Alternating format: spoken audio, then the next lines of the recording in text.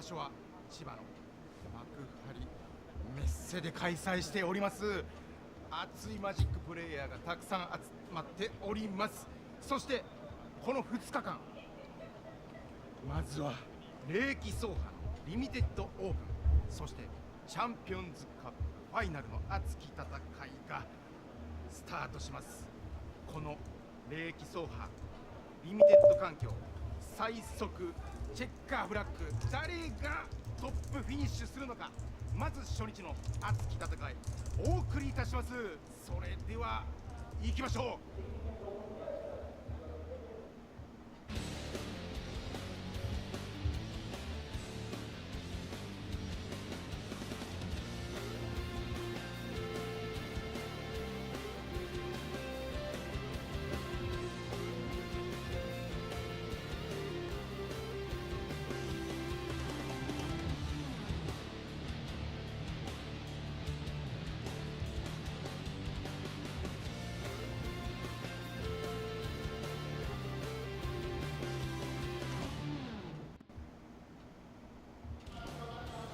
マジックプレイヤーの皆様、おはようございます。いやー、とんでもない人数がですね、このプレイヤーズコンベンション千葉2025幕張メッセにお集まりいただいております。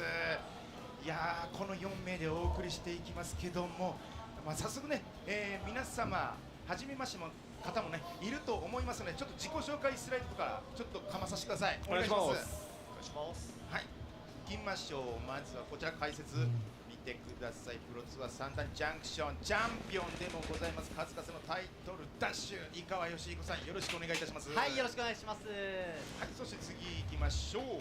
はい、次は加藤さんの紹介させてください。はい、ありがとうございます。さあ、こちらどちらが加藤さんだというね、どっちでしたっけね。はじめましての人だとわからないかもしれませんが、多分左側の方が加藤感は出てるということで、確かに、こちらも加藤さん、数々のタイトルとフィニッシュなどなどを、しております。今日もね、熱い解説よろしくお願いいたします。よろしくお願いいたします。今日はね、解説ということで、そうですね。はい、よろしくお願いいたします。はい、はい、続きましていきましょう。斉田さんのスライドです。お願いいたします。はい、斉田敏弘さん、プレイヤーとしてももちろん好成績も収めております。もうレガシーからもマジックだったら大体どのフォーマットもやっちゃってるよという感じでお送りしております。斉田さん、よろしくお願いします。はい、よろしくお願いいたします。猫好きでもおなじみということで。そうですね。ネクタイ猫です。ネクタイも猫。What are you talking about? His cat necktie? ありがとうございます。それ勝負ネクタイですか？勝負ネクタイ。勝負ネクタイ。可愛い。上記できるんでしょうか。こちらも It's his battle tie, they're saying. 勝負ネクタイ。はい、お願いします。はい、ということでね、今回、リミテッドオープン、Building somehow reminds me of the Pittsburgh Convention Center. ということで、すごい人数が来られてるということですね。900人。ほぼフルフルで来てると。集まってきてます。昨日ね、お話によると、ね、皆さん言ってたのが、最近ね、Looks like players are sitting down to start round 1 of Sealed, and as they're saying on stream, there are 900 people. 10年前にやられていた方々が今回のトーナメントにですね、多数参加されているということらしいですね。なるほど。昨日の会というか打ち合わせではね、マジックおじとは言ってましたが、今放送ではベテランとさせて、ベテランというね、ものはいいよみたいな。いいよみたいなことですね。900人要はもう予約で埋まってるってことですよね。そうですね、はい。つまり何パック向かれたってことなんですか？さっきのデッキチェックの時に。6パックかける900ってことですよね。ということはすごい。いくつなんでしょう。4桁はちょっと難しいですね。難しい。5000パック以上。5400パックほどが。This is going to be a wild ride. I admit I don't know. I mean, I've read the spoiler, but that's not going to help me that much. I only kind of know what some of the cards do, and I definitely don't know any of the card names. So I don't know how we're going to manage this, but we'll get better as the day goes on. この週末やってるんですよね。この週末やってます。放送見てやりたくなったらぜひお近くの山のようなパックのね、すごい浮き柄の、はい。多分こんなもんじゃないでしょうね。こんなもんじゃない。そうですね。ごく一部です。もうベッドになるぐらい蓋あるんでしょうね。これ。そうありますありますあります。多分放送席に映り込むぐらいの多分数がここで山のような、はい、思いますので、いやこれはね、誰がまずこのイベントに C、トップ8に入ってくるかというのも注目なんですけども、こちらね、昔の方が出られてるっていうことで、なんか知り合いの方でこういう方来てたよっていう情報あります？そうですね、もう、例えば、もう過去のグランプリ、大きい、競技イベントだったチャンピオンの方が複数目出てたりとか、やはりそうですね、もうプロツアー、もともとトップ8入ったことがあるプレイヤーなどなど、結構もう数えきれないほどの有名プレイヤーたちが、イベントオープンの方参加されてます。いや、これはね、視聴者の皆様、久々に見たよという方も、初めましての方もまず、この人出てるんだっていうのもね、出てくるし、そういう人もこういう人ですね、紹介できるようにね、頑張っていきたいと思いますので、皆様ね、長い時間のお付き合いとなると思いますが、適宜休憩を取りながら見てください。よろしくお願いいたします。さあ、じゃあ改めて、私の自己紹介するのも一応、すみません、忘れてました。すいません、ごめんなさい。私です。マジック大好き芸人ということでね、芸能活動とともにマジック楽しいよという活動をね、広めております。ちょっといろんなところでね、ちょくちょくマジック界隈にいるというところで、あったらね、お話しさせていただけたらなと思っております。2日間よろしくお願いいたします。よろしくお願いします。じゃあまずマジック・ザ・ギャザリングとはという説明させてください。すいません、よろしくお願いいたします。もう知ってるよという方はお付き合いよろしくお願いいたします。コメントではへーというコメントを流してもらえると助かります。はい、マジック・ザ・ギャザリング、なんと1993年でございます。もう30年オーバー、ありがとうございます。コメントさすがにありがとうございますね。世界初のトレーディングカードゲームなんです。で、数学者のリチャード・ガーフィールド様によってね、生み出されて、現在は6以上の言語で翻訳、世界で70以上の国と地域、5000万人を超えるファンとプレイヤーを魅了しております。マジックでは強大なクリーチャーを召喚して強力な呪文を唱えながら相手のライフをねゼロにすると勝利ということになります。勝利条件はいろいろありますけども、年間通して発売されるカードセットによりゲーム環境が常に変化していきますということで、今回の発売セットは霊気走破です。さあ次のスライドいきましょう。はい、こちら1日目霊気走破リミテッドオープンサポーテッドバイ楽天ブックス、まずラウンド1、ラウンド9、シールドでお送りいたします。で2日目には霊気走破リミテッドオープン、決勝ラウンドはドラフト、そしてチャンピオンズカップファイナル決勝ラウンド、モダンもあるということなので盛りだくさんです。楽しみですね。楽しみです。さあ、8番のスライドいきましょう。プレイヤーズコンベンションとはありがとうございます。こちらですね、プレイヤーズコンベンション、プロツアーや世界選手権を目指す、チャンピオンズカップファイナル、どなたでも参加可能なジャパンスタンダード。So these slides, they're running through what is Magic. This one is what is the Players Convention, which is the name of the regional championship in Japan. What is Pro Tour that this feeds into, etc. こちらもぜひぜひ、今からね行っちゃおうという方も来れます。よろしくお願いいたします。はい、集まってますね。はい、次行きましょう。9番のスライドです。世界最速級霊気走破リミテッドオープンエーテルフォーミュラ2025サポーテッドバイ楽天ブックス。このイベントなんですけども、賞金戦のオープントーナメントです。予選ラウンドは霊気走破プレイブースターを使用したシールド戦、上位8名の決勝ラウンドではブースタードラフトを行います。発売前の霊気走破のリミテッド関係の覇者となるのは誰なのか、どんなデッキやカードが活躍するのか、皆さんご注目ください。はい、次行きましょう。次のスライドありがとうございます。こちら大会の詳細、まずはリミテッド BO3 となっております日本選手です。1日目スイスドロー9回戦、シール上位発表がありますね。8名が決勝ラウンドに進出します。2日目は先ほど申した通りドラフト、時間は無制限となっております。はい、こういうレギュレーションになっております。Like it says best of 3 and it does say first to win 2 games. They're thorough. どういった力になるんですか。いわゆる皆さんね、ある程度ね、パック向いて、デッキ構築して、対戦を繰り返して、研鑽を積んでいくわけですけど、なかなかそのデータ収集ができないわけじゃないですか。そうですね、なのでまずカードリストからいかにどういったカードやシナジーが強いかという読み取るその発想力ですとか、あとやはり基礎力ですかね、これまでの培ってきたリミテッドのコンバット力ですとか、構築力が問われるかなというふうに考えておりますね。なるほどってなってくると、ちょっと離れていたけどマジック力の地形ついてるぜというベテランの方々が今回火吹く可能性もあるという加藤さん。もちろん十分あるんじゃないかなと思います。先ほどあったようにですね、発売前なんですね、これね。まだね。そうなんです、そうなんです。ということも考えると、もう逆にみんなスタートライン並んでると。ところでこの自力ですね。っていうものがより顕著に出てくるのではないかなというのが予想されますね。なるほど。じゃあそれではちょっとシールドデッキの説明を軽くさせてくだださい。スライドの12番ですね。はい。はい、こち Now we're going to talk about what sealed deck is. でそのパックの中からデッキ組んでいただきます。40枚以上ですね。同盟のカード何枚入れても OK です。使用しなかったカードサイドボードになったりします。で好きな枚数の基本としてを加えてデッキ完成簡単。もうこういう感じで、はい、遊んでいきましょうというフォーマットですね。はい。さあそして、15番のスライド、こちらはあれですか、リミテッドオープンの賞金いきましょう。14番ですかね。はい。賞金出ます。30万円ですか、優勝賞金。すごい。そして優勝者にはなんと楽天ブック様より楽天ポイント5万ポイントということで15番ババーンと。素晴らしい。素晴らしい。これはじゃあね、レーキ走はレースですから、多分ね、表彰の時こうシャンパンファイトなんか絶対ありますよね。Wow, there's the plaque that the winner is getting. It's kind of saucy. デカパラソルみたいなやつ。こういうやつですね。あると思うので、これ皆さん最後まで見てください。よろしくお願いいたします。はい、ということで、ここからは、私、石川とそして井川さんでお送りしていきたいと思いますので、斉田さんと加藤さんは次のラウンドの準備よろしくお願いいたします。はい。ではここでですね、いろいろ X キャ I like that they have all the different slides and they have printouts, so you could see them like leafing through this basically printout of a PowerPoint. And sometimes they're like, "Can we go to like slide 17, please?" Which I assume that's the way that this is actually set up in the back end. Like they just have a computer that has, I don't know, a PDF with all the slides or something on it, and they just jump to the appropriate page.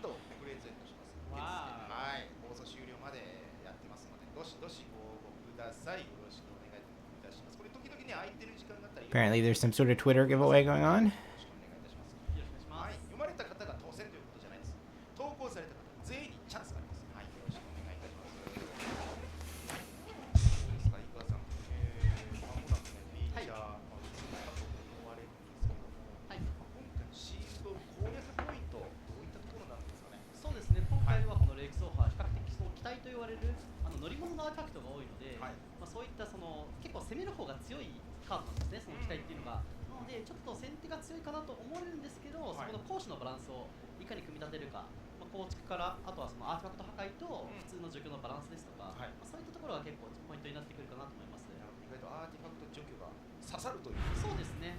Ooh, here we go. All right, let's turn this this down.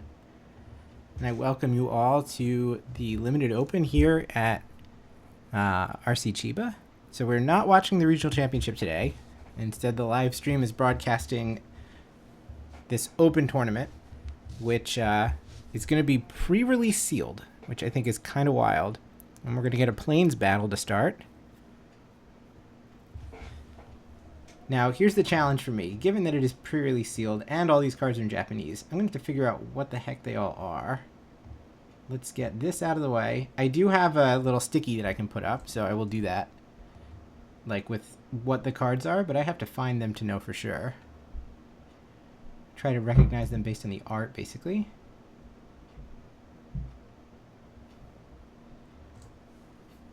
This first card that was played has no power or toughness, so I'm not expecting that to matter that much. Speed goes to 1 as the first creature hits the board.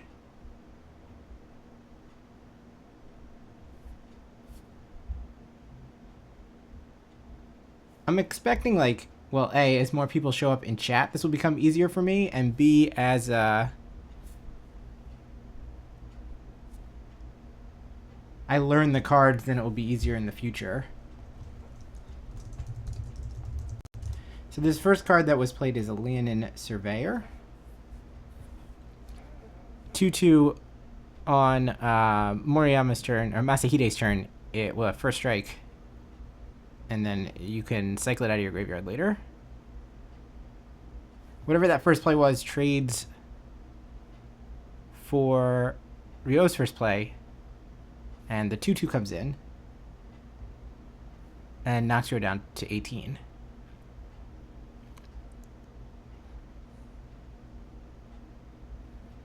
There's our Surveyor. Alright, land number 4. So just playing white and green. And Masahide has swamps to complement the plains. Surely there's a play here. Actually, it looked like there were like some blue cards going on over there in Ryo's hand. I don't know what's about to show up.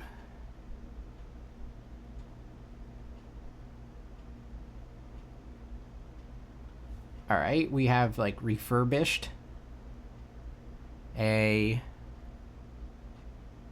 O-ring, taking the 2/2 off the board.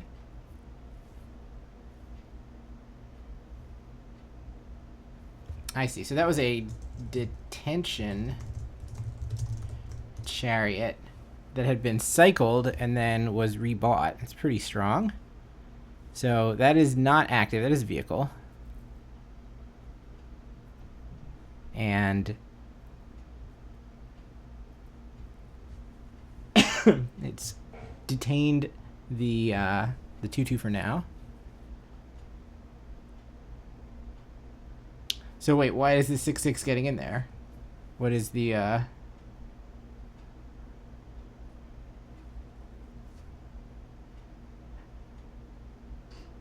what is the reason why it can attack?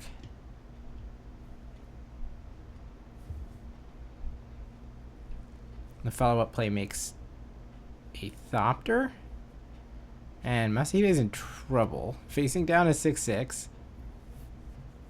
Right, the card under the detention chariot is just the creature that it's exiling.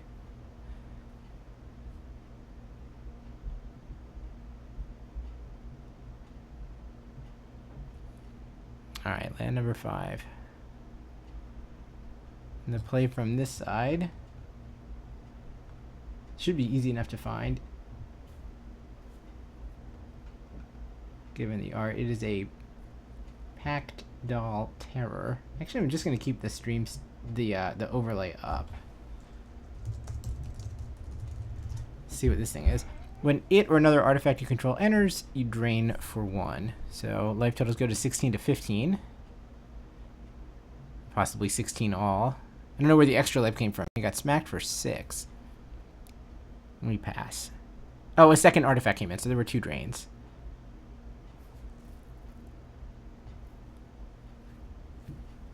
I mean, the 3/4 is nice, but it doesn't tussle with a 6/6.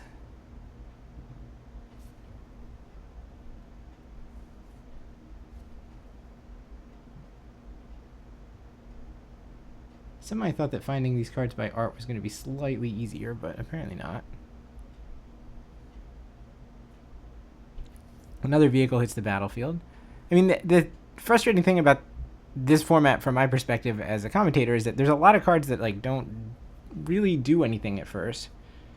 They come out as vehicles. So it's like challenging to decide what I'm trying to pay attention to. So Lotus Guard Disciple is the play. It's a Windrake. And it gives a vehicle indestructible and lifelink. So here they come.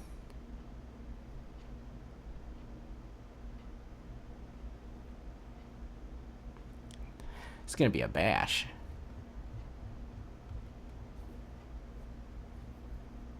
Alright, we take the double blocks. Obviously, the thing that drains is going to go out of the way. As the trade, the chariot hits. Something had a lot of lifelink. I'm expecting Ryo's life total to go up. Yeah, life totals are now 24 to 10.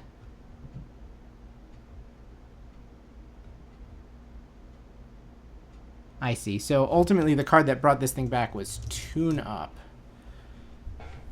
That was the sorcery that regrew out of the graveyard, the refurbish or whatever, and it does just make a vehicle, an artifact creature permanently, which is pretty good. So here comes some more riffraff from Masahide, but we're facing down a 6/6.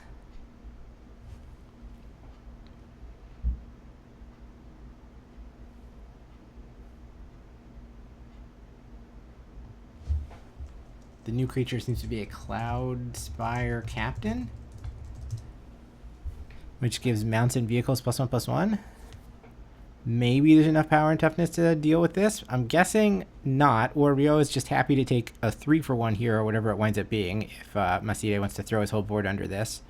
And meanwhile, The glider is still getting in for 2 a turn. This wind break, whatever it's called.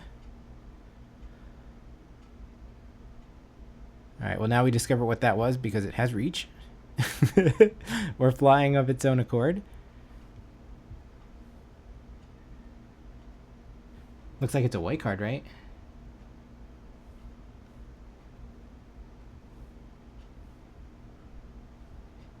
Oh, it's just a, so it's a Guide Light Synergist. There we go.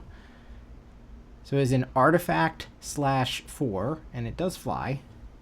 So it threatens to take down the Drake, I guess. I mean, kind of a suspicious attack from Ryo's perspective in that case, if he's attacking into what looks like a 3/4. Do you think Masahide expects a blue card to be showing up?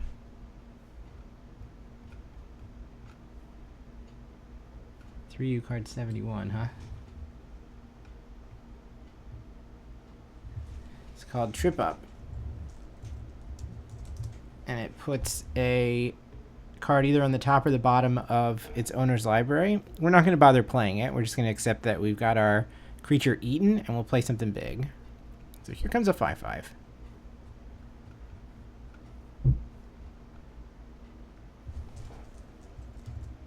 It's an Autarch Mammoth. When it enters and when it attacks while saddled, make an elephant. So there it is with its friend. That's pretty chonky.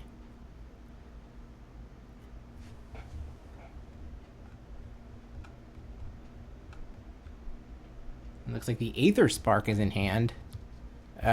Is that good or not? I guess we'll find out a little bit right now.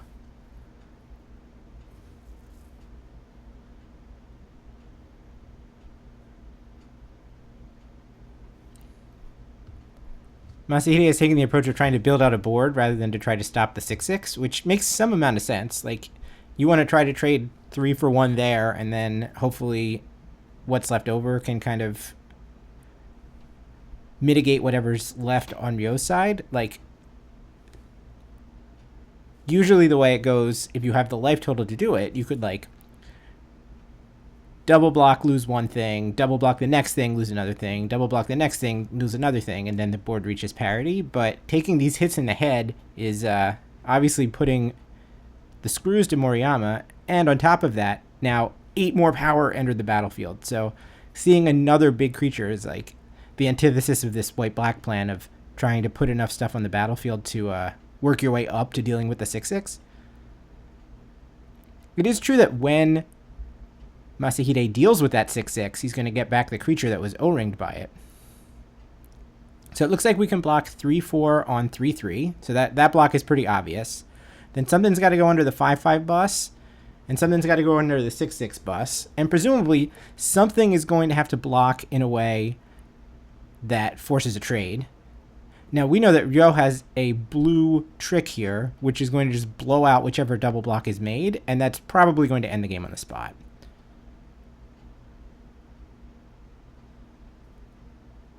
It does seem tempting from a I must double block over and over again to try to get back into this game perspective to block the 6/6, but I think this is going to go somewhat poorly for Masahide. Alright, these are the blocks. We're not even... Yeah. Gonna waste time... Oh, that's... Welcome to 2025. I was going to say we don't have to waste time ordering blockers, but that's not how Magic works anymore. There's no blockers to order. But we are going to just eat your stuff. Elephant should go down. Elephant does not go down because that creature was a 3/4, and the Trip Up... Jump back to it. The Trip Up took an artifact off the board, so it became a 2/4. So everything survived. And Masahide was just way, way too far behind. Okay. So that was one way to get started. I'm going to take notes on the cards that I just saw, because I assume we're going to see some of these things again.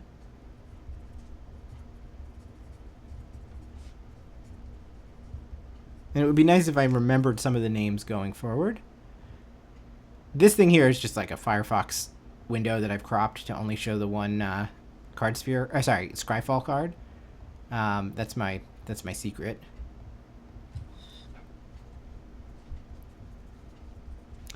You'd think that if people are playing white and they have access to something like Cloud Spy or Captain, we're going to see it. So I bet we're going to see a fair number of these things over the course of the day.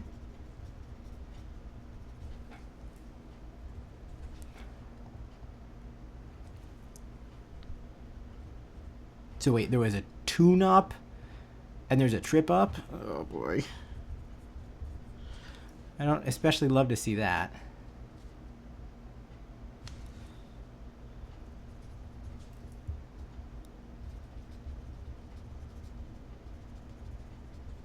I mean, honestly, I think this is going to be better practice for me to learn what these cards are than if I had gone to a pre-release myself. But I apologize in advance for these first couple of rounds because it's going to be tough. I am struggling to simultaneously look at what the cards are and then what they do and analyze the board state. But we'll do our best. It's a fun part of the challenge. I guess while we have a minute, now that we know someone has the Aether Spark, should find out what the hell the Aether Spark does. So it's an equipment planeswalker. And it's got like sort of Umezawa's Jite text. When the equipped creature deals damage during your turn, deals combat damage during your turn, that puts loyalty counters on the Aether Spark. You can't attach it except by +1ing. And once you do, I mean, now it's attached to a creature. Explain the rules of this to me. Am I allowed to attack something that's attached to another creature? I guess we can scroll down and find out. Oh, no, we can't. There's no rulings. Oh, that's great. But the joke is that, like, the -5 is draw 2 cards. So, like, ultimately, you're going to +1, put a +1/+1 counter on a creature, potentially put a bajillion counters on it, a bajillion loyalty counters on the Aether Spark when it attacks that first turn. Then, assuming it survives combat on the backswing, you get to -5 and draw 2 cards. So it's like sort of a repeating divination, but it's a weird one. Plus, if you can't minus to draw the cards, you can always plus reattach to the creature that it's already attached to or whatever and continue piling up +1/+1 counters. Looks like we've got 4 or 5 lands there. I mean, it's limited. I think you have to find an excuse to keep rather than an excuse to mulligan.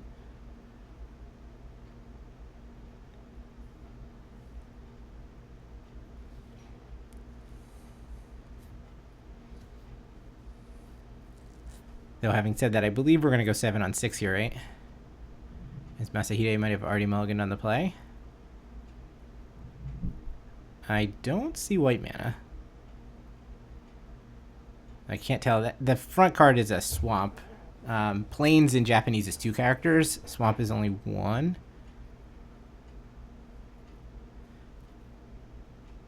Alright, so we're underway. Swamp versus Plains. And like many limited events, we are playing with Amonkhet basics. Though this time at least it's like sort of okay, because Amonkhet is one of the settings for this race. We start again by cycling the Detention Chariot. So that is hit the bin. Let's see if we have the Wombo combo of regrowing it. And the first play from Masahide's side is an artifact of some sort. I think it's an Aether Jacket.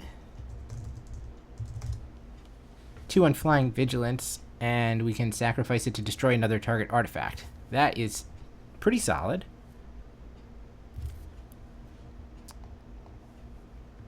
Alright, met by a vehicle on the other side. That card looks black to me, but there's no way to cast that with black mana, so I guess it isn't. Here comes the Aether Jacket to sting for 2.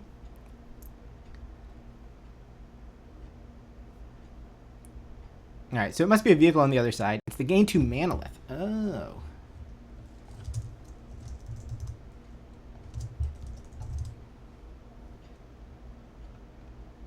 Alright, that is called a Veloheart Bike. Crew 2 and is a 4/2. Card 165 is the play on the other side.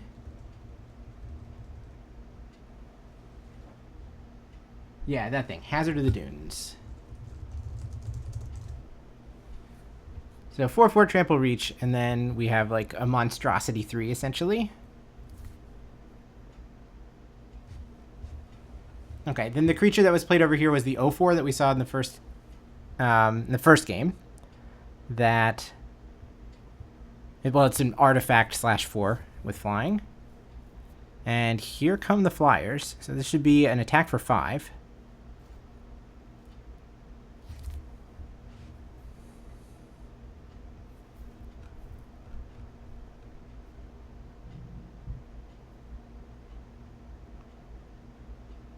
And despite the reach on the hazard, we did not see a block because the Grim Bauble that was played gave it -2/-2. So it was only a 2/2 this turn. It would have traded for the Aether Jacket, but apparently that wasn't worth it.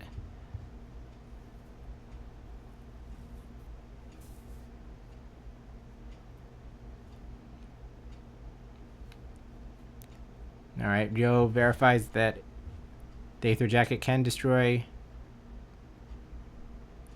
any artifact, and the activation cost on that is just 2 and tap.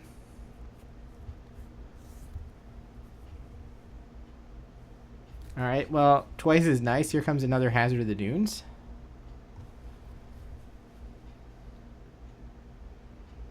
That Grim Bauble that came is easy come, easy go. And as it goes, Masahide can surveil 2. 1 up, 1 down. We're going to toss the 2/2 into the bin that we can exile out of our graveyard to draw a card. We saw that in the first game as well. Well, if we're starting on 3 swamps, Masahide has certainly developed the mana fine. I would say he's probably fine with seeing land 6, but may not be happy with seeing land 7. And these 4/4 reaches are doing a very good job of stopping the puny flyers. Also, not being artifacts is pretty convenient in the face of an Aether Jacket. Alright, so now it's time to ask, what does that non-basic land do?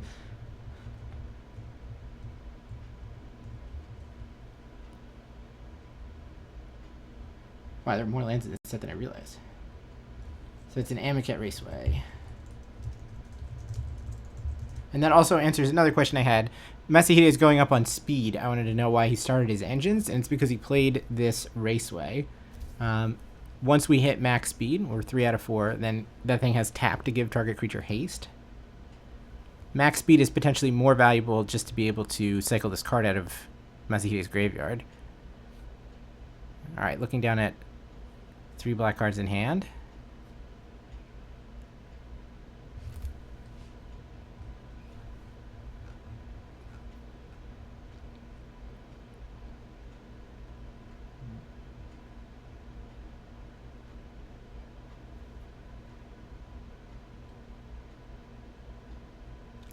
We've seen this guy as well. This is the one that drains for 1 when an artifact enters the battlefield. Packed Dog Terror. I expect we're going to see a fair amount of this card as well over the course of the day. Seems like a pretty easy card to trigger in this format, and going to be hard to say no to for decks that can cast it. So that drain for 1, that reached max speed. So now I guess we should figure out how much does it cost to get this guy out of the graveyard if we wanted to do that. Land in something or other. It is 3. Awkward. Alright, 1 terror is getting in. Masahide does not try to double block. I guess we learned our lesson that there's at least 1 trick up Rio's sleeve. You know, one thing that I don't think we've seen up to this point, we're in the middle of game 2, we haven't seen a rare yet.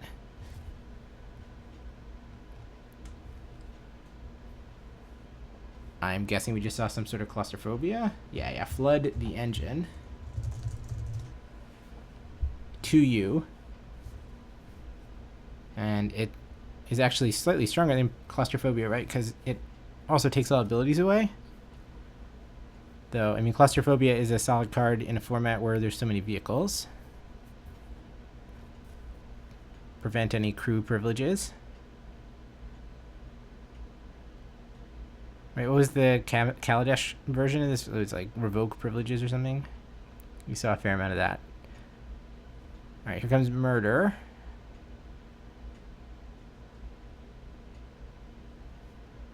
And now there's nothing left to stop the Flyers from getting in, except for the trick. So we're going to trip up.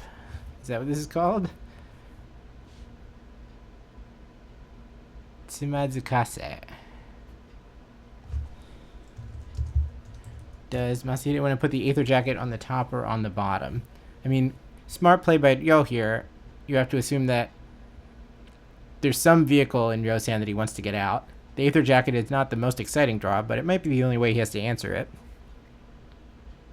And meanwhile, the Artifact /4 hits for 2 and takes Ryo down to 13.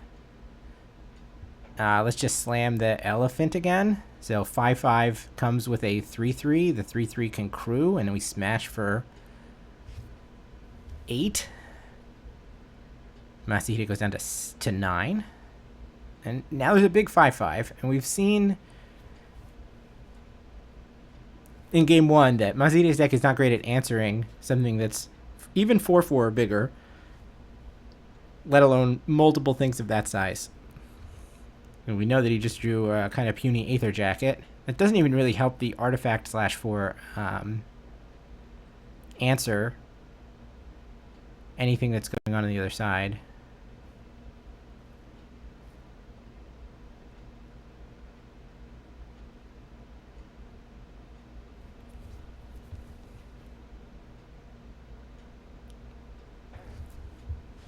Alright, so we're not going to bother playing the jacket out. Instead, we're going to play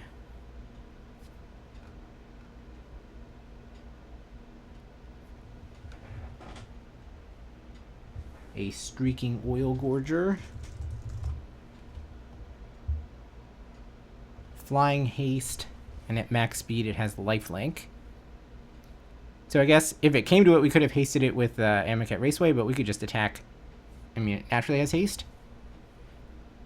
So Masahide is saying, I'm going to chump, and this game is a race, I guess. I don't know. Does he have some way to withstand the onslaught here? It looks like anything that crews the Manolith, the bike, whatever it was called, is going to create a Veloheart bike. Is going to create a real problem for Masahide with only one blocker.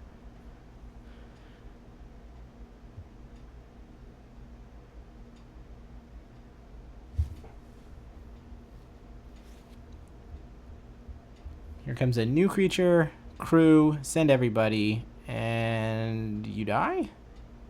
Looks like you die. 1.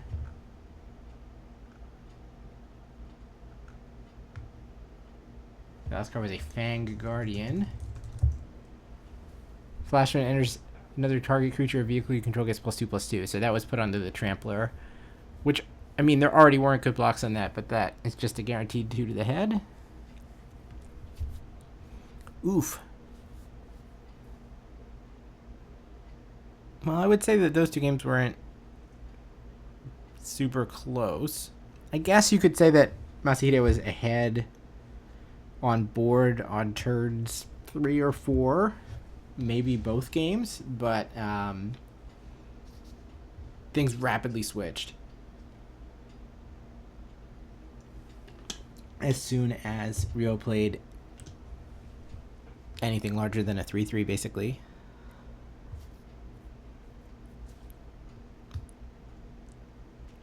Well, I'm curious to see whether we've got someone else in the feature match area.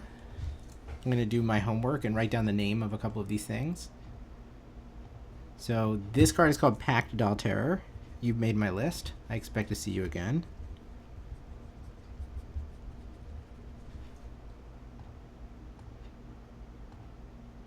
Veloheart Bike. I also expect to see again. That's 4/2 crew 2. Okay. This card from a distance did not read like a green card to me. There's not a lot, especially with the vehicle frame, that gives that away. And I felt that way about one of the other cards. There was a white card that did not read like a white card to me as well. Okay, we do have a backup match. So let's see who we've got battling it out over here.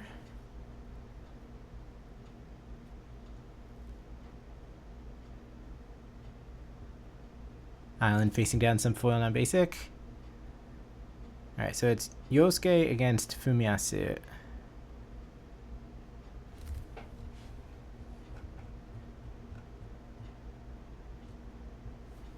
Trying to figure out these dual lands are, well, at least the two color land is a verge, so it always makes red, and then it can make blue with an island.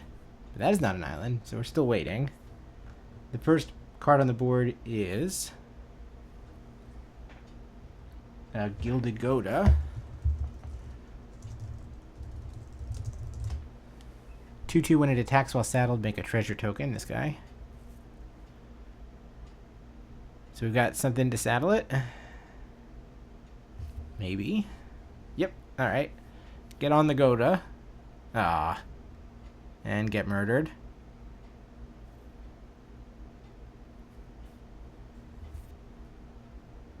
Land for pass.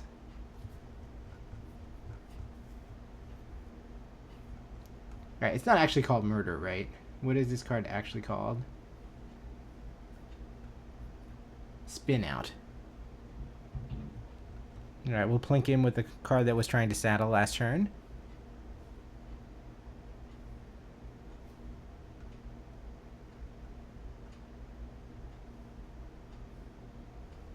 Possibly a Sky Streak Engineer. Just a 1/3 flyer. Fumiyasu taps out for a card, immediately tripped up. Do not want anything to get in the way of my 20-turn clock, which has ticked down to 18. And I'll be the first one to land a 5-drop, thank you very much.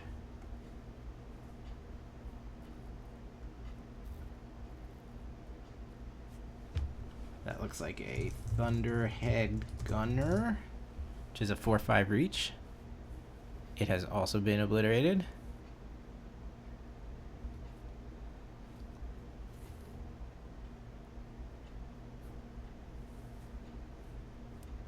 This looks like a pretty solid discard outlet, this Thunderhead Gunner. Just lets you cycle one card for free every turn. Alright, we're going to try to Monstrosity, but that's going to get met by a burn spell. I mean, not surprisingly, Fumiyasu passed with a bunch of mana open a couple of turns ago. It seemed like you must have either a bunch of lands or a bunch of reactive spells. Ooh, we can Spell Pierce that, and we will.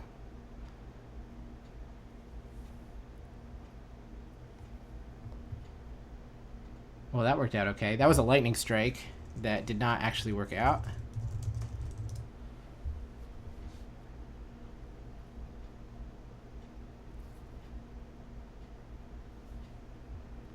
So the exhaustibility on the Sky Streak Engineer went off and is now a 3/5.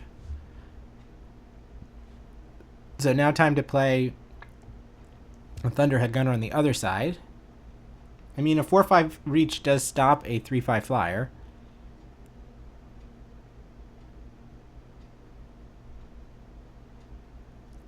But we're going to fry it. It's Crash and Burn, which deals 6 damage to a creature.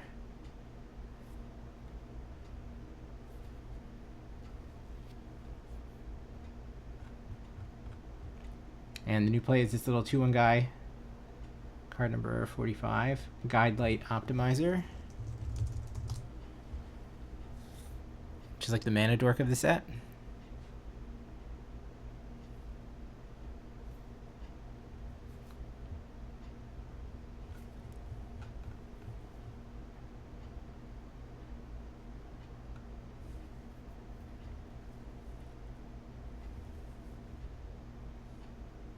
Alright, doing a little bit of work. Yosuke looking at his graveyard. In for 2. I mean, on the life totals, it looks like we might be playing a game of Tempest or something, but surely the board, the spells that have been flying around would be pretty good for that era. But only 1s and 2s have actually happened.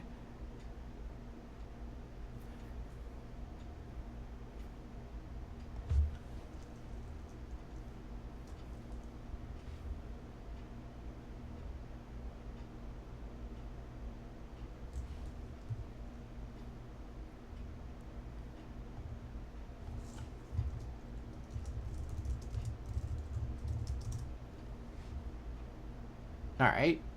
So it's Duretti on Yosuke's side. Value is equal. Power is equal to the greatest mana value among artifacts you control. Ooh, not great. And on the other side, we just played a Sheffet Archfiend. That sounds good. If you had to just listen to the name, Sheffet Archfiend doesn't sound that bad. It's a 5/5 flyer that kills all other things. Well, it like all other creatures get -2/-2. It's Drown in Sorrow or whatever. Choking Miasma, that effect. So that cleared the Homunculus. It did not clear Duretti, but it did reduce it to being an 0/5. And now Fumiyasu kind of rules the board here. Bang. Speed increases to 2.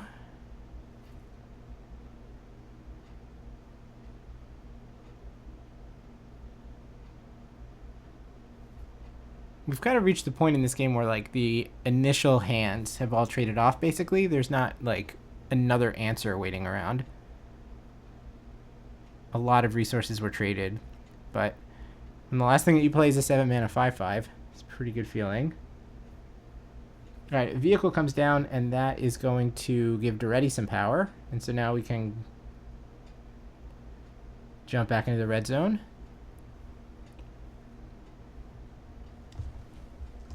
I think that's a Midnight Mangler, which does not really sound like a blue card, but here we are. During turns other than yours, Midnight Mangler is an artifact creature. So it is, you can crew to it on your turn, but otherwise it's there for defense. With that said, it's not going to stop a 5/5 flyer. So here comes the Sheffet Archfiend again. Yosuke down to 10. This is a race that Fumiyasu will win without something to change it.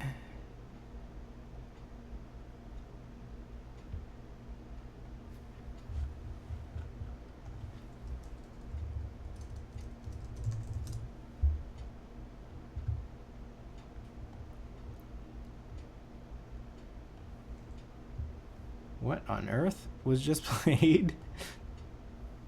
So it's a rare, or maybe a mythic, and it costs a single red.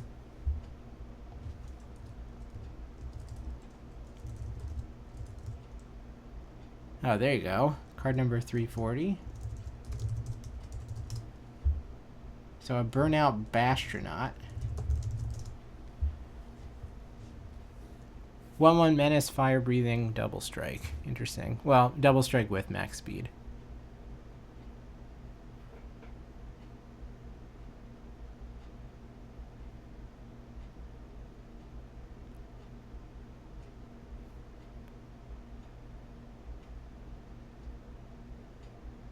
But perhaps most importantly, the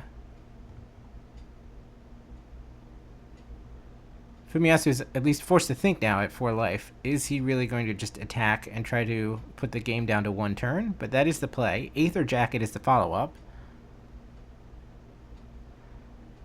And now this is it. Either you produce a blocker, which, I mean, could happen.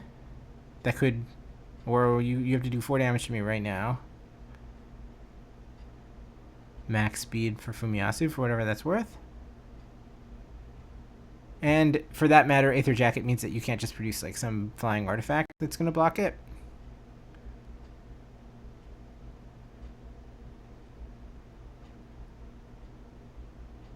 So Duretti is going to put himself into the vehicle, and we're going to send the creature and the Bastronaut. Yeah, Bastronaut has Menace, my friend, so you're not doing that. Alright, it's a 1/1. It's a 2/1. It's a 3/1. It's a 4/1, and that's going to get it done. Yeah, it was just enough mana to throw everything you can into it. And I missed the cut where they went to game 2, but obviously we're on a bit of tape delay, and they were able to do that. It looked to me like they just picked up their cards, and then that was their opening hand, and they just started playing again. I'm guessing that is not actually what just happened. Alright, so we are back underway. Card 62. A Slick Imitator is the first play.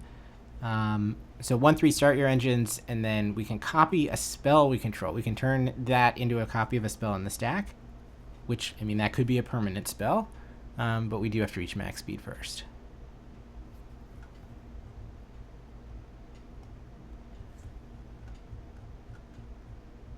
I believe that was the Homunculus, the mana creature.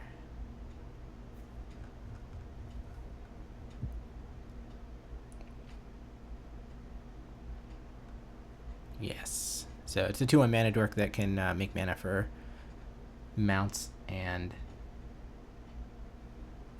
vehicles. Both sides have one.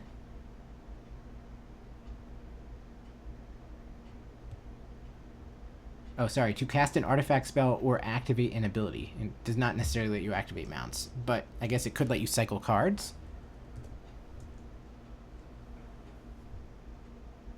Here comes an aura. Is that a light wheel enhancement? So that gives +1/+1 in vigilance, and once you've reached max speed, you could just cast it back from the graveyard. So it's kind of like Sentinel's Eyes for Theros Beyond Death aficionados. And that allows the Slick Imitator now a 2/4 to get through the defenses.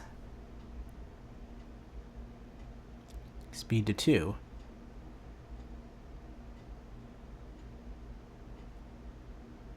I mean, that does put some amount of pressure on Yosuke that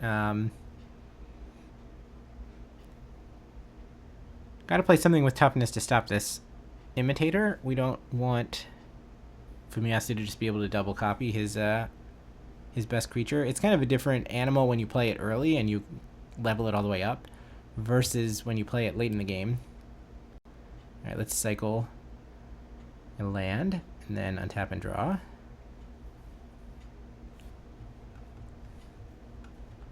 Because probably when you play it on turn 2, you're thinking, okay, I'm going to hold... Ideally, I'm going to hold a spell that's going to be pretty impactful if I can pay 1 additional mana to copy.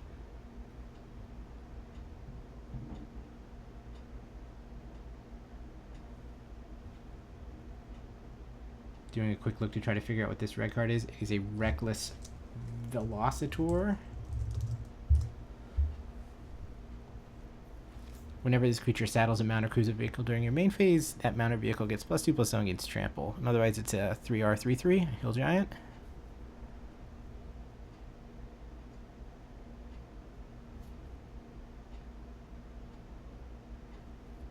Yeah, that one's gonna go to bed. What do we decide that the claustrophobia is called?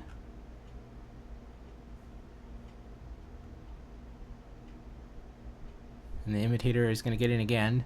Speed to 3.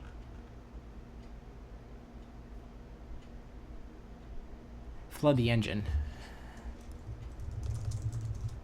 So it's like arrest plus claustrophobia even.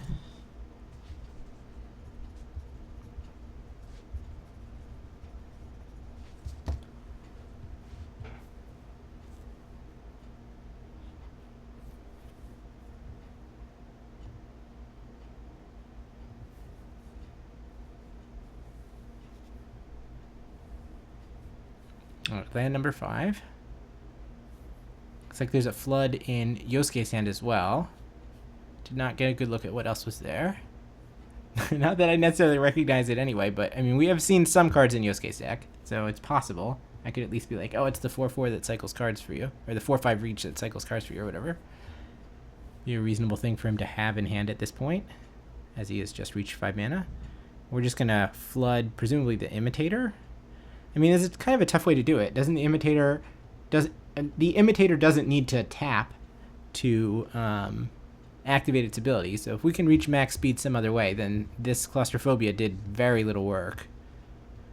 On the other hand, if we can't answer a 2/4, then what recourse do we have? Looks like Plains Island card for Fumiasu, which is a little unfortunate. Well, if that's what we got, that's what we're going to play. Is that the captain? Yeah, Cloudspire Captain. I mean, I said after we saw it in Masahide's deck that we're going to see a fair amount of this card today, I expect. Seems like another kind of obvious, well, if I'm playing white, we might as well put it in our deck. It'll make a few things more powerful. Almost certainly.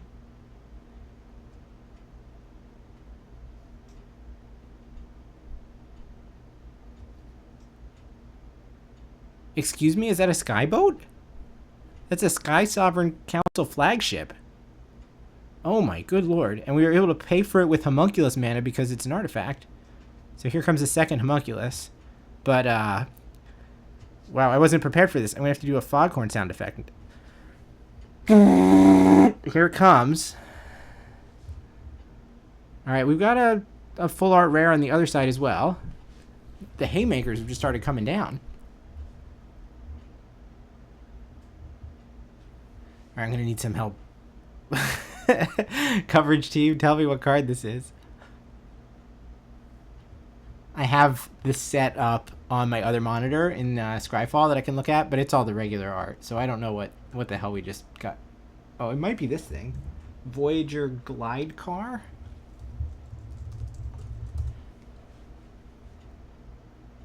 This one? Yeah. When this vehicle enters Scry 1, tap 3 other untapped creatures you control until end of turn. I'm an artifact creature. I gain flying. Put a +1/+1 counter on me. Okay, but, I mean, that's a 2/3, and I'm sure you know what Skyboat does.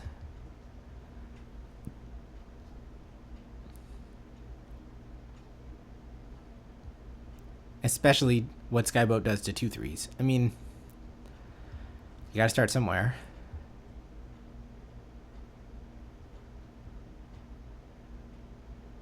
I'm guessing that step 1 is put some creatures in the boat, and step 2 is turn the boat sideways, and then you get to point at whatever you want to get rid of. And it looks like it's going to be the pilot token, and we're going to hit for 6.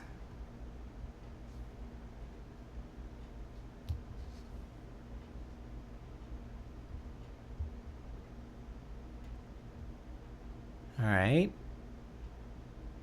And attempt to crew the glide car. That goes poorly as we have a burn spell. Now there's really not much left on Fumiyasu's side.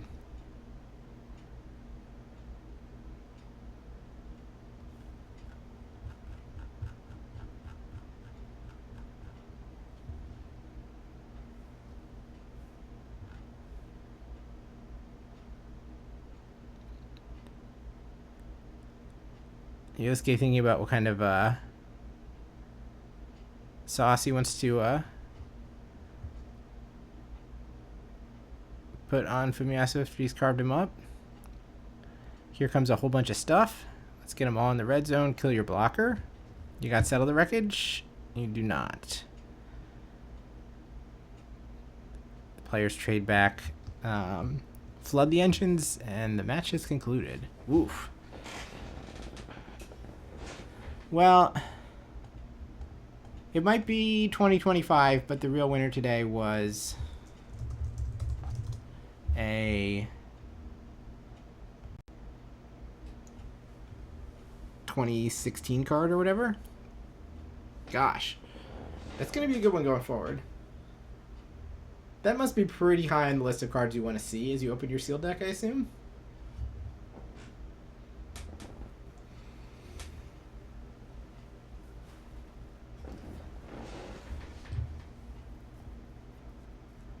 That was fun.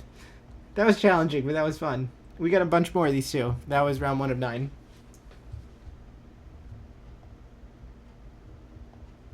But the real challenge is going to be to remember the cards going forward into future matches. Definitely having seen them the first time in Masahide's match against Ryo, that helped for the second match. But I was a little miffed when we played white-black against white-green, essentially, and then we got a blue-red deck. On the other hand, I would prefer to see all 5 colors pretty early so that I can learn them as quickly as possible. Alright, if they're going to start to shill Japanese products, then I'm going to take a break. I've got to get through 9 hours of stream today, so I don't want to hurt my, run my voice out too quickly. So I'm going to put the Japanese audio up and run a quick ad, and then we'll be back for round 2 very soon.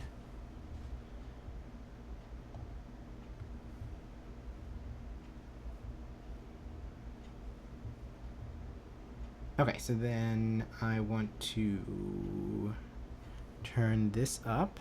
一番下が遠くんで、ちょっとね、あ、日事故は本版だとね、上からに、あ、 And then I'll take this off and はい、 turn じゃあ this まず on. 顧問からいきます。ほい。まずは、はい、4マナの機体かな。手札破壊させる機体。まあ、まだね、順番に行きましょう。はい。はい、エンスト、これタップさせる、はい、操作ですね。サイクルもついてます。はい。はい、5マナ44警戒。まあ、ここら辺はね、もうなんで、適宜行きましょう。はい、5マナ44飛行の機体かな。はいはい。はい、まあまあ、まあ、ここら辺まではね、あんこもんがもうあんこですか、早いですね。はい、これエンジン始動しながらタップでワンドローできるやつです。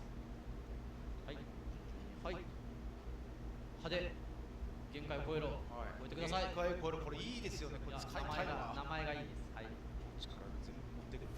はい、あ、これ、以下はおすすめ。めちゃくちゃ強いもんで、今日もこれたくさん見ると思います、多分。2マナ2なのに4マナ払うと5-5になって、トランプルもつけれるっていう、めちゃくちゃ強いものです。こういう評価、助かる、今日プレイリリースだし。はい、あ、ごめんなさい。これが、なんとこれは山です。かっこいい。はい。ここら辺からですか？まだか。そろそろ来そうか。これはイラスト違いの5マナ76でかい。期待ですね。はい。じゃじゃん。おしゃれだな。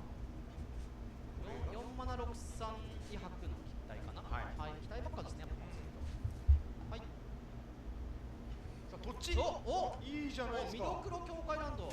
いいですね。ボルガリの皆さん、インターメディアルのワールに出せますよ。やったー。はい、カラー順々に行きましょう。これはなんだ？なんか知らない。投訴者セットのコブラです。はい、投訴者セットのカードも入ってます。これからブースター。はい、普段見かけないねカードですね。はい。さっき出たイラスト違うのまた別の。はい、これ1マナに1ガスぐらいじゃん。はい、エンジン始動で最高速度でサクッとワンドローみたいな感じです。はい、残りも少なくなってまいりました。はい、じゃじゃん。これも境界ランド。赤白境界いいっすね。これも多分スタンダードオープンとか、はい、よく見るカードになります。ラストいきましょう。ババンドン。スピードデーモン。いや、ふさわしい今回のセットに。いいですね。てかイラスト良くないですか？いいですね。スピードデーモンか。なんかいいな。Speed Demon, that's really what it's called. 飛行でトランプルで最後エンジン始動でエンドに結構痛いんですよ。そうですね。結構引いていくんで。これ強制です。強制のはずなんで、最高マックススピードだと4点くらいのかな。いいですね。はい、っていう形でお届けしました。ああ、すごい。あ、これはいいですね。境界ランドも出てデーモンも出て。はい、じゃあ鹿さんもいきますか。いいですか。じゃあ、はい、井川さん風に下から。はい、間違えると大変なことになっちゃう。じゃあ行きまーす。はい。まずはこれネズミちゃん接しですね。結構強いです。なかなか使える。デカブストもね、してますよ。はい。はい。これ2マナで、はい、なんかクリーチャーの部分だけダメージいただいたり、アーティファクト破壊するか、これも結構今日よく見る。はい。ソーサリーなんでね。はい。気をつけてください。さあ、じゃあ可能性大。はい。はい、夜1。はい、そうですね。タップインで色を選んで好きな色が。なんかサイクルもついてるの得ですね。なんかサイクリングとかなんか採用枚数が結構。Looks like there's about 15 matches left はい、そうですね。in round 1. はい。はい。稲妻のおなじみですね。赤スタンダード。はい。はい。はい。3マナで22の機体でダブスト。なんと装備することもできる。なんとスケーテよし、殴ってよしです。すごい装備品機体。面白いですよね。装備品機体か。はい。はい。ここからアンコモンかな。はい、これは、332か。332で出たとき、見るして、切削して、で、クリーチャー回収みたいな感じで。3マナで、はい、クリーチャー回収できる。グレーブディガー、4マナとかでしょ。はい、グループディガー的な機体です。はい。お、出た。かっこいい。クラウドスパイダー。はい、これもね、4マナに3飛行機体で、出たときに機体とクリーチャーに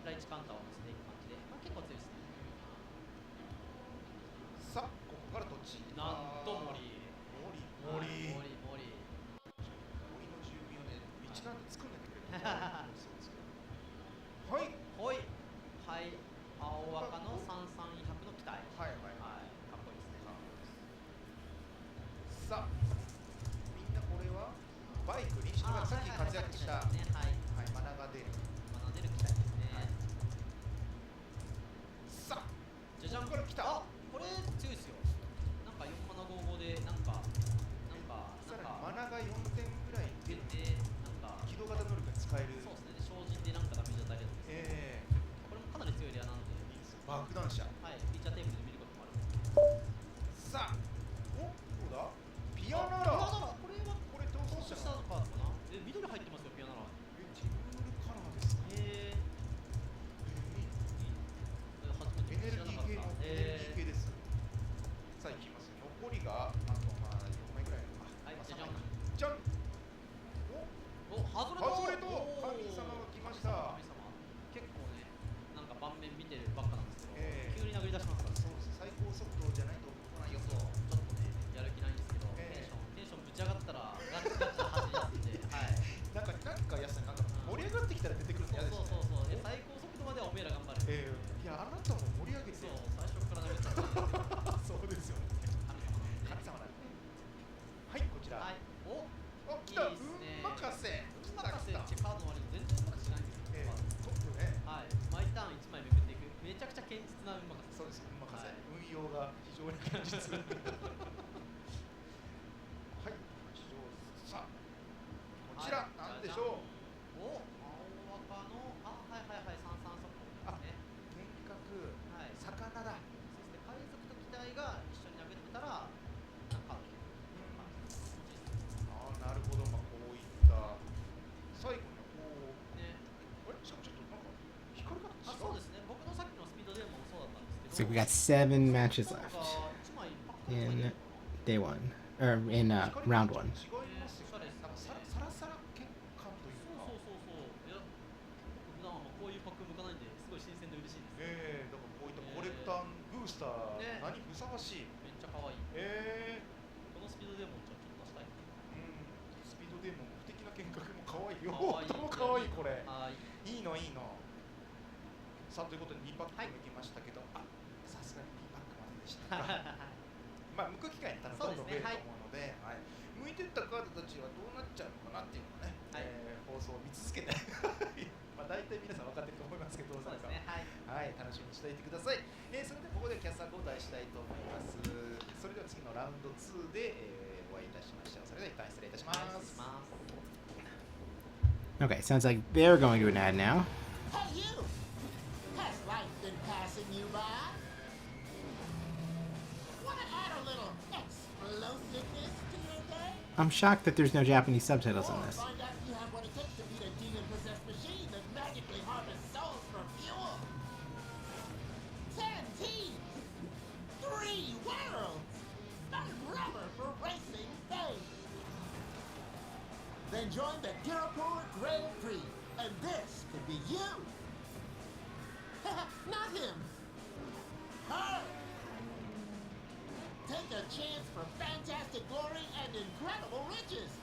Like the Aetherdrift, this year's legendary prize. It's worth the risk, we promise. So put down that remote and push your pedal past its limits. We want you to be a part of the Girapur Grand Prix. Frankly, because we're running out of racers. But hey, it'll be a ton of fun! It's only a death race if you die. Warning, the Girapur Grand Prix is incredibly dangerous and will likely result in your untimely death. We are not responsible for vehicle sabotage, driver incineration, or decapitation from giant anthropomorphic shark. Drive at your own risk. This message is not paid for by the Agriculture Collective.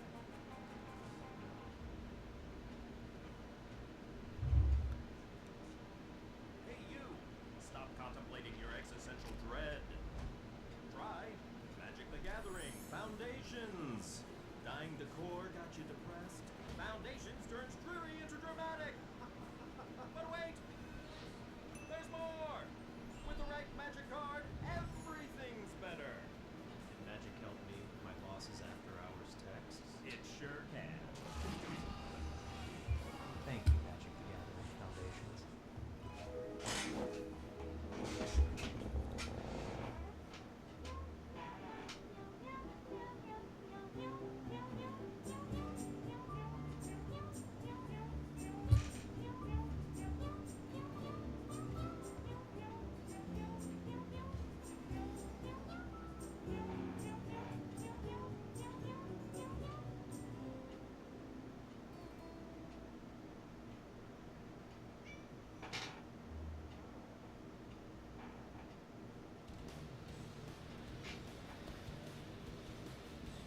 the extent of Magic commercials for our first round break, I guess.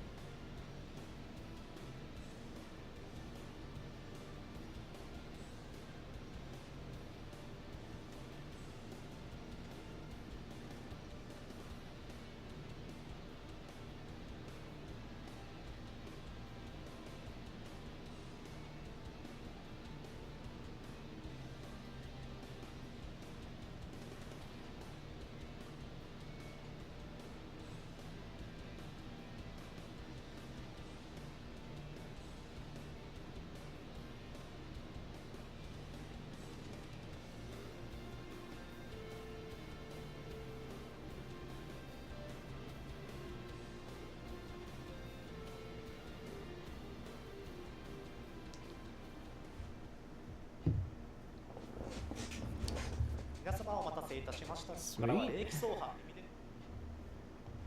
Welcome back, everyone. I'm Adam of the ELO Project, and I'm bringing you coverage of the Limited Open here in Chiba, Japan, going on across the hall from the Japan Regional Championship, which is being recorded. It's not being shown live today, but we will watch it back on this channel tomorrow afternoon here in the Eastern Time Zone, Western Hemisphere, or whatever.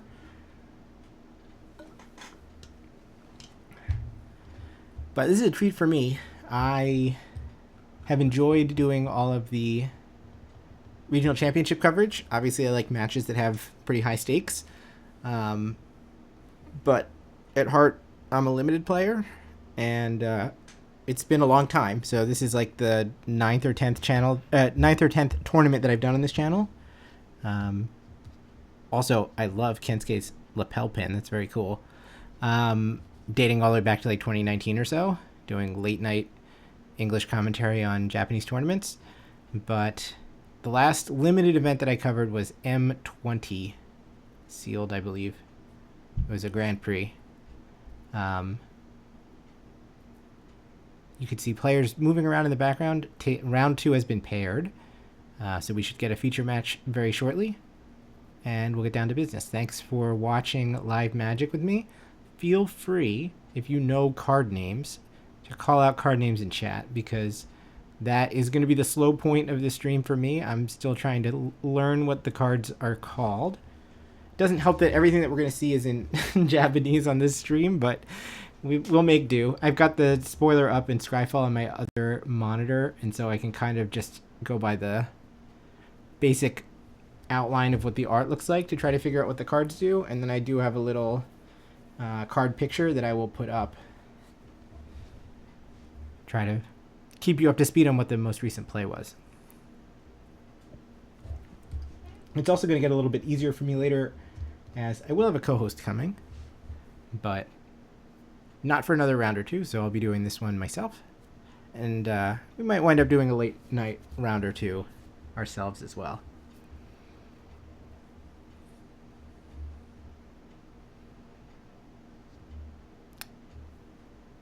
This event is 9 rounds of sealed, and then we're going to cut to top 8 and play out the top 8 draft tomorrow.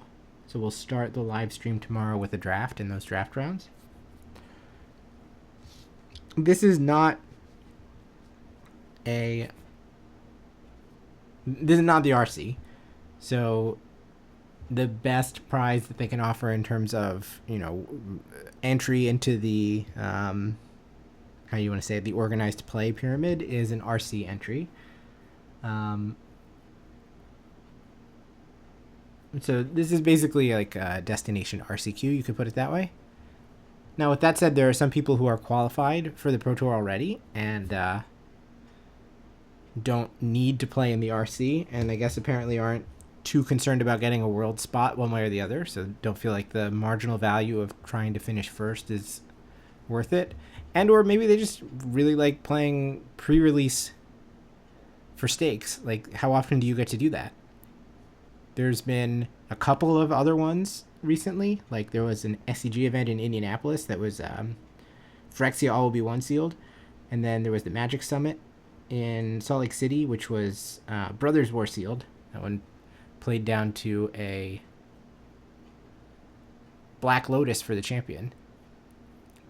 And I guess there was also like GP London 2019, which was War of the Spark pre-release limited. But for the most part, like, these don't come around that much. There's been like, I don't know, maybe 5 of them in the last 20 years or something. They were more common in the old days when pre-releases weren't kind of local to a store and were instead sort of regional events. And I remember there were people who went to my LGS that I would play with when I was in middle school that went to Philadelphia, to the Philadelphia Convention Center for the Urza's Legacy pre-release. And they came back with these exotic cards, like Deranged Hermit. And I was kind of jealous and ogled at them a week before they went on sale.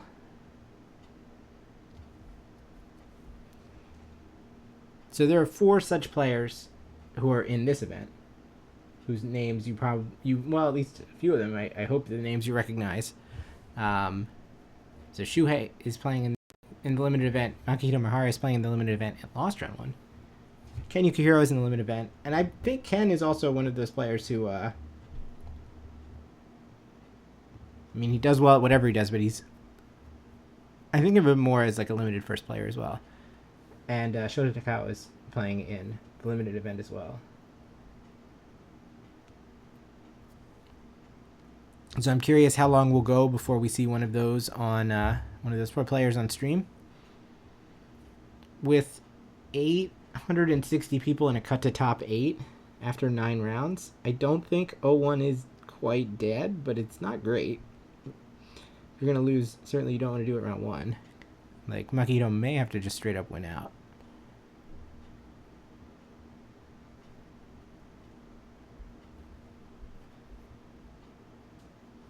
These packs are sorted with the rare in the front. So often between rounds, there's like a box of collector's boosters there, and the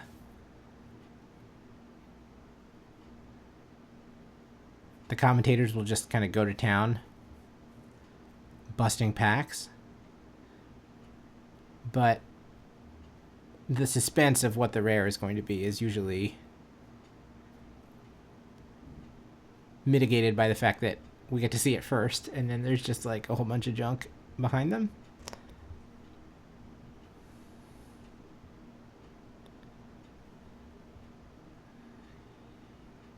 Looks like a blue-red Verge is the card in this pack.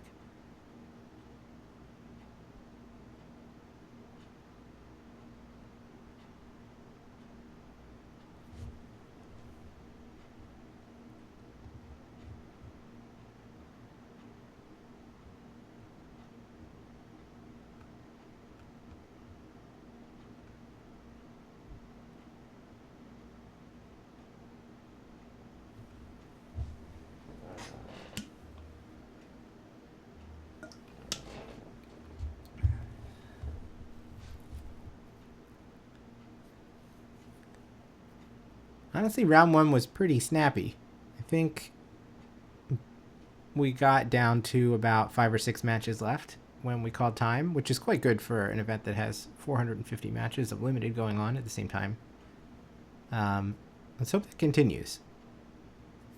Though that also may suggest that this is a relatively fast format.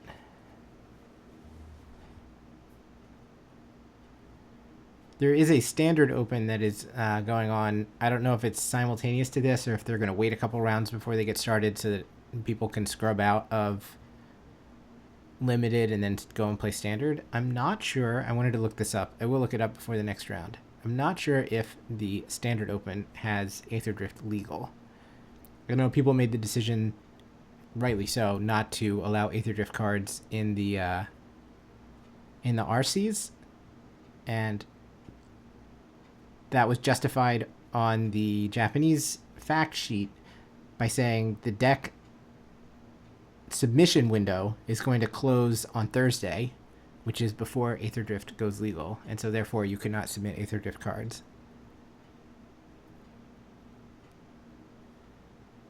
But I don't know if the same thing is true of standard. If not, we'll get an interesting first look. Like before the set is even available on Magic Online or on Arena. There might be a standard tournament to examine.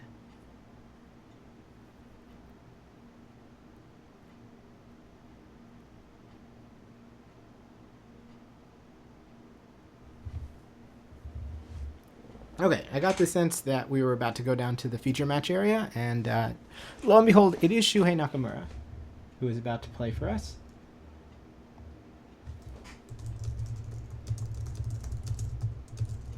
So someone's about to get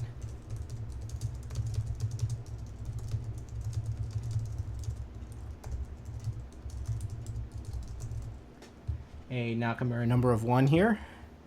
If you haven't kept up with the ELO project, that's the most recent thing that I added to the site. Shuhei is a 0, all of his opponents are 1, their opponents are 2s, their opponents are 3s, and so on.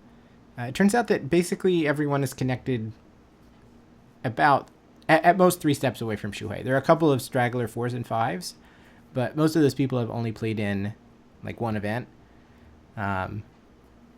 Usually one event like a long time ago, and didn't do very well in that event, and that's the reason why they haven't run into anyone that is closer to Shuhei. But it is a testament to how connected like the entire Magic ecosystem is, that you don't have to go too far to get from one player to another. Basically everyone's connected within 6 steps is what that's saying, right? Because it's 3 to Shuhei and then 3 out to the other person, and a lot of people are 1s and 2s. All right, Shuei's playing with red cards and green cards, but at the moment it's hard to tell whether or not Shuei's playing with lands because we only see a forest in this hand. How do we feel about keeping forest? Probably 3 red cards, 3 green cards, 2 red cards. He's considering it. We've already mulliganed once.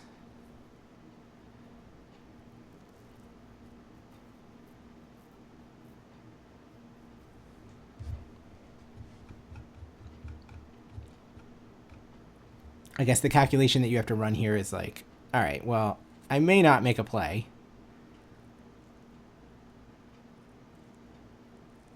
But am I in better shape playing this 6-card hand than I would be going to 5?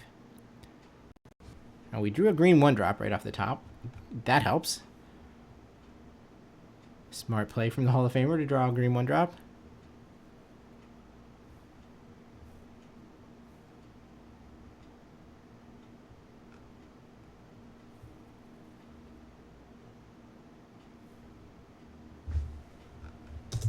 Oh, it is a Stampeding Scurryfoot,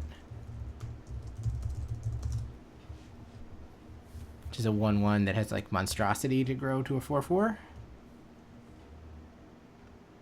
On the other side, it is a Glory Heath Lynx. 2/3 lifelink. Oof. When it attacks when saddled, you can go tutor planes.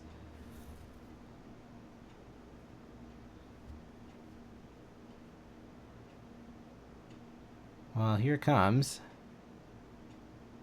And Akira goes up to 22, Shuhei down to 19.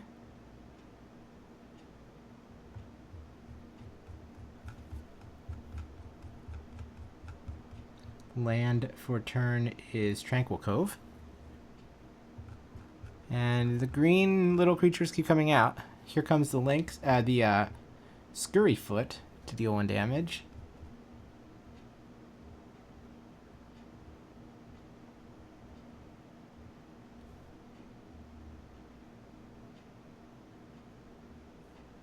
Cancel that order, that gets unsummoned. And the Lynx is still free to rumble.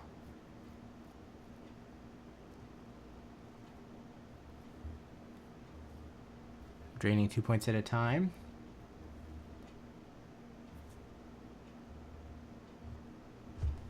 The enchantment from on Shuei's side over here is a Dredger's Insight. That's the reason why he went up from 20 to 21 at first. Whenever 1 or more artifact cards leave your graveyard, you gain 1 life. When it enters, mill 4 cards and then put something back. So it's like a I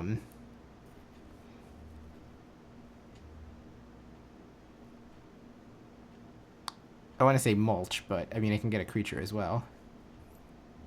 Malevolent Rumble or whatever. Alright, time to play some red cards. And the first of these is a Gildigoda. So this is the horse that creates a treasure if it attacks while saddled. Though obviously much stronger on turn 2 than when facing down a 2/3 lifelink and an opponent with 5 mana.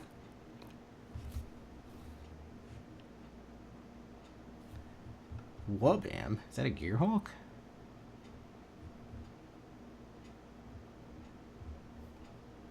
That is a Gearhulk. That is a Riptide Gearhulk. 2/5 double strike prowess, no big deal. When this creature enters for each opponent, put up to 1 target non-land permanent that player controls into its library, 3rd from the top.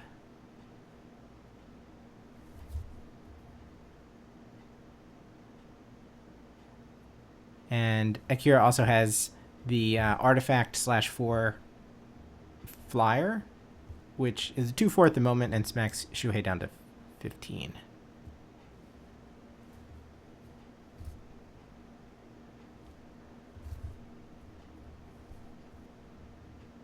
Alright, saddle the Goda and send it to its death. Let's make a treasure.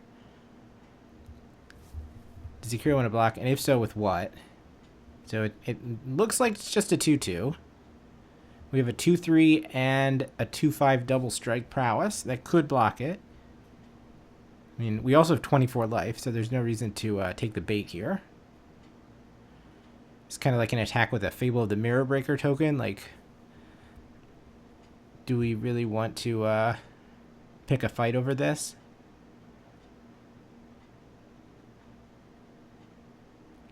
And Shuei's not immediately going to use the mana anyway, so he's just going to play out. This is a vanilla 3/2.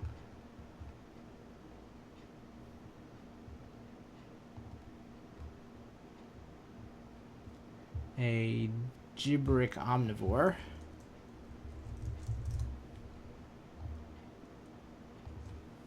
One G3/2. All right. Well, here comes a 2/5 double strike and a 2/4 flyer.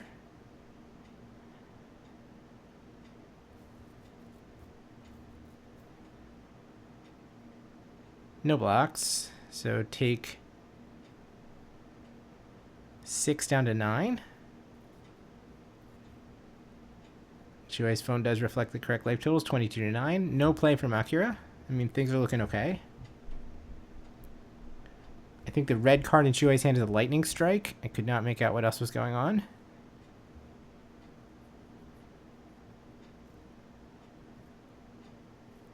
So, like, the attack last turn does seem like it was a bluff. If Akira had blocked with the 2/3 lifelinker, we could have blown it away with lightning strike, given the additional mana from the treasure, but not really have any way to deal with 2/5 double strike. On the other hand, I don't know that Akira needs to have it back to block anymore. Seems pretty reasonable to just jam with it, especially against a bunch of creatures that don't have 2 toughness, like don't have more than 2 toughness. Right, we have 1/1, 2/2, 3/2 right now. Not very good for blocking something that has 2 power and, sorry, yeah, 2 power and first strike.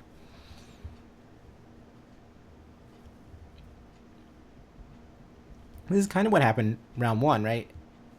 It seemed like the combined power of a bunch of 2 and 3 drops just couldn't compete with a couple of 4s and 5s. All right, the 1 drop is saddling the Goda, and the pony is going to come across. Create a treasure. Do you feel like blocking with your 2/3? Akira declined last turn with even more favorable blocks than this, so I'm not surprised to see that he's just going to take this and go to 20.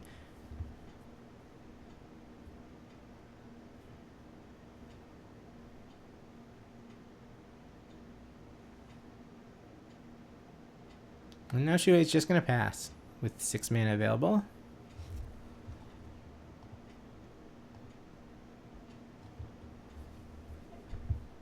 Ultimately, no play from Akira. It looked like he had a fair number of lands in hand. He may not need another spell to win this game. I think it's Plains, Island, and 1 other card. And I'm not sure what that last card is. Well, I know the first couple of characters of its Japanese name, but that's not quite good enough. Alright, so the 3/2 is going under the bus. The artifact 4 hits for 2. Plains and pass. Alright, so we'll now monstrosity the or exhaust the little guy. The stampeding Scurryfoot.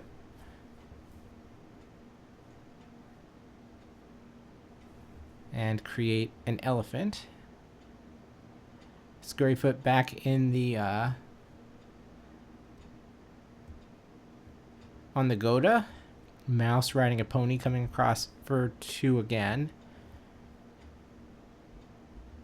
Is Akira going to finally step up and block here?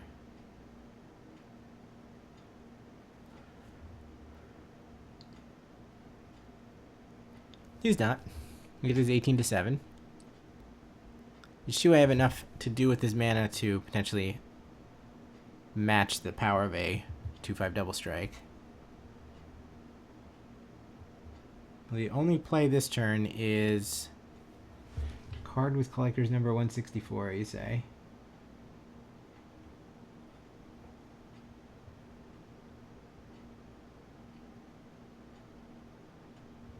A Greenbelt Guardian.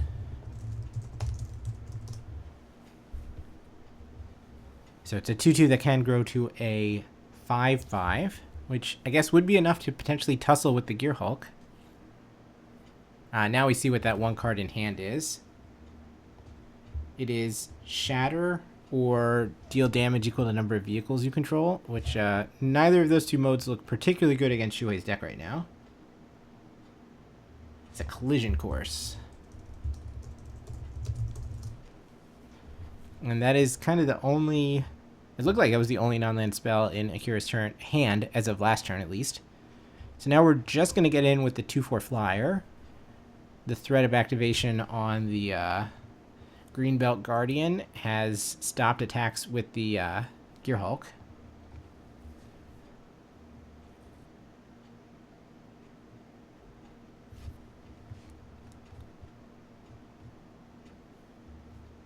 Uh-oh, combat trick.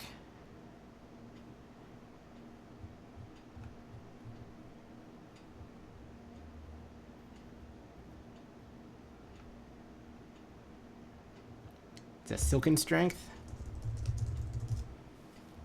Flash, enchant creature or vehicle, untap this permanent, +1/+2, and reach. Perfect setup for a 4/5 elephant to eat the 2/4. And Akira's got to be over there thinking, I played a mythic, I was so far ahead, what is happening? But now there's a giant dinosaur on Shuei's side.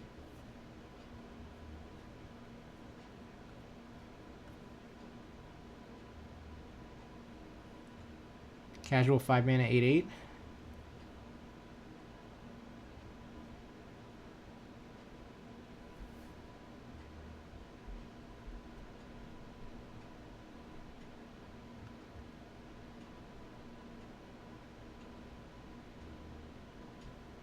And a Muldrifter equivalent is being played here from Akira. But it looks like now he's the one who's going to have to play multiple spells, so things are going to have to line up pretty nicely for him to get out of this. It's a hull drifter, which is a 3-2 crew 3 that appropriately enough is, I mean, it's got one extra power, but it is very Muldrifter like.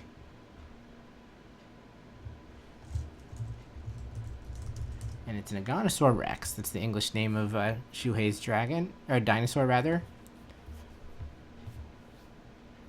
Which, once it's in play, is just a 3-mana 8/8 with trample, which looks problematic for Akira.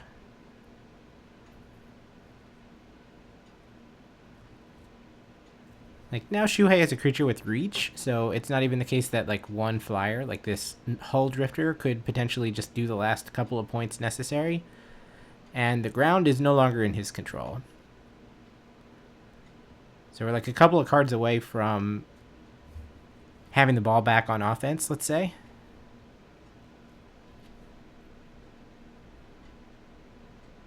And Shuhei can just pass at this point, it looks like. Where are we in the turns? I guess he just untapped and is trying to figure out what he's attacking with.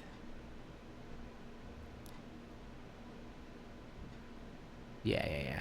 So it's going to be the 8/8, and then the 2/2, the Greenbelt, whatever. Greenbelt Guardian, which has threat of activation to become a 5/5.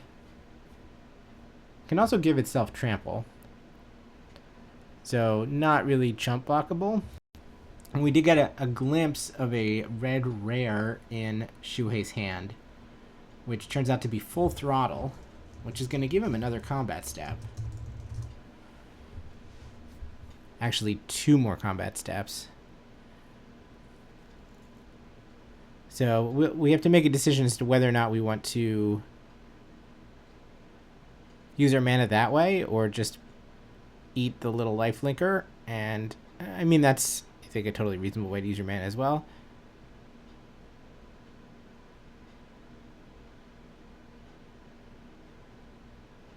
So 3 +1/+1 counters, and then give itself trample. So 3 is going to trample over, you're going to gain 2 life. In this exchange, you take 1, and then you take 8 unblocked here. It should be 9 total. Akira should go to 7. And links down.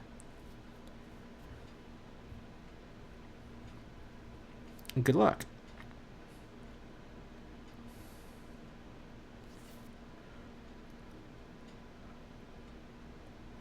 After hull drifting, not surprisingly, Akira does have a grip. 8 mana to work with.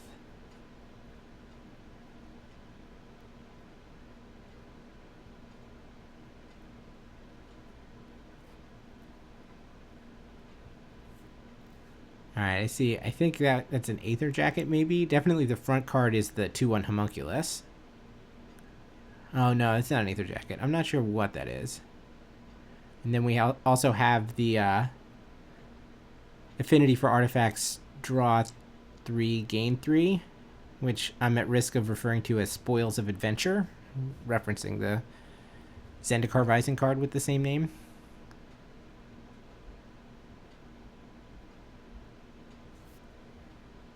Sorry, with the same text.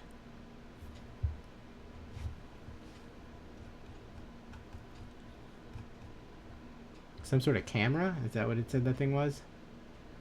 Yeah, camera launcher.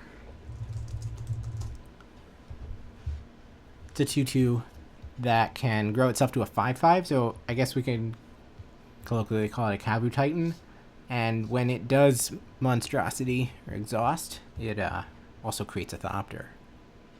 None of this seems particularly exciting against a giant trampling army, but you gotta play the cards you've been drawing.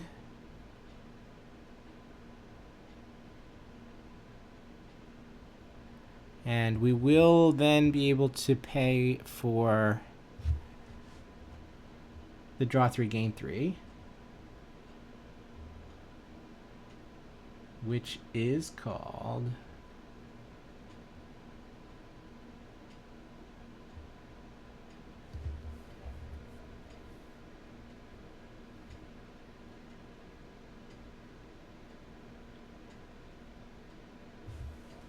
Voyage Home.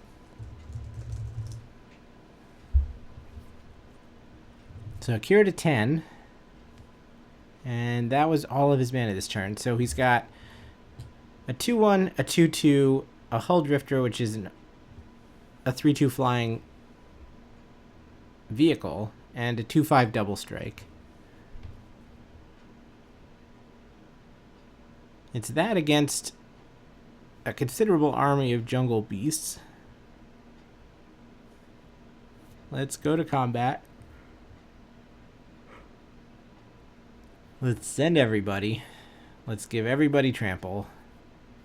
And well, you will get Crater Hoofed.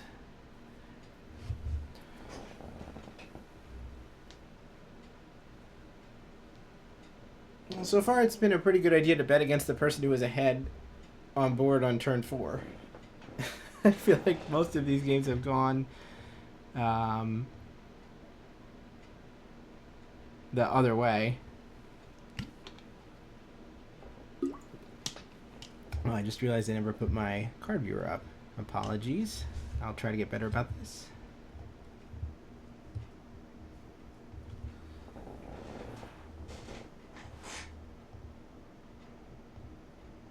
Clicking back through cards that were played in or seen in this first game. Yeah, honestly, it was awkward that Akira played the Riptide Gearhulk so early, right? Shuhei was struggling to get his feet under him, so there wasn't a great target. And then a couple turns down the line after Shuhei had some mana, he was able to play some monsters that would have been much better served being Gearhulked, but the timing didn't really work out.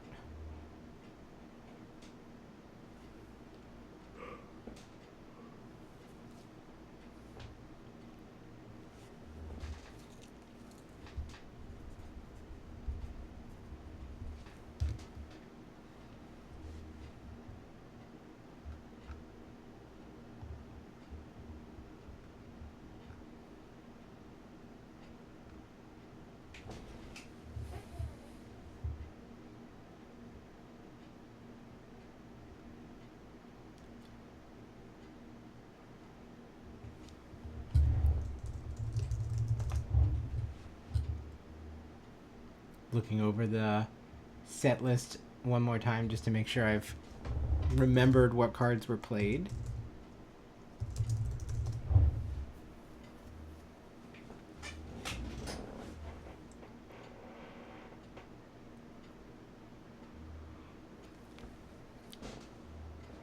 Akira diligently counts to 40 as we prepare for game number 2.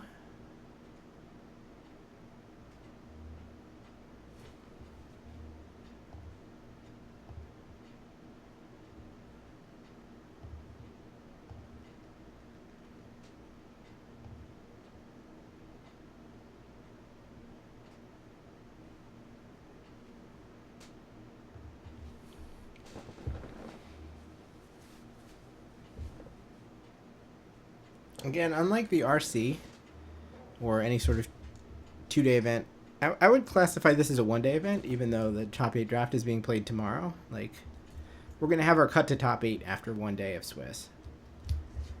Usually when there are, 12, 13, 14 rounds of Swiss, you have a few losses to give. Like, okay, your first goal is to make the cut, and then you can kind of worry about making top 8 after that. Like, rare that there's a tournament structure where if you make day 2 you could just still be dead for top 8, though that does obviously happen from time to time. But here you probably have 1 loss to give, and you probably don't have a second one. It looks like both of these players are shipping their opening hands. We could see Akira's hand had like at least 5, maybe 6 lands in it, so understandable. I did not get a look at Shuhei's.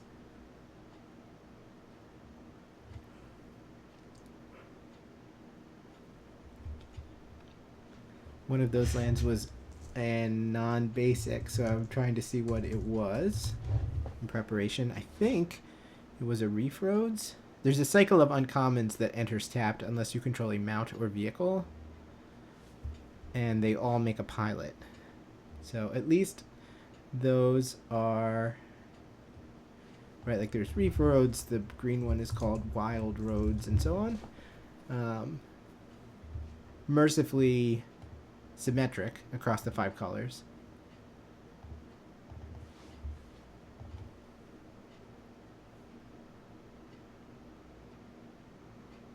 Alright, one card down below. Shuei's got 3 lands, 3 spells. Totally playable. Akira starts things off with a Tranquil Cove. And we begin game 2. The first play is an Optimizer. A Guide Light Optimizer. It's a homunculus. And Shuhei answers with a Goda. That's the horse that creates a treasure when it attacks while mounted. Now, the Optimizer does ramp, and so here comes the artifact card. Guide Light something. Aw, man. What's it called? Guide Light Synergist. Its power is equal to the number of artifacts you control, so this is now a 2/4 flyer. Pretty good turn 3 play.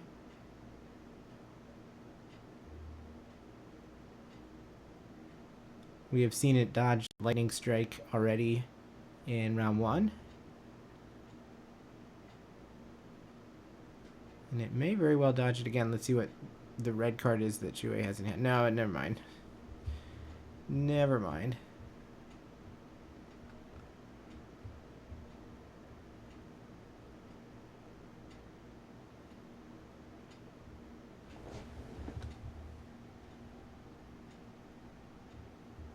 Card 145 is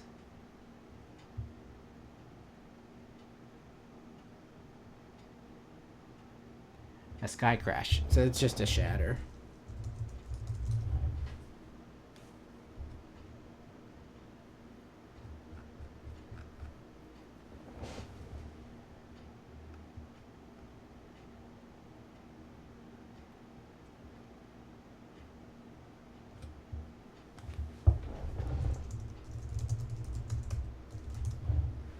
The play from Akira there was a Glitch Ghost Surveyor, which is basically a Windrake that starts engines.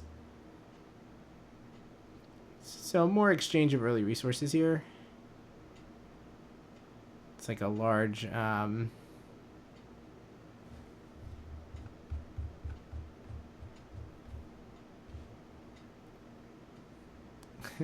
like the art on this mole thing. Sorry, it is Mogura is the creature type, so it is definitely a mole.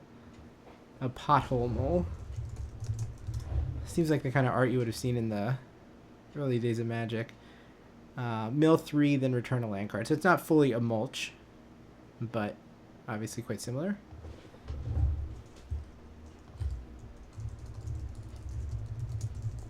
Why can I not think of the name of Satyr Wayfinder? That's what I'm trying to name. 2/3 Satyr Wayfinder, essentially. Alright, well right now Shuhei cannot stop the Windrake, so speed to 3. We're getting there. And some other non-basic land just showed up. That's a Night Market, I think. This land enters tapped. As it enters, choose a color, cycling 3. So a color was chosen. I think there's a W written on that little post-it strip. And then is that the camera launcher that showed up after that?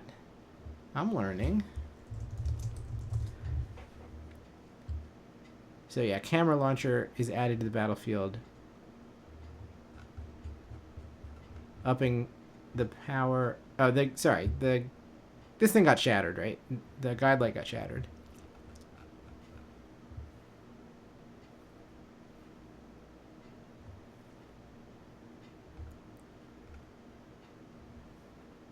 Is that last card that was played a Land-in Survivor? Sorry, Land-in Surveyor. This thing. I think that matches the art. So it's a 2/2 that has first strike on Akira's turn. We've seen that Shuhei is willing to attack with mana open and force the question to Akira whether or not he wants to block in the service of collecting as many treasures as possible. The pothole mole can stop the 2-2 with first strike, though, so I would be a little bit surprised to see crew attack or mount attack. It seems like the backswing is going to be pretty serious. So it's just the 2-2 getting in into a couple of 2-2s with no particular text on the other side. So Akira is going to take that. It's kind of like if you want to tap your creature and go down one blocker, that seems like something I would pay 2 life for. But that 2-2 does not block particularly well, right? It can't block the 2-2 first strike, and this thing has threat of activation of becoming a 5-5, the camera launcher. So if you're not blocking, you might as well attack. Is there a follow-up? The answer is no. So the concerning from Shuhei here. The draw for the turn is the Lynx, and I think the other card in hand may... No, it's not. I was going to say maybe like some kind of unsummon, but there's a blue orb of energy in the art at least. It is a roadside blowout.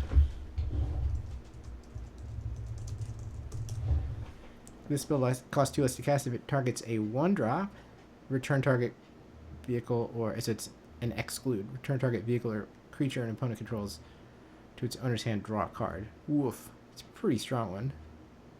So there goes your blocker. I will draw a card. You will take 2, 4, 6, 8.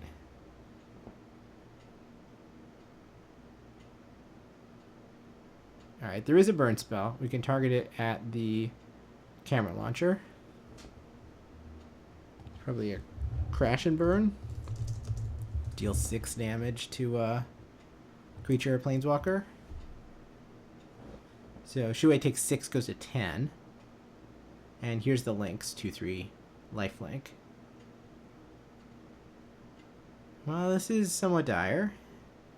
Though we know Shuhei has some beef in his deck if you can find it.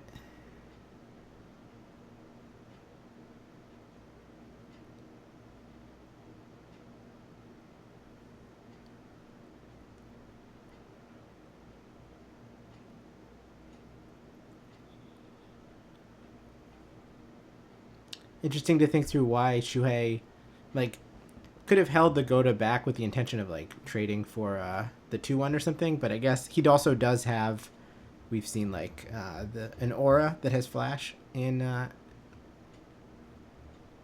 his deck, so, like, obviously wants to keep a spell like that live by having some material on the board. So Dracosaur Auxiliary. 4/4 flying haste, so it's a volcanic dragon. When it attacks while saddled, it deals 2 damage to any target. Unfortunately, we've only got 2 power, so we can't go full-on Skyboat here. It looks like it's just going to be a 4/4 to block.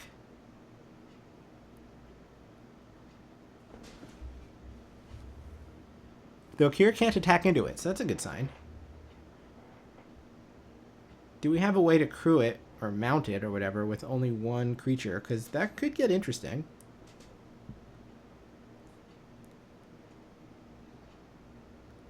The Pothole Mole, which was bounced a couple of turns ago by the Repulse, has returned. So again, mill 3, put a land back into play.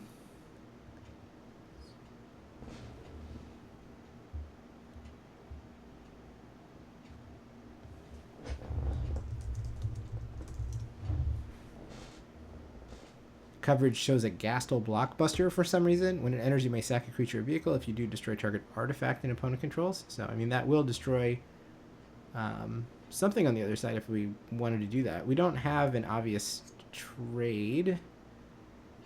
I guess it would just be like the Goda for the Lynx or something. Let's see where this is going. Attacking with the dragon does seem potentially... Oh, no, never mind. I lost track of how big things are. We've got a 2/2 and a 2/3, and then our Dracosaur Auxiliary is saddle 3. So we're not going to be able to crew this thing up profitably. Though, having said that, maybe that's why we're talking about the Gasto Blockbuster, because that does saddle pretty well.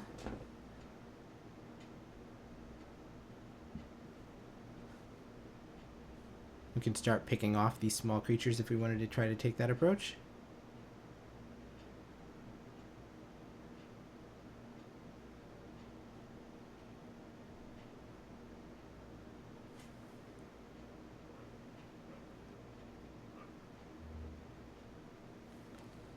Alright, so we're going to trade the Goda for the Homunculus. Then we're going to crew the Auxiliary, and we're going to shoot down another creature. The dragon gets in. Is it a dragon? I'm assuming. Dinosaur Dragon Mount. Okay, well, I could have picked either one, and it would have been fine. This is game 2. After Shuhei pulled game 1 out, keeping a 1-lander, and then Screw wound up beating Flood. Kira goes to 11 after the Volcanic Dragon hits. So it's a 2-3 and a 2-2 first strike against a 2-3. Not great attacks here. Does Akira have some way to get some progress? Alright, we've got an O-ring effect. Card 23, huh? Perilous Snare. When it enters, exile target non-land permanent opponent controls until it leaves the battlefield, so it is an O-ring, and then it has max speed tap to add a +1/+1 counter to something. So Akira does have max speed. We give a +1/+1 counter to the links, so now that's a 3/4 with lifelink. It could rumble if it wanted to. Could we turn this game into a race? On the other side, we have 2-3-3-2, no particular text at this point. Gaining the 3 life seems like a pretty big deal. Yeah, so here comes the links. Put that back on the screen for a minute. If we saddle the links, then we can go find a plains, but that does not seem to be Akira's need right now, so obviously we'll just keep the 2-2 back. Also, it's not 100% clear whether the Leonin, whatever it's called, I'm like going back and it's not there. Leonin Surveyor is better alive or dead. Alright, 2-3 gets in. After Shuhei played some very foil card.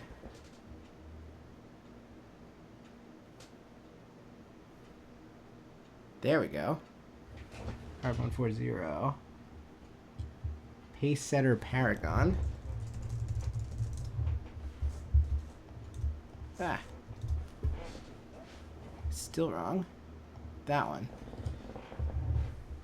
She's a 2-3 that it can exhaust to become a 3/4 double strike. The double strike only lasts 1 turn. There is a Gear Hulk somewhere out there. Alright, so we're going to take the Paragon and flood its engine. The claustrophobia effect. Remove all abilities from that as well.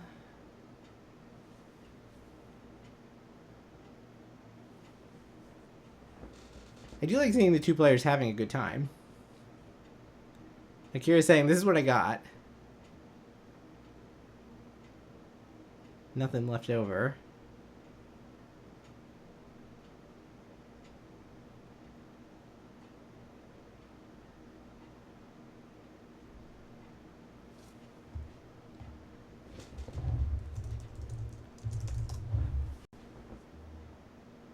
Okay, Perilous Snare can only be activated as a sorcery, so I was about to say, if Akira hasn't used it, he probably should.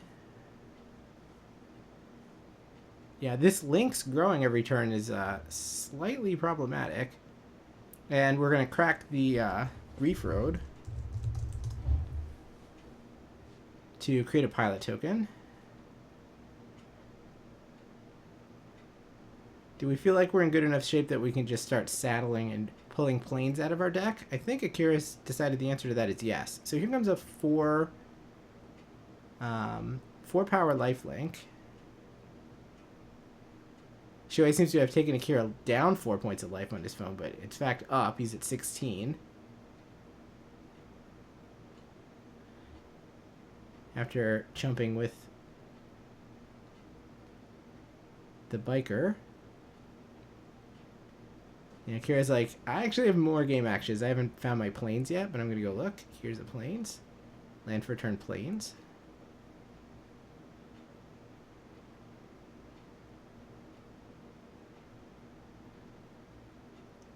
Alright, there are certainly things that Shuei can draw that will pull him back into this. If he finds an 8/8 dinosaur, that would certainly help. Did we just find effectively a redraw? And looked like the...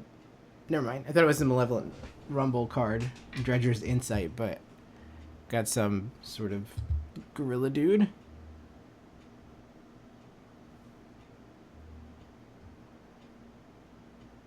But we're going to lead with Biker. So when Biker enters the battlefield, we can sacrifice a creature, and if we do, destroy target in artifact on the other side. There's a very good target for that. So we took away the creature that was claustrophobia'd and shot down the perilous snare.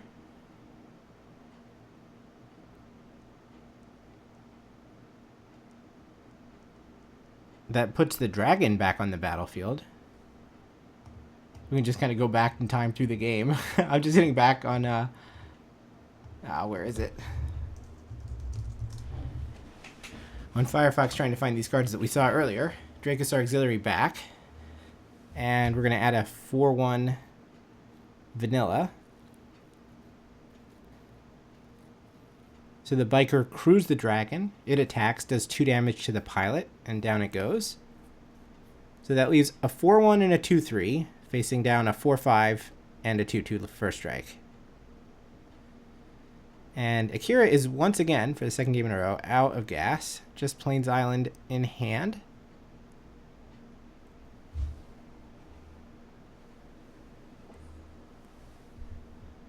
And now it's definitely true that this 2/2 is probably better dead than alive.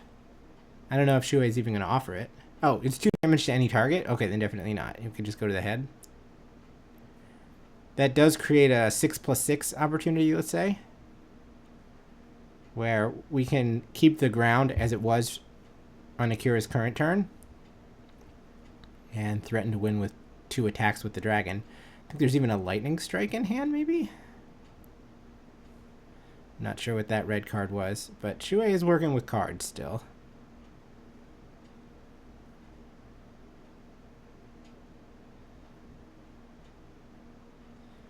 Vanilla 3/2 is the play. And another Goda. Alright, 3/2 in jumping on the back of the Dracosaur. And it comes in for 4+2. Players read it carefully to see whether or not it can go to the head, but the answer is yes. So, answer needed right now. Gearhulk? It is not, and that will be game.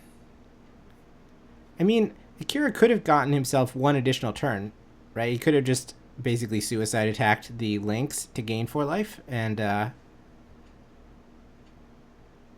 knocked out a couple of Shuei's creatures. At least he wouldn't be dead immediately just to the 6 in the air, but I can understand feeling like that game was over there. Shuei takes it down 2-0.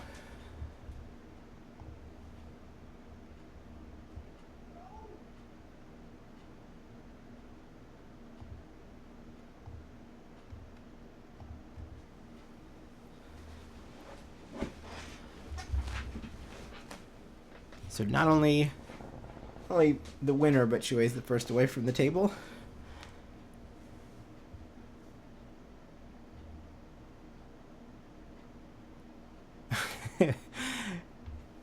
Telling the table judge, or the coverage crew or whatever, call me back when you need me.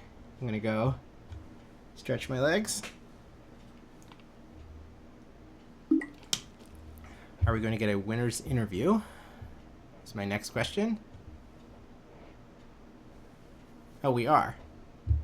All right, I'll turn this up. I'm not the best at translating these live, but I'm curious. They don't have a microphone.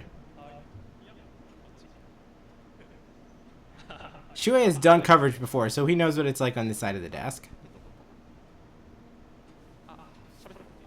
はい、お疲れ様でした。試合お疲れ様でした。周平選手来ていただきました。いえ、ぐだぐだして申し訳ない。いやいや、とんでもないです。どうでしたか、今のゲーム終わって率直な感想といいますか。早く帰った方が良さそうだなと。この程度でも勝てんやろ。いやいやいやいや、でもどちらのゲームもね、そのThey're talking about that last game. I just want to get that over with as quickly as possible from the position I was in, he said. というか、2本目は相手の方がまだフラットしてた。ちょっとね、途中から途中を意識しすぎてしまってたので。Yeah, I say the first game I got kind of lucky. He flooded. でもね、その序盤のね、攻めのいなし方というか、さすがだなという話をさせていただきましたけど。ついてましたね。警戒してくれて、右が永遠とフォークに流すときってなかったんですか。まあありました。あったけどってでもそれ嬉しかったという3つでございます。Deep commentary that an 8-8 outclasses a 2-2. 相当嫌でした。ちなみに聞いて大丈夫というか、秘密の場合もあるかもしれないですけど、ゲーム1で温存したように見えたカードがあった気がするんですけれども、最終的な打てるソーサリーを打ってなかったターンがあったかな。なんかそんな隠す必要もない。いいの？言ったら大丈夫ですか？全然。というかもう見てるでしょ。見てる人は見てるから。じゃあ見てる人は見とるんで。じゃあスローね。あれはあれダメージ通した後に打ったことないですか？ We did get a flash. They're saying I got a flash of this card in your hand on that last turn. You could have played it. And Shuei was saying, "Oh, I thought I hid that better. You did see that? Yeah, that is in my deck."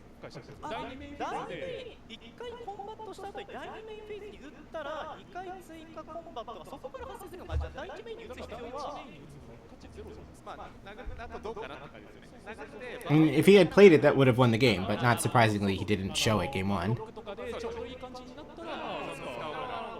あそれが使わなくてもいい状況にはなったっていう感じ。そうですね。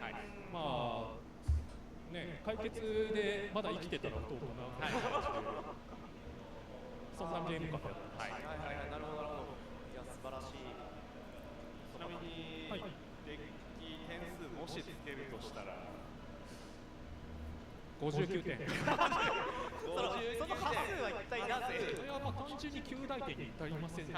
ちょっと60点をもし9大点にするなみたいな。まあそうですね。9大点には足りてない。ギリギリ足りてないよと。もう1枚くらい欲しいんじゃないかな。まあスロットルも正直使ってる感じオーバーキル感がすごいんで。まあこれじゃなくてもみたいな。いやまあ4回か5回くらい色を試してみて、で初めに組んだ違う色の方がまあ感触としては良さそうだったんですけど、スロットル使いたいということで赤色にしたんで。あれなんか思ったよりもだいぶカジュアルな理由で。まあそうですね。なんかどっかで SNS で強いという話を聞いたんで、実際使ってみるか。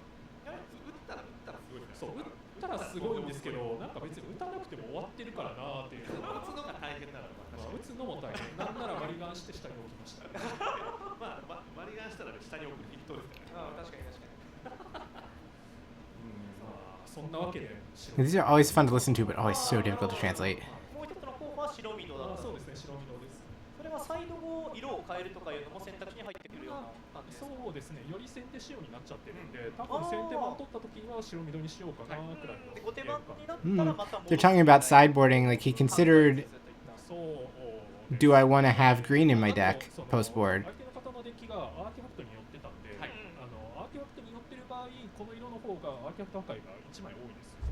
まあだからそのまま多分3問目があった場合でもこっち側でいくかなくらい。そうですね、青白アーティファクトには、赤のシャッターだったりとか、ガスタル3-2とかがいたので、実際それでね、危険な罠を割ってゲームに勝利したという形だったので、悩んだ後に出てきて泣きそうでしたからね。あれやっぱりアゾリウスギアハルクがいるから、ちょっとガスタル温存しようかなみたいなところだったんですか？単純に意味がない3に近いんですよ。もう詰めに行くためにやって、まあ裏目ったなと思いながらやってましたね。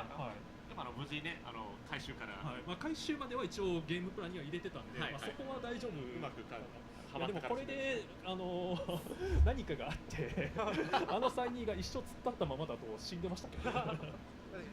綱渡りな感じはあったかもしれないですけれども、ハマってた。なんとかましたね。はい。サイクリングで引いてちょっとドキッとしちゃった。でも計算した結果さすがにあれ別に1カーになっちゃって、はいはい。あれも良くないですね。あれで何引いたか多分バレてしまった。はい。なるほど。そうなんですか、その手札を読ませないように早くプレイするみたいなのもなんか時々聞くかなと思うんですけど、そういうのってよく意識されたりするんですか？なんか、はい、メインから一瞬でコンバット入ってきてなんか33に向かって22が殴っていくだと絶対コンバットトリック持ってるだろうって思ってしまうというか、なるべく早く攻撃した方が通りやすいとかって意識されたりしてますか？ We're talking about kind of the pacing of their turn, like suppose someone like draws, goes right to combat, which I mean he did a couple of times with the 2-2, right? Does that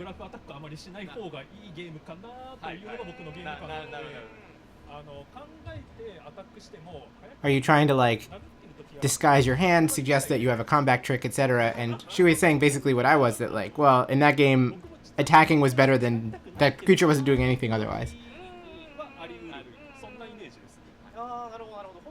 ちょっと温存して後に回したいものだけど、最悪ブロックされたらここで打ってもいいみたいなのがあれば、ブラフ気味というか。そうですね。我が人生で、もうリミテッドで完全にブラフでアタックするっていうシチュエーションが肯定されたのは、まあかなりジジイトークンですけど、オンスロートのビザラが出てくるだけです。あれだけはまあさすがにブラフアタックした方がいい。I think there's some knowledge that's being transferred here that I'm not quite hearing, so I'm curious. I'm gonna like make a note of this to come back and listen to it again. Where's this in this? Oh, I don't get a timestamp. 対戦相手もあったとしても絶対にブロックしないんで。そうですね。6マナこうタップで一破壊をするというね。というまあとんでもカードがあったんですよね。当時除去レールカードがないっていう本当に恐ろしいフォーマットがあって。まあそんなことがありました。出てますね。はい。インタビュー終了したら、じゃあ中村さんにパックを向いていただく。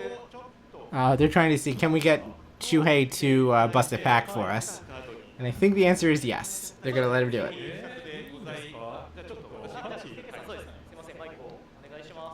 さあ、じゃあ電動中村修平さんにコレクターブースターを抜いていただきましょう。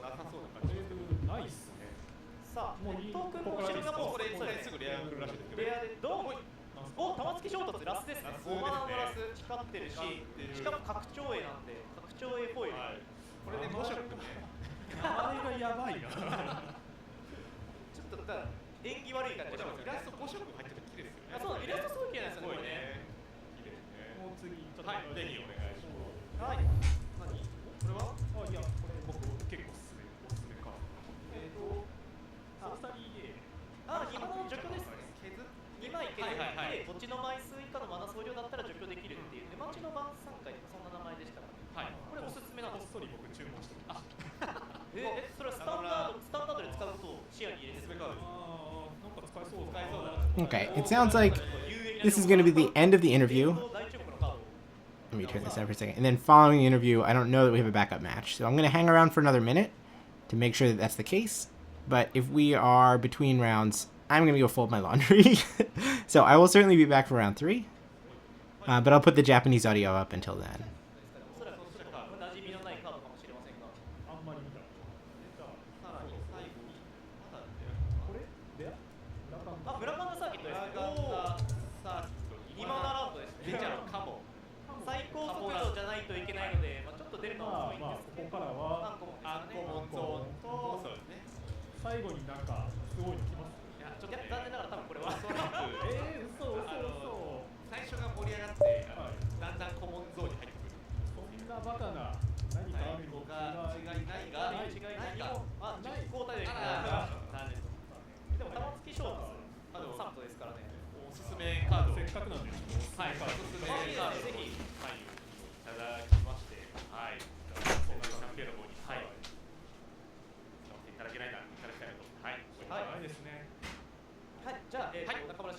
ここまでとなります。お忙しいところ来ていただきましてありがとうございました。残りのラウンドもはい、頑張ってください。ぜひまた明日ねそうですね、フィーチャーマッチで。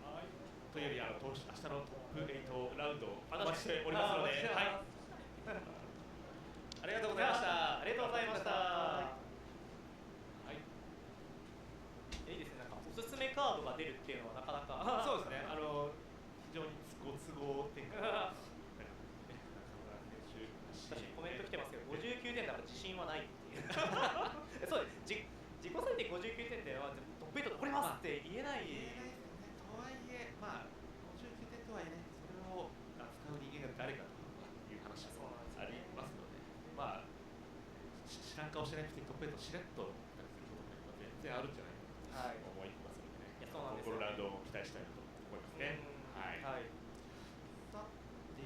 次まだフィーチャーマッチは移せるんですか？時間があるのか、もしくはこのラウンドで終わりになるのかどちらかですけれども、ちょっと情報が入ってくるまでお待ちいただければと思います。なんか次ありそうですか？どうですか？何も情報をちょっと伸ばせということで。わかりました。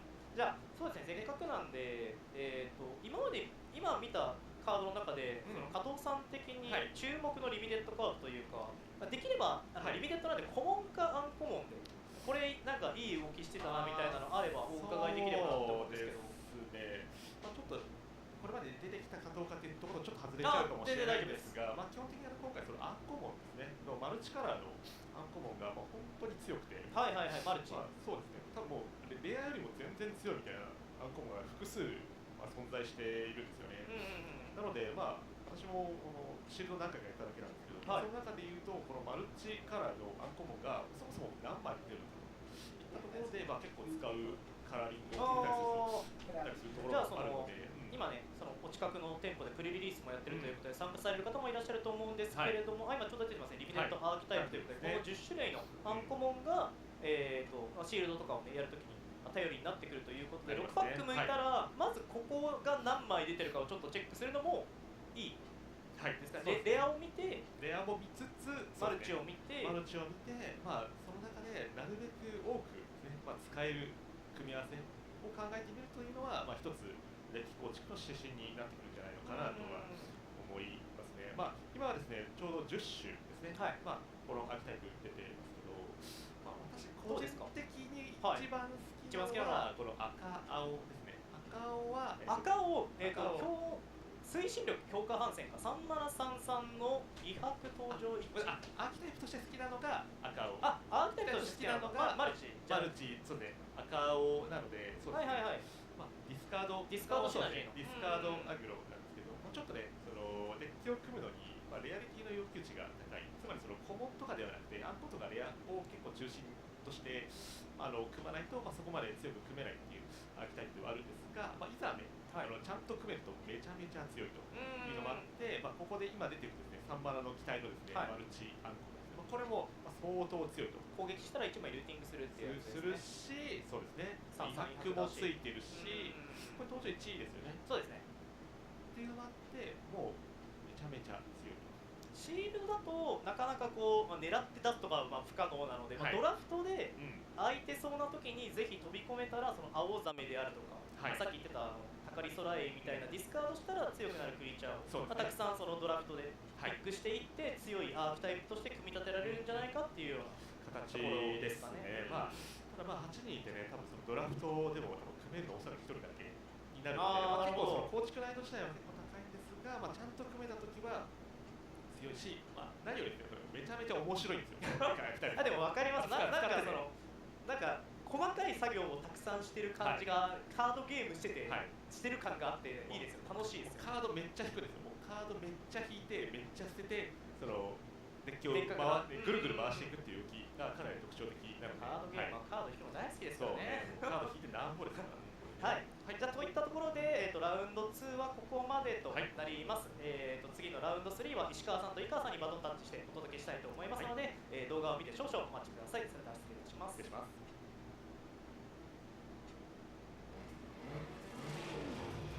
Hey you! Has life been passing you by? Wanna add a little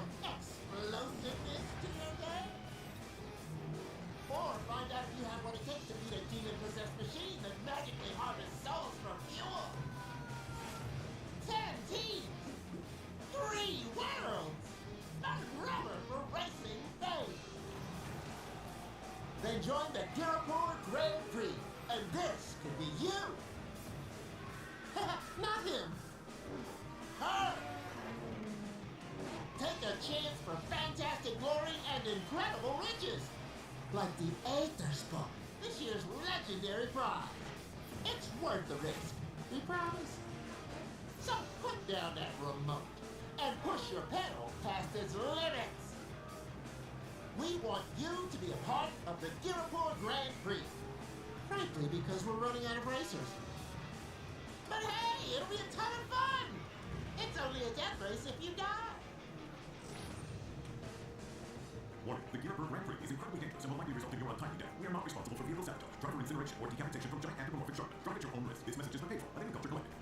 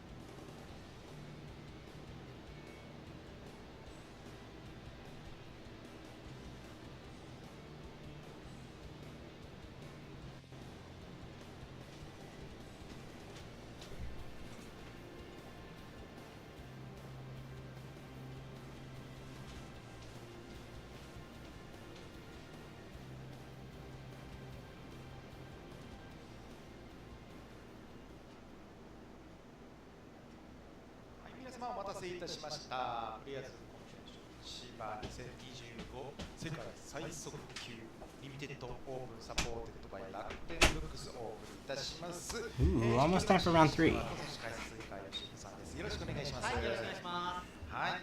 さあここはラウンド3、ラウンド2からね、レジェンドプレイヤーが出てくるわけですね。はい。嬉しいですけど。対面したプレイヤーから見たら勘弁してくれですよね。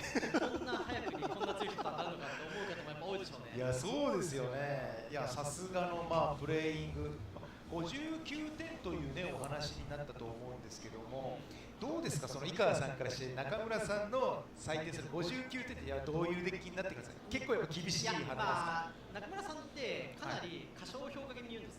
あ、そうなんですね。なんで90点のデッキでも70点とか80点とか言うんで、彼が59点というんだったら、一般の人で言うと670 You could see the regional championship over Kensuke's, Yoshiko's shoulder. That was Kensuke Kenta Masakado over there, battling Modern.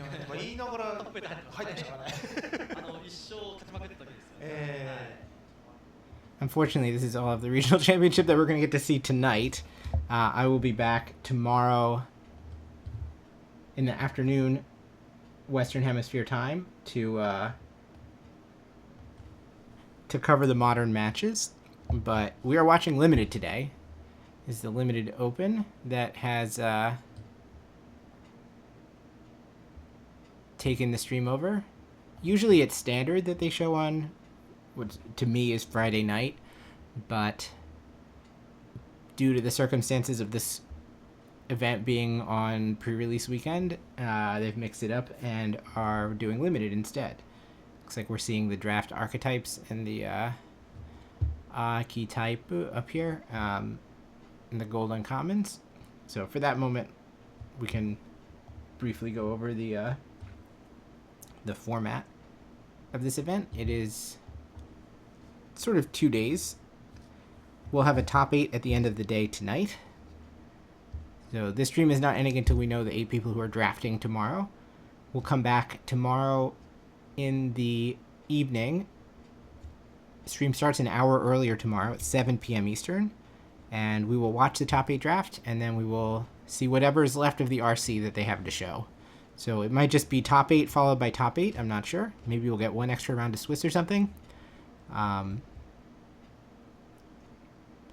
One way to find out. But someone's going to win 300,000 yen, which sounds pretty good for playing a pre-release. I've never won 2,000 bucks for playing in a pre-release.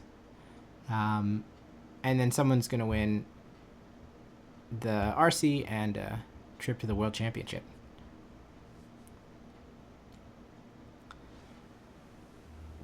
So we're waiting on round 3, which has been paired. So we should get down to the feature match area pretty soon. For the most part, the big name players are all involved in the RC, but there are a couple of people who would rather play a pre-release than a modern format, trying to avoid playing energy mirrors or whatever. Actually don't know what the modern metagame even is. I'm kind of trying to avoid spoilers for myself until tomorrow when we watch the rounds back. But we did see Shuhei Nakamura on stream in the previous round. He is one of a couple of people that I recognize, and I'm sure there are other players to watch that I didn't notice as I just scrolled through the 850 player list. Hopefully they will rise to the top, and we'll be able to find them due to being at the like 5-0 tables or whatever. I will do a quick sweep in a round or two once the field has winnowed some to see if anyone else has some results to their name, which we can do now on ELO 2.0 since we have player cards and can more quickly look up top 8s and victories for players. It's a pretty unique situation to be playing in a pre-release like this. Like a GP-sized tournament with cards that no one is super familiar with.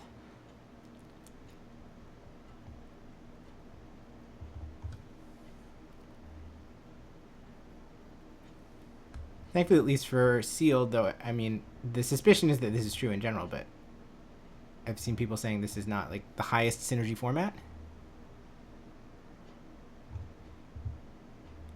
which is useful for me trying to simultaneously analyze the board and get the card overlay to go up. So I'll bring the card overlay up as we start to watch Sho Yoshimori play against Toshiki Okai.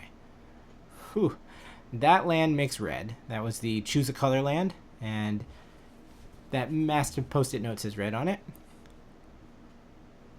We follow up with a black-green Verge, and here comes a green 2-drop to kick us off. Let's scroll down and find out what the heck that is. Ooh, speaking of the signpost on commons, actually I'm more interested in seeing this red-white little buddy.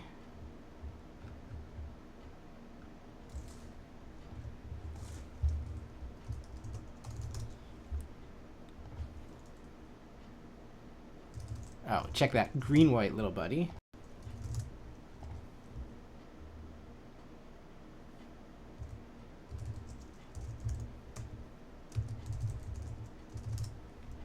That's Lagarin. Soul of Alacria. 1/1 flying. When it attacks while saddled, put a +1/+1 counter on up to 2 target mounts and or vehicles. So it's like a saddleback Lagak, kind of, but as a mount. And whatever that other thing is, it's a 2/2, so it's attacking through the 1/1 no problem.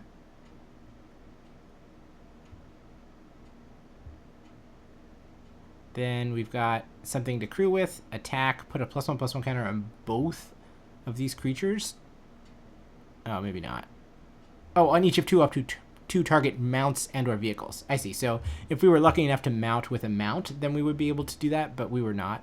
On the plus side, we did play a Cloudspire Captain, so take a shot. If you had a prop bet on see a Cloudspire Captain every round, so far we are 3 for 3. So that means that Lagarin is in fact a 3/3 now, which is pretty good. 3/3 flyer, it's hitting pretty hard. The play from Toshiki is basically a Kavu Titan.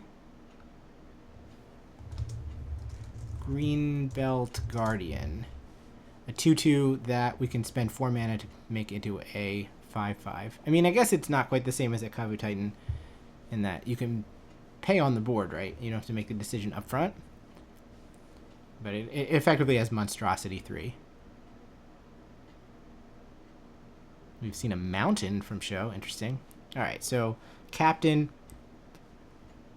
mounts Laggerin. Laggerin gets in, puts a counter on itself. And we hit for 4 flying.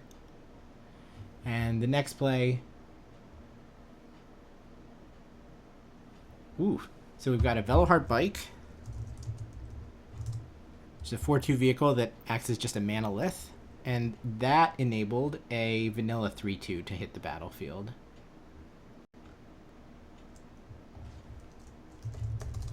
A gibberic omnivore. So unfortunately the mana requirements didn't work out in such a way that we could get this thing on the battlefield before the attack. It could have picked up a counter, but looked like show was potentially holding something up. Laggerin doesn't require the vehicle to be a creature to have it be eligible to pick up the counter, so playing the Manolith pre-combat could have been good. And all this time I still have not figured out what Toshiki's very first play was. It's been on the board for a while. I think it is a Beast Rider Vanguard, which is like the 2-drop mana sink of this format. Reminds me of Vivian's Grizzly from War of the Spark.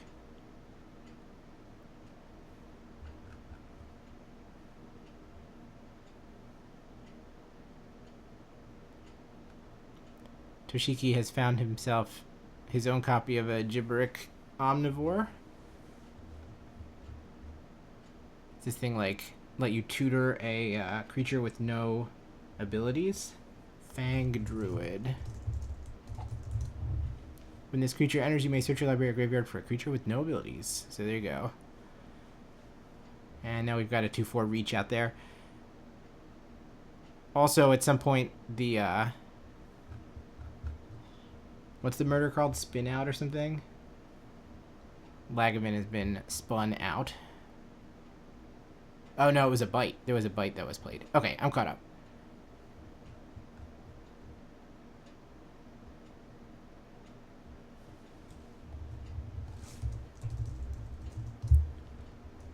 These are cards I haven't seen before, so... Run Over is the name of that. And it is just a straight up bite.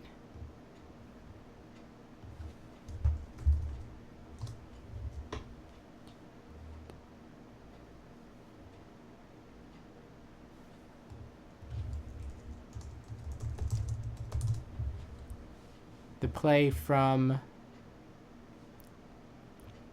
show is Outpace Oblivion, which blows a creature off the battlefield and enables an attack with the bike, forcing a double block. So we're down to just the 2/4 on Toshiki's side. So it's a 2/4 reach against 2/3 and 3/1. 3/1, 2/3, 2/4 reach. This land makes white.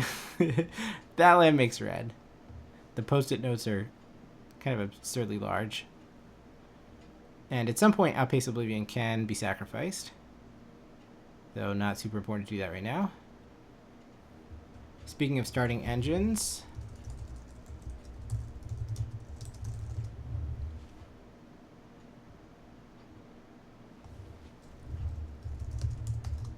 Is that a Risen Necro Regent that comes into play for Toshiki? So just a 5/4 at the moment, but if we can reach max speed, then it's going to start to crap out some zombies. And we also have the mouse that makes an elephant when it is exhausted. So it's a 1/1, and it's like 3 and a green. Put a +1/+1 counter on me, and put a 3/3 into play.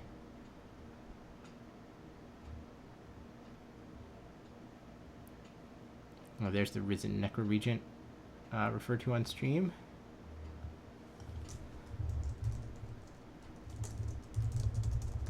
Now I'm going to go ahead and flip over to the Stampeding Scurryfoot, which was Toshiki's play. So G for a 1/1 that can become a 2/2 with a, like, you could put 4 extra power in the battlefield with 4 mana investment. So I would say that the 5/4 is doing a pretty good job of being large and in charge here. We're going to send it and the 2/4 in. All right, so there's a block available, right? 2/4 could be blocked by 2/3, but we'll see how that goes. And it looks like Sho isn't going to tussle. He's preparing to just take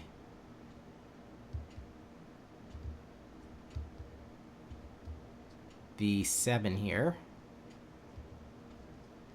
No, we're going to go ahead and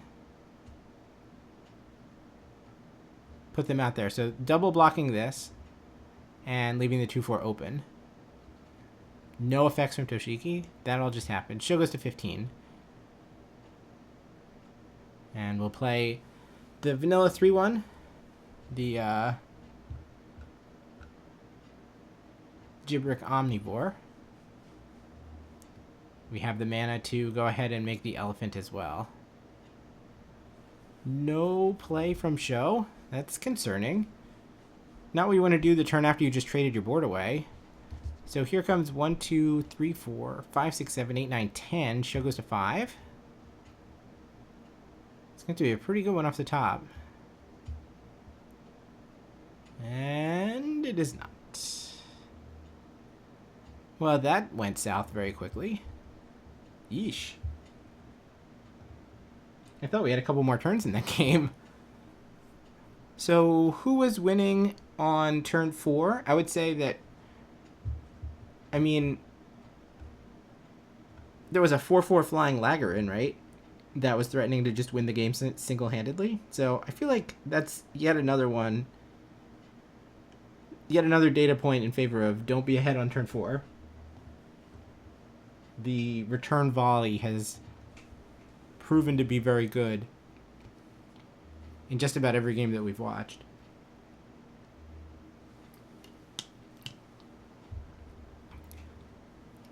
Interesting that Sho has so many different colors of mana in his deck. We've seen white cards, green cards, and red cards. I wonder if that's like, and I guess we just saw a red-black card from the other side of the table. I wonder the extent to which either of these players felt like they had to stretch to get enough playables, or if they felt like the mana was good enough in the format that it was relatively free to splash something.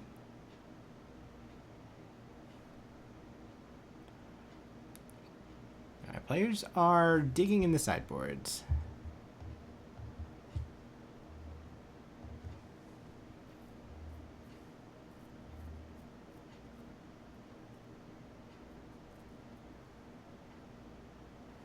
As we prepare for game 2.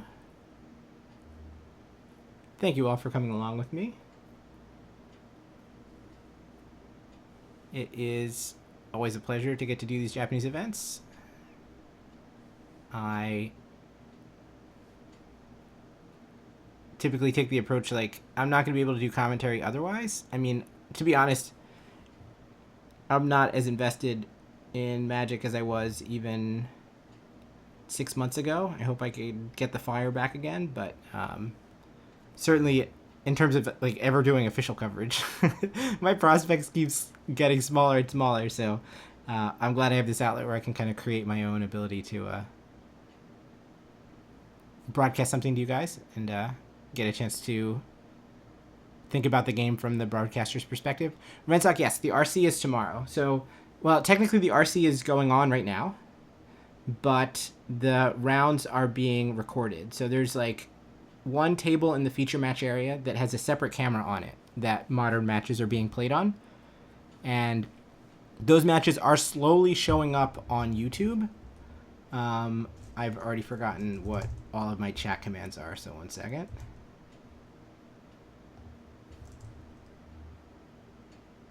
Is it ! source?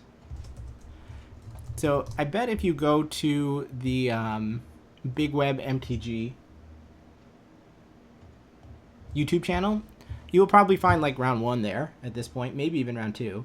And those will slowly appear over the course of the night. So my plan is to wait for them all to show up, because I don't want to try to broadcast them. Already we're doing this overnight, and then have them be like, you know, the upload lag. Tomorrow afternoon at about 12:30 p.m. Eastern time, I'll be back on this. So it's like I'm going to get to the end of the night, fall asleep, wake up, hop right back on the mic, and we'll cover the RC. So those day 1 videos will be played back with English commentary on this stream tomorrow afternoon. But you don't have to stay up overnight to watch them if you don't want to. And then tomorrow, it should be some mix of limited and constructed on the stream. I think we're going to see a top 8 draft. And then after that, we will see whatever's left of the RC that there is to cover. They'll start showing that instead. So live kind of business end of the tournament will be broadcast tomorrow. But unfortunately, we have to do day 1 on tape delay. All right, looking at opening hands for game 2. Both players seem to have like 4 lands, 3 spells. And it looks like we're going to keep.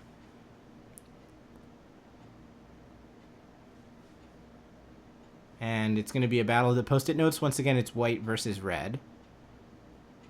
The next play from Sho is a Rugged Highlands, and he goes to 21. Swamp from Toshiki, no play yet. First creature on the battlefield. Yeah, let's start our engines. It's actually a rare. Is that Breaches or something?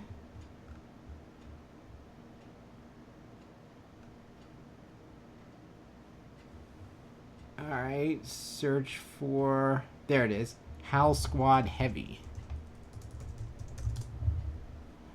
Other goblins you control have haste. At the beginning of combat on your turn, make a goblin. Then that goblin's got to attack this turn. So it's like a Legion War Boss, let's say. And then at max speed, it becomes an Elvish Archdruid. That's pretty sweet. Alright, so it came into play. Made a goblin. The goblin attacked. More goblins are available now. I'm a little confused. No, I'm caught up. So start your engines, put the speed on 1, and then the goblin attack last turn puts the speed to 2. Now the goblin attack this turn puts the speed to 3. And then it looks like we got some white and green rare. Okay, okay.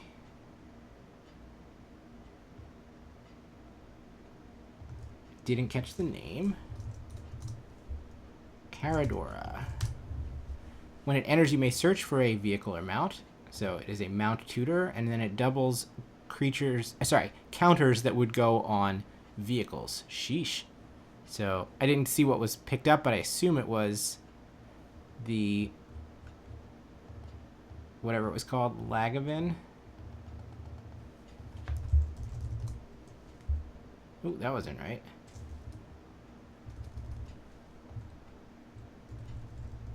The one that we saw in the first game, obviously. Lagorin. Annoying that you have to get the card right or it's not going to show up. Alright, so the heavy has been answered. The goblins obviously still stick around. And the play from Toshiki is removal spell plus a 4/2. Is this Legion's End? What was the spell that was just played to answer the thing?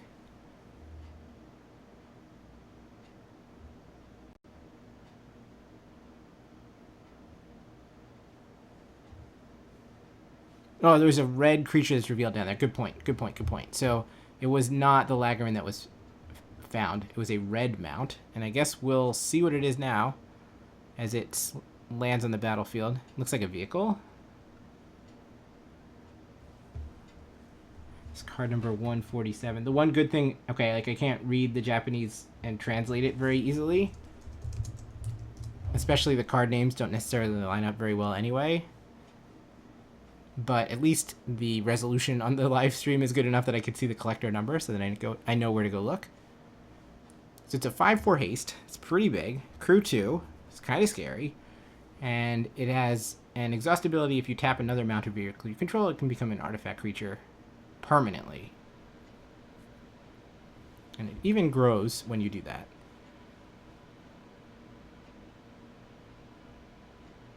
Alright, so we're returning something to the battlefield. We got some kind of zombify spell.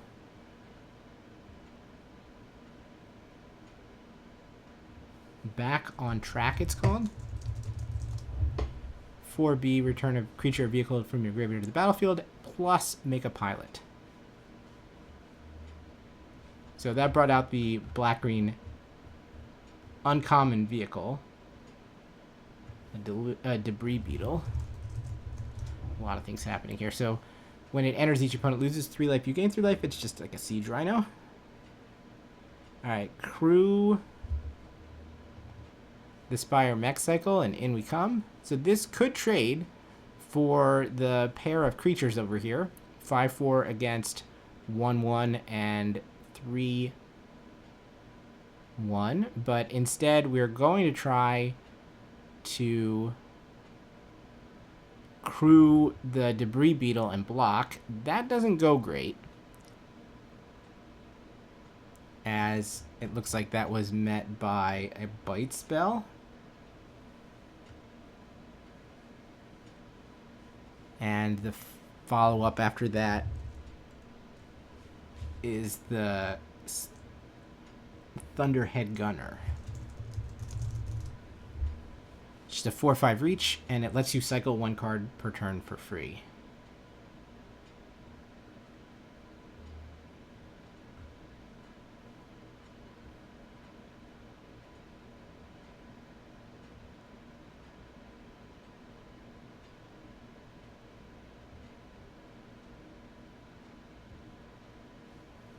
I'm not 100% sure why the run over that was cast let the mech cycle clear the beetle, but I mean, apparently it did. And now it's time for a gold card from the other side. It's this Far Fortune. 4/5. When you attack, it deals 1 damage to each opponent. So it's not quite a Hell Rider, it's just 1 per attack, but I mean, if you do attack, then you will get the speed boost. And then at max speed, all of your damage is increased by 1, which is a pretty good payoff. Oh, it's not Debris Beetle, it was Thundering Broodwagon. It was the uncommon one, not the rare one. Thank you, thank you. Alright, so it's time to cycle our card with Thunderhead Gunner for the turn. See what we can draw into.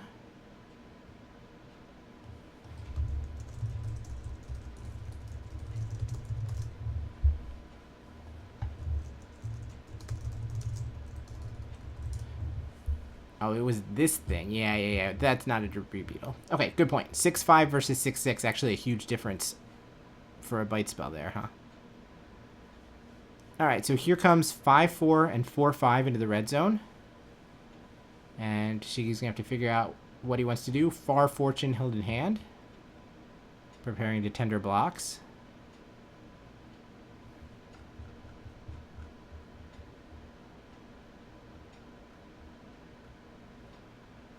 This other little guy is a Deathless Pilot, which is a 2/2. It's a pilot, so it saddles and mount and crews as if it had 2 extra power, and then Deathless part is that you can spend a bunch of mana to recover it. But I believe it is just a 2/2. So we've got 5/4, 4/5 coming in, and then 1/1, 3/1, 2/2, 4/5 are our choices for blocking. And we're going to put a bunch of things in front of this, and it's not going to go great. As Show slams an answer. It's the +2/+2 trick of Fang Guardian. Another target creature vehicle control gets +2/+2 until end of turn. So this thing now has 6 power. Which I guess isn't quite enough to clear everything, right? We can do 5, 6 at least. Leave our opponent with a 2-2 and the 1-1 is going under the bus. So it's just going to be a 2-2 versus the world.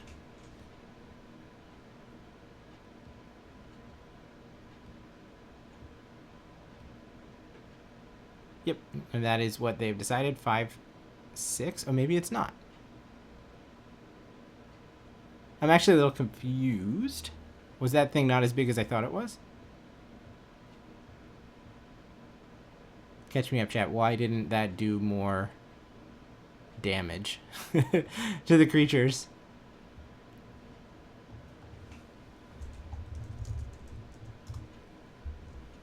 That is a Gibberic Omnivore. A Gibberic Omnivore. So, oh, it's a 3-2, not a 3-1.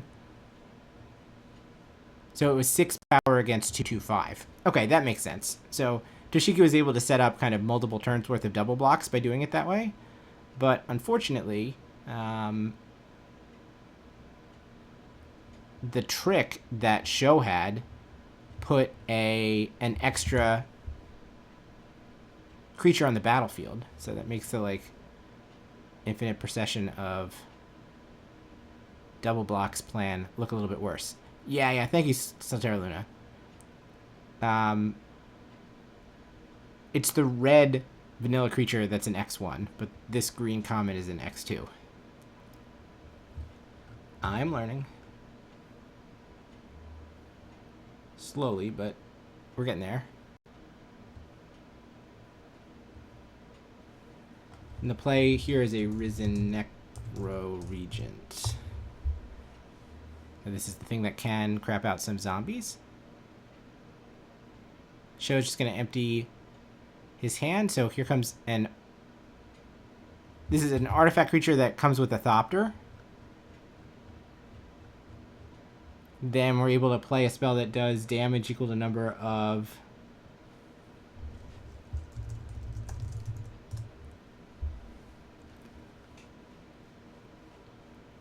twice the number of vehicles you control. Oh no, it's just straight up number of vehicles. Oh. Collision Course. X damage, where X is the number of permanents that are creatures and or vehicles. So we reached 5 and then 6 permanents that are creatures or vehicles, which blows away the 5/4 Risen Necro Regent. And then with that out of the way, there's not enough blockers. And Sho takes game 2. Alright, I should write down the names of a couple of these cards because they keep coming up and I should learn them. So this is 1G 3-2 vanilla. Gibberic Omnivore.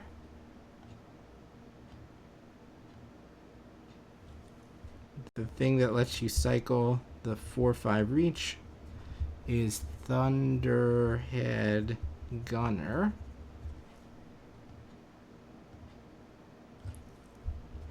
The Zombify card. It's Zombify plus Pilot, and it's called Back on Track. And the Murder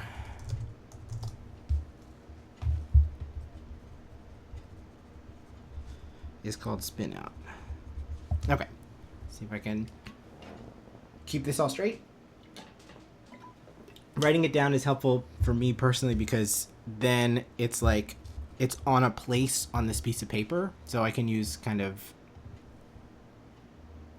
locational memory to know where to look to try to figure out what the card is called.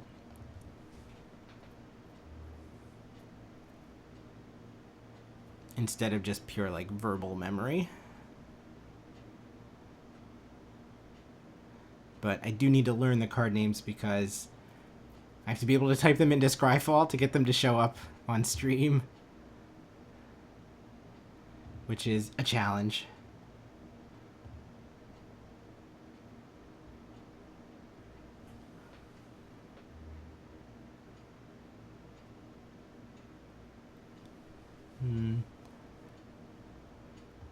The head judge seems to have asked for extra shuffling there. Like, how about you shuffle it while looking further over your shoulder, please?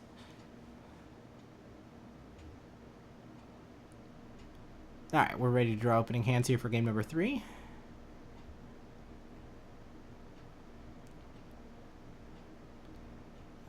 Just one forest, one swamp against just one forest, one plains. Both players keep their 2 landers, and we are underway. Forest versus forest here in game number 3.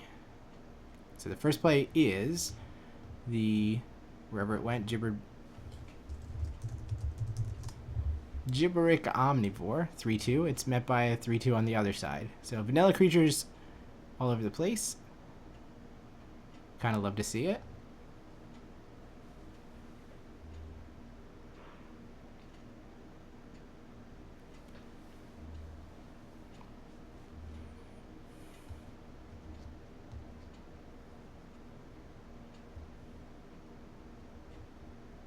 Do we want to offer a trade? Let's start our engines first. I guess makes the trade a little bit more enticing. That's a Mutant Surveyor. Start your engines. It has fire breathing, and well, not great fire breathing, but it does get it gets +1/+1. It's more of a shade than a dragon, and then it's part of a cycle of commons that you can exile from your graveyard to draw a card if you have reached max speed. And Sho's going to take the hit, go to 17, and preserve his board presence.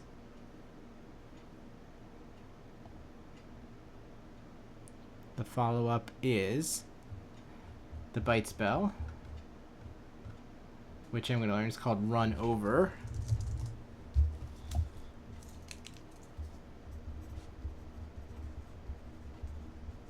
So that clears the 3-2 out of the way. Now we're going to trade. It all makes sense. And here comes the Deathless Pilot.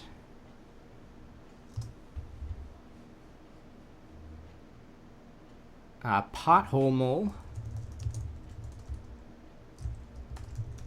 is a 2-3 that answers the 2-2. It's kind of a poor man's Satyr Wayfinder. And here comes the Regent. Risen Necro Regent. Has getting to max speed looked particularly impactful so far? No. I would say it's been okay a couple of times. Like, certainly there was one game where the effect mattered. But for the most part, it seemed like something that has had to be tracked. Though it's, I guess, a little bit difficult to say because the opponent has tried to stop it a couple of times. So in that sense, I would say it has been impactful in that it has forced some game decisions that maybe otherwise wouldn't have been forced. But no, I mean, I think there's been more games like this one where there was something that mattered. It's something that could matter, but then like either the ground stalled or blocks were forced where they might not have been otherwise. So I haven't really seen max speed like create a value train or whatever. Obviously, like even this Risen Necro region is threatening it, but we have to find a way through. So I'm skeptical at the moment. I feel like we've seen either someone getting to max speed really easily, like they have a way to ping or they have flyers and then no payoff, or we've seen threatening payoffs but then no way to actually reach it.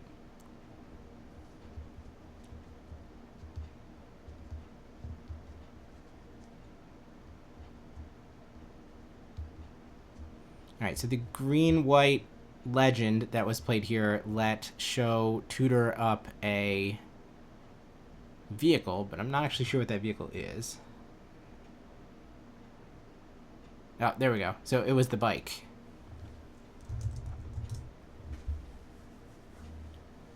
Trying to fix for red mana or something? Or just get mana number 5 online next turn?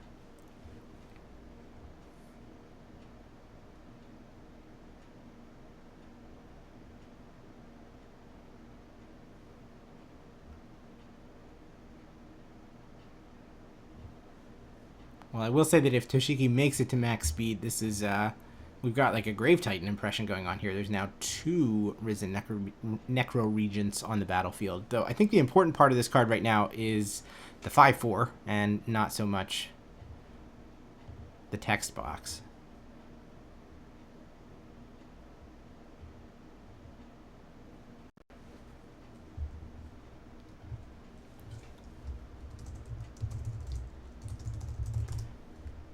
Quag Feast on the stack. Choose target creature, planeswalker, vehicle, mill 2 cards. Destroy the permanent if its mana value is less than or equal to the number of cards in your graveyard. Well, the bike is only a 3. So with 5 cards in the graveyard, well, 4 cards in the graveyard, it succeeds. And now here comes Far Fortune. Okay, this is becoming problematic for show. We're going to cycle some cards to try to find some way to stop this, and we are not going to succeed. So we're just going to throw the Deathless Pilot in there. Show's creatures are a 4/2 and a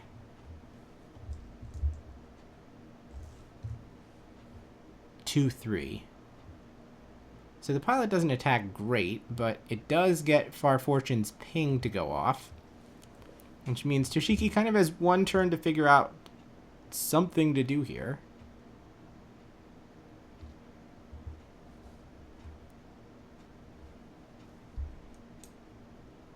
Yeah, kill your 2/3. Make you attack with something else next turn.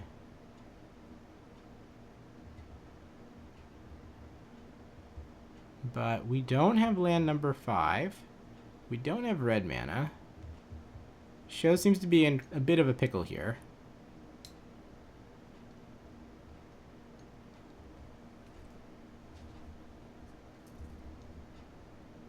Yeah, it's funny that I talked about how I haven't been super impressed one way or the other with max speed, but this is sure the game for it. I don't know that it was needed to slam the door, given that Toshiki's played multiple 5-drops and Show has played none of them, but it's going to look cool.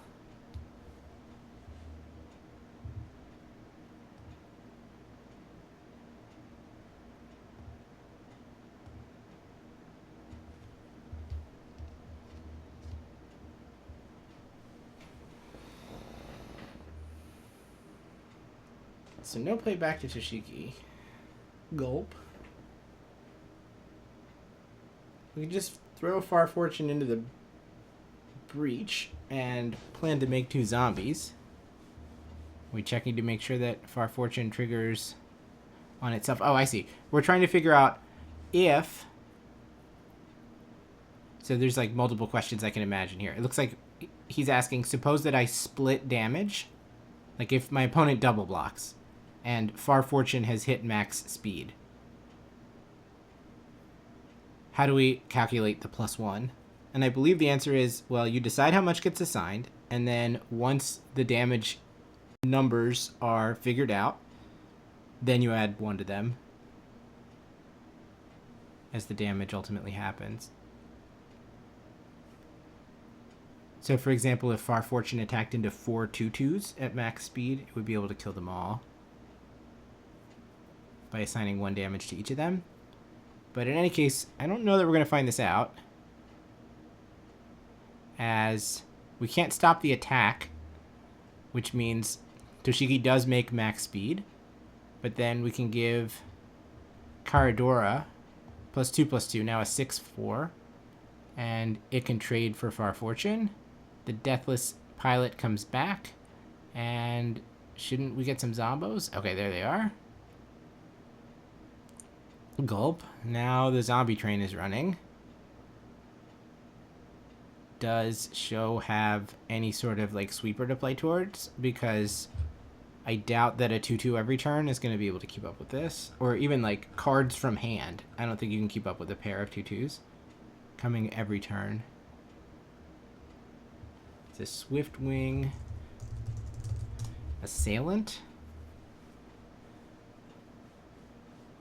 And finally Show revs his engines and goes to 1.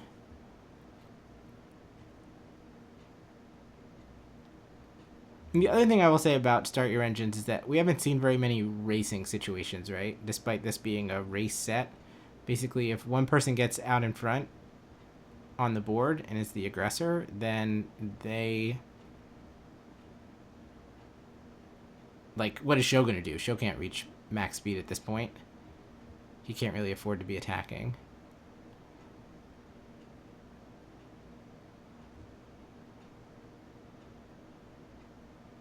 Well, it doesn't seem like it's going to stop him. He's going to go for it.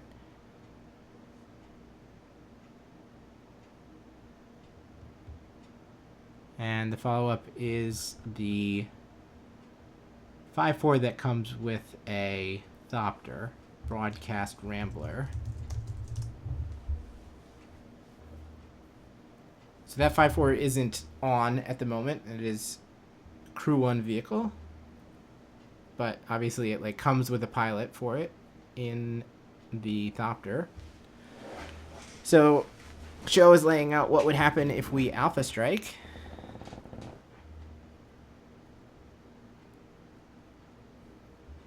Could Toshiki have afforded to wait and get back the 2-2 and use the 2-2 to create max speed because the zombie army looks way better with Far Fortune in play? That is very true.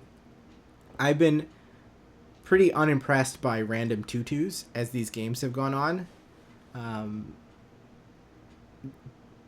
You don't want to be spending cards on them, basically.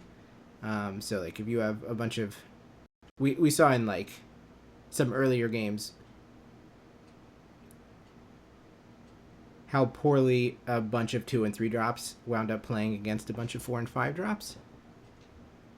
So I think these zombies being effectively 3-2s instead of 3-3s would be instead of 2-2s. 3-2s instead of 2-2s would be a pretty big game. We have seen a Zombify card in Toshiki's deck, right? He has the ability to raise dead or whatever, reanimate. So it is possible that Far Fortune could come back with a good top deck. So the decision last turn was that attacking with a bunch of zombies wasn't particularly exciting, but I have to assume that next turn it's going to be okay. Just on sheer numbers. You kill 3 of them. Okay, whatever. 2 more are going to take their place.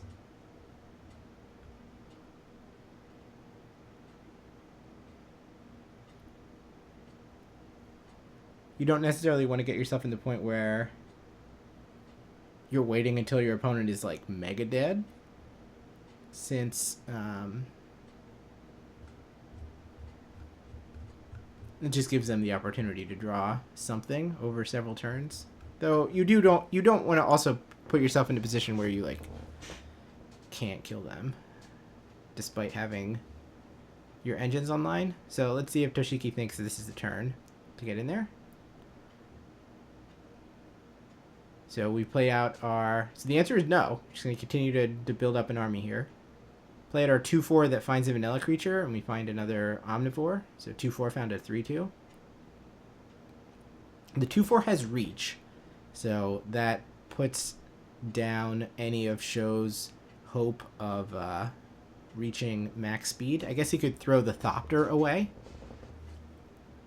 He's not going to do that. And we could attack with both the Thopter and the 3-3. The Swiftwing Assailant, and that would reach max speed, but at what cost? Presumably the Alpha Strike on the other side would be hella lethal.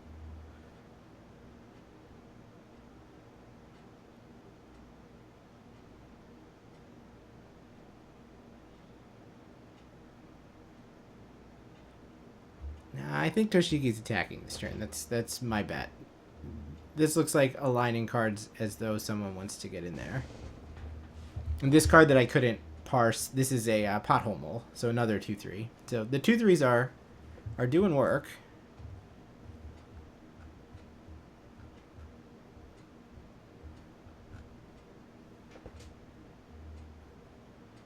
But the zombie army is coming.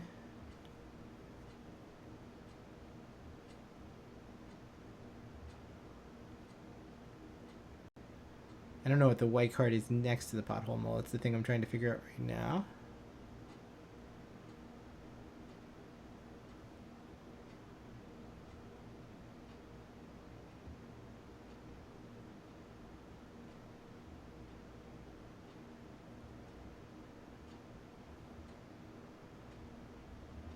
Oh, is it a daring mechanic?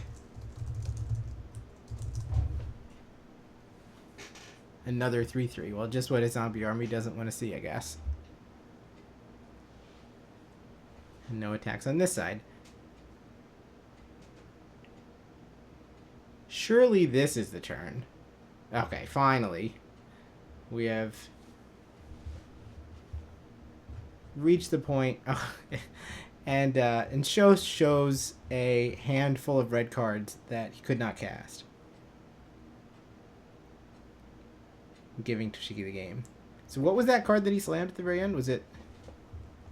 Let's back up for a second. The magic of YouTube.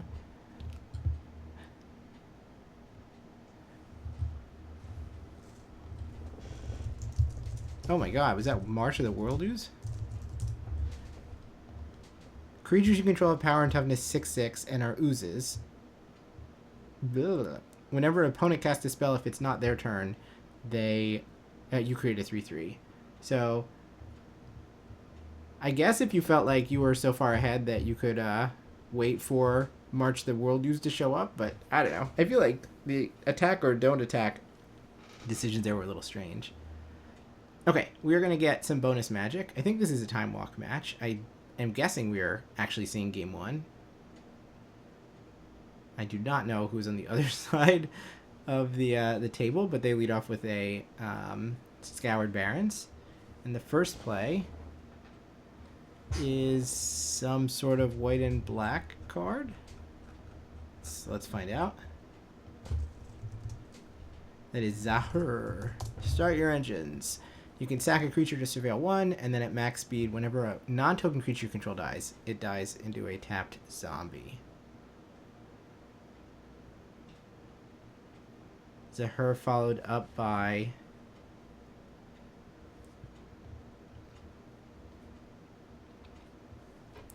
a Lotus Guard Disciple. When this creature enters target creature or vehicle gains lifelink indestructible. So, I mean, not the best time to use the Windrake, but you gotta play your 3-drop if it's all you have to work with. No play yet. Jinya making sure his opponent can read his cards.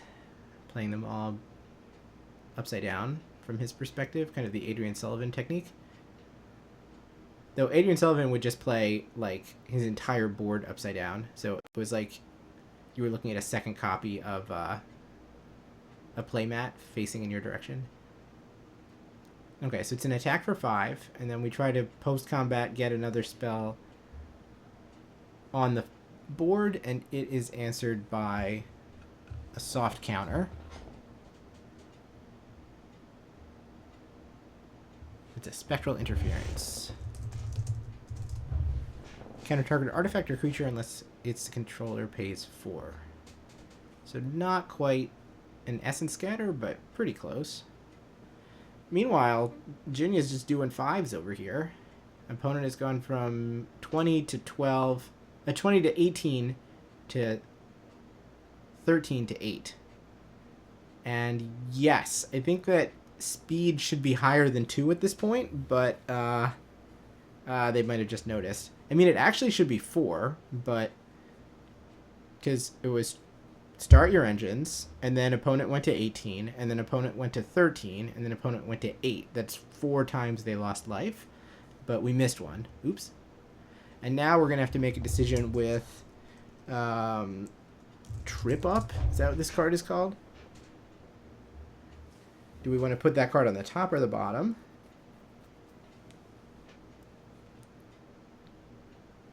Now, something that answers a 2/2 with flying will stabilize the board.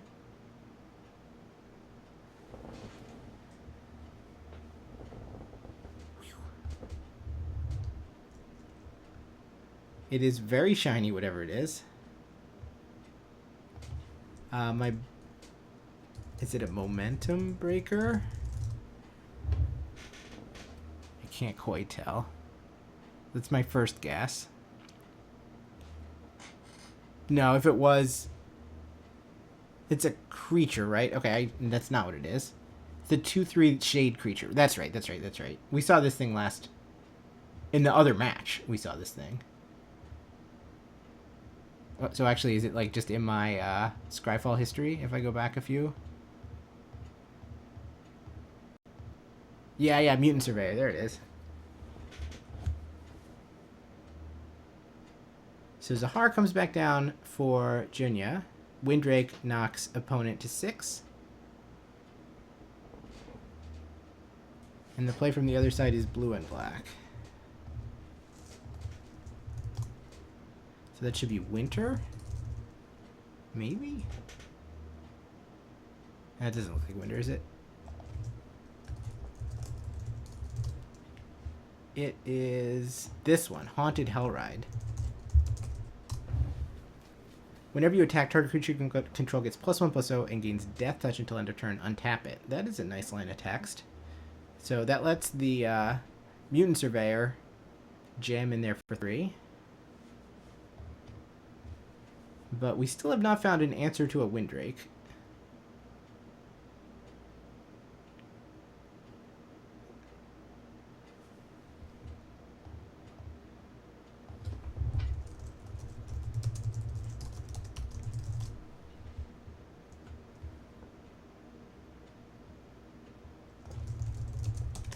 Next play from Junya is a Streaking Oil Gorger, which is 3/3 flying haste. Pretty good line of text. So 2/3 blocks Zahar. Fair. And 5 in the air knocks opponent down to 1. Facing 2 flyers with just a vehicle in play. Gulp. And yeah, okay. Let me take this opportunity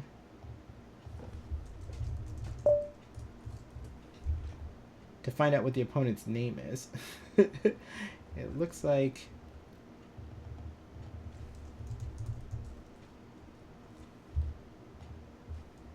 those characters I read Ryosuke. Now I know. Okay, we get to jump in Time Walk magic up to game number 2, where we play the Choose a Color land, and we get a post-it note, but I can't see what it says. I'll guess blue, but I mean, I'm not sure.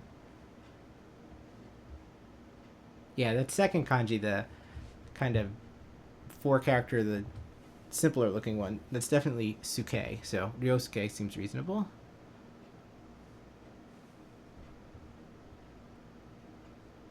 First play is a draw 2, lose 2.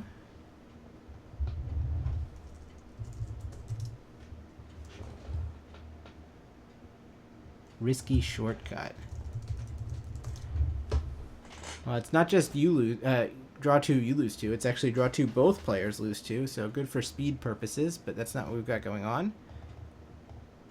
And the first play on the other side is the Lotus Guard Disciple, which doesn't have a target, so just a Windrake. Though just a Windrake looked fine last game. And we'll start the beats.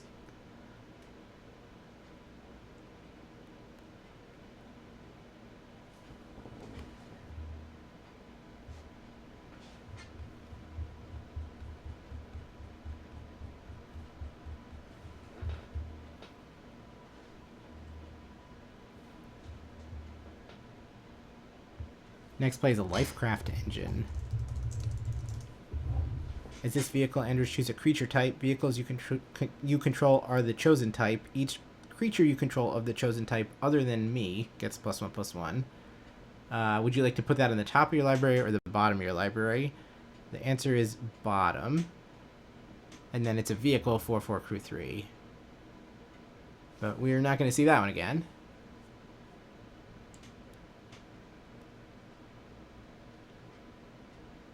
Alright, an oil a streaking oil gorger from the other side. So engines started. And a streaking oil gorger from this side. So we've just got oil gorgers passing in the night. But the extra pressure from the windbreak does mean Junya is ahead at the moment. Both players at 2 speed. Now, is someone going to slow down and try to trade 3-3s, or is it full speed ahead?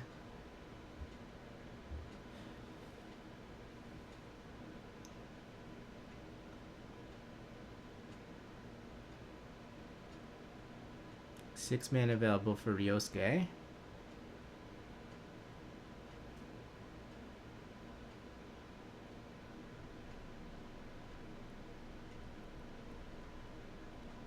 No, in for 3. Interesting.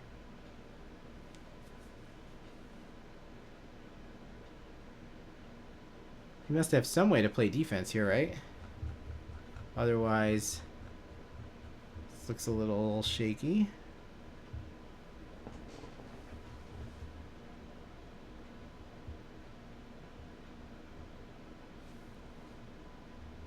So this is the 3-3 vehicle that is only a creature on your opponent's turn, I think. And is that the homunculus next to it? Those things don't block flyers. Well, whatever was going on there, that creature is dead. That was on a collision course.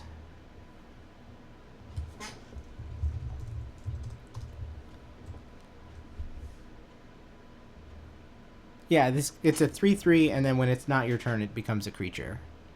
So, okay.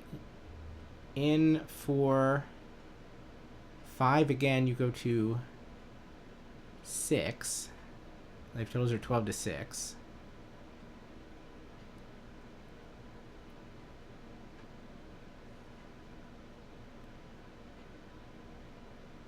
I mean, maybe max speed matters. If so, Junya doesn't really seem to have a way to stop Ryosuke from reaching it.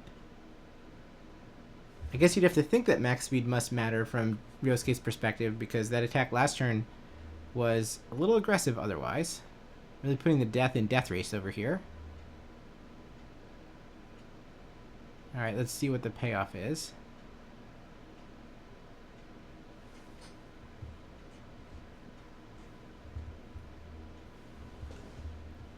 Is that a carrion cruiser?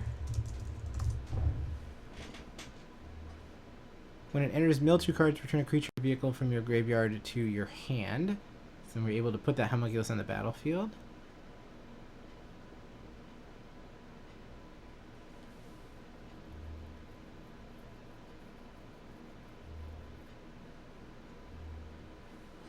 Ooh, it's the 6/6 vehicle that O-rings something.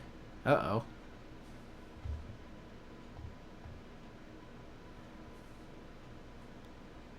Well, now this gets a little bit interesting because Oil Gorger does have lifelink, so 6 taking 5 going to 1. Not enough to end this game. And then it's possible with a blocker, then you can still justify attacking. And if that's true, you're still making progress. It looks like we're going to leave back the 2/2. Interesting. And take half of Ryosuke's life total.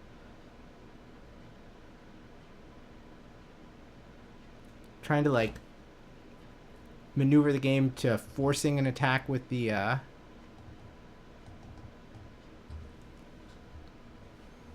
oil caster? Is that where we're going?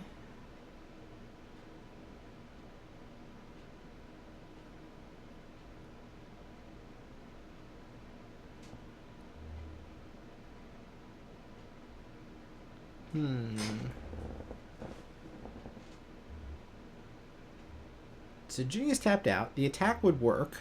It would make the life totals 6 to 6.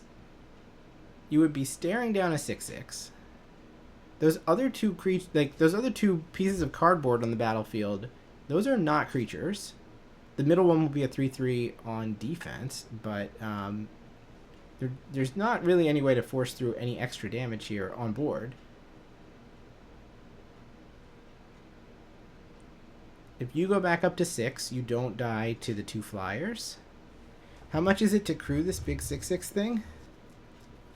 It's like detention something. Detention chariot. There's crew 3. And then it's just a chonky boy. Alright, so the attack does happen. And we play a glare card. And pass.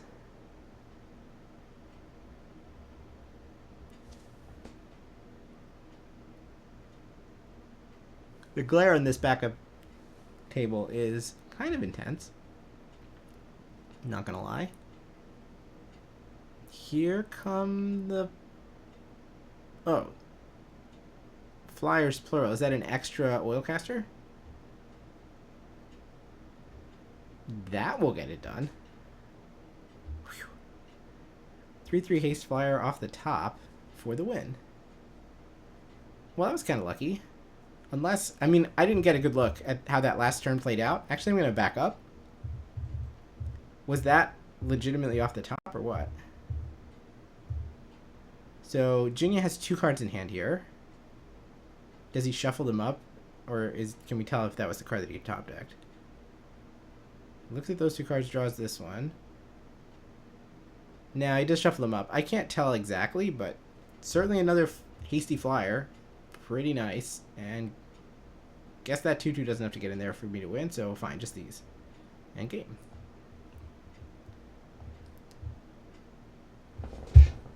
So ends round number 3, it looks like. I don't think that there's 2 backup matches at this point in the tournament. So let me just check really quick. Oh, I'm trying to find the words not reported, and I'm not finding them. Round 4 has already been paired. So it looks like the stream is going to take a quick ad break. I'm going to take a quick ad break. I'm going to get myself some more water, and then we'll be back for round 4 pretty quick. So see you shortly.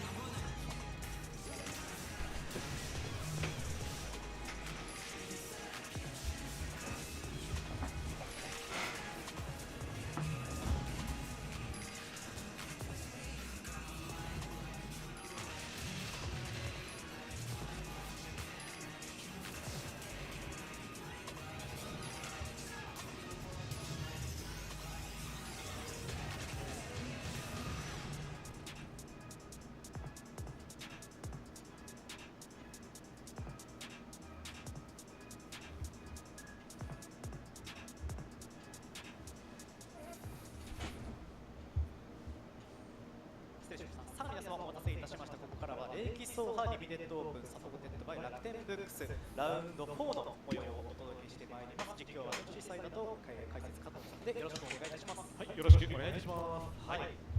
すぐにね、もうゲームが始まるというふうに伺っていますが、今回のフィーチャー席に呼ばれるプレイヤーがなかなか注目の、はい、プレイヤー誰でしたっけ？誰なんでしたっけ？はい、おそらくまっすぐ出てくると思います。ジェレミー・デザーニ選手。What? プロツアーテーロスのチャンピオンですね。プロツアーチャンピオンです。Sounds like this next round we're going to have PT Theros champion Jeremy Dezani in the feature match area. I did not realize he was in the tournament, but we will add him to the players to watch for sure. That is awesome. Oh yeah, check that out. There he is. And he is in fact 3-0.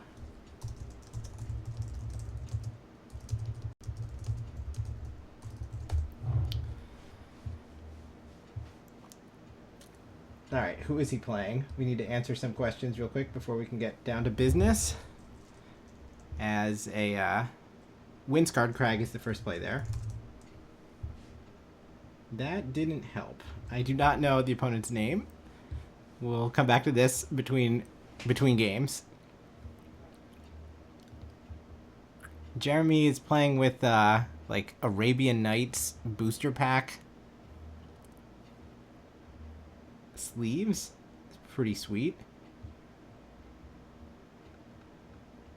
And the first play is a Spot Cycle Scouter. Actually, I probably can read Jeremy's cards.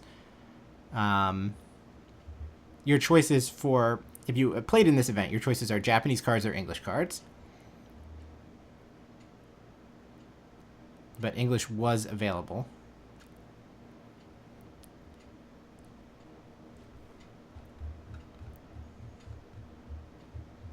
A 3/3 on the other side, card number 167. Loxodon Surveyor.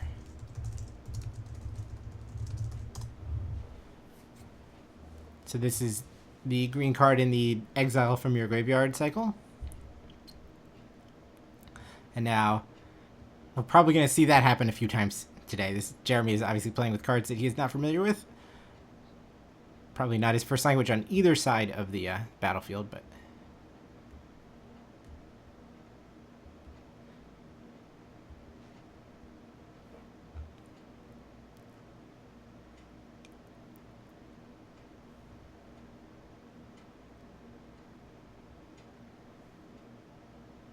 Alright, engine started crewing the Spot Cycle Scouter. Not a great one to say when you're on coverage. And we offer a trade 3/2 for 3/3. Opponent declines.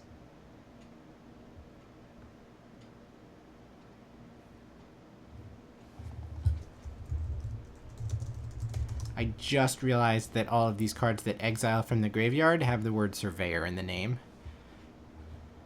Whoops. Probably could have known this earlier, but here we are. The bike is the play from the other side. So it's basically a Manalith. 3 mana card that taps for 1 mana of any color, but then it's also a 4/2 vehicle with crew 2. And we could use that to sneak out a Brightfield Glider. First time we've had this on stream today. It's a little 1/1 Vigilance. If you get into a board stall, you have extra power to play with. You can kind of use it to put something in the air. It gets an extra 1 point of power when it's saddled, so it attacks as a 2/3 flying Vigilance. Not the most impactful, but I mean it is a 1-drop.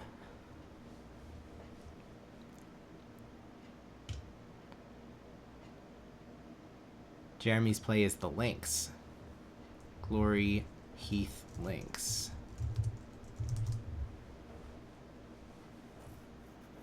2/3 lifelink. If it attacks while saddled, then you get to go find and tutor a plains. And here comes 3/2 and 3/2. And then we're going to play Collision Course. We have 3 vehicles and or creatures, and deal 3 damage. Oh, it's wait. We're playing the second mode. I'm sorry. Collision Course has 2 modes. The second mode is Shatter. Right, so we could just destroy the bike, limit opponent's mana production. We've hit for a fair number, and we've now passed back. Alright, 1-1 Vigilance, get in there. Have you considered whether or not you could survive against this little squeaky possum guy? Cycling. Oh, Jeremy asks a reasonable question. Is this a trigger that you can miss now that the opponent has taken another game action?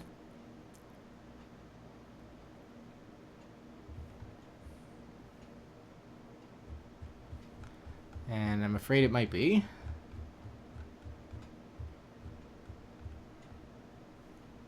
I mean, this is a rough tournament to be playing competitive RAL, right? Like, there's a lot to keep in track of, and these are cards that you're not super familiar with.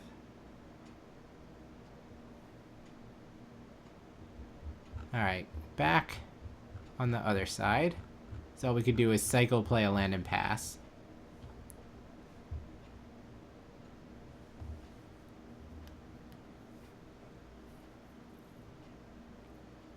I also just realized, because I'm busy looking on the other monitor a lot of the time, that there's actually a speed counter. I mean, we don't really need this since it's on the battlefield for us to look at, but I appreciate whoever was making the stream overlay. They went for it.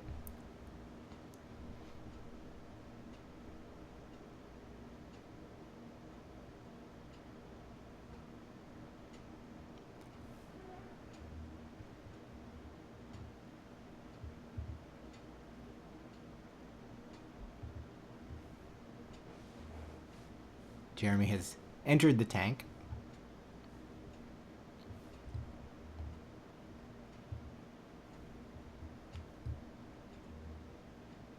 Alright, so Lynx, Cruise, the spin cycle, or whatever it's called, and those two are both getting in there. Is it finally time to throw the 3/3 at a creature? Yes, we're going to go after the 3/2, the thing that doesn't need to crew. I mean, it's a little awkward because when the Surveyor goes down, then we can draw a card off of it, but I understand that the vehicle kind of demands more resources from Jeremy in order to get in the red zone. Jeremy has reached max speed.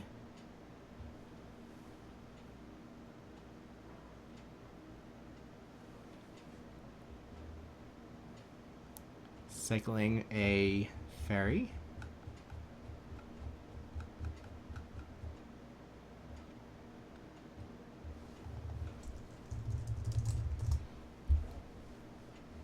It's 5 mana, 4/4 flyer.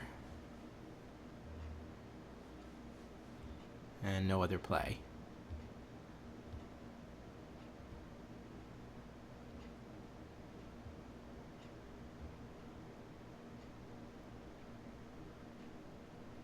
Alright, after some considerations to what this Brightfield Glider can do, Jeremy takes 1, opponent's speed goes to 3. But do we have a play? Land for turn.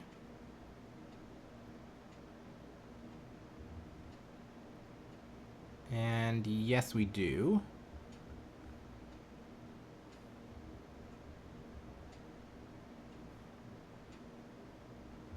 It's the 4/4 with reach and trample. Hazard of the Dunes. And it even has Monstrosity 3.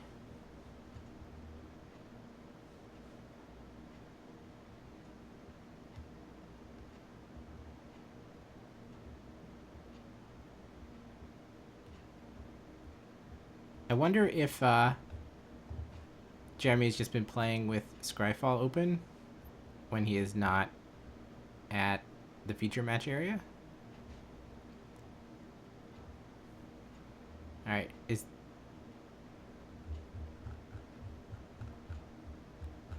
Speed down, Dunes back. Oh, it's a blue shell. Spike Shell Harrier.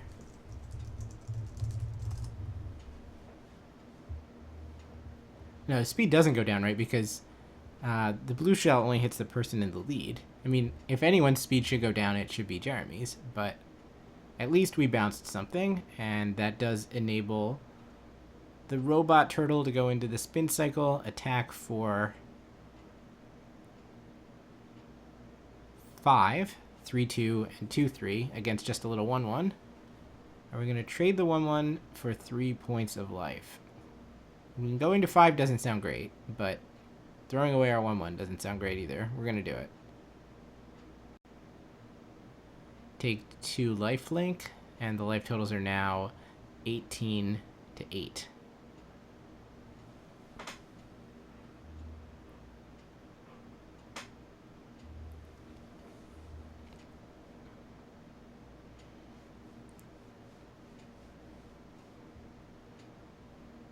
Ooh. Is that a Sun Mare in hand? Was it? Really? Isn't that a double white card? Don't seem to be particularly close to getting that out of hand. So we're going to play a Jaguar, 152.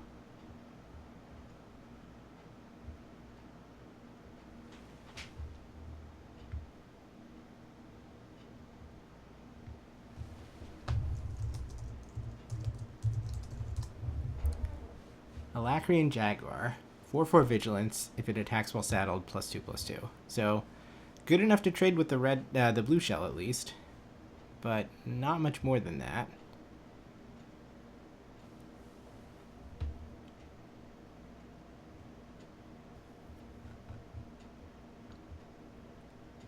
Do we have a play that's going to break this game open? Jeremy's putting a Boom Mobile up to the front of his hand.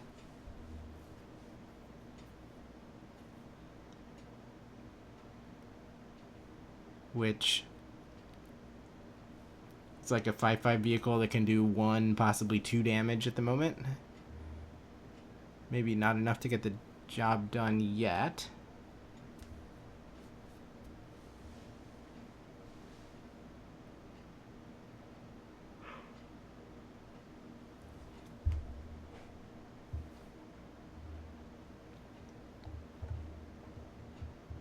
Alright, links into the spin cycle. Attack for 7. Well, the Boom Mobile will be lethal if opponent doesn't take the trade here. I see, we're just going to eat the 3/2. Okay, we have to put the creature in combat. So that has 3 damage marked on it, and I am guessing that we're going to use this as a way to do the 4th.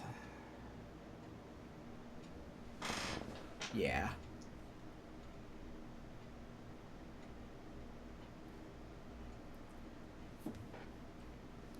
So the Boom Mobile should get a +1/+1 counter for this.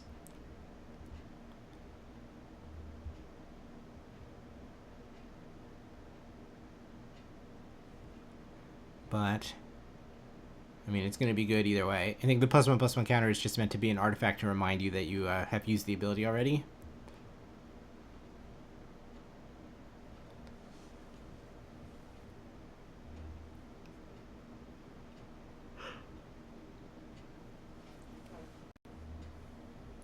Hazard of the Dunes is the play, and it's going to be a pretty good spell for just G to stay alive at this point. It's only crew 2, so the links can get in there, and 2 lethal threats come across. So Jeremy takes game 1.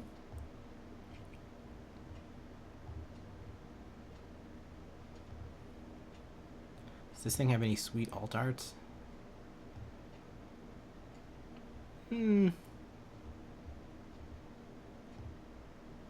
Whoa.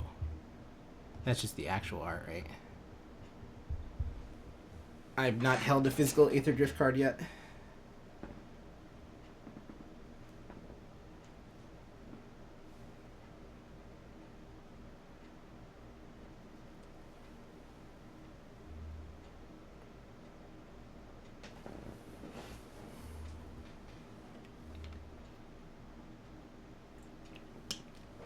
so I'm not super familiar with what all the other treatments look like. Looks like opponent has found some lands that did not come from the Amonkhet land station, or they might have brought them themselves. They look like Neon Dynasty cards.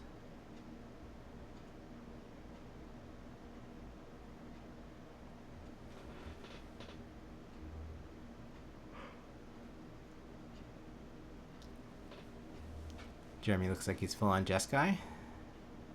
Saw a few blue cards go past.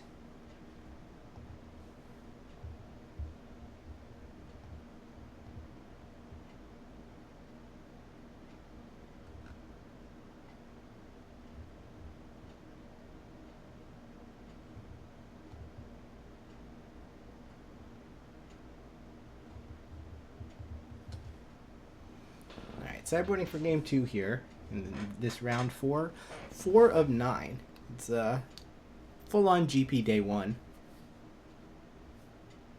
9 rounds of sealed, playing down to top 8. And then there will be a top 8 draft to conclude this limited open to start the stream tomorrow. Tomorrow's stream is an hour earlier than this one. It'll be at 7 p.m. Eastern. I have System Magic Greg Michelle, joining me, who knows a thing or two about limited, pre-release limited, and pre-release drafts in particular. He won one a couple years ago with like a $10,000 prize for first place. Something that not that many people could say.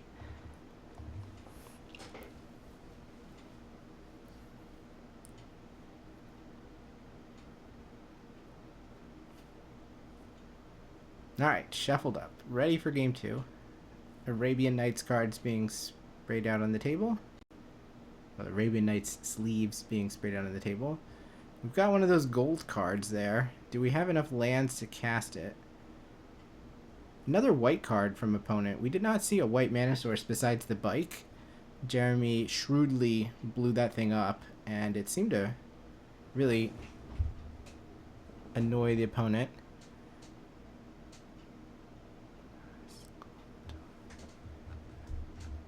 Well, I recognize the word mascot in the name, so maybe we can start there and trying to figure out what this green 1-drop is. District Mascot.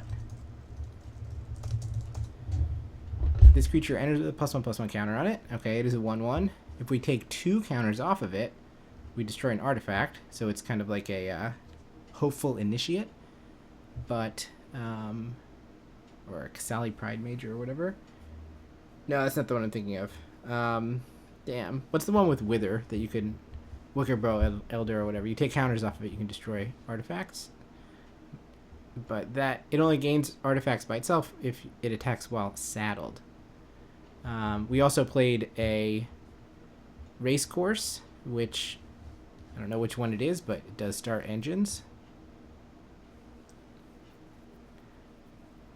Jeremy doesn't exactly stop an attack from a 1/1.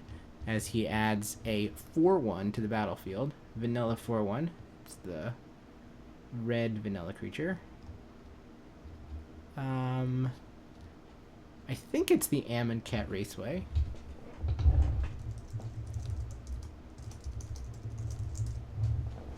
That's in play over there. Once we hit max speed, then that's just tap grant haste. And we'll play another... The Brightfield Glider comes out again. So we have 2 different mounts. We can start to get the possum in the air next turn, but we're not going to attack and offer the trade here, interestingly.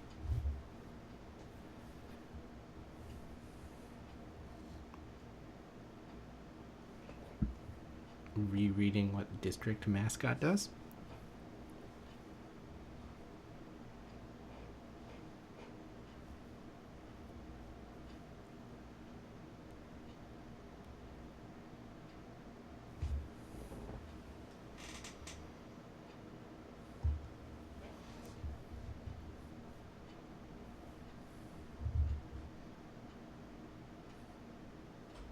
Alright, land number 3 from Jeremy is a mountain. Let's see if he's mapped out the rest of his turn yet.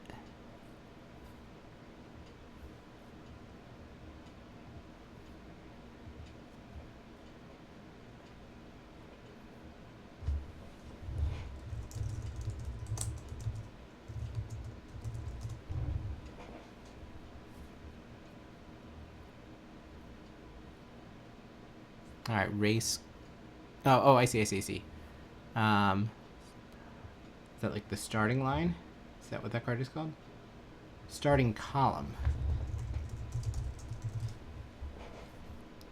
So this one is just legitimately a manolith, unlike the bike, which I've been colloquially referring to as a manolith. And then it will let you draw 2, discard 1 once you have hit max speed. But no attacking going on. 4-1 not attacking into the 1Xs. Let's see if opponent is willing to tap all their creatures out to get 2 points through. Maybe now that we've got an extra creature on the battlefield. Wait, that's not a creature.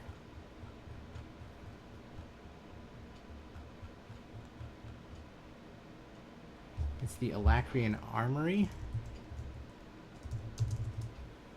Creatures you control get +0/+1 and have vigilance. At the beginning of combat in your turn, up to 1 mount or vehicle becomes saddled or mounted. So we can go ahead and saddle the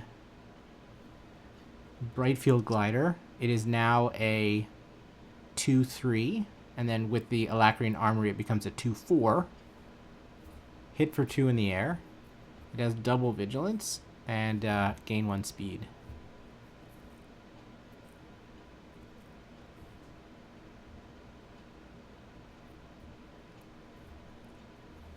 Curious if creatures you control get +0/+1 winds up being strong line of text. Because we've seen some situations where like having 1 extra power would have made a difference in these games so far, but I haven't been thinking from the lens of how good 1 extra toughness would be. I guess there have been a fair number of like I have to double block situations. Alright, screw it. Here comes my 4-1.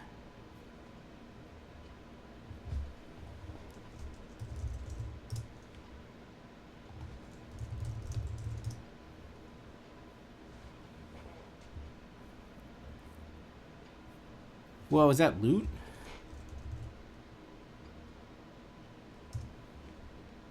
Uh-oh. Trying to find loot this way was wrong. Oh, no it's not. No, it's not. Is that Caradora? Yeah, as Jeremy goes and searches their library. I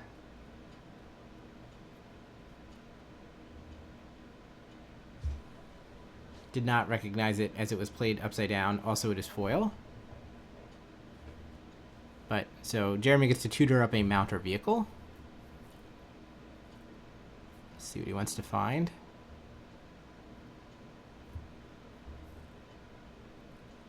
It is not surprisingly going to be the Boom Mobile. So that comes to hand.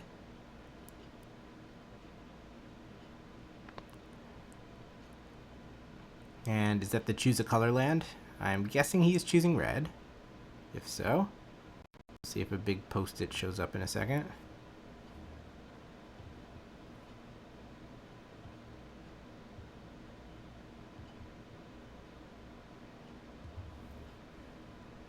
Yeah, that is a night market, and it is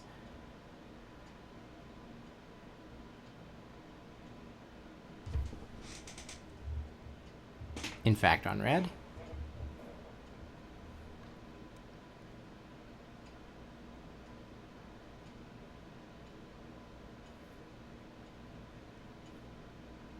Alright, the green mana sink. You can spend 5 mana into this thing to look at the top 3 cards and find a permanent, put it into your hand. Beast Rider Vanguard. Alright, so we're going to saddle one thing with the Armory, saddle another thing with the Beast Rider, put a counter on this, and here we come. So the mascot is a 2/3, and the glider is a 2/4 flyer. So we'll go ahead and trade, or attempt to trade, and it will succeed. Well, if we look at it as rare for rare, it seems okay, but I mean, on the one hand, a 1-drop traded up to a 4-drop. On the other hand, the 4-drop had drawn another rare. So, kind of a even deal altogether. 4-1 gets in. Do we want to trade for the glider here?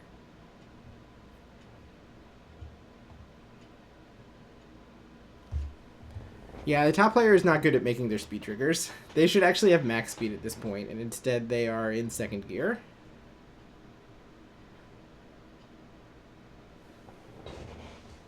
The Lynx and a blue card.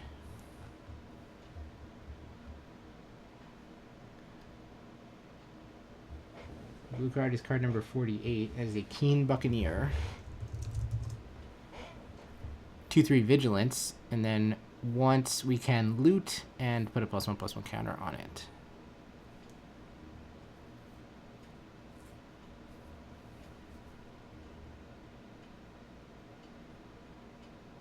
The Lynx should mitigate the issue. Oh, finally speed goes to 3 of this glider slowly winning the game. Let's see if we have something that we can actually do with our mana, though. I don't think activating the Beast Rider Vanguard is particularly an exciting use of our 6 mana this turn, but that might be all we've got. Now, as mana continues to accumulate on Jeremy's side, this boom cycle, or boom mobile rather, is getting more and more dangerous. Looks like we have another red vehicle in hand as well. Land for turn is the blue-green Verge, which always makes blue and only sometimes makes green. We caught sight of a Spire Mech cycle in hand as well.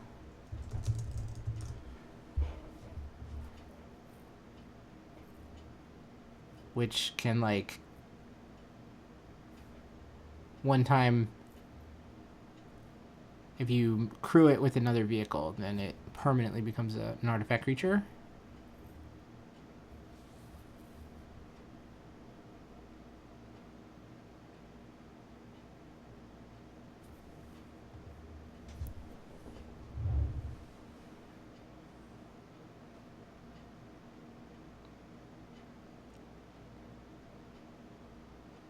Yeah, I'm not sure if Jeremy has any way to use green mana. There is at least one card in the set that has, like, Wooburg. Is that true?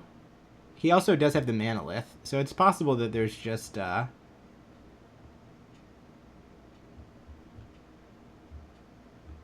there's no reason for it, and it's possible that maybe he has, like, some very, very incidental use of green. Yeah, that's right, that's right. It's a vehicle that you pay Wooburg and then it becomes a creature permanently, right? That would be my first guess. So wait, was the exhaust trigger on the stack and then we destroyed it with Broken Wings? Does that work?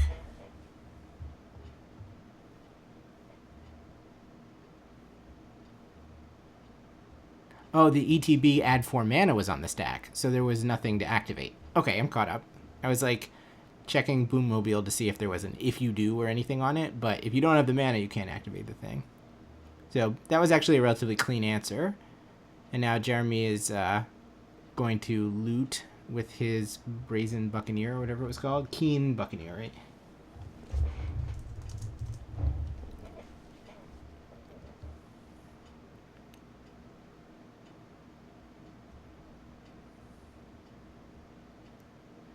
Alright, drawing a mountain, discarding a mountain.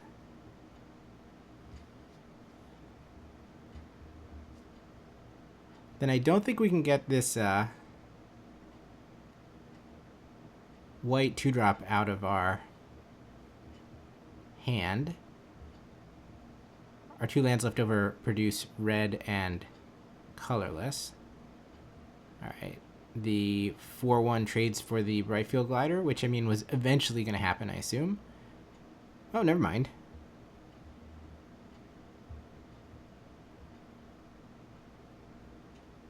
I'm actually a little surprised that the mana worked out that way. I thought there was just a red and a colorless land left open. Oh, that's not a colorless land, that's a manalith. Okay, thank you, Solterra. That is exactly what's going on. So then the spin cycle comes down. Spin cycle has ETB Scry 2. Damn. Oh, spot cycle, not spin cycle. And it's back on opponent, who is down to just a 2-2. And we're going to go fishing? Ooh, that feels bad. Oh, at least we're doing this on Jeremy's end step. I guess we kind of thought that that might be all we could do with the mana this turn. Right, we had just hit 6 mana and we had nothing better to do than go fishing. No, we main phased went fishing. Ugh. And we've added a Surveyor. Leonin Surveyor. Which is ye old 2-3. So it's 3-4, 2-3, 3-2 vehicle against 2-3, 2-3 on the other side. It's true that a pair of 2-3s can team up and take down a 3-4, but here comes the Spire Mech Cycle.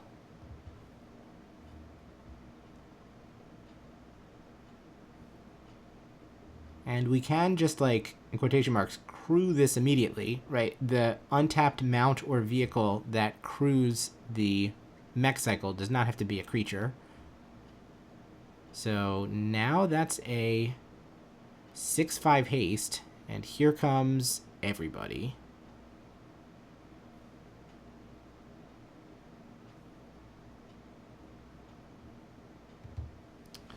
You can figure out how you want to block this.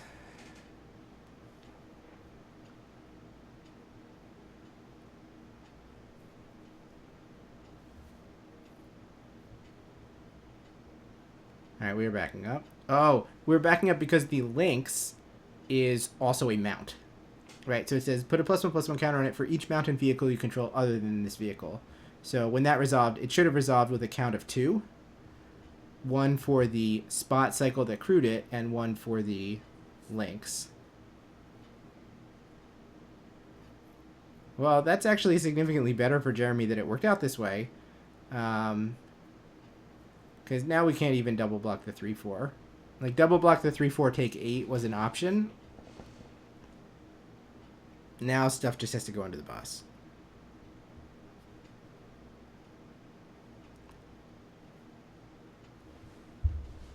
Dizani also has Wrath in hand. Spectacular Pile Up. Wow. His deck seems great. I wonder if we're going to see him again later.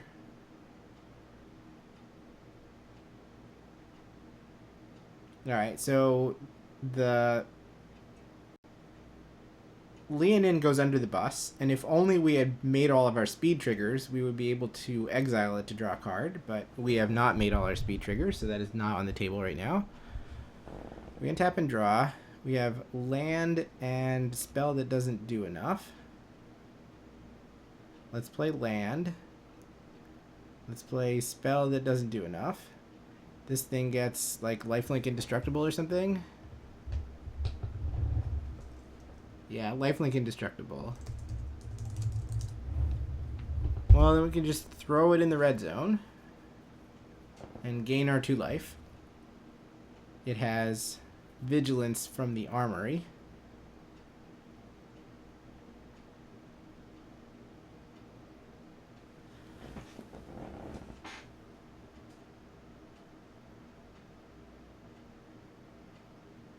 Now we're in a spot where, well, we would win with nothing, but we even have something, so must be nice.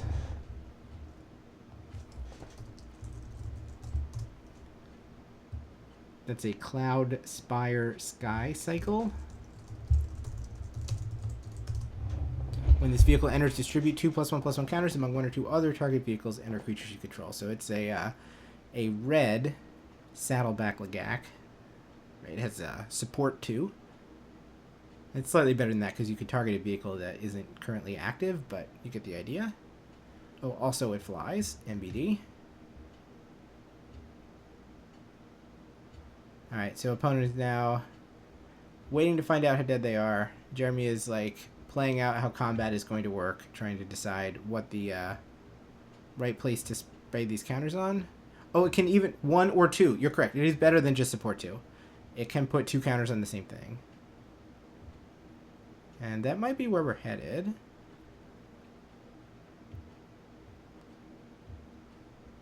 So is there lethal on board? I mean, I think the answer is no. Can we force opponent to lose all of their creatures? The answer to that one might be yes.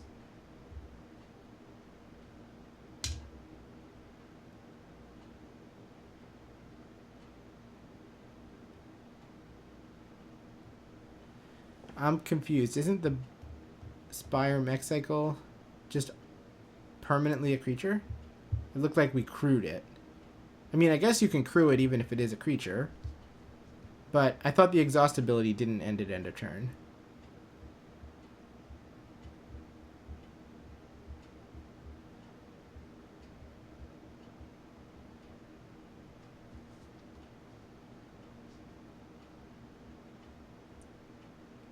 I feel like Jeremy, I mean, he's learned some things about his cards during this match. I believe Jeremy is the person who played Aurelia Exemplar of Justice at Pro Tour Guilds of Ravnica. That was the one where there was a bunch of like Loxodon. There was a white weenie deck, right? Like LSV playing Settle the Wreckage and stuff. Venerated Loxodons. And Jeremy did not know that Aurelia had Mentor, and he went 9-0 in that day one, or 8-0 in that day one, undefeated and constructed. So everything I've seen here is like consistent with what I've seen of Jeremy in the past, which is funny. But boy, is his deck stacked. All right, Detention Chariot takes the Mech Cycle off the battlefield. I mean, it's good for us as watchers to try to figure out exactly what's supposed to happen, but I mean, I think we do have to cut the competitors a little bit extra slack today playing with cards that they may have just read for the first time this morning.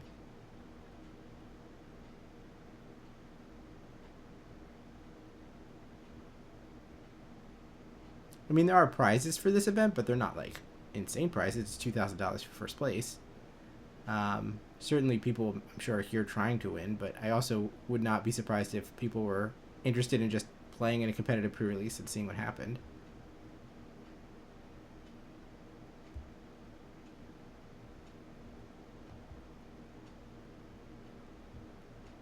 Yeah, I too defaulted to thinking that the Cloudspire Cycle had to split the counters. I did not realize that you could join them together.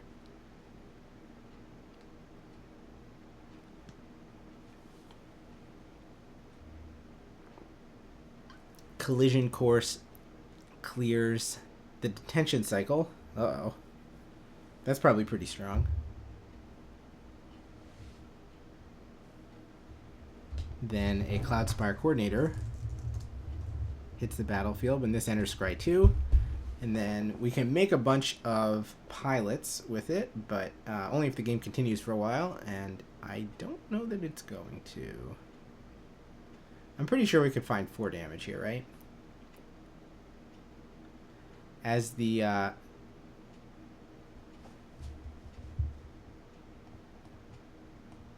Mech Cycle re-enters the battlefield, there are more other vehicles than there were previously, so it actually grew to being an 8-7. The thing's kind of a tank. Been impressed the couple of times that we've seen that hit the battlefield.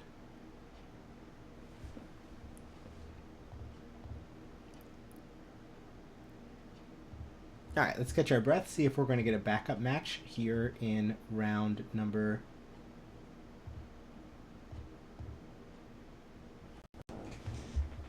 4 of 9. We are watching the Limited Open in Chiba, Japan. What we see over the commentator's shoulders here is the regional championship. Unfortunately, we are not watching that right now because it is not being broadcast live. The matches are being recorded. There's a table in the feature match area that has a separate camera, and the matches are being posted to YouTube.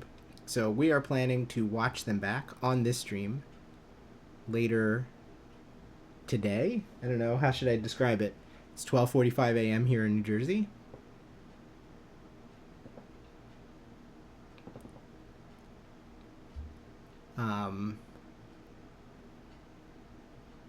So approximately 12 hours from now, like once we're done with Limited, I'm going to fall asleep, I'll wake up, and we'll come back and watch the Day 1 Modern matches. Max Cyclos look like a 6.5 haste or better most of the times it's been played. That's right. And the exhaustibility seems pretty trivial to handle, given that there's a lot of mounts running around. Sometimes you could just crew it with a mount, and in that case you might as well just exhaust. Alright, we come in on a game of Magic over here. I'm going to need to know the life totals to know how good it is that the player at the top is tapped out.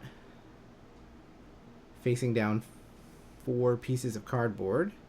A little spooky. It looks like it's a black-green mirror. 15-9 is where we stand.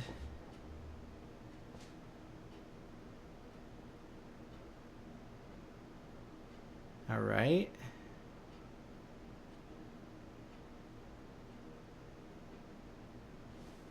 See if we can catch ourselves up on what some of these cards are.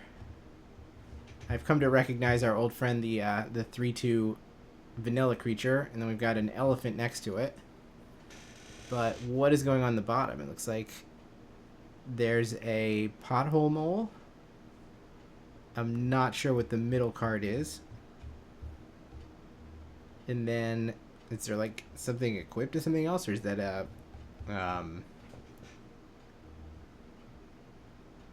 looked like when we first came in, one thing was like put on top of the other one.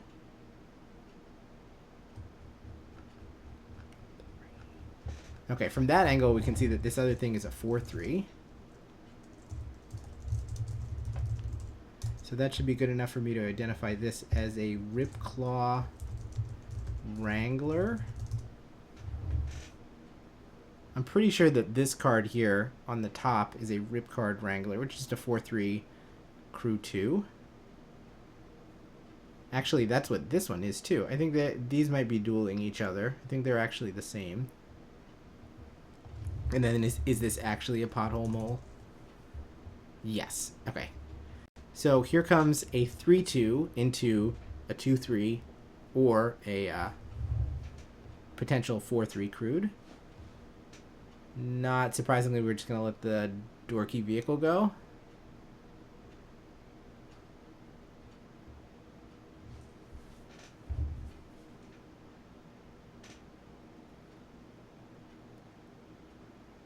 So then the real question is, what is this last thing that has counters and possibly an equipment? Though that might be like a snake, whatever it's called. Silken Strength. That doesn't look like an enchantment though. A refueler. Elvish Refueler, yes. During your turn, as long as you haven't activated an exhaust ability, you may activate exhaust abilities. So it was giving itself counters. Now it looks like something fell off of it, and now he's equipping to something else. I didn't actually know there was. Oh, I see. It's the Double Strike Equip / Vehicle. That's right, unicycle or whatever, right? It's not actually unicycle, but it's like the idea came from the Mystery Booster card. Rover Blade, yeah, it's called. So it's equipped for, and it gives the equipped creature double strike. And once it's fallen off, then it's a 2/2 vehicle with double strike. Alright, so new creature comes down, maybe a camera launcher or something? Maybe a camera launcher. I don't think it is. But anyway, it crewed the 4/3, and here they come. So that's 7 power getting in there against a 2/3 double strike. So 2/3 double strike, unfortunately, not the best against 3x creatures. They're just going to trade the 3/3s. the vehicle spins out, and we're going to accept the trade. Okay, so now we're down to your dorky thing against my double striker. See if we can figure out exactly which dorky thing this is.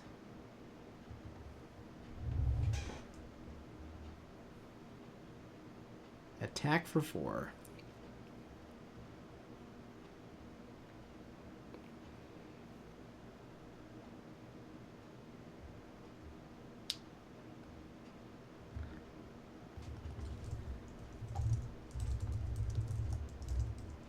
Ticket Tortoise. Is that what that is? 3/1 defender. When it dies, if you're behind on lands, make a treasure. Yes. I didn't realize it was a 3/1.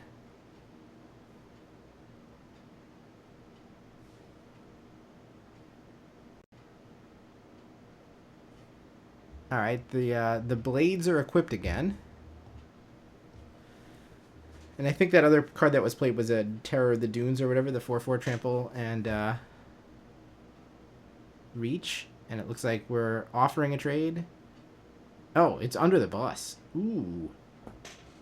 Oh, because that's a Terror of the Dunes too. This card is the same as that card. So it was 4/4 double strike trample against 4/4 non-double strike trample. You would much rather be the 4/4 with double strike. Alright, so then it's just the little mascot. That's not good enough to survive against 8 points of trample coming in, right? Wabam?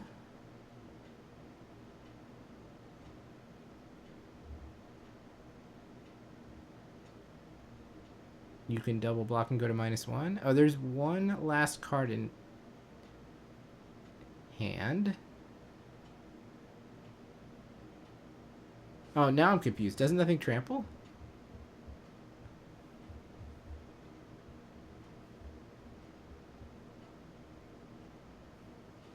Hazard of the Dunes.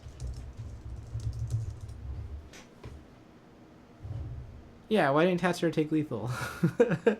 What's going on? That is not a Hazard of the Dunes, I guess? It's the 2/1 Death Touch mount. I see. I saw the mouth and assumed it was this mouth, but I guess it is not. Okay, so now it's like, we'll trade here. Oh, that's a monster. Never mind. Chump this, you take 4, go to 1. Yeah. Okay, so it is the 2/1 Death Touch. Venom Sacklagak. But ultimately, person with creatures defeats person without them. When it attacks while saddle, gets +0/+3. Otherwise, it's kind of an ambush viper.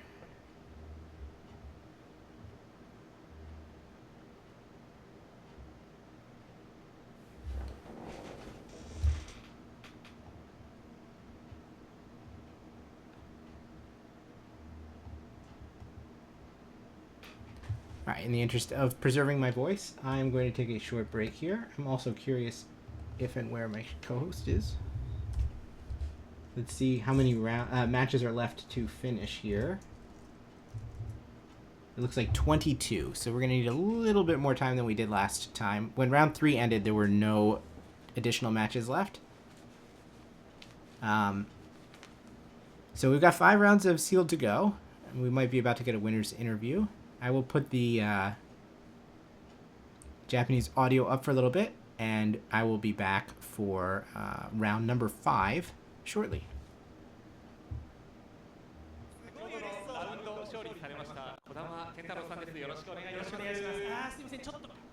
Does this guy have Todd Anderson energy, or is it just me?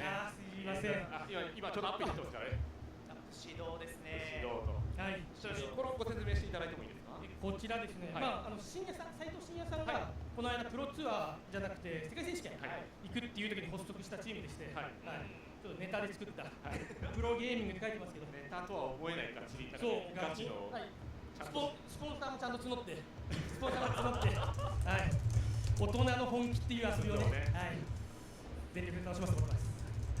ちなみにさっきのラウンドだったんですけども、なかなかかなりクロスゲームだったかなと思うんですけども、はい、いかがですか？いや、よかったです。よかった。いや、もう危ないなって思いながらも、けどもずっとやっぱり環境レアね、もう今パックから2枚3枚出ることあるじゃないですか、やっぱみんなボムどんどん出してくるんで、もうそこでなんとかですね、来ました。現在のスコアは今4-0。素晴らしい。このままトップ8に目標はズバリ。いや、それはもちろんトップ8優勝からの優勝。もうこのチーム名をですね、日本を超えて世界に広いですね。ここじゃ超えれないから。ここで多分一応日本中にはね届くかなと思いますね。これからそうですよね。ちなみにそので来て点数って何点ぐらいですか？点数は70点、75。いや、クールがめちゃめちゃ強くて、使ってないカードの方に何ですっけ、青々2の新ワレア、ムヤンリ、あとムヤンリの怒りだとか、あと赤が黒の機械巨人とかがいるんですけど、青もなかなか使えなかったり、その赤がなかなか使えなかったりして、もうあの手この手でやってて、なんで多分組む人によって全然違うクールになるんじゃないかなっていうようなところで、あんまり事故をしたくなかったんで、もう2色で、まとめた感じですね。そのね、ナショナルシューさんにお話が見ては59点ということ誰がですか？中村修平さんがご自身のプールに採点したとき59点。けどここに来たってことは勝ってるんですか？さっきそうですね、2回戦時点では2-0で。じゃあ当たったらやっつけてきます。いや、惜しいお言葉をいただき59点でしょ。こっち75点ですよ。と75なんで負けるわけがない。負けるわけない。腕の差でマイナス20点しても負けません？それ。15点以上差がありそうだな。15点結構ギリギリだ。74対75だ。相当ギリギリですけど。あら、負けました。同僚宣言が入りました。まあでもね、まだまだ先は長い。まだまだ先は長いです。いや、まさか呼んでいただけるなんて思いもしなくて、すみません。スタッフの方々ありがとうございます。ありがとうございます。なので喋り方がプロなんでね。ここにね、お越しいただいたということは、せっかくなので、こちらのですね、ちょっとクエスターブースターの方を向いていただいてもよろしいでしょうか。いいんですか？じゃあ、大丈夫です。いや、まだこれ出たばっかりですからね。そうですね。見たことのね、ない人の方が多いと思います。ばっかりってまだ発売日迎えてないですから。ばっかり、だから触れたことはない。ただこの上ですぐレアリティ知ってるっていうことは。ほい。カラーローラーじゃないですか。4-7-4-2のレアです。カラーローラーのオイル4点ダメージ。なんか違い。悪魔祭出た時に破壊するやつです。はい、神話とかね。はい。これはそうですね。はい。次ぐらいまで出てる。再利用確執。出産のからと言われているバーディードバンドバーシングポップみたいな。スタンでも何か身代わり宝石とか使いちゃうのじゃないので、噂のカードですね。よくご存知で、ありがとうございます。しゃべりもプロだし、パックの開け方もプロだし。いや、見てもらってる人に楽しんでもらうためにも一生懸命ですよ。噛まないし。自力の高さがございました。いや、そんなにはちょっと判断ない。配信もやられないです。そうなんですよ。何か言って、武士道プロも、あれなんですけど、こちら、浜屋、カードショップ浜屋を私がスポンサーとします。噛みましたね。そう、噛んでねって褒めた瞬間、やっぱ無理、あんまり言わないのに、宣伝なんかしちゃって、いいっす、浜屋の方いいっす。慣れてないから。自分が話したらいくらでもできるのに、他の人の話する。次の大会の時はここ無地になってますね。多分ね。無地になってます。ビッグマジックさんまだ空いてますよ。背中とかどうですか？スポンサーで受け付けておりますので。ブースあるんでちょっと行ってきてもらいます。我々じゃなくて悔やさなきゃいけない。いろんなそうですね。今いろんなお店ブース出されてますから。そうです。片っ端からそうですね。ご紹介します。いいんじゃないですか。はい。ということでインタビュー終了となります。最後に田中さん何か言い残すことが頑張ります。はい、ありがとうございました。またこちらにね、また来ます。お越しいただけるとすごく嬉しいです。はい、ありがとうございました。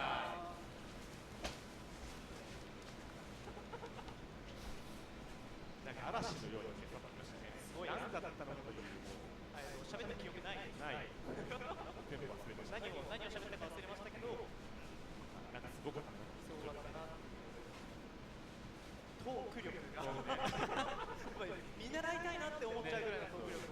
めちゃニコニコしていいですよね。なんかマジック楽しんでる感じがそのご本人からもよく伝わってくるんですよね。その配信とかでもそうですし、あと僕この間のビッグマジック自体武士道プロゲーミングっていう企画をやらせてやってましたよね。はい、いただいたので、その時にもね、まあ対戦したこともありますし、本当に心の底からマジックを楽しんで、まあ大人の遊びと言ってましたけど、全力で楽しむっていう。もうね、本当にそれを体現してましたね。いや本当に素晴らしいプレイヤーにお話を聞けたということで、さあこのラウンドはどうですか？残りのフィーチャーマッチはおそらくないんですかね。そろそろネクストラウンドになるのか、もう1択移るのかといったところですけれども、たところですが、はい、まだ情報は来ましたね。はい、というわけで、ラウンド4がここまでとなります。次のラウンド5はまた石川さんと井川さんにバトンタッチして、お送りしたいと思います。それまで動画を見てしばらくお待ちください。それでは失礼いたします。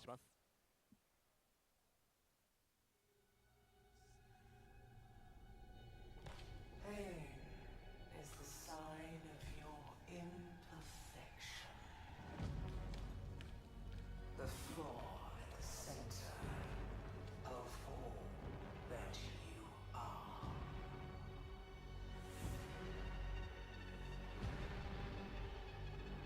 But your suffering is at an end.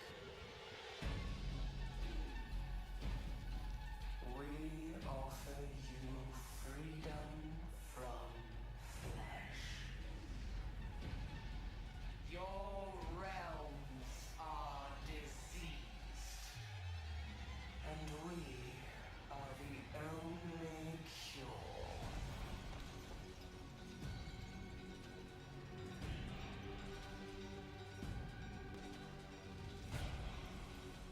You can either kneel before this throne, or become a part of it.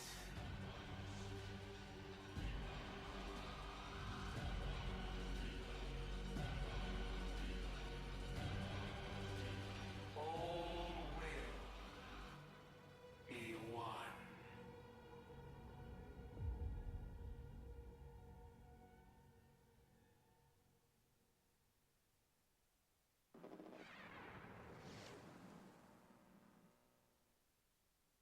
I've got 5 attackers, you got no blockers, and you're dead.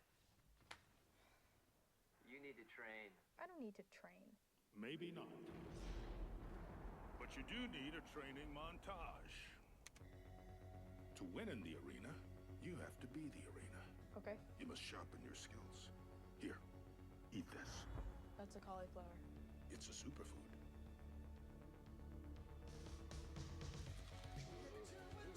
All right, come on, pump them, keep those knees going.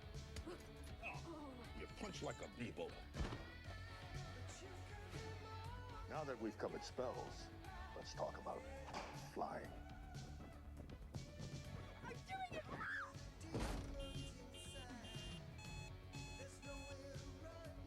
Rise and shine.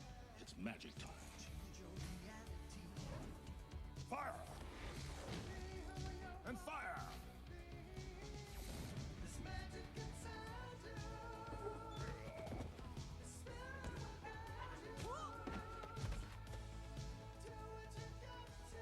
Done. Sophia, don't you quit on me.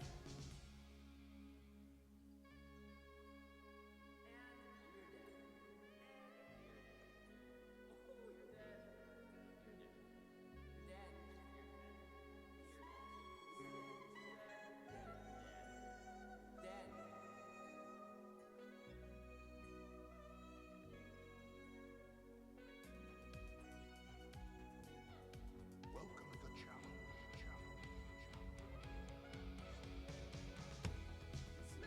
Rise and shine. It's magic time. Up that hill! Move those zombies! Yes! Fire! Fire! Fire!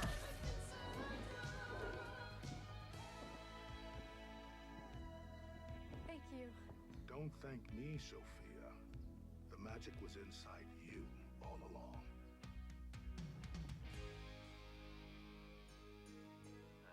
What are you doing? I'm Nothing.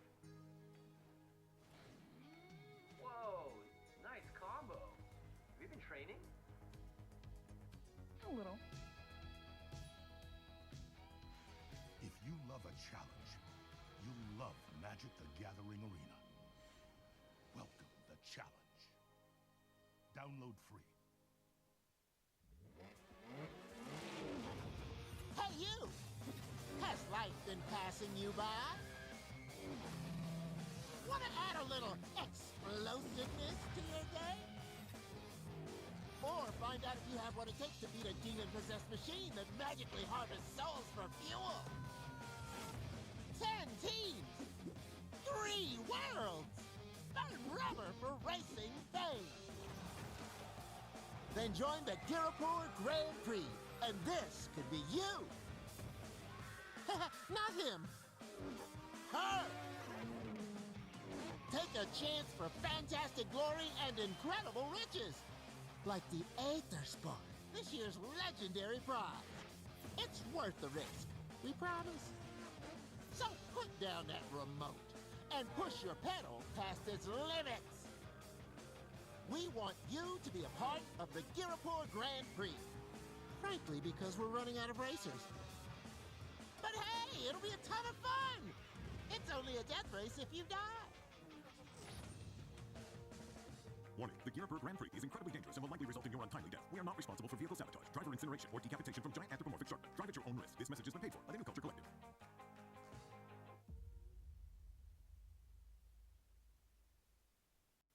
Hey you! Stop contemplating your existential dread. Try Magic the Gathering Foundations. Dying decor got you depressed? Foundations turns dreary into dramatic. But wait! There's more! With the right magic card, everything's better. Can magic help me with my boss's after-hours texts? It sure can.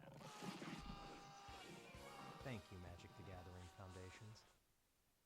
はい、皆様お待たせいたしました。プレイヤーズコンベンション千葉2025。こちら、世界最速級リミテッドオープンフォーミュラでございますけども、サポーテッドバイ楽天ブックスでお送りしております。実況私石川と、そして解説井川さんです。よろしくお願いいたします。はい、よろしくお願いします。まあここでいよいよ折り返しと。Oops, I was muted.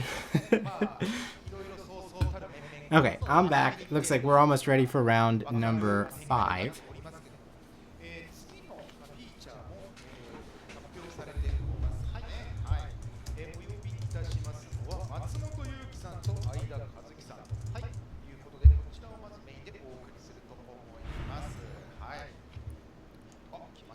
Oh. We're going to watch a master this round. That first guy is Yuki Matsumoto, who for a long time, and might still, have like the highest limited winning percentage on the ELO project. He is very, very good at draft, even at the Pro Tour level. Looks like we start Gainland versus Gainland. Like Tranquil Thicket versus Windscarred Crag, 21 apiece. And the first play is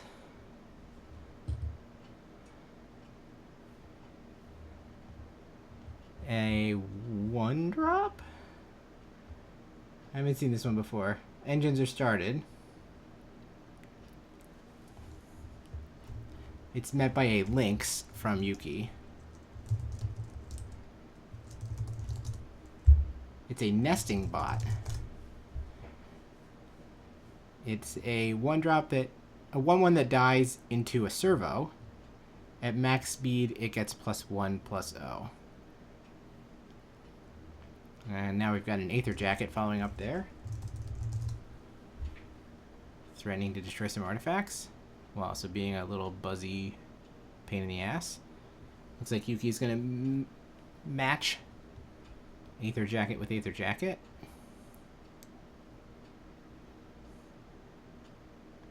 And we're just immediately going to saddle. So Yuki is looking to find a plains. Actually, I haven't seen this text used much today like to use the links in development to find extra sources of mana. That is the play. We have a 2-3 rumbling in there. I mean, Kazuki could double block, but I wasn't expecting him to do it. It looks like he's going to actually throw them both in the way. And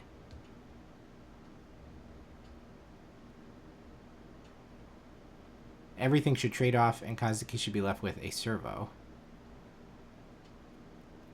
Kind of thought he might want to use the Aether Jacket to get some speed, but it doesn't look like that's the direction that we're going here. Oh, I just remembered I was supposed to switch to the card viewer just in time. So again, that card that we saw, the 1-drop, was a nesting bot. 1/1 start your engine. When it dies, make a servo. So it plus the 2/1 Aether Jacket traded for the Glory Heath links. Now the servo gets in, speed to 2.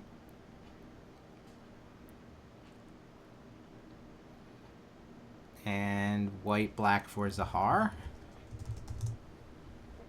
Zahur, what's it called? Zahur, Glory's Past.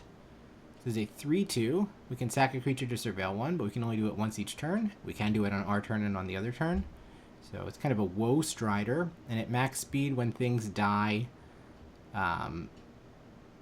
you get to make your non-token creatures die into zombies.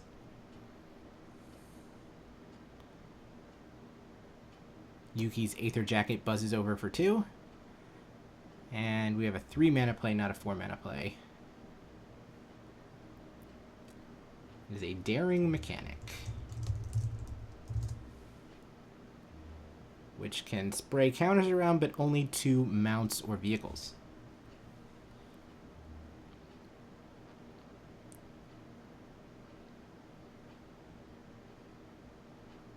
Some of the usual suspects on Kazuki's side.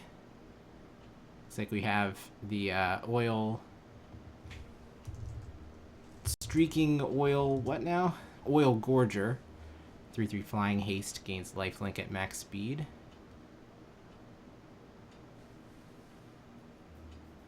That is going to be the play. Might as well spend 5 mana on your 5-drop on a turn when your opponent doesn't have any mana up, and the Oil Gorger is going to get past the Aether Jacket, hitting Yuki for 3. We also remember the speed.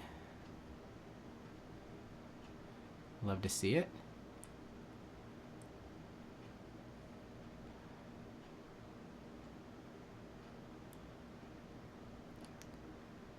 Aether Jacket in for 2. Keeping Yuki slightly in front. It's 19-17 now. It's interesting to see.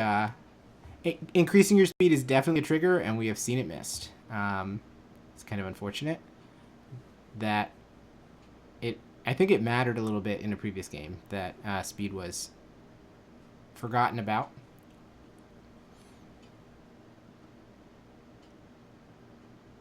Though I am trying to cut the competitors some slack today, as this is obviously a mechanic that they have never played with before, but they are playing at competitive RAL, so these things are their responsibility. They signed up to try to remember to increase their speed.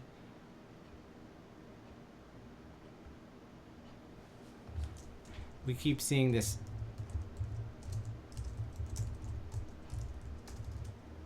whoa, is that this black and white card in Kazuki's hand, which has now just been played?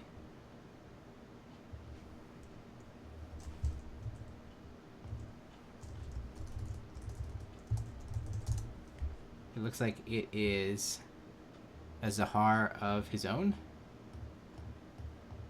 Zahur, rather. And we've also added a Sky Strike. Sky Streak, sorry. No, that's not it. The Glider. It's a 3/3 and then Swiftwing. I don't know the card names yet. Swiftwing Assailant. It's a 3/3 and then with max speed, it gets +0/+1 in Vigilance.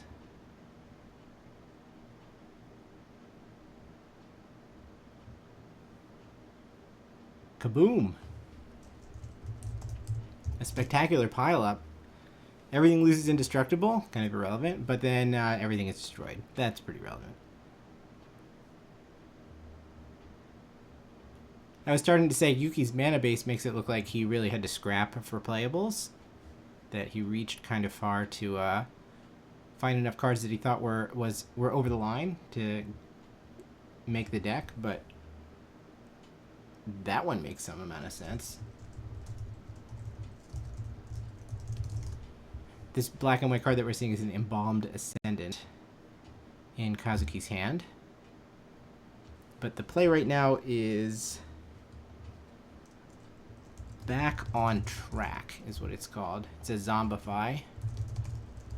Return a creature or vehicle from your graveyard to the battlefield and then make a pilot. So we bring back the 3/3 with haste and smack with it, and that reaches max speed. So the Streaking Oil Gorger now at max speed has lifelink alongside flying and haste.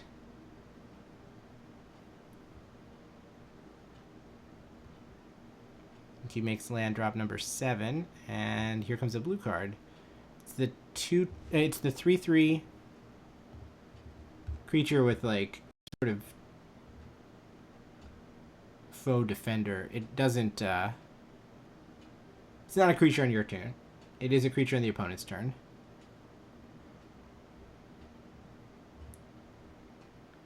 Midnight Mangler. So you have to do something if you want to attack with it, but it can block freely. I think it's kind of a cute design. Oilcaster comes in for 3, and Kazuki should take a 17-13 lead. The next play is finally this Embalmed Ascendant. So it's a 1/2 that comes with a 2/2. And it is, let's say, Zulaport Cutthroat. Whenever a creature you control dies, you drain for 1.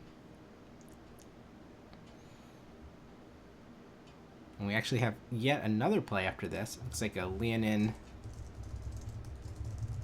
Surveyor.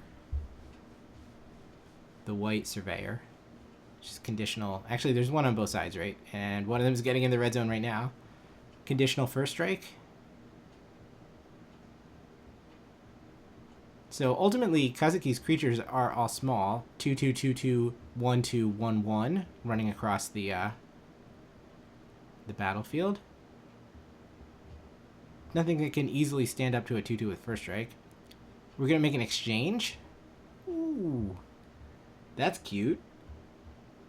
Here, you can have my 2/2. I'm gonna take your 3/3 flying haste vigilance.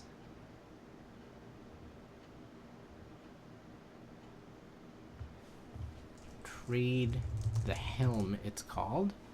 Exchange control of an artifact or creature you control and an artifact or creature an opponent controls.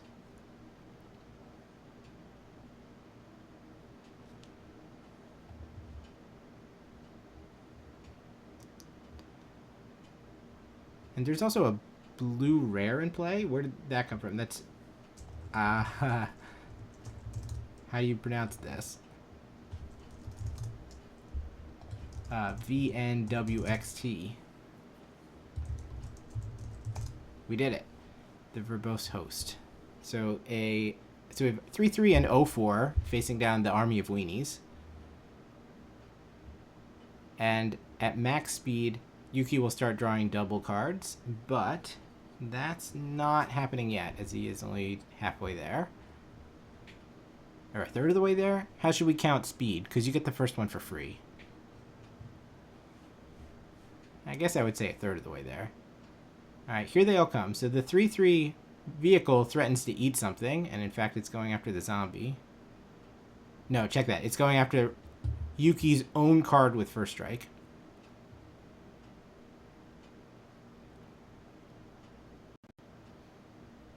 He'll get drained for 1 for killing a creature, and then take 1, 2, 3, 4, 5 on top of that. So he should go to 7, Kazuki to 16.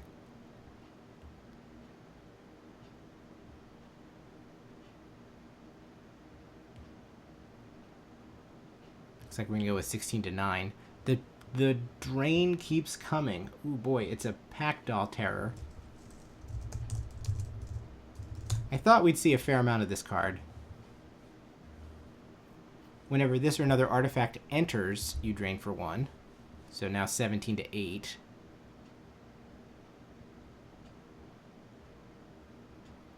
Now, it is true, the fact of Magic, that a medium-sized lifelink flyer can erase a lot of other issues on the board. You can race pretty well with something like that. So let's see how far he can get with this 3/3.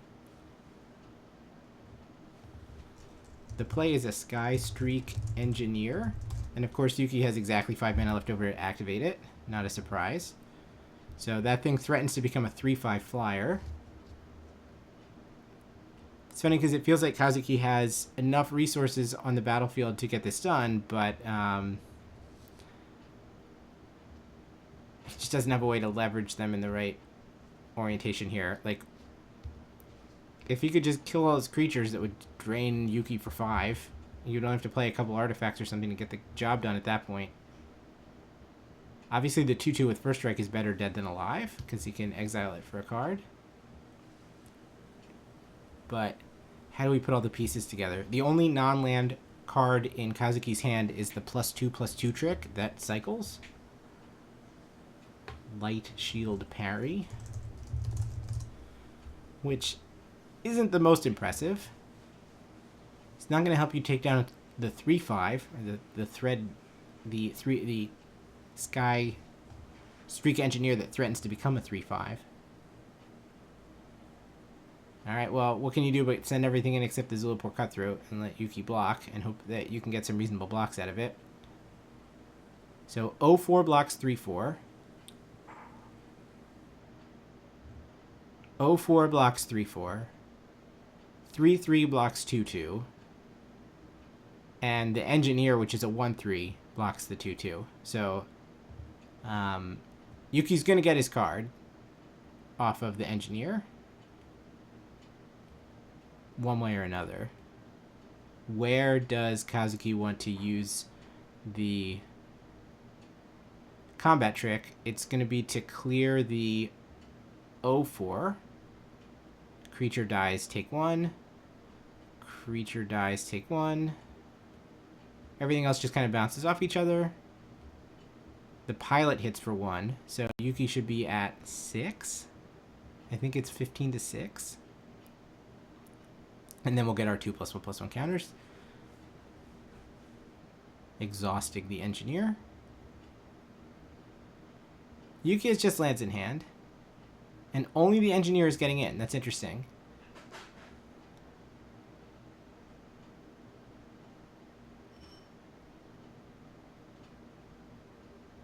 Alright, going through the turn a little bit more slowly to make sure that there's nothing unexpected. And that's going to produce max speed. So it all makes sense now. Yuki did not want to send the Oilcaster because he did not have max speed at the time.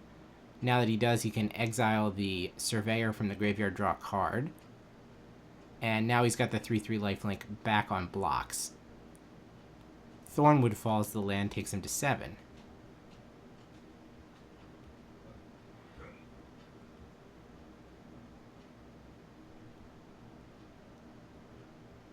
It's rough that to get that lifelinker online, the 3/5 had to go down. Like, had to abdicate blocking for this turn, but maybe it'll be okay. Useful that the combat trick wound up only clearing an 0/4, so there's still 2 kind of chunky blockers here.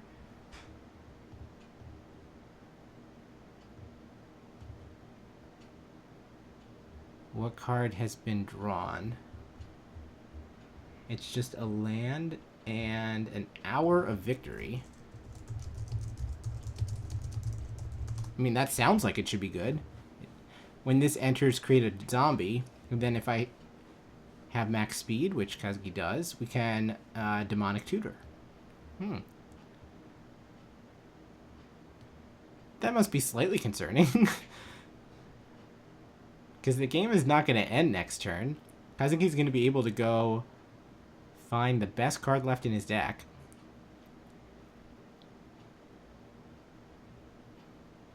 Hopefully it's one that alleviates the issue of not attacking this turn.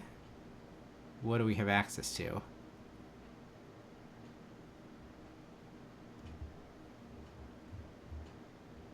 Some gold cards of various flavors. What was that green and white one?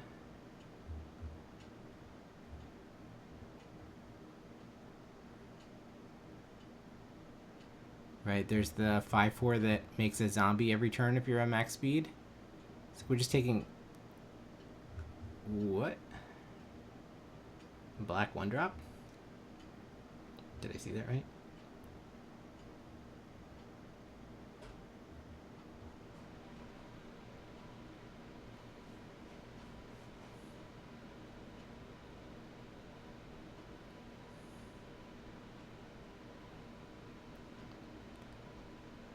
Is that a card that we can play this turn? I guess we'll find out. And it's a Hellish Sideswipe.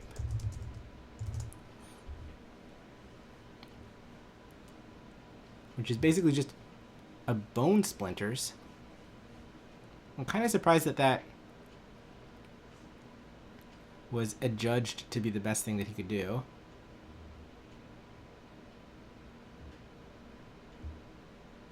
I guess it makes sense if he's just got Swamp Bone Splinters to want to play everything out this turn. Sack the pilot and clear the lifelinker. Okay, so we're going to try to get this game over with quickly instead of slowly. We can attack with everybody, right? The Packed Dalterra is a 3/4, so this doesn't block it very well.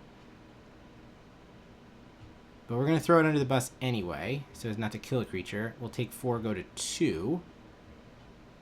And that's going to do it. I guess the difference between 6 and 7 was pretty big there. Oh!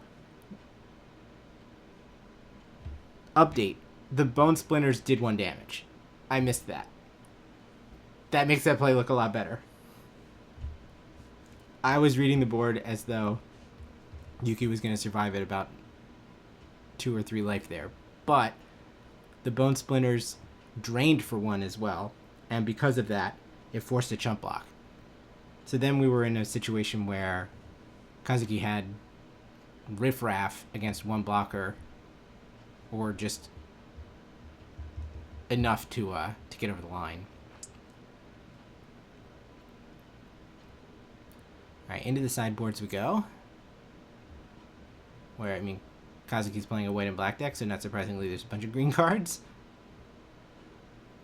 Though I think we did see a green and white legend in Kazuki's deck as we were riffling through it.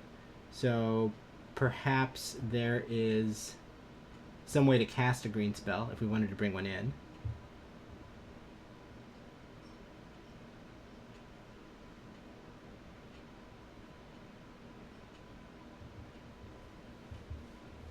Meanwhile, on Yuki's side, so we got white and blue cards of all sorts. I'm going to pull out the Aether Jacket. Didn't see a particularly compelling target, and put a blue card in its place.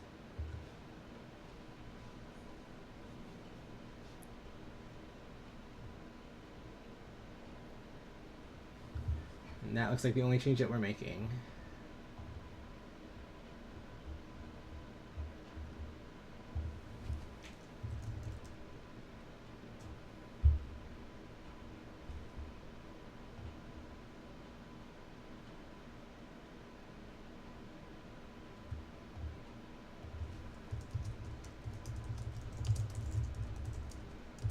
Yuki is someone that I'm quite familiar with as the ELO project manager, because there are actually 2 Yuki Matsumotos who run around playing Magic events.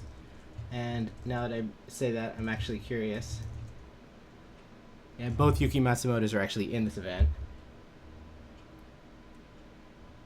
So I'll have to be careful when I curate this to put it on the ELO project to make sure I get it right who is who. This is actually Yuki 2971 or something like that, and the other one is Yuki 1423.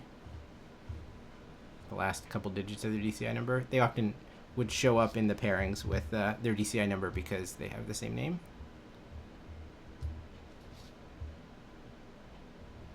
The other Yuki was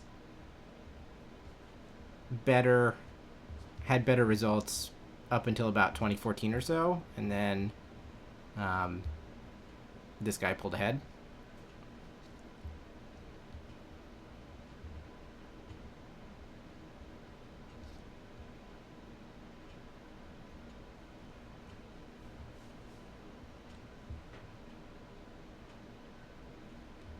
Some kind of titanic growth going on here. Bestow Greatness, it's called. Yeah, +4/+4 in trample. And it's a pretty tame combat trick, all things considered.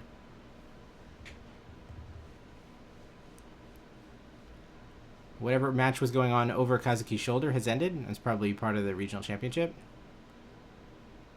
We've got Swamp, and I couldn't tell what that other land was off the top of my head if it was a night market. Yuki is not heaping. I'm guessing that's what it was. We've seen a fair number of them. Obviously, you just play this card. It's like the Evolving Wild of the set or whatever. Like, pretty reasonable 5-color fixing.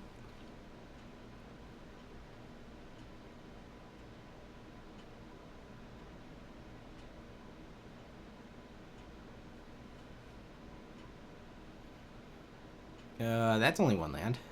Uh-oh. We saw Shuhei keep a one-lander after one mulligan, and it worked out fine.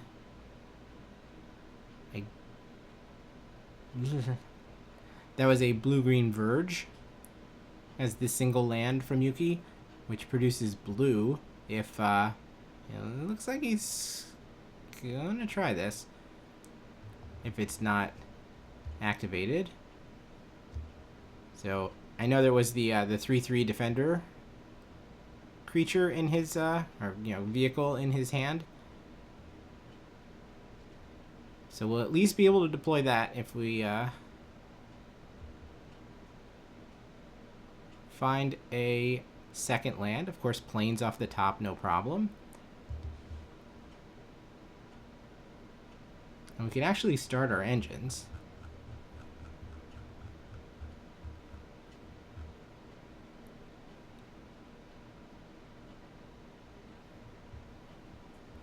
Is that a Slick Imitator? I believe it is. It's a 1/3, and at max speed you can sacrifice it to copy a spell on the stack. So, you play your whatever the big creatures are these days that people play, Lord of the Pit or something. You can sack the Slick Imitator and get a second one.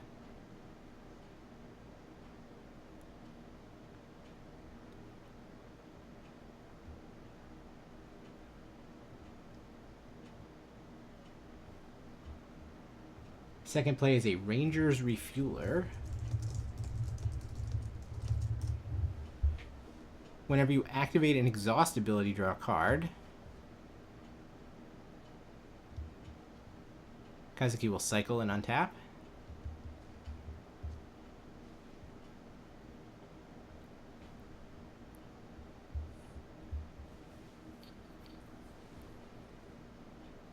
And then play a 2/3 Menace. A Mutant Surveyor.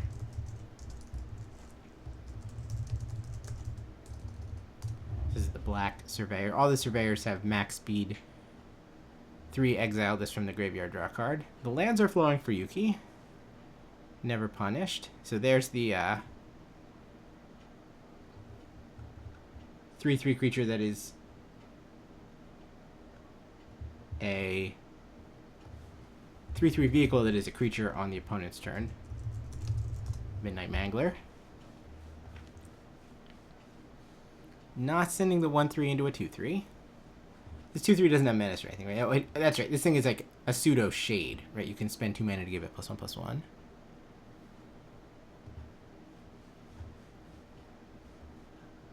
And here comes the Packed Doll Terror. Drain for 1. And start the paper cuts.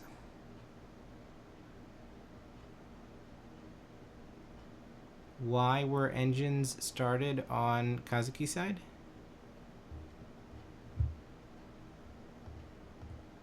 Oh, the Surveyor starts engines. I'm caught up. So then the Packed Doll Ping takes speed to 2. Alright, we're going to exhaust the Ranger's Refueler. Activating exhaust ability draws a card. Now we've got a 4/4 and Rumble. So Yuki is probably happy to trade this for the Packed Doll Terror. It's already drawn him a card. And that shuts off Kazuki's avenue to increasing speed at the moment.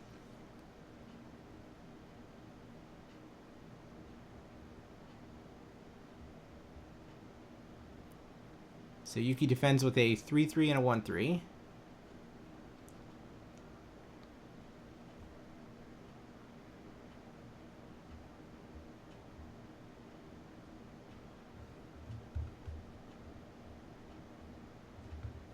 Risky Shortcut is the play.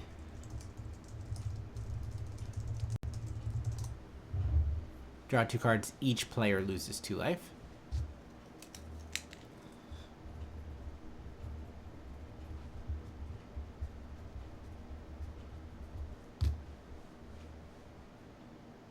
And a black 1-drop. You got me. The hell is that?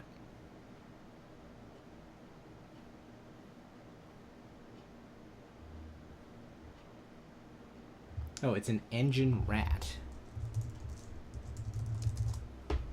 1/1 Death Touch, and then we can drop a bunch of mana in it to make each opponent lose 2 life. I mean, I would classify that as medium annoying. Certainly going to trade up here.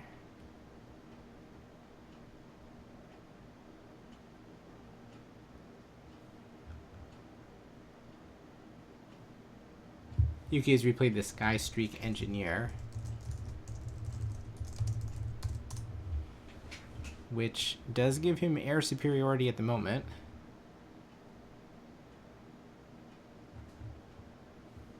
Brightfield Mustang. See, the art confused me, because that would make me think that the creature depicted included the rider, but it's just meant to be the horse. And the Leonin Surveyor is the play for Yuki. The Sky Streak Engineer got in for 1, increasing speed to 3. There's not really any benefit right now for Yuki to have reached max speed. Oh, that's not true. We have the slime on the battlefield. The Slick Imitator, which threatens to copy a future spell of Yuki's. So if he's got a big creature waiting in the wings, he could have 2 copies of it. As early as next turn, right? Kazuki doesn't have a way to stop the flying attack as it stands.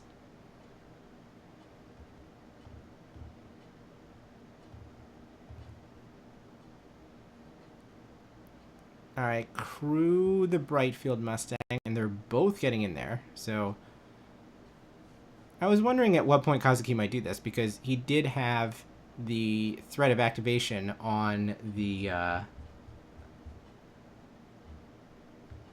Mutant Surveyor this whole time. Like, okay, yes, Yuki has blockers, but those blockers are all X2s and X3s. This Mutant Surveyor demands a fair amount of resources if we're going to try to put something in front of it. We're going to go after the horse first, though. So 3/3 and 2/2 go under the 4/4 boss. That thing could continue to grow.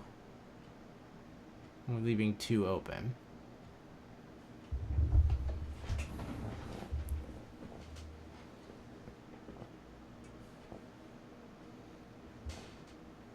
Kazuki, let's say, arranges the blockers. There's no ordering blockers anymore, but makes it clear that he wants to kill the 3/3 first.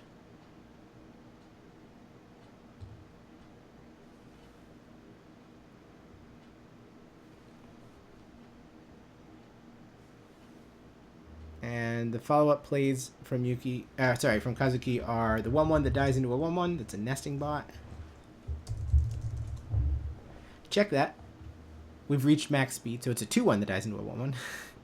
And an Aether Jacket, which is only a 2/1, so it does not block the Skyscreak Engineer particularly well. So now Kazuki has both players have max speed.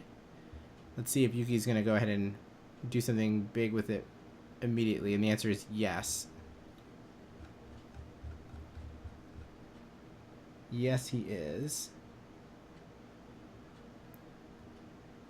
So what is this red 4-drop that he just played? An End Rider Snare, a Spike Spitter. So it's like an outpost siege. At the beginning of your upkeep, exile the top card of your library. You may play that card this turn, and we have 2 copies of it. Speaking of pretty great at max speed, Yuki is now suddenly drawing 3 cards a turn, and has a couple of chonky reach boys.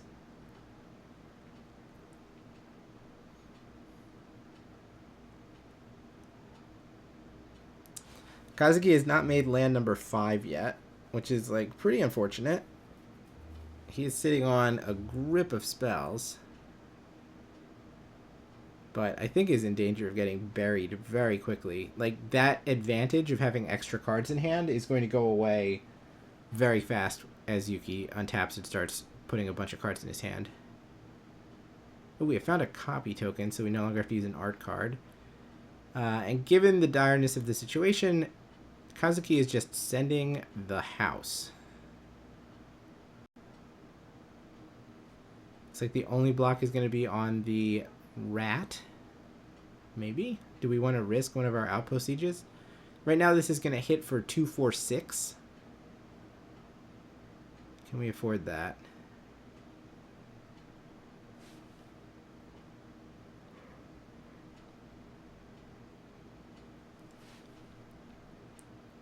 And we're going to decide no. The copy is going to get in there as well, blocking the Aether Jacket.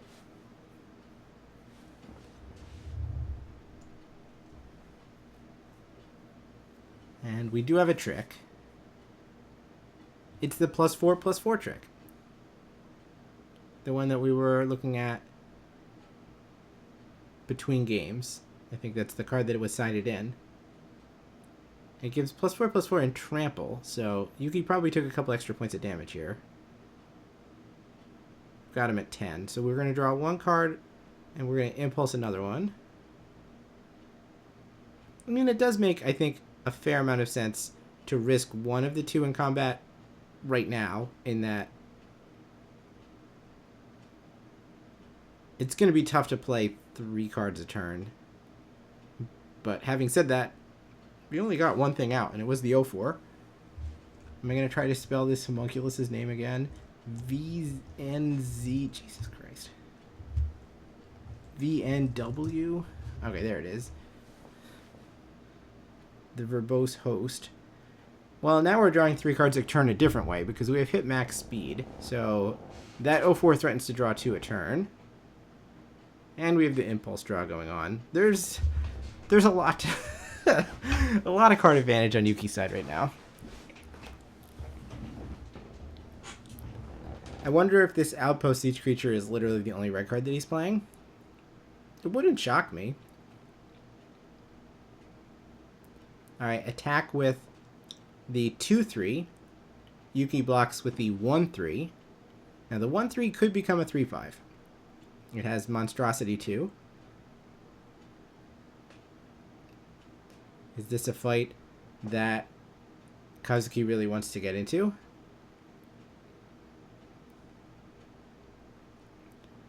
Looks like the answer is yes. So he's going to give it +1/+1. Now it's a 3/4. Now this Skystrike Engineer is a 3/5. And it looks like the net result of all of that is that they bounce off each other.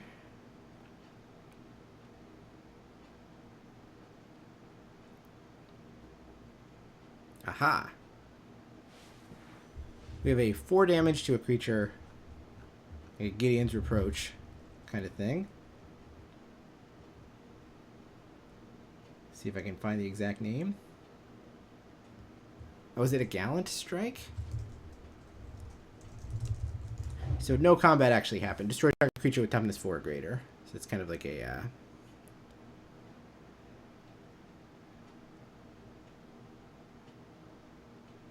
Oh, why can't I think of the card for Fate Reforged? Valorant Stance or something? Alright, so Yuki takes his turn, draws a bunch of cards, and puts a green creature on the battlefield. Why not?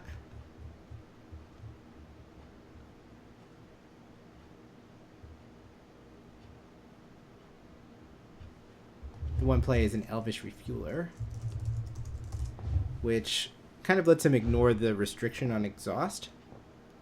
Yeah, good point that the homunculus is quite good with the surveyors. There's a lot of pieces that seem to work together pretty nicely in Yuki's deck.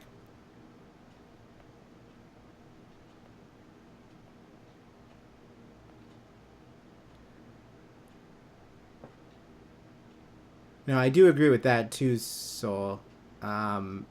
Using the destroy target creature with toughness 4 or greater to get rid of the, like, one actual threat against combat versus one of the 2 Phyrexian arenas that's going on over there, possibly suspect.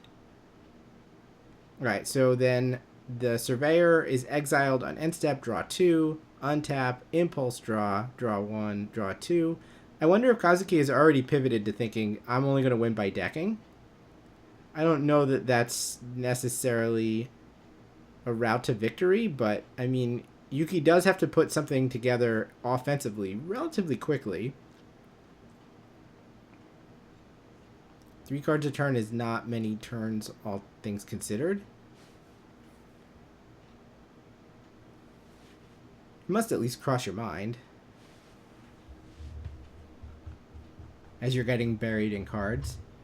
One nice thing that Richard put into the game is that if you get buried in cards too badly, it actually goes the other way. Alright, exile target creature or vehicle. I'm only 50% sure what that thing was, but it's gone, so whatever. That was the card that was impulse drawn, so it needed to be played immediately.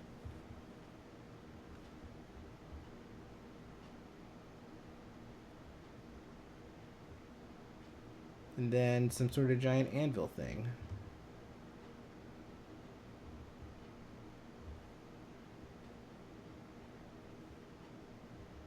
Oh, it's a scrap compactor.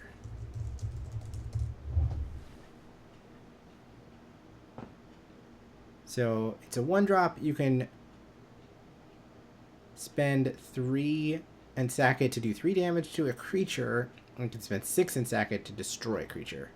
Yeah, it was definitely a gold card that went, though now that I'm looking at it, I think that the card that's gone is a rare, and I believe the Blood Artist is only an uncommon.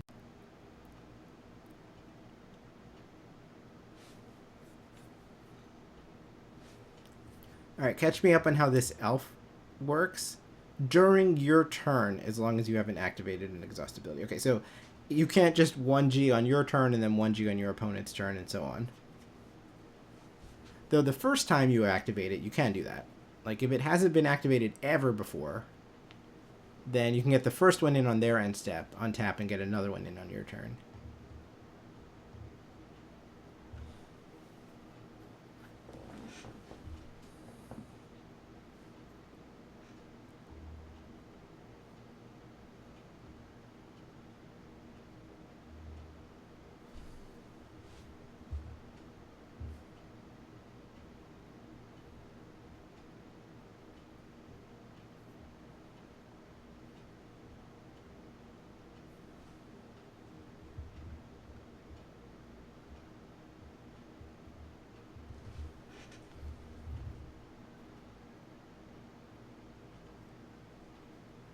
Alright, 3 damage to the Surveyor is going to clear that.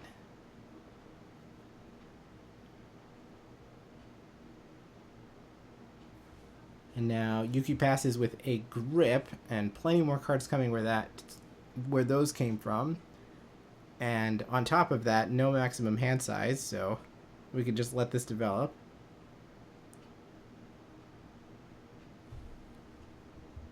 Kazuki is looking at the Zombify card.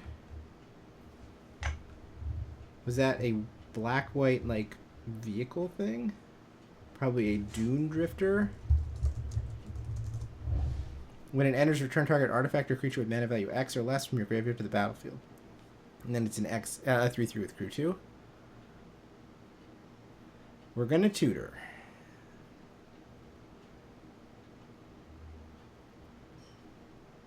There's a lot to fight through if the plan is to fight through it.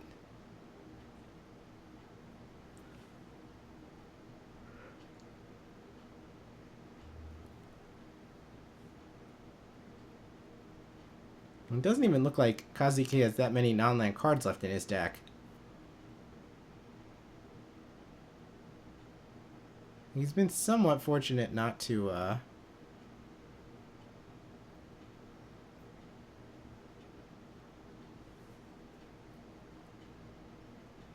not to have more than 7 lands in play at this point in the game. Though, I guess fortunate is relative, because he was stuck on land 5 at a time that made his development pretty awkward, and that's part of why he's in this mess in the first place. Alright, well here comes some black rare.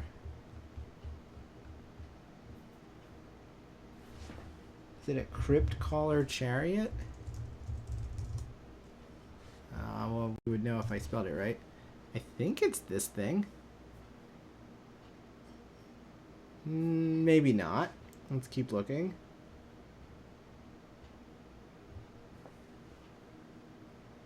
It's the affinity with ETB destroy creature. Ah, gotcha.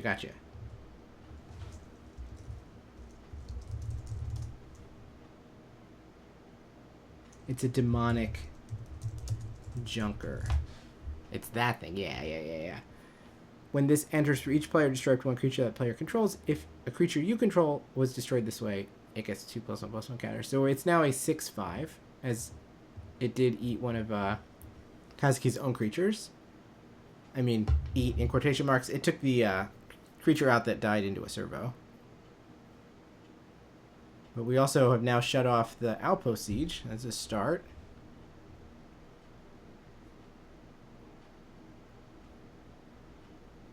And we're going to jam with the Lynx and the Elf. The creature from Yugi was the Daring Mechanic. And he does have the mana to double activate it. The Lynx is a mount. There's a lot of interesting things going on there.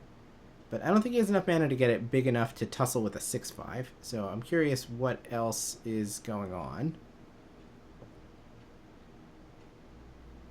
Aha!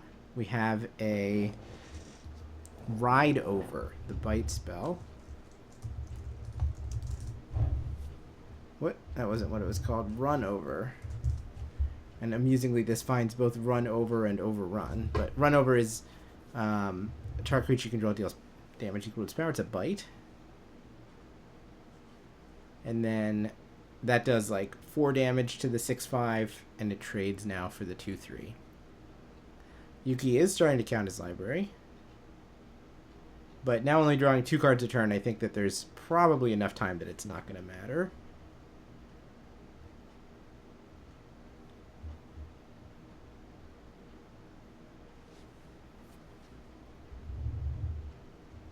Stock Up is the play. So there's Tune Up, Trip Up, and Stock Up in this set. Look at the top 5 cards of your library, 2 in hand, rest on the bottom. And the last play is this White-Blue Star 3. Card number 213, huh?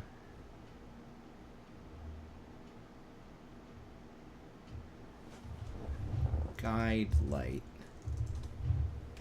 This thing. Nope. this thing.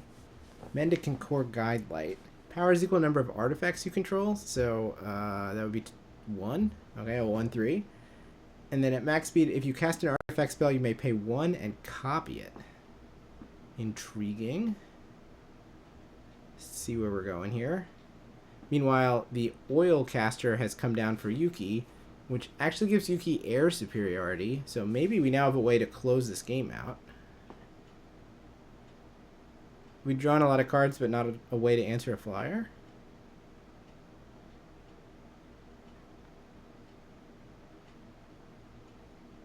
We did also just stock up, so we're not just drawing random cards. We got the best 2 of the 5 that were there.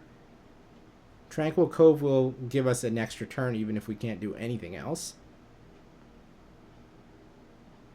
I'm guessing that's where Yuki starts. We're just going to start by jamming. Okay, fair.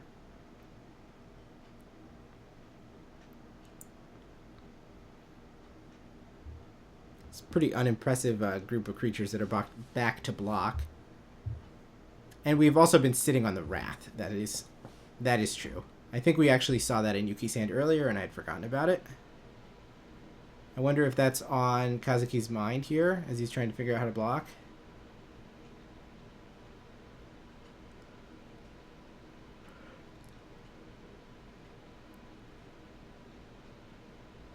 Sometimes you see an opponent jam, and you think, well, this probably means they have a Wrath, so I should probably block a little bit harder than I would otherwise. And that could lead you to block so much that they no longer need to Wrath. But Kazuki is in a slightly better position in that the Wrath is actually designed to kill the tapped creature and not the blockers. So if Yuki's going to Wrath, Yuki's going to Wrath. Like, it doesn't really matter if you chump the rest of your board away.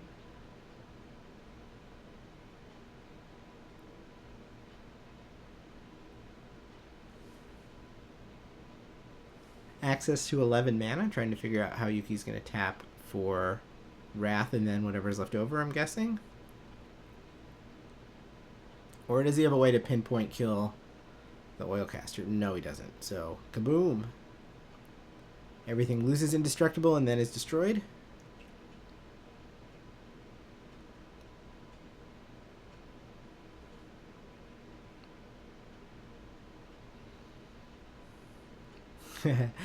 We're trying to decide if we can Aether Jacket something on the way out.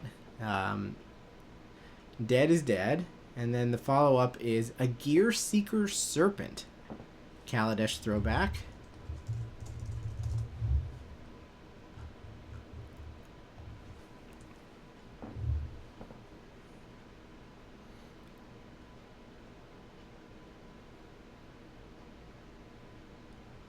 So 6 mana can't be blocked, but, I mean, good luck blocking it. It's a 5/6.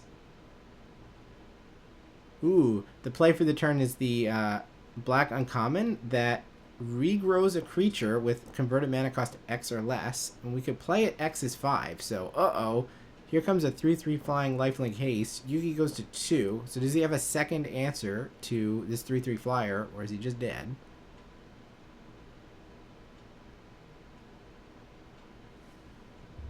Oh, do we have draw 3, gain 3?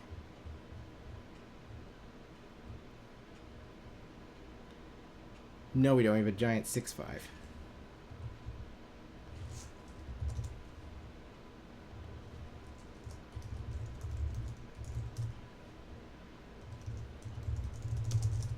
A Guidelight Pathmaker. You may search your library for an artifact card and reveal it. If it's 2 or less, just play it. Otherwise, it comes to hand. And we were able to go find another copy of the oh, another exchange. Oh wow, that's pretty good. We've entered turns. This is game 2. So Kazuki just got like a Manolith, and Yuki stole the Oil Caster.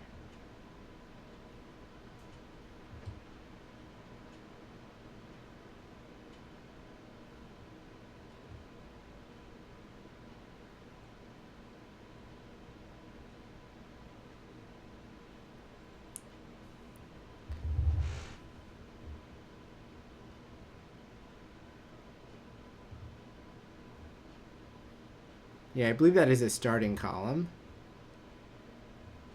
And the play here is a canyon vaulter.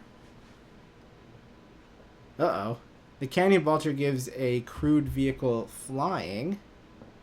So we can just crew the 3-3 and get over for 3. And we do reach a conclusion. Despite coming very close to not reaching a conclusion, we do reach a conclusion. And the conclusion is that Kazuki wins. Those were interesting games. I wonder, I mean, you can't complain that Yuki didn't have access to cards that would have won game 2.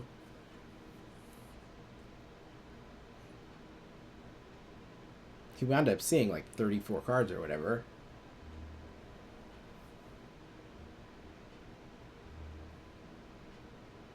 But somehow the fact that his life total was at 10 for most of that game, and then there was a moment where it swung down under 10, he wound up, you know, too close to the ground in the tractor beam, so to speak. Flying is a very powerful mechanic. And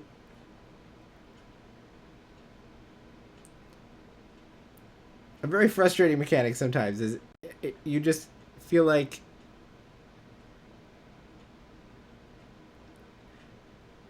there's often 2 games going on in a game of Magic, right? Especially a game of Limited. There's the ground game and then there's the air game. And if you win one of them well enough, then the other one doesn't matter. But in a tie, then the air game becomes the tiebreaker, essentially. And that's kind of what we saw there. Like, okay, there was a lot of raw card advantage on one side, some pretty reasonable virtual card advantage on the other side. Like, on the one hand, Yuki had this Wrath that he hadn't fired off for a while. On the other hand, Kazuki had a Regrowth, like a Reanimate that he didn't have to use because Yuki was just sitting there drawing cards. So things kind of lined up pretty well for Yuki. If, whatever it's called, the pile-up. If the spectacular pile-up had been a Sunfall, right?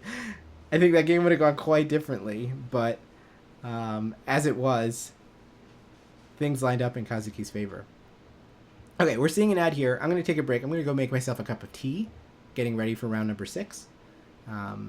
So I'll put the Japanese audio up for probably not very long, since that match went to turns. And then we will be back for 4 more rounds of Sealed. So see you in a minute.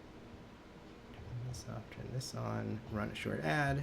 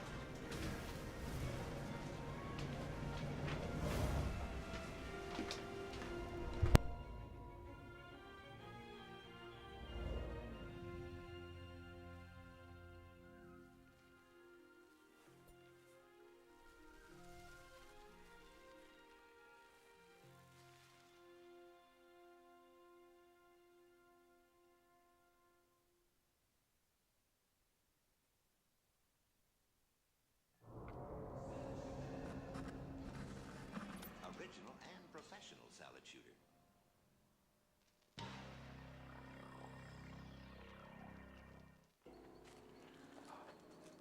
This is a great spot.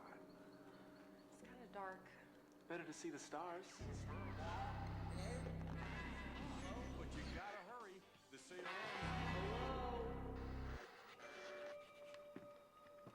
Testing 1, 2, 3. What are you drawing, sweetie? My new friend. Anyone receiving this?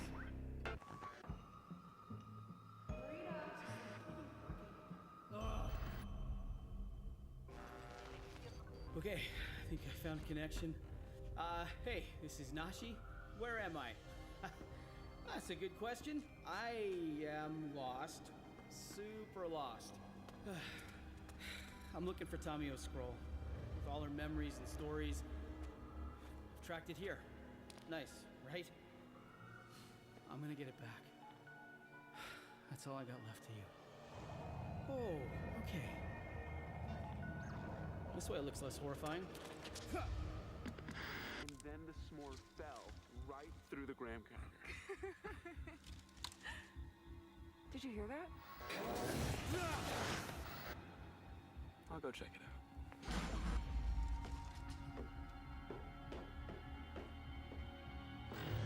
Coming through!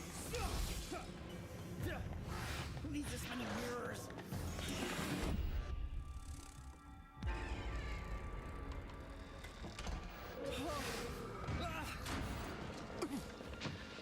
I must be getting close. What?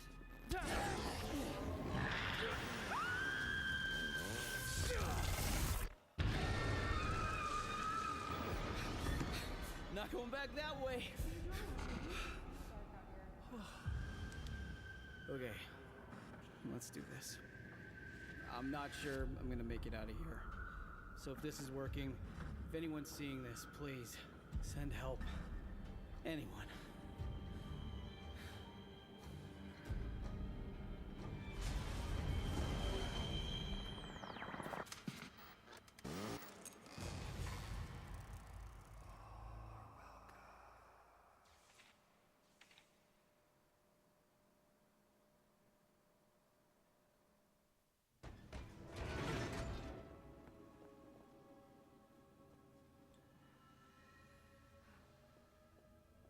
Teferi.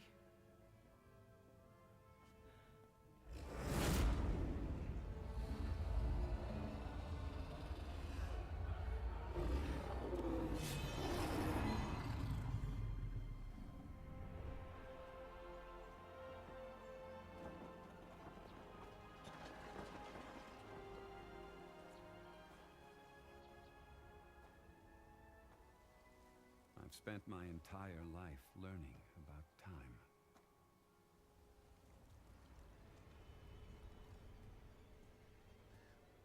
How to manipulate it. Surrender to our perfection. How to control it.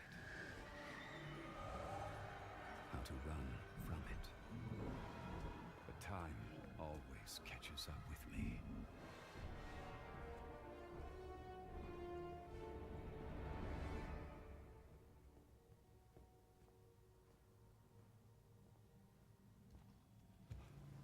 Were you followed? There are sleeper agents everywhere. Yes, Teferi. We are everywhere. And you will surrender to our perfection.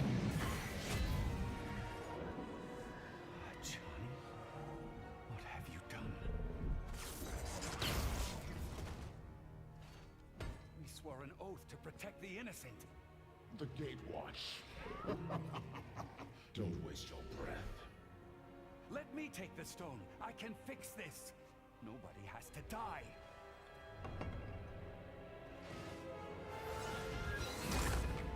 Running, dodging, hiding. It's what you do best. But where has that gotten you? I tried to save my people. I tried to save Dominaria. The Phyrexians did not destroy your home, Teferi. You did.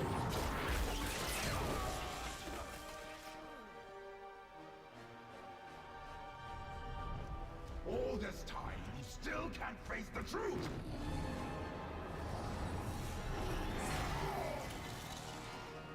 You are a coward! Enough. This ends now!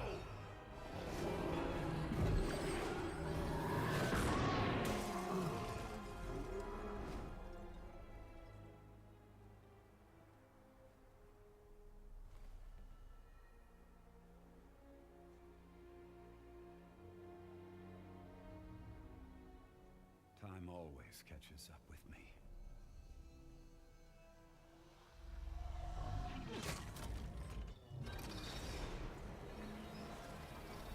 Now, it's time to face it.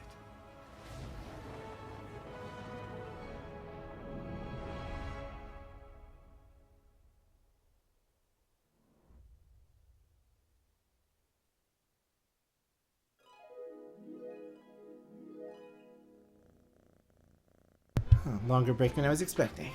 But I will now figure out how our players to watch are doing.「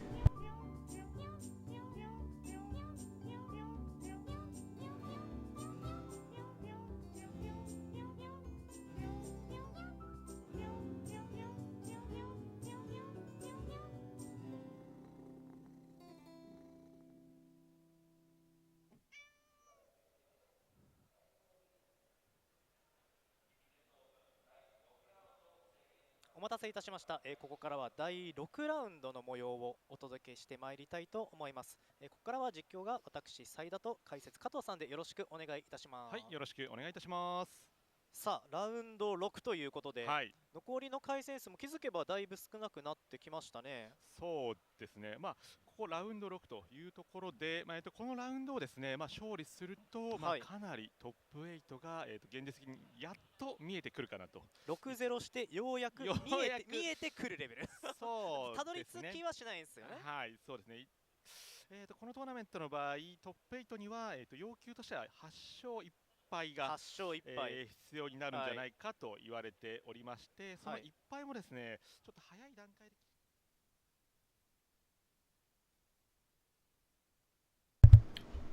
Welcome back to coverage of the Japan Limited Open. We're watching Aetherdrift pre-release sealed, coming from the site of the regional championship in Chiba, Japan.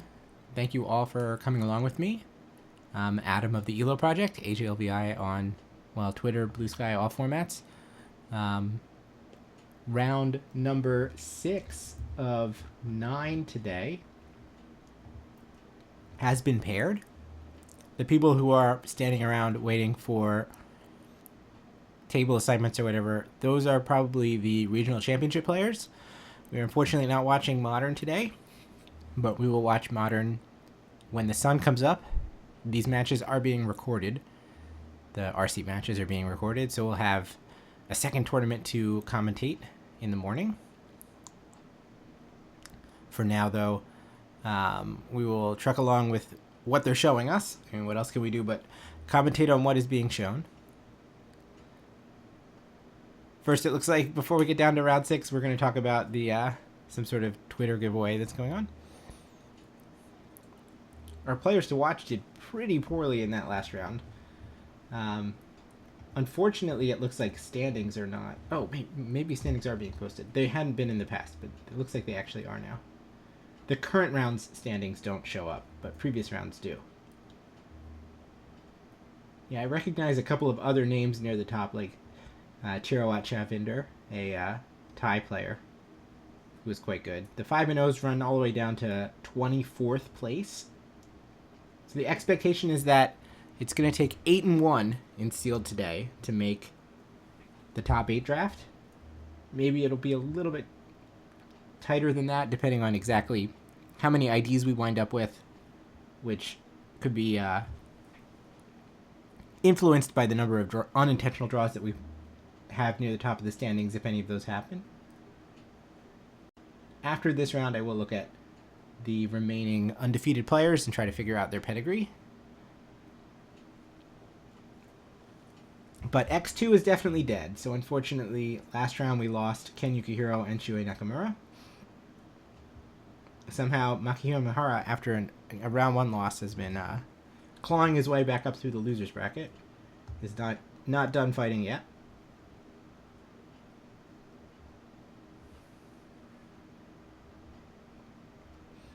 And Jeremy Dizani is undefeated.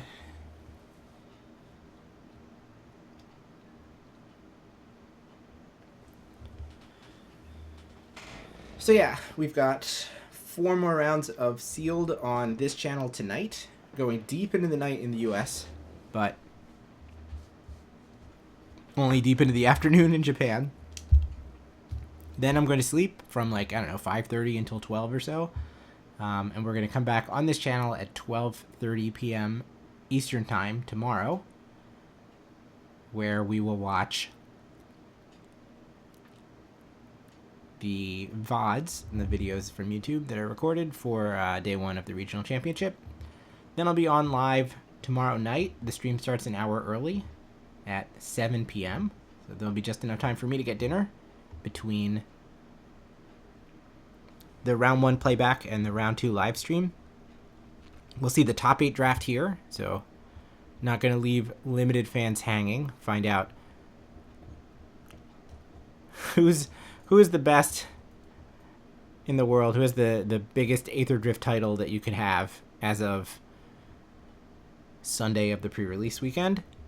And then following that, we'll see the business rounds of the regional championship.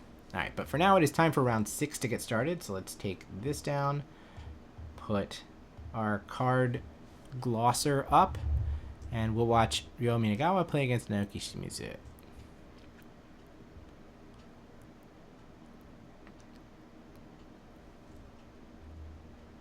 I believe that says blue upside down. The night market that Ryo led on. So it's white and blue against green and black, but no plays on the board yet. Surely turn 3 will be the first permanent put out there, right? It is a vehicle. Is a blue rare vehicle? It's a new one on me. What is it? Is it a possession? No, it's not a possession engine. Are there other blue rare vehicles though? Number 68.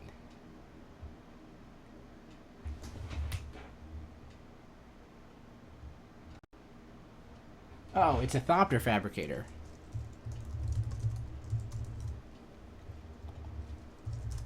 Okay, so there's Ryo's card, and it was met by a green rare on the other side. Number 168. A lumbering world wagon. Okay, so let's catch ourselves up. The Thopter fabricator says when you draw your second card each turn, make a Thopter, and then it's a 4/4 flying crew 2. And then the card that was played by Naoki is a star 4. Star is the number of lands you control. When it enters or attacks, you get to rampant growth. So it's now a 4/4 crew 4. So hard to say which one does more. I mean, that got a land. Obviously, the threat of Thopters is pretty good, but we need to draw 2 cards a turn to turn that on. Then it looks like we have a... is it a Hazard of the Dunes, the next play? Yes, 4/4 Trample Reach Monstrosity 3. I am pretty bad at recognizing specifically Hazard of the Dunes upside down, but my problem is that I over-identify it and not under-identify it. Okay, so that can crew if we want to go this route. We are going to flood its engines. So tapped doesn't untap, loses all abilities.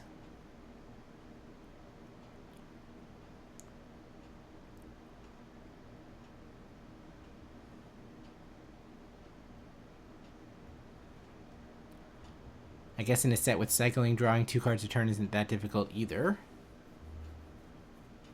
Land for turn is Thornwood Falls. And nothing else. Naoki draws a forest. Does he have some way to crew?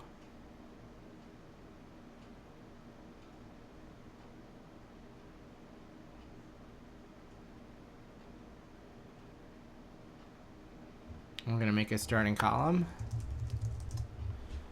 Engines start, and then it's a Manolith. At max speed, we can tap and sacrifice it to draw 2, discard 1.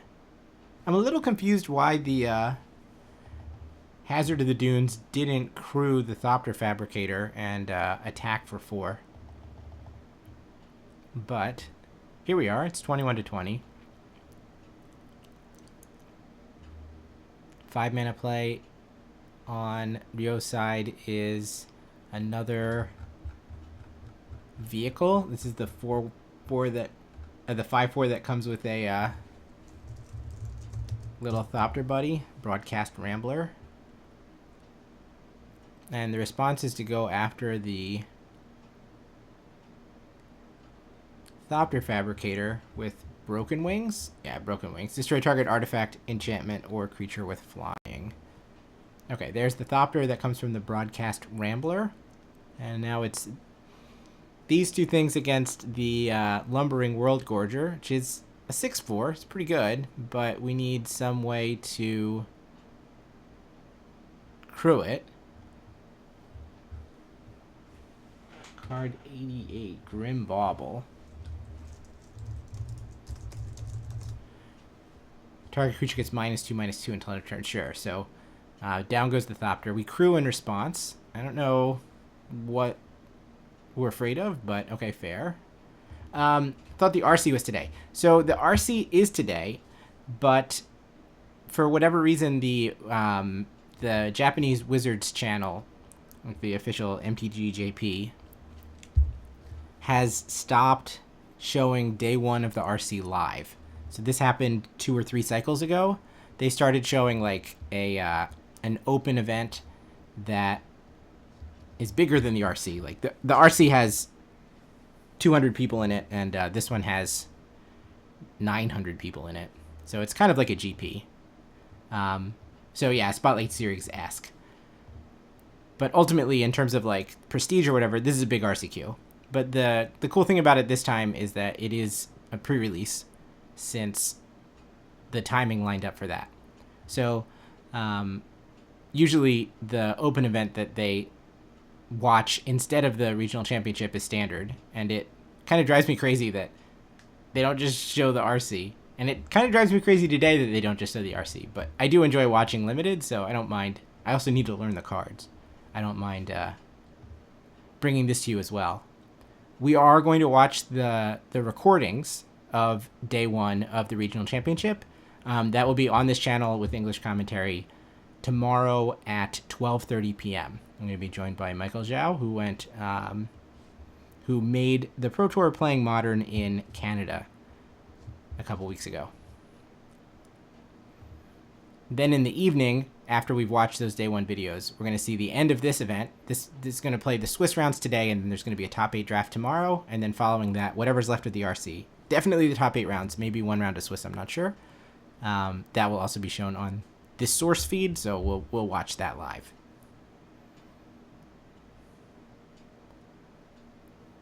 Alright, well, we found another creature, but we have not found a creature that's going to crew this thing. We've just found a little squirrel, right?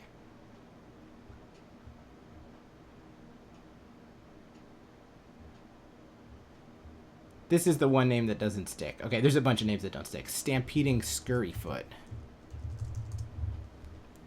So it's a 1/1 mouse, and it can exhaust to create a 3/3 elephant. Which I think we're going to do pretty soon. Another Hazard of the Dunes is the play. We can put the Thopter inside the Broadcast Rambler and charge in for 5. Now he could block this if he wants to, like trade. It's not the most pleasant to do that, though.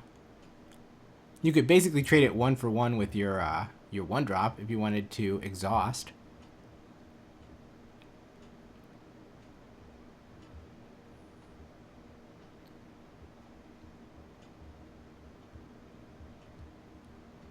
I will say, in comparison to the last match that we watched, where it was kind of like both players put, I don't know, 80 mana on the battlefield, and then we had to figure out what happened when the dust settled. Basically, nothing has happened in this game. It's been very easy to completely cripple the cards that both of these players have played. That was not a spin out. That was like a throttle. -6, -6. Somehow I didn't even know this card was in the set. It's card number 108.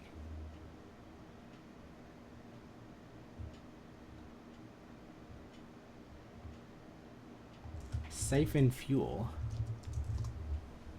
Target creature gets -6/-6 until end of turn. You gain 2 life. Well, there you go. Well, the advantage of this line is that we get to generate the elephant and then attack with the World Gorger. The Hazard of the Dunes is going to jump in the other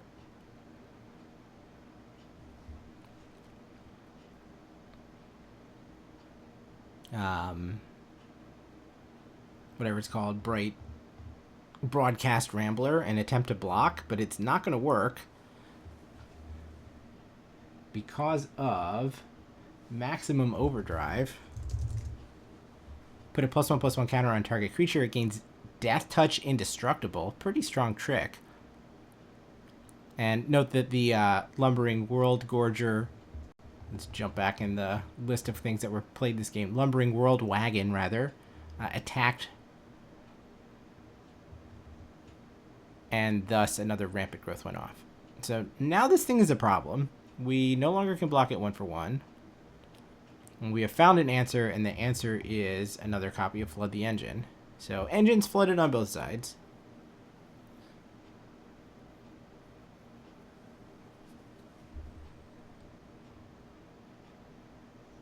And meanwhile, it looks like a little rat showed up that I didn't even notice. It's a 1-drop rat that you can spend 7 mana to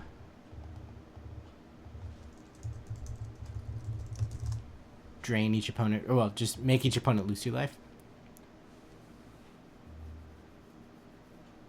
And that's what we're doing. So, I mean, that does, increase speed. I'll give you that. And, I mean, it's an 11-turn clock.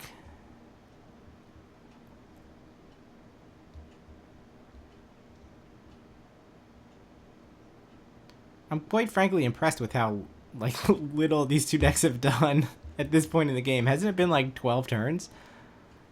All right, we've got a Lumen Lotus Guard Disciple. So it's a Windrake, and when it enters, target creature gains lifelink Indestructible. So that Hazard of the Dunes has like the full Gaia's Gift now. Lifelink, Indestructible, Trample, Reach. And so it hits for 4. Life total is now 23 to 18. Are we clear for a counterattack? In for 5 in the other direction. Naoki is sitting on Forest, so this is kind of going to have to be good enough. Unfortunately, there's a big difference between 5 mana and 6 when you're attempting to activate a card like Engine Rat. If you flood out pretty badly, it is not impossible to get to 10 mana. It is pretty impossible for the game to still be going on and for you to be at 12 mana. Now, the World Gorger helped some, or World Wagon, or whatever it was. It did get 2 lands out of Naoki's deck. All right, Windrake in for 2. It's 18 to 16 in Ryo's favor. And here comes a giant thing. Is that a detention? Yeah. Chariot. It's a 6/6 O-ring. Crew 3. And it just eats the elephant out of existence.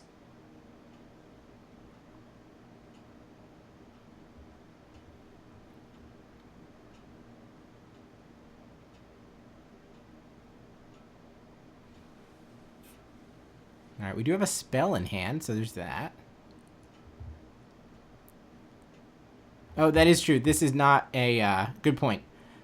So this is not a raceway or whatever. That is a starting column. So activating the rat one more time to drain some life out of Yo's total will actually also draw a card, which is kind of attractive.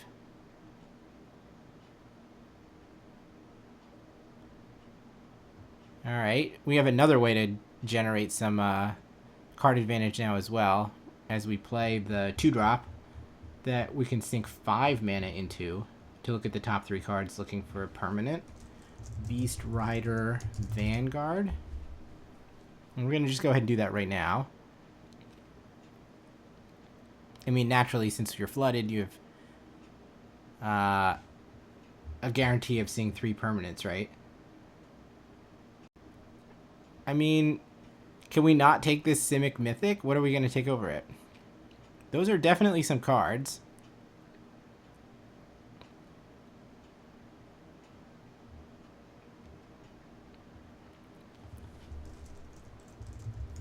Yeah, after some thought, we're taking Sabsunin. Reach, trample, indestructible. Can't attack or block unless it has an even number of counters on it. At the beginning of your first main phase, put a +1/+1 counter on it. Then, if it has an odd number of counters on it, draw 2 cards. So the play pattern as it stands is that it's going to come down and make it so that Ryo can't attack. Then it's going to get a first counter and Naoki will draw 2 cards. And that's when Ryo's going to have to get something done. Because after that, it's going to be quite large. The turn after, Naoki untaps with an 8/8 indestructible. And could bash with it. And is pretty guaranteed to have a full grip at that point. But we're not playing that this turn. This turn we're going to have to brace for impact. Not that there's that much going on the other side, but there is a 6/6 that could be crewed up. Alright, so Ryo has to decide whether or not we can just kind of stay in second gear. Or if we need to get moving. Was that a market back walker behind the Sabsunin?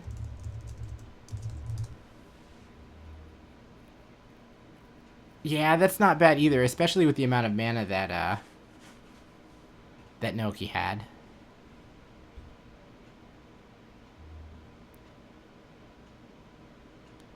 Alright, sacrificing country roads to go find a to go make a pilot.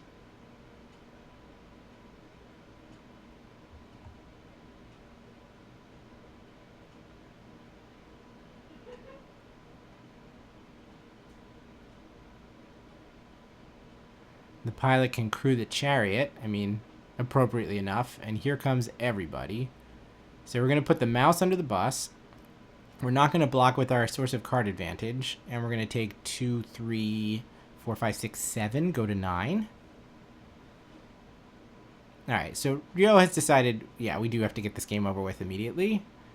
And here comes the stop sign this turn. And we actually have a follow-up on top of that. And oh, it's the rat, right? So I missed what happened to this engine rat, but it got tripped up. Put it on the top or the bottom. And the choice was apparently top since it came right back.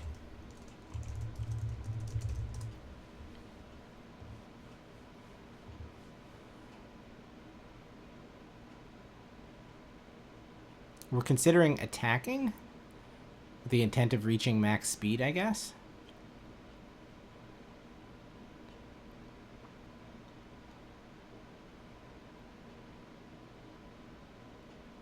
And we're going to do it. I assume some of Naoki's land should be tapped, right? Okay. Whew. Those were all the, he had separated them earlier, but then they like somehow wound up untapped.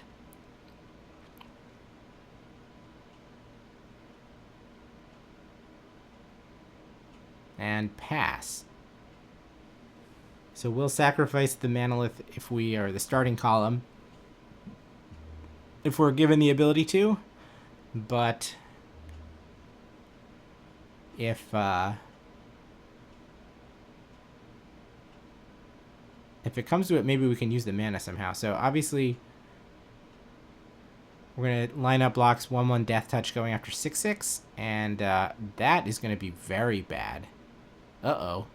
And then we were going to have the 6/6 try to eat like a 4/4 or something. But we have +4/+4 in trample. And now a 10/10 is going to rumble through this 1/1 Death Touch rat and do all 9 damage by itself. Ooh. Yeah, I mean, that was the only way to block though, right? Because the 4/4 naturally had trample. So you were giving up a significant amount of damage if you blocked in the other order. But, wow, the 4/4 trick looked great there. I mean, honestly, a lot of the black decks and black-white decks in this format have had really tiny creatures.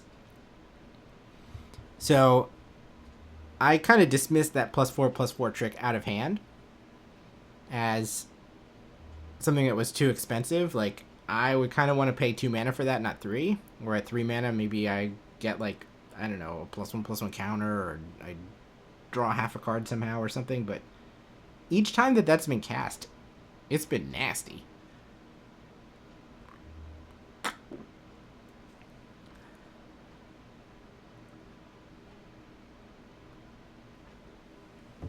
We saw someone sided in last round.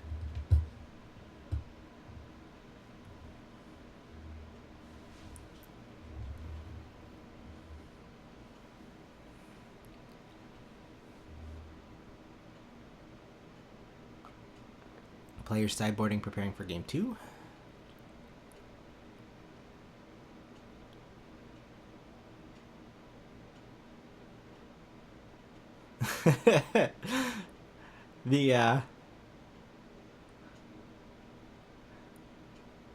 It's like good news, bad news. You just beat that Simic god. On the other hand, you're gonna have to do it again.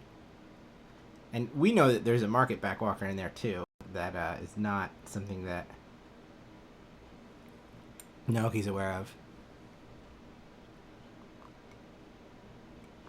So who's had the best deck of the players that we've seen so far?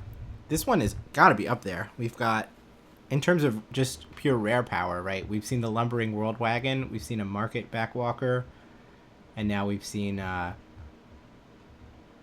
Subsunin. Is there another Haymaker that was in this deck that I'm not thinking of? But it's kind of on par with the amount of firepower that we saw from Jeremy Desani. Is that a Gear Hulk too? I didn't get a good look at what that black card was. No, it's the Gear Hulks are allied colored, right? Looks like some BBGG card, maybe a Thundering Broodwagon or something.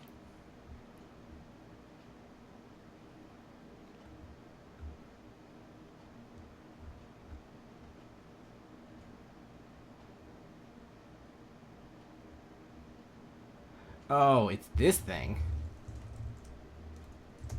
Chick. When it enters, create a 1/1 green insect for each artifact and/or creature in your graveyard. Whenever another insect you control dies, I get a +1/+1 counter, and each opponent loses 1 life. Whoa. Sounds fun to play against. Okay, but speaking of playing against it, we are underway. Swamp versus Plains here in game number 2.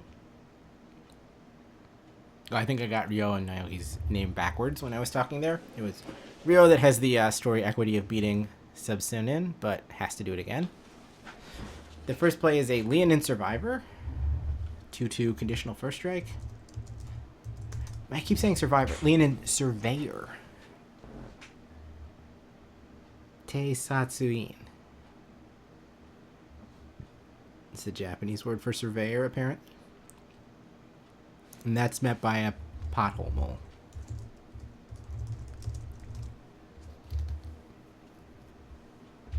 Looks like a black and red card that went to the bin, maybe?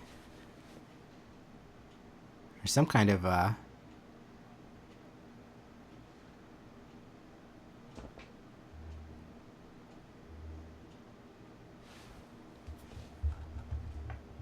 some kind of legend at least. Bulwark Ox is the play. 1 and a white, 2/2. If it attacks while settled, it gets a plus... Well, you get to put a +1/+1 counter wherever the hell you want. And then if you sack it, then it's like a...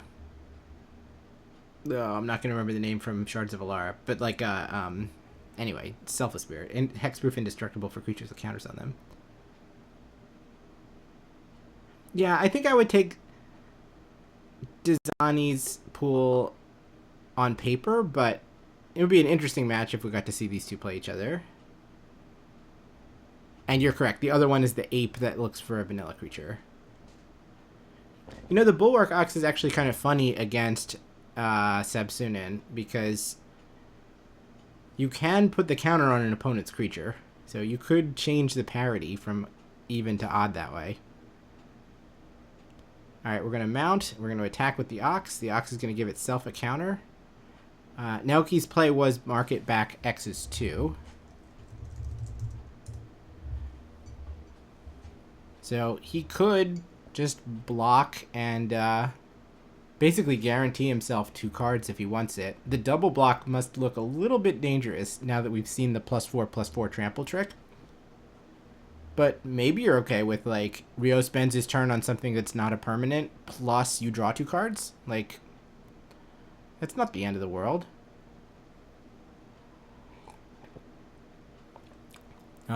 The coverage flashed the trample trick, but what we're actually going to do is ride down, or run, what is it? Run over, there we go, one of the creatures and then beat the other one in combat. And we did get to play run over, or we should have played run over at a discount. That was incorrect, right? It should have only cost G, not 1G, since it targeted a mount. It's easy to forget that some of these creatures actually have the mount type, but I think that Ryo overpaid for that.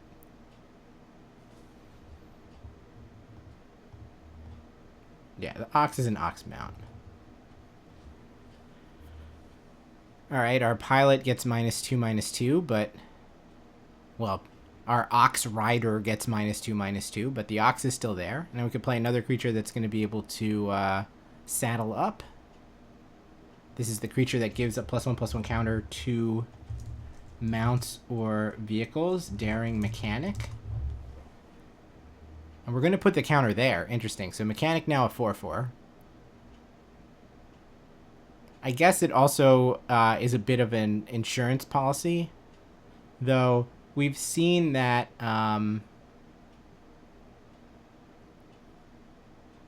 yeah, I wonder why to put the counter there. Now the Ox can sacrifice to protect it. I mean, there's some logic to that, but if a kill spell is going at the Daring Mechanic, are we really going to care? Are we going to stop that with the Ox? It's curious. The Sweeper in this format does line up very well against the Ox. You could sacrifice for Indestructible or whatever, but what does that do? Alright, yeah, so we are just going to spin out, or whatever it's called, the Ox. Murder the Ox. The Ox can sacrifice to give a temporary Indestructible, whatever. And the last play of the turn is the Engine Rat. Also, that was the -6/-6 card, not the rat, not the spin out, but whatever.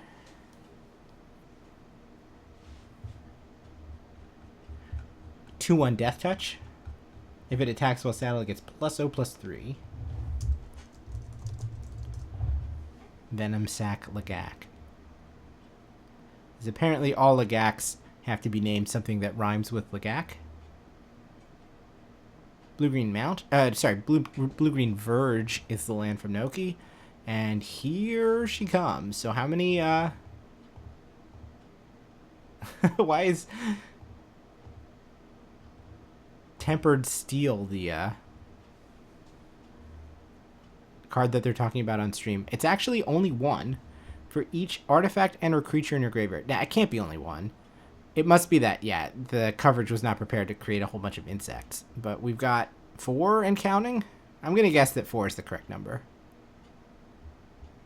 Kudos to the coverage, like, the coverage table for having cracked enough packs to have this many insects at the ready.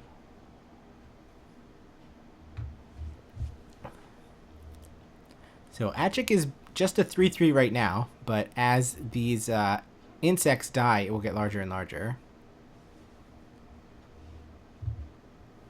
The play for the turn is a Broadcast Rambler. 5/4 comes with a Thopter.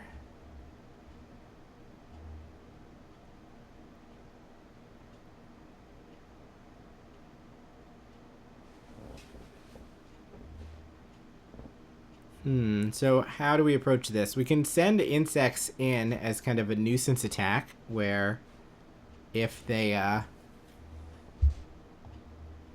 block, okay, whatever, you still take the 1. Achik grows, and right, like you're saying in chat, Saul, you would increase speed that way. Oh wow, we're just snap crewing? I'm a little surprised by that. The broadcast rambler is met by broken wings.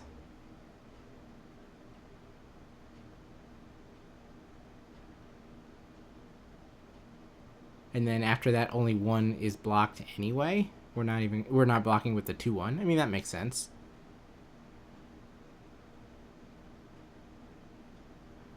I don't know, that felt to me like I have all my mana open, you have no mana open. Would you like to walk into something, please? Kind of attack.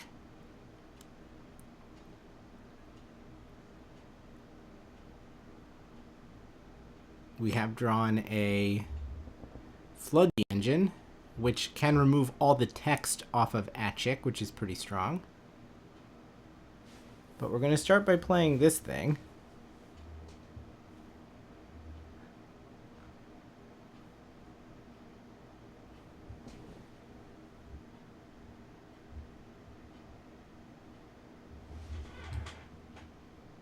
'27 Salvation Engine.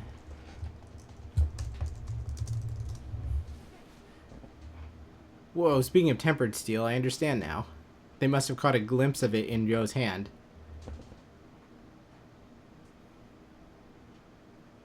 Other artifact creatures you control get +2/+2. So in we come with the Thopter, apparently.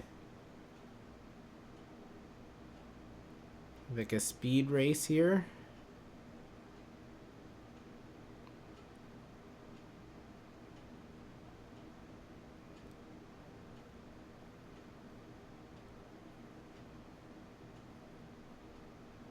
That was broken wings as quickly as possible, obviously.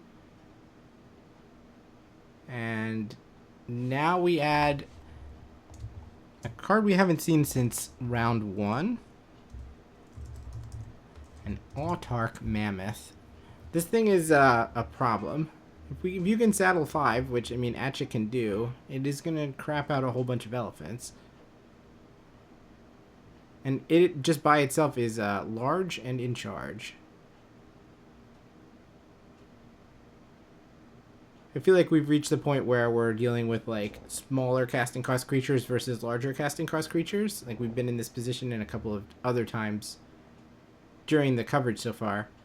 And the bigger ones just look so much bigger than the smaller ones. The 2/1 Death Touch is gamely holding back the crowd as it stands, but at a certain point, yeah, look at the respect to the Mammoth.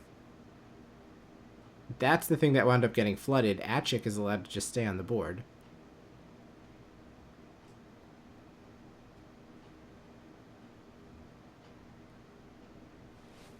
That was what was necessary to stop Naoki from reaching such a critical mass that 1/2/1 Death Touch blocker wasn't going to be enough to stop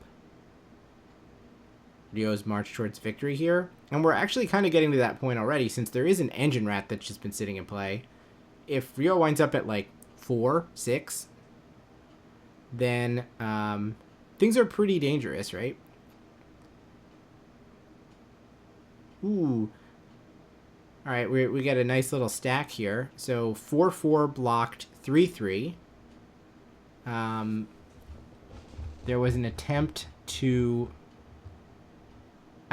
win combat with a Fang Guardian, giving +2/+2, and that was answered by a Light Shield parry, giving +2/+2 back in the other direction. So, I mean, that's not the end of the world for Naoki. He does wind up with a 4/2 in play after all this settles, but combat does go to Ryo in this turn. Meanwhile, the bugs keep doing damage. Ryo's down to 11. And here's another bright Not Brightfield. What is it called? Broadcast Rambler. Making a Thopter. Finally time to sacrifice and surveil 2. That -2/-2 enchantment that was, or artifact or whatever that was in play for bajillion turns. Grim Bauble. Looks like swamp to graveyard and spell got to stay on top.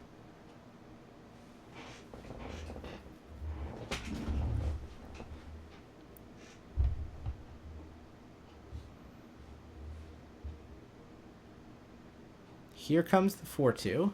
Are the insects getting in too? Or have we finally gotten enough other stuff in the way that just sending the insects to their death no longer looks attractive? Just the 4/2, and Ryo just takes it.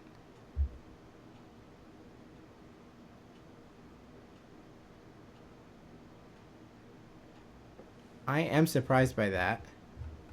Is that the vanilla creature? Yeah, I think it's a Tarian. World Tyrant, 9/7 vanilla. Now, I mean, on one hand, I understand, like, taking the stance, I can't trade this Death Touch creature for the 4/2 because I need it for the other things, but at some point you just die to the rat, don't you? You're not making any forward progress.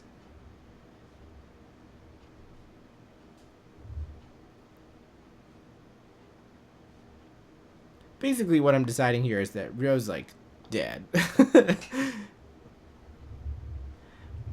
I guess what I'm saying is, if you're not going to block the 4/2 with the Death Toucher, that makes sense. But I feel like you have to trade it for either your 4/4 or your 5/4. It doesn't feel good, but how are you winning if you take this much damage? Like, the difference between being at 11 and being at 7 is, like, pretty serious right now.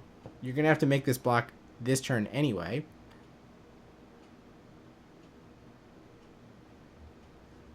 And at 7 life, it might not matter. Like, I don't know if Ryo can win the game in the amount of time that he has.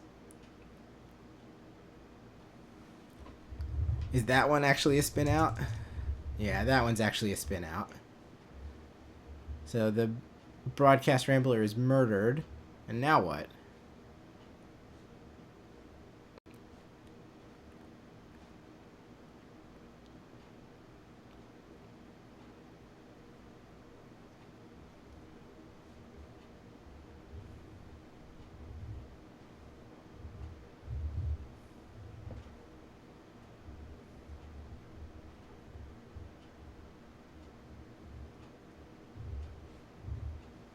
Yeah, okay. One beetle trades. One insect gets through. 4/4 trades for 4/2. Now that other creatures are kind of unlocked, we have exactly enough to activate for 2 life here. So, I mean, ultimately we never even needed Achik to be a creature, right? If it was just an enchantment that said when your insects die, you each opponent loses 1 life, that would have been enough. Because now Ryo goes to 5, from 5 to 3, untap, draw, attack with insect. You can block or not, whatever. And then rat you into the grave, and we'll go to game 3.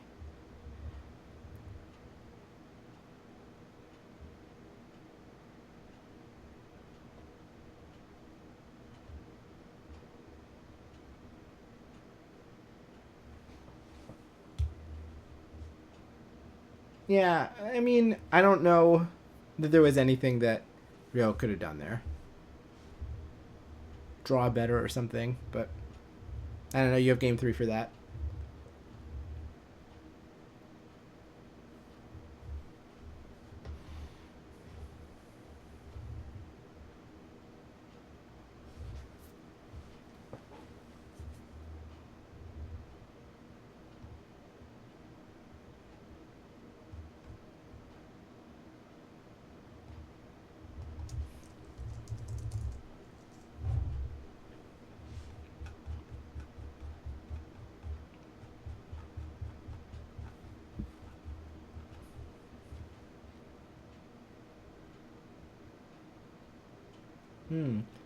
Looking at Melee really quick. Oh, hi, Rebecca. This is round number 6 of 9. We're going to game 3. So we think X and 1 should make top 8, and it's not totally clear whether or not anyone else will. Like, it's possible that someone might go X and 1 and miss on breakers. This was a 860-person pre-release event. I don't remember how big the Magic Summit was. The Brothers War pre-release GP-like thing that you top 16'd or whatever. No, I guess you top 32'd. If you top 16'd, you would have played in the play-in round. So the RC schedule is that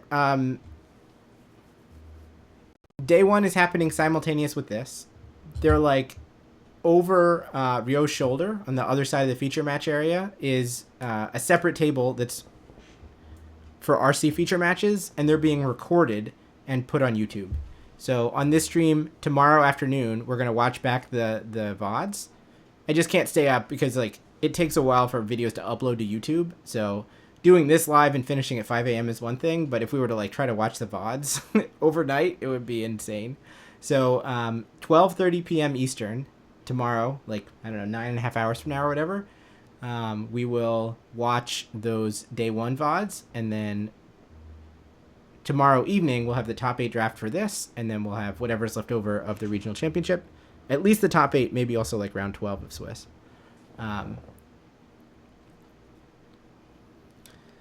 No, we're on track to finish at like, I don't know, 5:45 at the moment. It's going to be a late night. Yeah, of course. All right, here's another. Oh, wait, I was going to say another. Well, you enjoy your rest, and I will be in a little bit.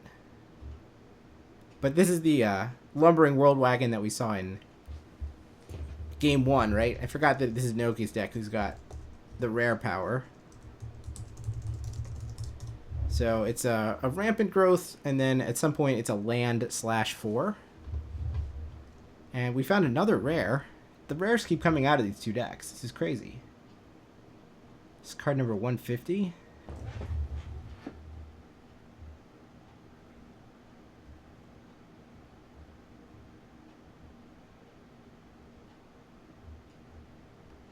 No, it's an Afterburner Expert.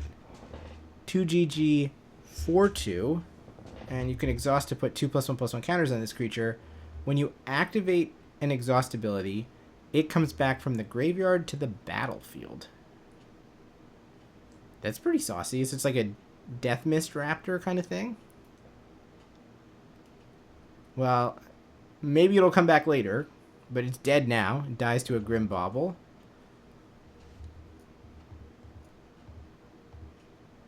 And the next play is an Aether Jacket, which, as Saul pointed out, that Aether Jacket can only be activated as a sorcerer. I didn't realize that. So it's 2/1 against 2/2. And here comes the 2/1 Death Touch, setting up defensive positions. Venom Sac Lagak. So 2/1 Death Touch, 2/1 Flying Vigilance, 2/2 First Strike on attacks. The World Wagon is Crew 4. We're not going to see that for a little bit. Update. Maybe we will, because here comes an elephant.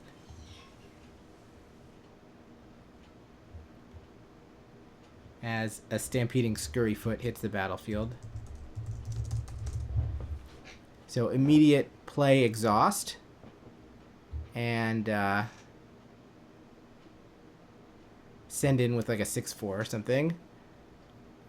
That thing gets lands when it attacks as well. The lumbering.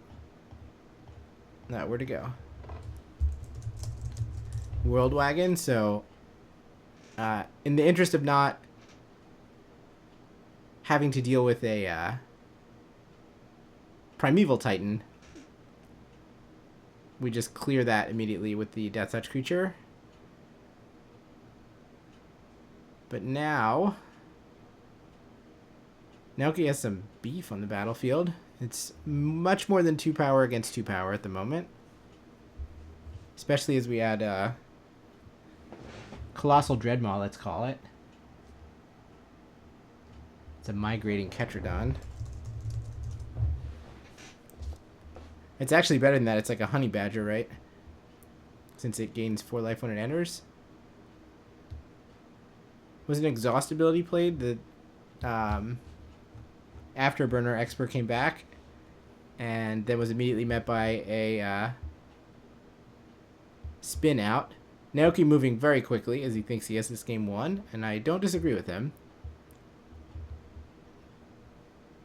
Ryo's stuck on 3 lands.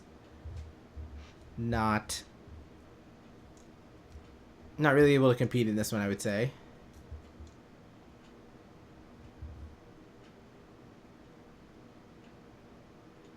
And Naoki will take it.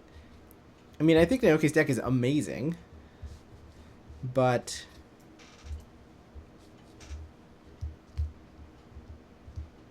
I'm sure he also feels like he dodged a bullet here. Usually when I'm playing a sealed event like this, I think I have 1 loss to give, and ideally, like if you're playing a GP or something and need to go 7-2, at least in the old days that's the way it was. I figure I'm gonna lose 1 match to myself, and then like my deck doesn't function or whatever, and then probably I'll lose 1 match to my own intellect. Like I'll make bad decisions, but hopefully I can win the others. And Naoki dodged losing a match to himself here. So he still has the 1 to give if he wants to make top 8. Looks like there are 14 matches left here in round 6. I wonder if we are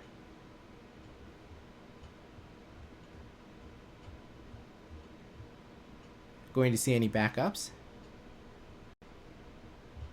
Yeah, that's also fair. Building the deck wrong is another good way to lose about 1 game. Hopefully not a match, but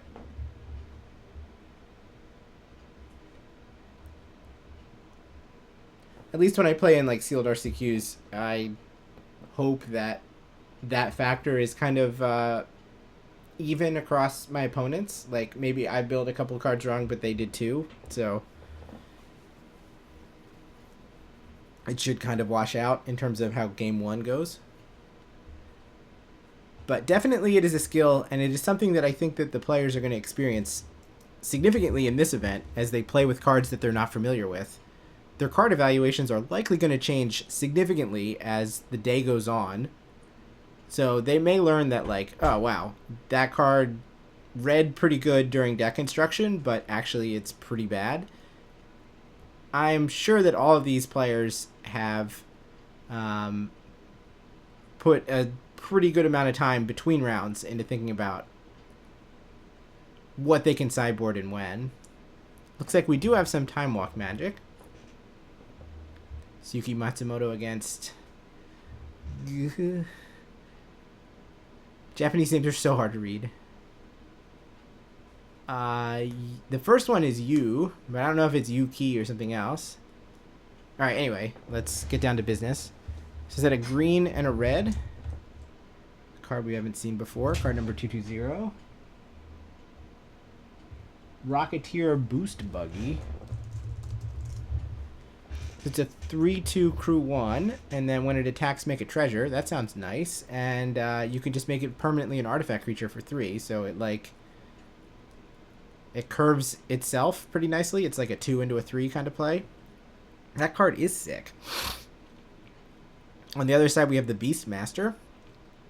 Yeah, let's just rumble. If you're just going to play a 2-drop in response to that, no 2-drop in this format looks like it stands up to this thing particularly well. Get Boost Buggied.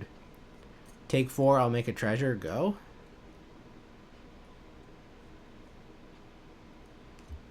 Like, having that thing on the play sounds like a fun experience.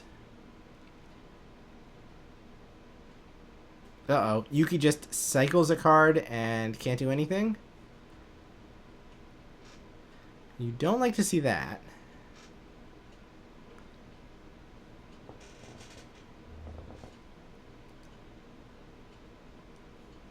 So now it's 5 mana against 2. We could still have a another land drop too, right? Yeah, that's right. The 3/2 vanilla creature does stand up to it, and the 2/1 Death Toucher is fine. Yep, those are the two. I guess red has an uncommon that's a 4/1, right?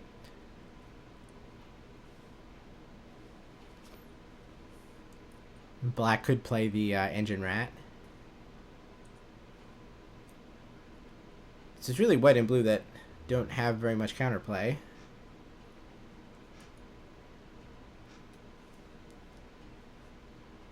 So it's one of these Afterburner experts. The play from... Let's assume that that says Yuki, but I'm not totally sure. It could be like Utah or something.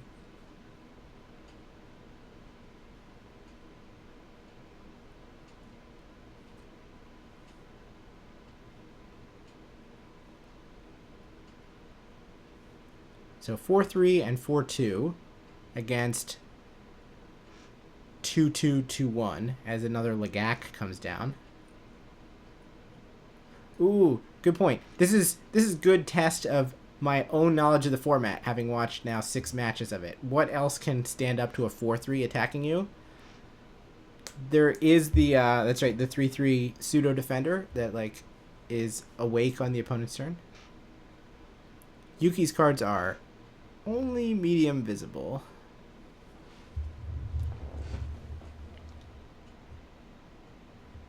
The Broadside Barrage is the play. Deals 5 damage to target creature or planeswalker, and then loot. So that cleared the Death Toucher out of the way and opened the door to the Rocketeer Boost Buggy getting in again. Treasure count 3. Ugh.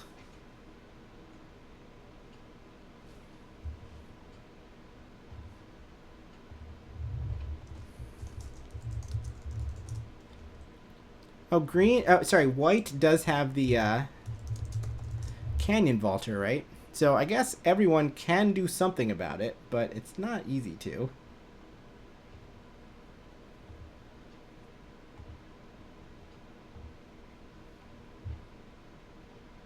Alright, I'm assuming that cards changing zones like this represents a Pothole Mole.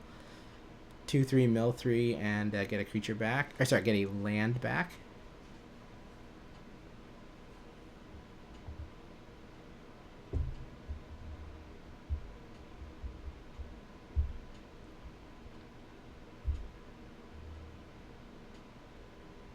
So while we have named 2-drops that can stand up to this boost buggy, we've also seen several games where the first play from either player was on turn 3.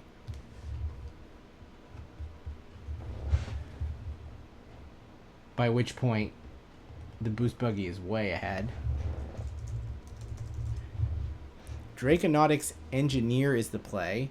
Other creature you control gain haste, or make a 4/4 dragon. Wow, that sounds like a nice thing. And we have access to so much mana, so we can just do both, and Yuki quickly crumbles under the onslaught. Alright, well, if I'm shuffling up for game 2 from Yuki's position, I'm thinking that can't go any worse. Surely we'll get a better game here, but it looks like we've already mulled to 6. That's right, Engineer doesn't give itself haste, so that was a little ambitious to attack with it, but it I think ultimately didn't matter. The first play is again the Draconautics Engineer, though we're not exhausting quite yet.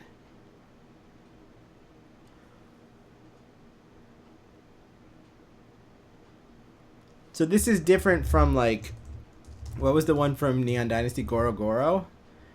Goro Goro can give your other creatures haste kind of indefinitely. Every turn you could activate it, but it looks like the Draconautics Engineer can only do this once.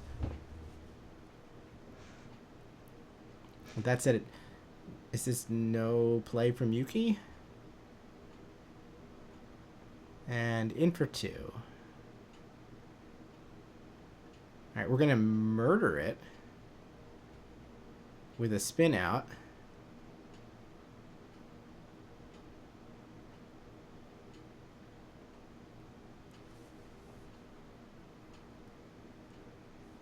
Nice to get to do that before the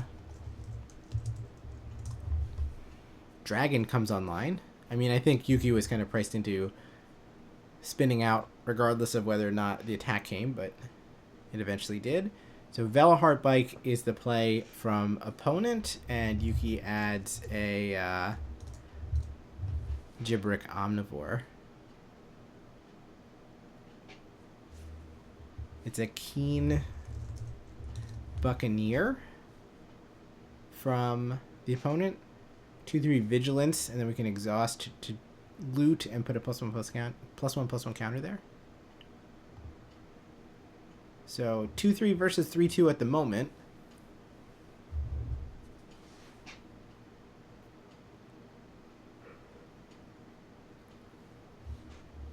Will Yuki offer a trade? Could wind up trading with the bike. Or just take 3.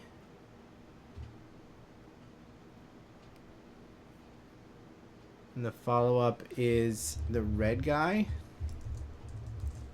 Thunderhead Gunner. Yuki did not cycle on... So, oh, activate only as a sorcery and only once each turn. So, if Yuki didn't like one of the 2 cards in his hand, he had the opportunity to spin it right then, but he did not. Interesting.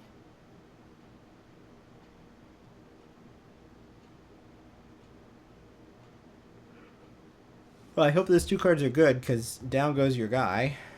Broadside Barrage clears Exaxes. Does 5 damage to it.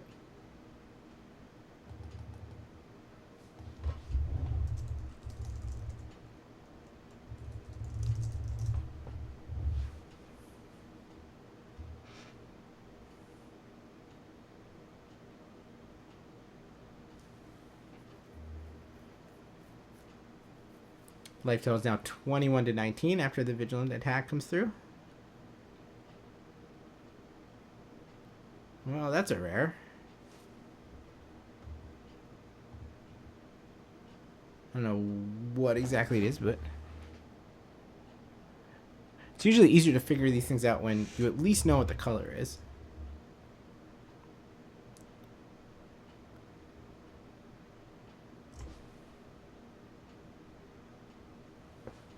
It is not that. We can see the rare stamp.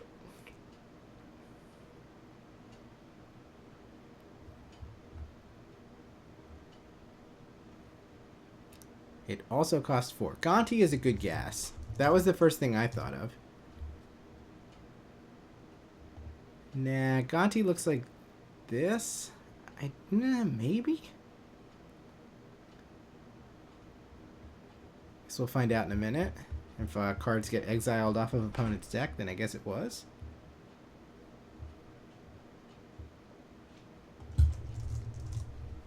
Ranger's Aether Hive is the play on the other side.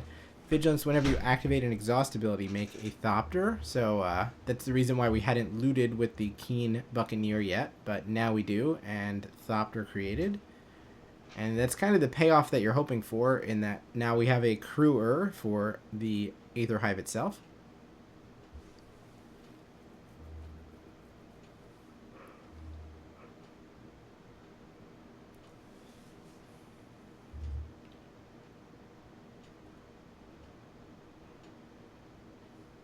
Pothole Mold, the play from Yuki. So what does Gonti need to do in order to trigger this? Whenever a creature deals combat damage to one of your opponents, then you take the top card off of your opponent's library. Okay, well that kind of settles it. It is in fact Gonti. Gonti is a 3/4, but unlike Lord of Luxury, this Gonti does not have Death Touch.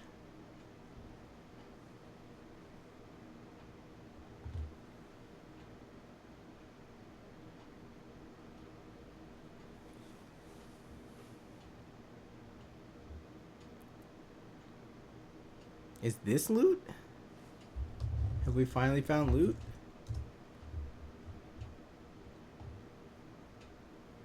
Looks like it. Well, that's dangerous. So the response is to Broken Wings, the Aether Hive. Because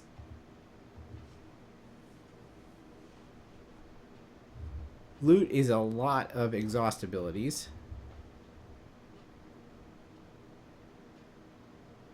And with the bike in play, we have access to whichever one we want. And it looks like the one that we're going to take first is Ancestral Recall.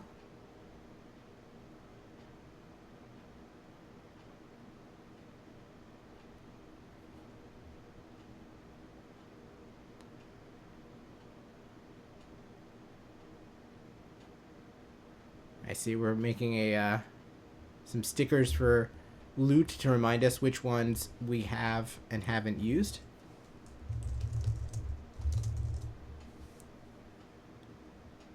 Ooh, wow. Pedal to the Metal was discarded a little bit ago. That is a punch in the face. I guess that was the one that was discarded to the Keen Buccaneer exhaust ability.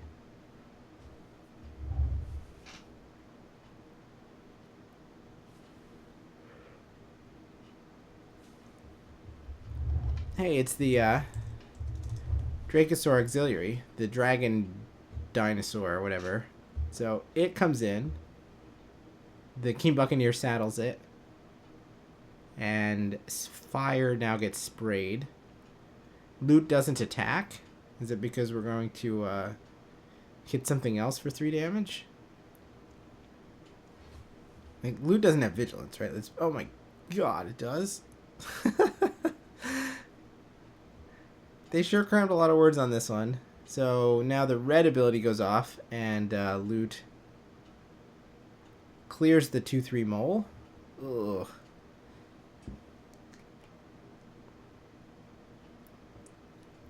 Well, you really couldn't win by more than this.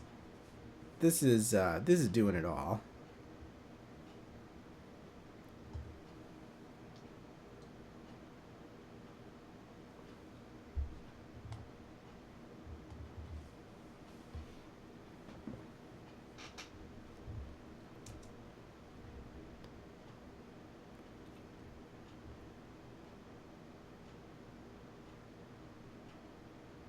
Alright, once again we're going to mount the Dracosaur.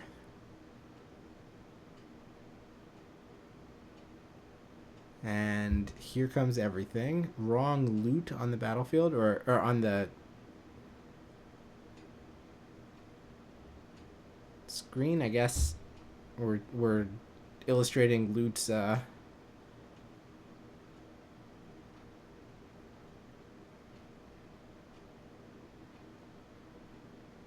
story from start to present. Gonti goes under the bus. 3/4 dies to the 2/4 double strike.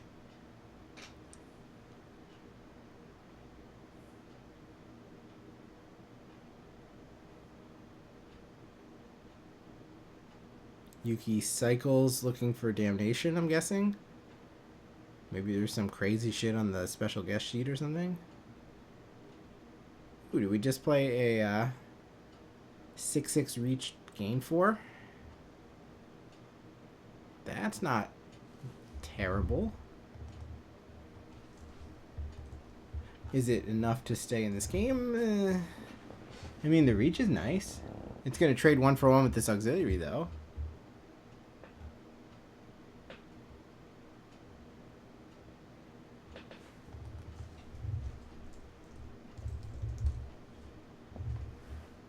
Uh-oh, it's been unsummoned. Now this is kind of the miserable part of the game where it's like, I am mega dead, but you don't literally have 13 damage, so... But anything that lets the bike get crewed probably is enough to do it, so... Not surprised that that is where this one ends. Ouch. Looks like all of round 6 is done. Round 7 has been paired. So I think this is going to be a relatively short break, but I could use the break, so I'm going to take it. Let me catch my breath, eat a small snack, and then we will be back for the last 3 rounds of Swiss today. となります。この後ラウンド7という終盤に、ね、なってきます。この後また井川さんと鹿さんに交代してお送りしてまいります。動画を見て少々お待ちください。それでは失礼いたします。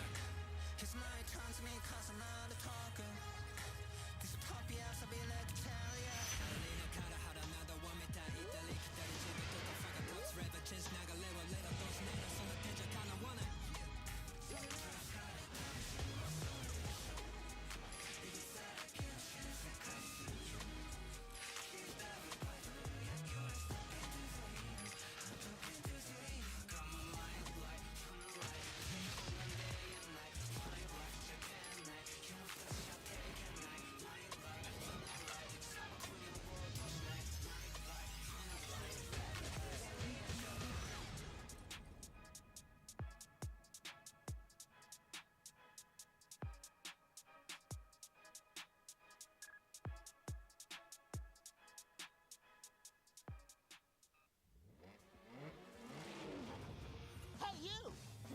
Has life been passing you by? Want to add a little explosiveness to your game? Or find out if you have what it takes to beat a demon-possessed machine that magically harvests souls for fuel? 10 teams! 3 worlds! Burn rubber for racing fame! Then join the Girapur Grand Prix, and this could be you! Not him! Her! Take a chance for fantastic glory and incredible riches! Like the Aetherdrift, this year's legendary prize. It's worth the risk, we promise. So put down that remote and push your pedal past its limits. We want you to be a part of the Girapur Grand Prix. Frankly, because we're running out of racers. But hey, it'll be a ton of fun! It's only a death race if you die. Warning, the Girapur Grand Prix is incredibly dangerous and will likely result in your untimely death. We are not responsible for vehicle sabotage, driver incineration, or decapitation from giant anthropomorphic sharkmen. Drive at your own risk. This message has been paid for by the New Culture Collective.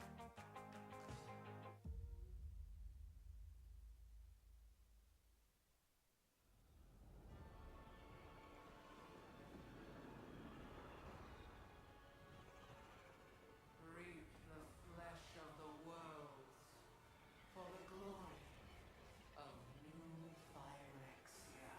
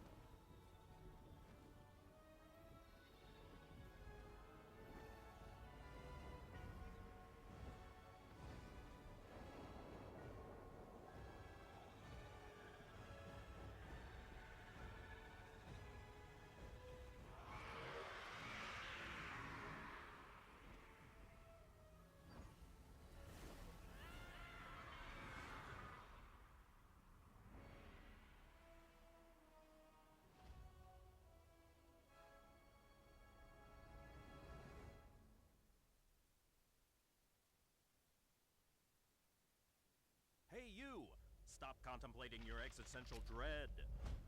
Try Magic the Gathering Foundations. Dying decor got you depressed. Foundations turns dreary into dramatic. But wait! There's more! With the right magic card, everything's better. Can magic help me with my boss's after-hours texts? It sure can. Thank you, Magic the Gathering Foundations. 皆様お待たせいたしました。霊気ソファーリミテッドオープンサポーテッドバイ楽天ブックスラウンド7の模様をお送りいたします。実況私石川と解説井川さんです。よろしくお願いいたします。はい、よろしくお願いします。さあフィーチャーテーブル、準備できているということなので早速見ていきましょう。はい。マッチアップはですね、先ほど松本さんに、勝ちました相田さん、はいそして、対戦相手は高橋さんと高橋由依さんのマッチアップをお送りしていきたいと思います。はい。Wow, quick turnaround. All right, let me get myself set up. We are ready for round number 7, and Kazuki is back on the feature match. We saw Kazuki a little bit earlier.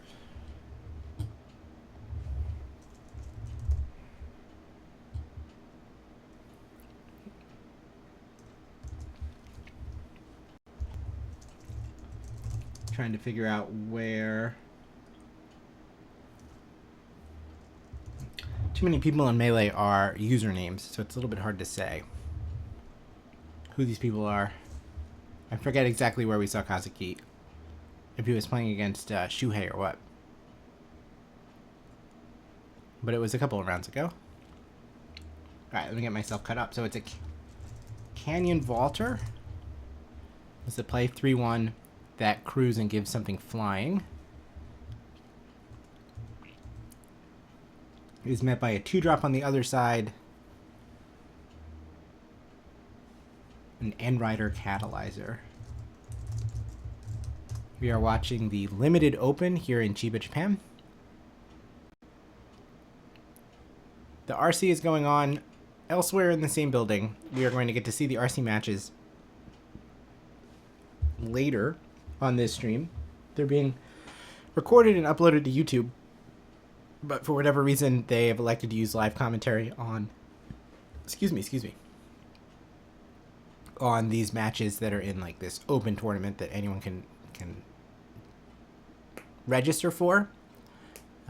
This time, based on the timing of the event, they did pre-release limited as the open format. So this is kind of like a blast from the past GP kind of feel. So 3-1 traded with 3-1. And we have added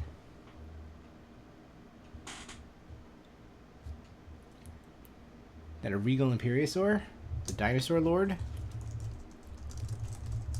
The thing is not a joke. Other dinosaurs you control get +1/+1, but it's more importantly it's a 1GG 5/4. Kazuki is just cycling a card and not finding a 4th land. Uh-oh.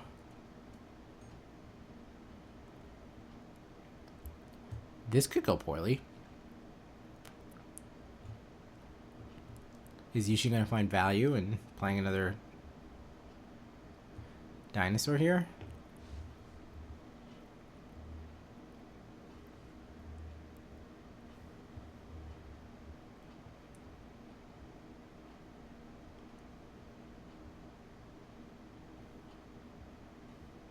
Well, bad news, another green rare. It's Ovia. Worst news, you're getting your face eaten off by a 5/4. Each creature that's attacking your opponents has trample, so make that a 5/4 trample. And then Ovia is an Elvish Piper. I'll use my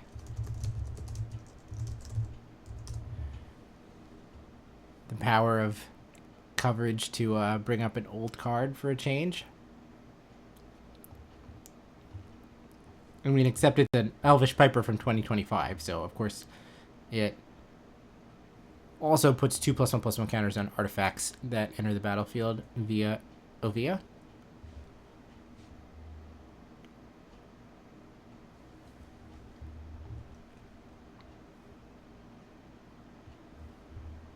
I feel like we've seen Kazuki's deck before, so I should know what some of these cards are. But having said that, I'm not sure, and I'm hunting.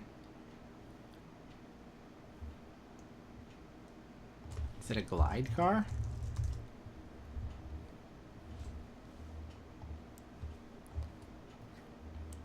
Yeah, so when this vehicle enters Scry 1, okay, tap 3 other untapped creatures you control until end of turn. I'm an artifact creature and gains flying, and I get a +1/+1 counter. So it's like a poor man's Warden of the Inner Sky, let's say. But ultimately, that was a lot of creatures against... oh, it was the 2-mana taxer. Apologies. Not that it especially mattered, as it was... Oh, it says Sky Seer's Chariot. Right, choose an online card name. Activated abilities of sources with that card name cost 2 more to activate. Okay. That was a game where we never saw power or toughness from one of the players, right?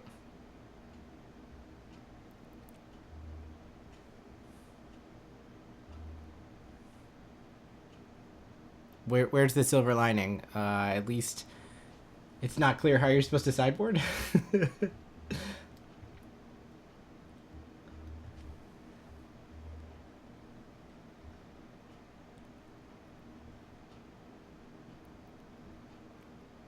See, this is one of those matches where I'm already starting to think, well, I'm 6-0 or whatever. I still have one that I can give to my own deck.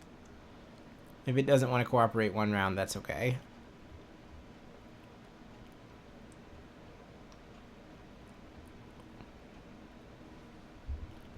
How similar did these two things actually look? Okay, not that similar. I shouldn't have gotten that one wrong.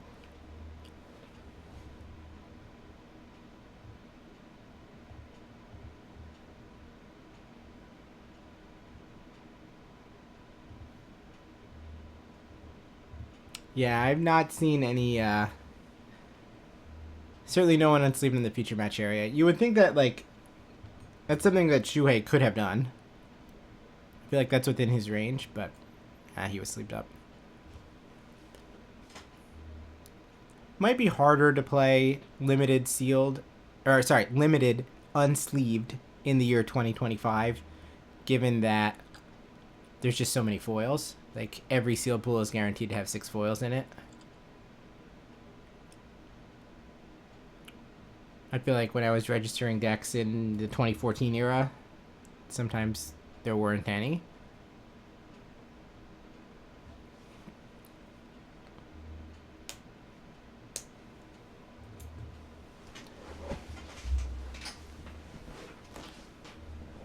And I could definitely believe that the foils are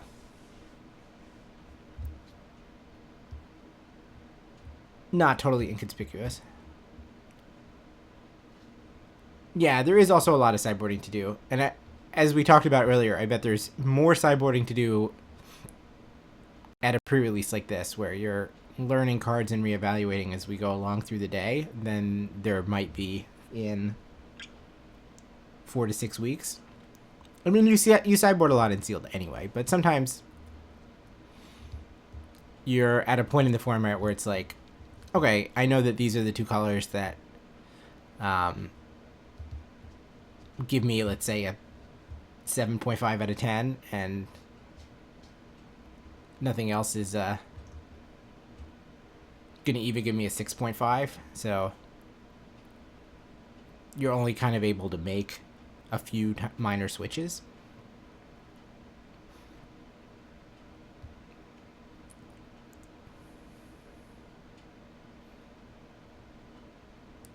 Pre-release promo was already banned. Ugh, that sucks. I'm sorry to hear that. Ooh. Because you seem to have asked for a stack of basic lands as part of a fancy sideboarding plan here.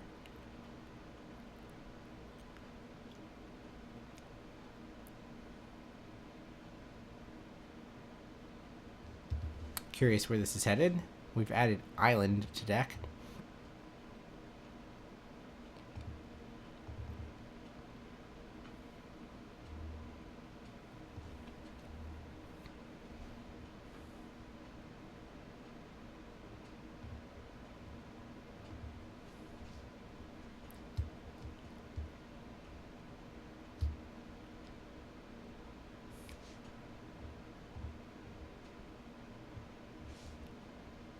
Alright, now we're going to watch a careful count to 40. Some superstition after getting badly mana screwed.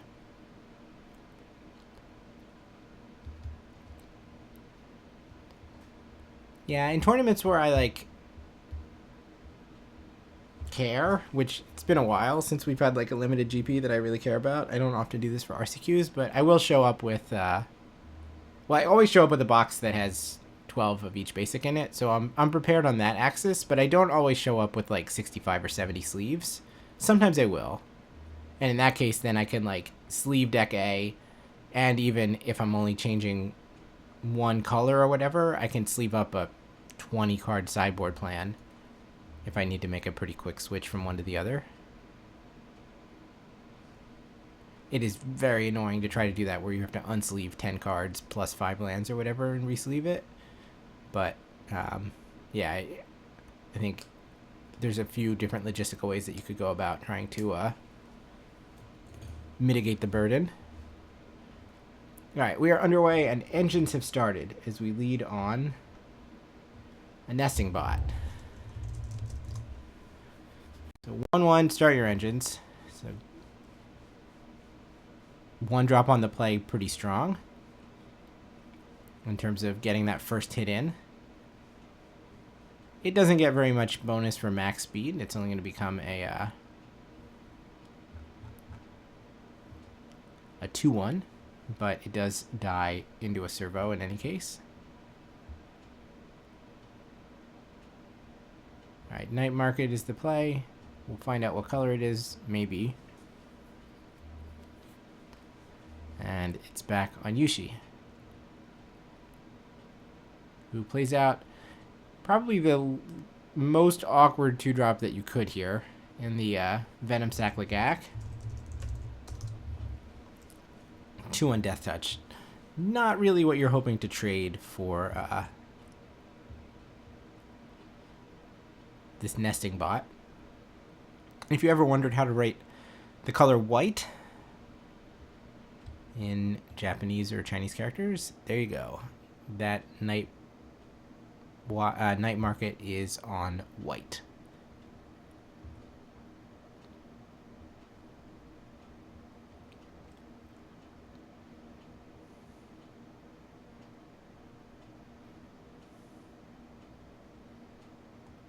Land 3 for Yushi. There's plenty of stuff going in hand, including a red 1-drop. I didn't see which spell that was, though I don't know if I would have recognized it anyway.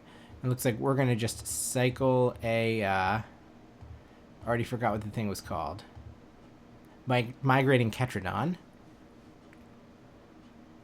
A dinosaur that does get a boost from the Lord, huh?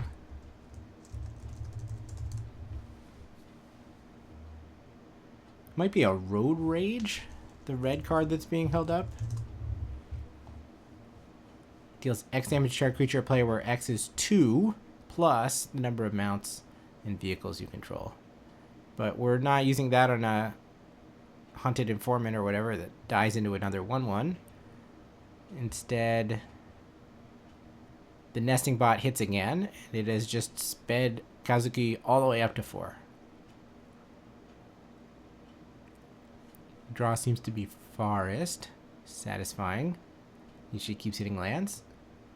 A couple of 5s in Yushi's hand, so there's 1 more to go. Now, usually, if it's like, well, a 1-1 and a 2-1 are in a race, then 2-1 is obviously going to win, but Nesting Bot has now powered up, so it's actually an even battle right now. I wonder if that was the island that Kazuki sided in, but island is in play.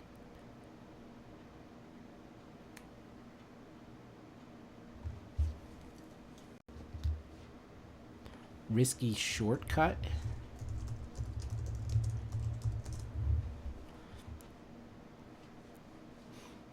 No, you don't want to go one drop, then no plays, no plays, no plays, and then Sign in Blood. That is pretty awkward. Okay, we have something to do now, finally. There's 2 more lands, which is not the best. We can at least play Zohar. Is that what this thing is called? Zahar? One of these days I'll learn it. So we can sacrifice the nesting bot to surveil 1, make a zombie. Right, I remember now. Kazuki had a relatively good black-white kind of paper cuts deck that we saw on camera a little bit ago.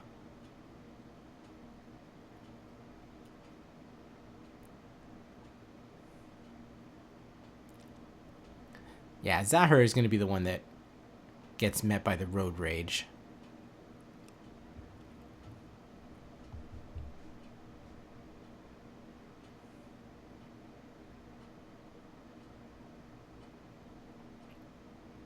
So does he want to upgrade the nesting bot while we are here?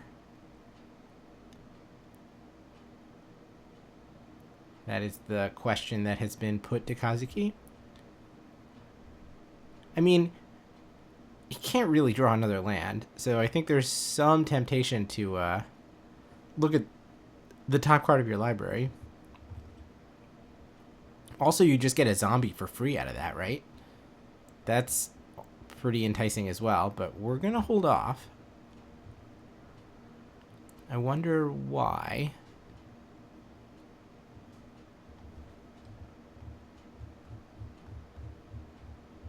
Alright, land 5 for Kazuki. Sorry, for Yushi. No problem.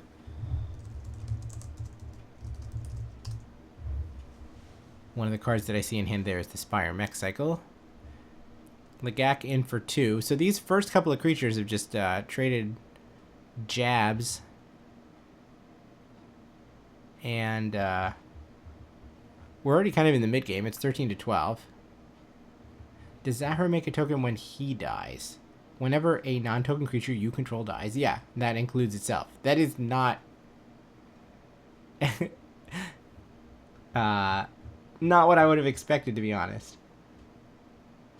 So I'm not surprised that that one was missed.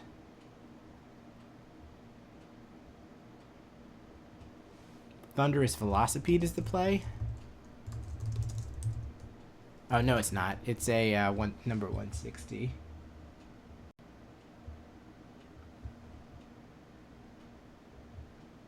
Earth Rumbler. 7/6 Vigilance Trample. Exile an artifact or creature card from your graveyard. I'm now an artifact creature until end of turn. So this is different from the whatever it was called, the cycle, the mech cycle, which becomes an artifact permanently. This only becomes an artifact until end of turn. You need to have fuel for it to continue working that way. But obviously Yushi is setting up Earth Rumbler into Mech Cycle and then immediately turn it on and bash.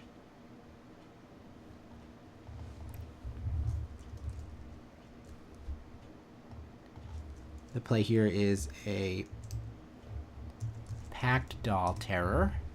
Drain for 1. That thing could be annoying. Now Nesting Bot dying into a Servant is kind of interesting. Yeah, right now imagine having an extra 2 power. That would be pretty good, right? Life totals are 13 to 10.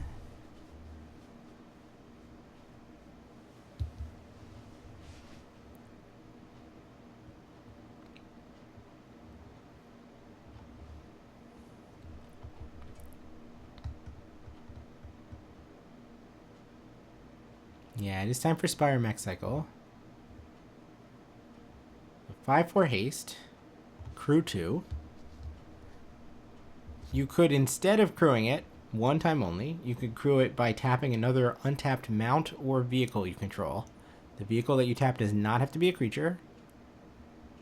And if you do that, it becomes an artifact creature permanently. And you put a +1/+1 counter on it for each other mount or vehicle you control. So that is what's going to happen.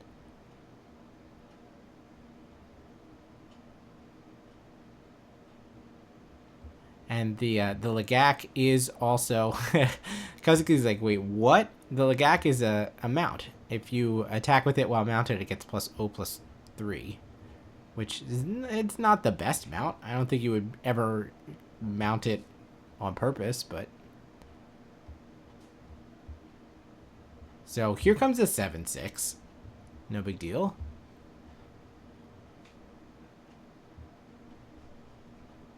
Can we answer this with a spell? And I think the answer is that yes, we can. We can destroy a creature with toughness 4 or greater. So that bullet has been dodged, thanks to Gallant Strike.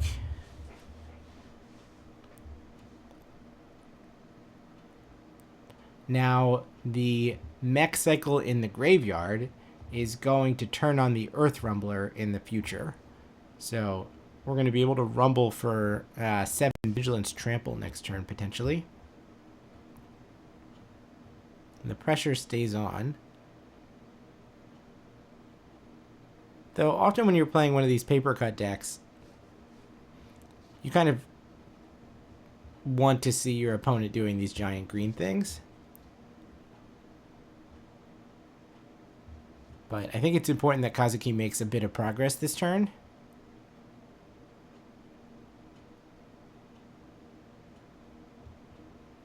Because closing from 4 or 5 is going to be much different from closing from 10 or 11. And right now Yushi is completely tapped out and only has a 2/1 back to block. So is there some way that we can take advantage of this? It looks like we have a back on track. That's the card that we're showing there. So we can like get Zahur back, make a pilot. Is any of that good? I think it's probably fine. I wouldn't call it the most exciting though.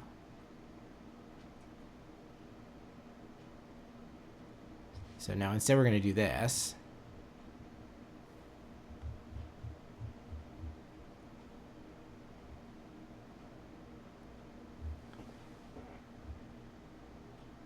And play a Demonic Junker.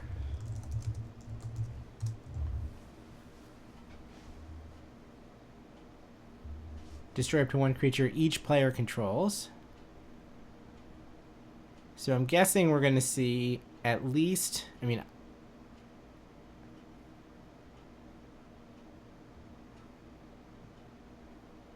you can't do that. Destroy up to 1 target creature each player controls. Can we really destroy the Earthshaker? This doesn't seem right.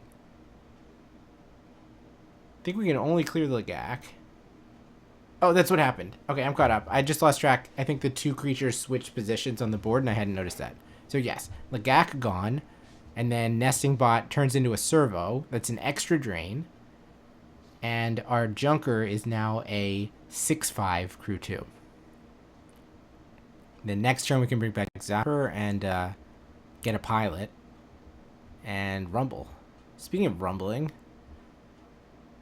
this Earthshaker has vigilance, so there's no reason not to. Here comes a 7/6. Are we going to attempt to block? It looks like the answer is yes. 6/5 in front of the 7/6. So 2 will trample over as it stands, but just +1/+1 would be disastrous. We've opened up the opportunity to trade any combat trick for this 6/5.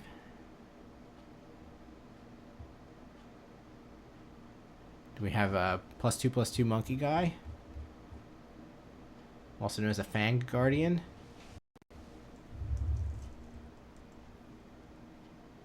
Oh, no we don't. We just have a Crash and Burn. Yeah, we just have a Crash and Burn. Destroy target vehicle or deal 6 damage to target creature or planeswalker. So Definitely the destroy target vehicle mode. There is a white +2/+2 trick that we would not like to get hit for.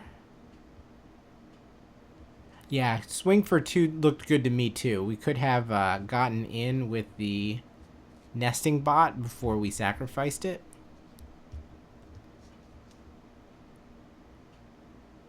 Instead, we didn't attack at all last turn. Okay, well, now that the blocker is out of the way, the trample comes into effect, and Kazuki goes from 15 down to 8. So the life totals have equalized 8 to 8. Yushi did have to spend most of his turn crashing and burning, but we have a follow-up play.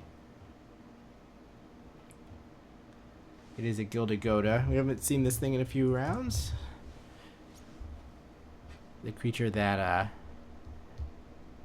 makes a treasure if it attacks while saddled. But is otherwise just a grizzly bear, a grizzly pony, or whatever.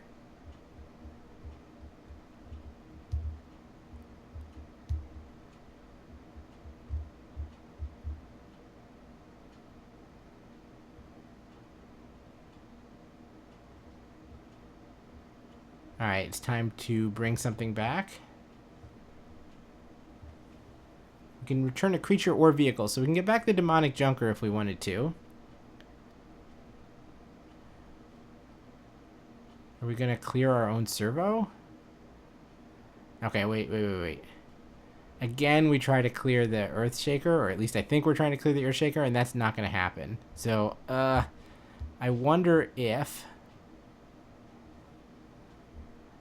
this play would have been made if Kazuki was aware that demonic junker cannot destroy a vehicle.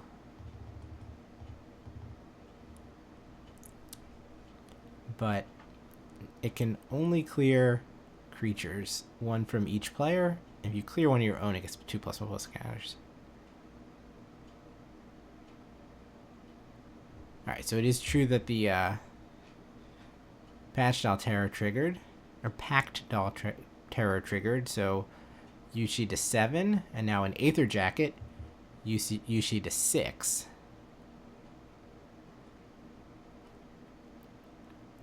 Honestly, it's the Aether Jacket that looks kind of scary right now, right? Does this thing is only Vigilance Trample, the Earth Rumbler.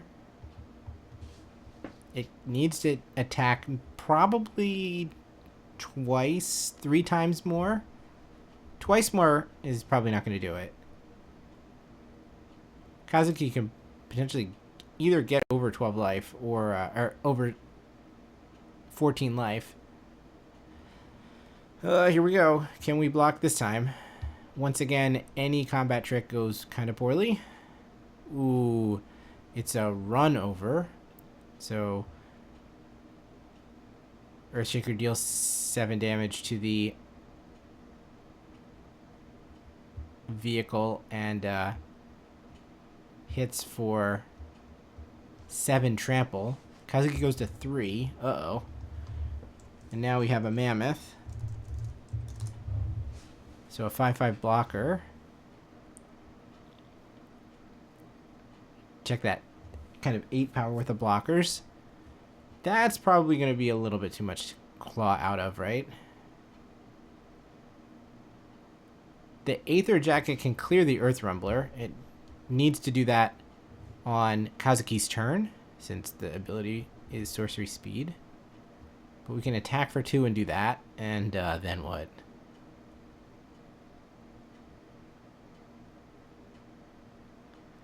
Alright, 5 mana play is... Ooh, is that an oil caster? No, it's the other thing, right? It's the one that makes a zombie every turn? No, it is an oil caster. Oh, that's, like, pretty good. Oh, not tenured oil caster. Streaking oil gorger. Okay, sorry. Something involving oil. It's a 3/3 flying haste lifelink. Absolutely what the doctor ordered. Now let's not forget to Aether Jacket down this Earth Gorger, please.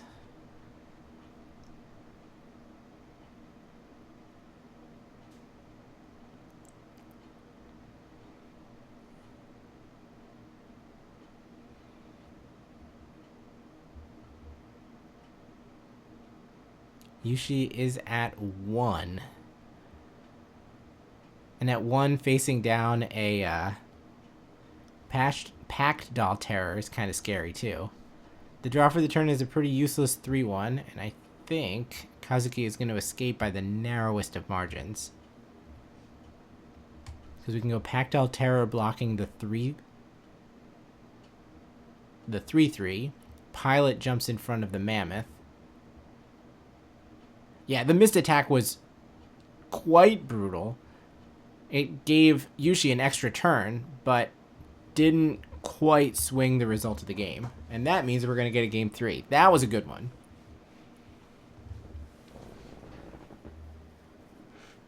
Yeah, the missed token from...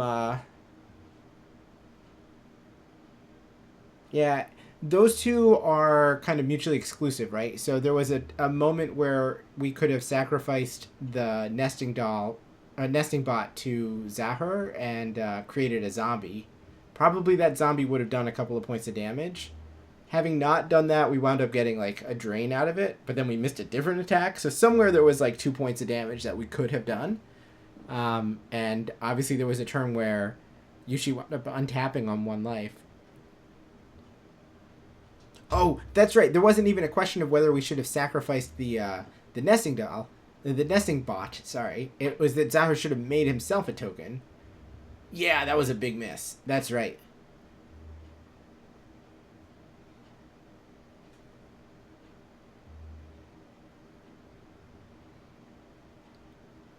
Yeah, Kazuki gave up a number of different little bits of equity there, but somehow it didn't round up to the entire game. Kind of luckily.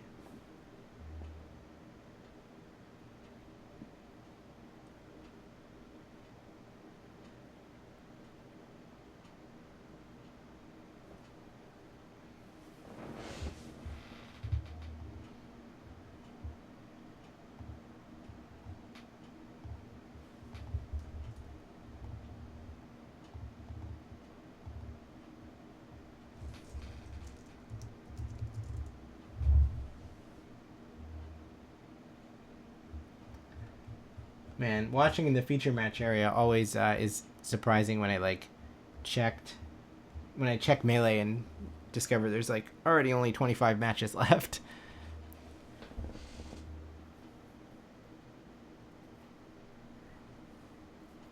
Yeah, that's also true, Protopulse.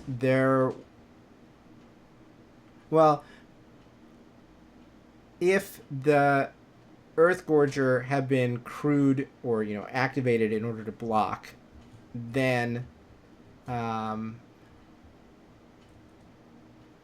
would have been a legal target for the Junker. But I think that's the kind of play that you make in the second week of the format, and it's clear that in the first weekend of the format, Kazuki only just learned how those cards worked, so it's interesting to think about, how should you have played given how the cards are actually supposed to work. And that could have involved, the rest of that game could have been pretty different if there were extra zombies around and stuff.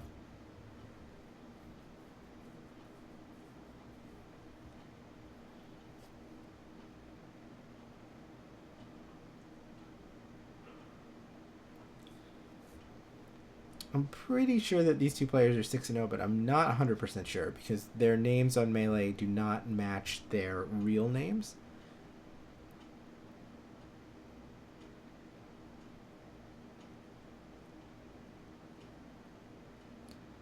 That kind of thing is a problem for next Tuesday, Adam, and not a problem for 3 a.m. broadcasting, Adam. But if true, then they do have a loss to give. And only a couple more rounds where we have to worry about it. This is round 7 of 9. 2 lands on Kazuki's side, and it looked like Yushi had 4 to work with. But it seemed like Kazuki has a kind of awkward situation where he needs to play Night Market turn 1, and I don't know what color he's supposed to name for it. His other land is a Plains. Obviously, I think he would like to name blue if he can. But that might not be an option. He's going to have to say black.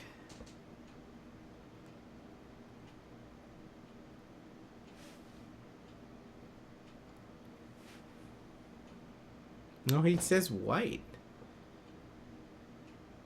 I find that surprising. Uh-oh. Speaking of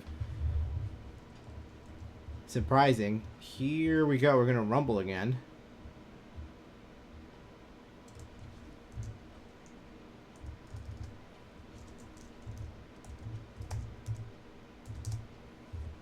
It's a Rocketeer boost buggy.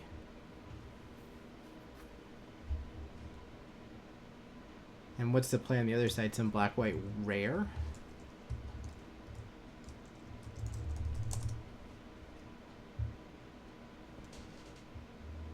Oh, it's Zahra again. I have to admit that somehow, now that I'm thinking about it, this is totally ridiculous. Somehow I thought Zahra was an uncommon. I guess we just saw so damn much of it.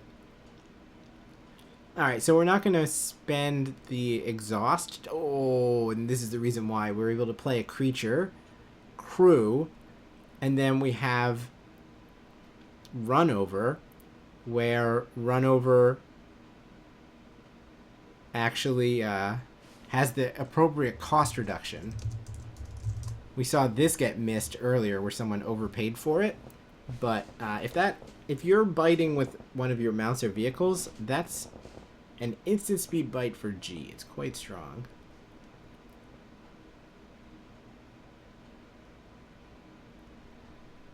Welp. And now the attack also grants a treasure. And there's like no obvious way out of this. If Kazuki plays a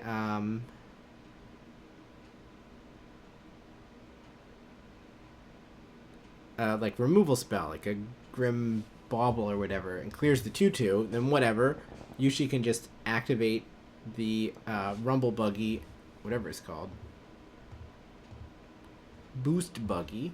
And just turn it into an artifact anyway. Or artifact creature anyway. So we're going to play the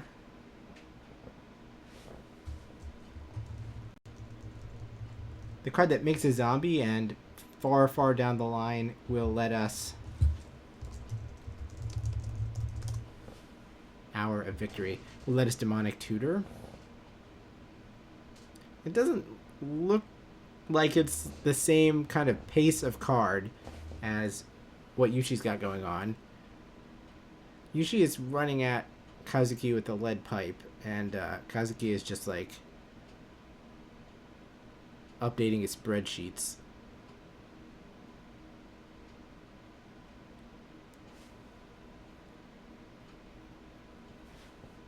Alright, so we will exhaust, which confusingly makes the thing able to attack. You'd think that exhaust would, if you exhaust a vehicle, it would be like out of commission or something. That's not the way it works. I kind of fear that Yushi missed a treasure, but what can you do?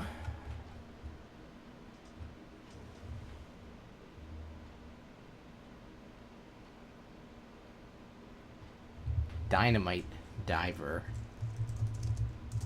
is the play. So it's a pilot, and then when it dies, it pings for 1.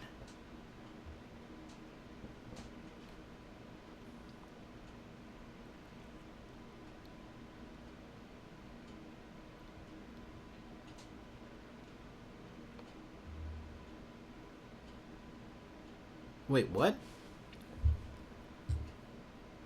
What just happened? Yeah, that was a optimistic play. You cannot actually do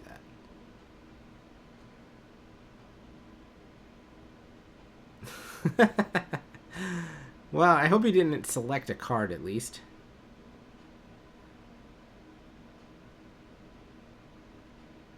I also hope he hasn't done that before.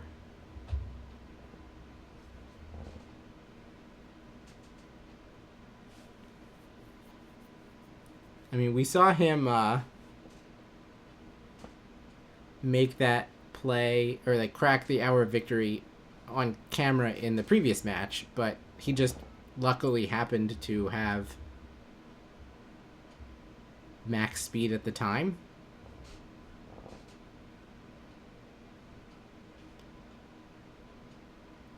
Yeah, that would make the card a little bit better if it didn't have max speed on it. Maybe not ridiculous, like, Diabolic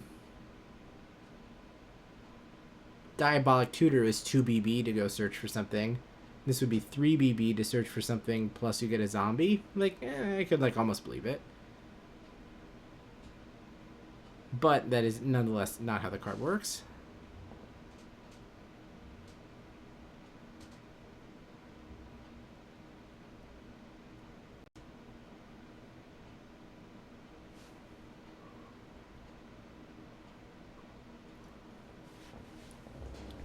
So instead, we're going to play Bone Splitters and clear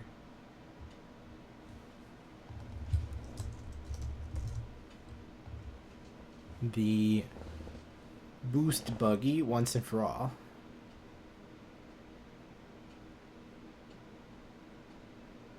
Right, so you can sacrifice any artifact or creature and it can destroy any artifact or vehicle. The Hour of Victory is an enchantment, not an artifact, so that wasn't a legal decision. That would have been pretty nice, though.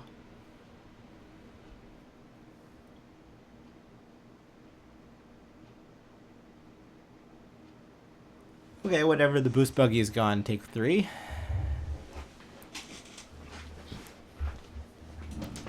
Hopefully Yushi doesn't have to rue missing a treasure, because I think he did miss one.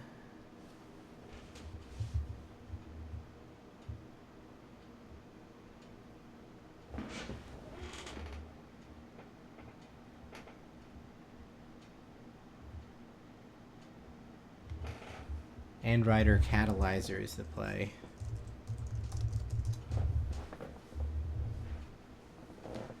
So start your engines, it becomes a mana dork at max speed. If that's, I'm not even sure if that's good, but that's how it works.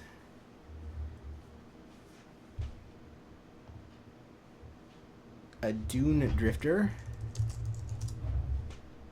X is 2, brings back Zahur.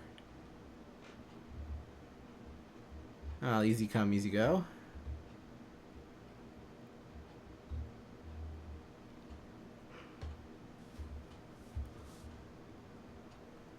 I think it got Road Raged, right? That was the foil Road Rage from the previous game.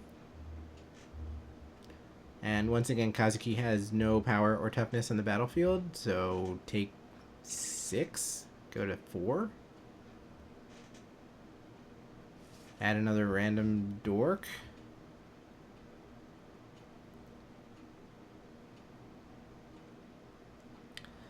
Blue card is pretty awkward.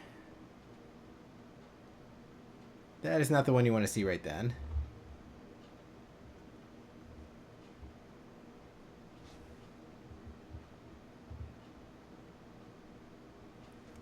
And Yushi takes it. Down to 8 matches left to report. Probably one of them is this one, which is just being put in the system now. So my guess is that there's not going to be a backup. Yeah, so in that case, I'm going to take a break. We've got 2 more rounds to go. Guessing the sun is going to be up before I'm done, but I don't know. It's going to be close. It's like 4 o'clock here in New Jersey. So thanks for hanging out with me, everyone. We've got a little bit more to see. So let's find out who actually makes the top 8 of this limited open.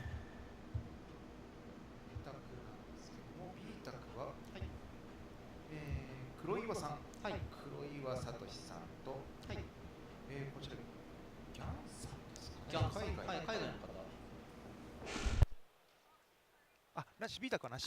はい。わかりました。さようでございますか。了解です。はい。ということで、じゃあ今回はA 卓お送りしてきました。いや、これは7-0です。そうですね。これでもう7-0ということで、まああと多分どっちか勝てばトップ8ぐらいですかね。Okay. 7-0まで来てる方でしたら。いや、そしてまたこのシールドでの戦いがこういった戦い。That does answer that was a 6-0 match playing for 7-0. I was curious about that. なんていうかリミテッドらしいという。そうですね、はい。レアリティが低くてもしっかりと殴れるデッキを構築して、まあ相手がね少しもたついている時に一気に攻め込むというので、はい、素晴らしい姿勢でしたね。やはりまあ先ほども途中でお話ありましたけど、緑が結構やっぱ選ばれやすいんですかね。そうですね。やはりまあ相手からそのアーティファクト破壊とかも聞きづらいですし、まあクリーチャー、いわゆる肉質と、まあ除去と結構持ってるもの多いので、やはりまあ今回のシールドでは結構緑強い方かなと個人的には思ってます。使いやすいカラーリング、ぜひぜひ緑に着目していただいて、井川さんも触ってみた感じはやっぱ緑というか。そうですね、はい、まあもちろんアンコモンですとかレアとかの出には左右されますが、コモンで一番強いなと思ったのは緑のコモンですね。はい。結構遊んでみて結構このリミテッド、まあドラフトもそうですけど、あれちょっと評価変わってくるのタイミングもやっぱあるんですか、そのアーキタイプの流行りとかで。そうですね、まあ特にちょっとシールドだとありもので勝負するんですけれども、ドラフトだと多分その僕結構緑がシールドは強かったって言ってるんですけど、みんなが緑やるとね流れてこなくなるじゃないですか。確かに確かに。そうすると他にちょっと不人気っぽい色がすごい流れがくて強くなったりとか。Everyone has been green, they're saying. We prepared this thing with all the other archetypes, but it's all been green X mirrors. ほとんどいないですからね。いない。手探りですし、もうアドリブ力試されますね。はあ、これは楽しみですよ。やっぱ今回のねこのシールドリミテッドオープン出る方も基本的にまあ昨日シールド練習した方いるかもしれないですけど、ドラフトやってる人はもうほとんどいないんじゃないですかね。ですよね。まあそうなるともう一回カードリスト見て、どのね2色やりたいかとか戦略立ててってなると、はい。だってまずはまあ普通の考え方で言うとまずは初日のやっぱシールド抜けないことにはなりますから。そうですね。この900分の8ですからね。いやすごいな900分の8。そこをもともと入れると思っている方はなかなかいないと思うので。あ、そうですか。やはりねめちゃくちゃドラフトイベントもやってるんですけど、すごい人気みたいですよ。もうまずプレリのところですから新セットで遊びたいで。ドラフトはもう8人ずつでどんどん多分高立ってるでしょうね。無限ドラフトっていうのもあるので、なんか2-0か3-0したらもう一回できるみたいな感じですか？9ポイントと6ポイントです。なので2-0すれば、2-1すれば次のドラフトチケット3パックドラフトチケット。無限じゃないですか。無限らしくて聞いたんですよ、運営の方に。今日っていました？無限できてたって言ったら今日はまあ2回3回ぐらいでしたけど、前は朝その参加費払って夜の受付終了まで一生もう一生無限勝ち続けるってこと。5回ぐらいらしいですね。でもまあ結構ねドラフトもまあ 2,3 時間はかかりますからね。でもすごいですね。ウハウハで帰ってたって言ってました。じゃあそりゃそうだろうっていうまあお近くにお住まいの方、もしね幕張メッセの近くにいらっしゃったらぜひ無限を体験しにいらっしゃっていただければと思いますね。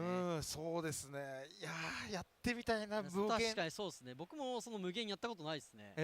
いやだって無限って朝から晩まで追われるプロプレイヤーの方どれくらいいるか企画とやってほしいな。なんかいや明日とか中村さんちょっと今回残念ながら先ほどもうドロップされたとおっしゃったんで、いや明日無限に挑戦してる可能性ありますよ。ちょっとそれは見たいですけど。いやドラフトやろうかなって言ってたんでさっき。いやそれはちょっと2勝がかかったところで当たりたくないな。中村さんとは。いや明日ちょっと世界の中村周平伝道が無限ドラフトに出没する可能性あります。いいですね。まあ逆に言うと電動プレーとコミュニケーション取れる世界。そうですね。はい、なかなかない機会だと思うので。まあ参加するかどうかわかんないですけどまだ。まあそうですね。まあしてそう。おおむねしてそう。井川さんさっき話した感じだと。楽しみです。はい。ということでここでラウンド7が終わりましたので次ラウンド8バトンタッチしたいと思います。それでは動画を見てお待ちください。それでは失礼いたします。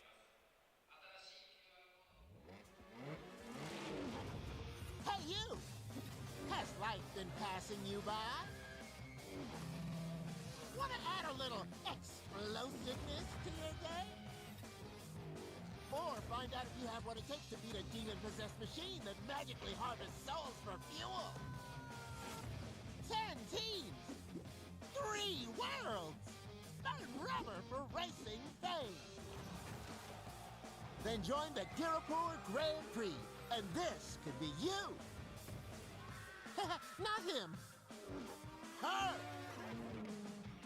take a chance for fantastic glory and incredible riches. Like the Aetherdrift, this year's legendary prize. It's worth the risk. We promise? So put down that remote and push your pedal past its limits. We want you to be a part of the Girapur Grand Prix. Frankly, because we're running out of racers. But hey, it'll be a ton of fun! It's only a death race if you die. Warning, the Girapur Grand Prix is incredibly dangerous and will likely result in your untimely death. We are not responsible for vehicle sabotage, driver incineration, or decapitation from giant anthropomorphic sharks. Drive at your own risk. This message has been paid for by the New Culture Collective.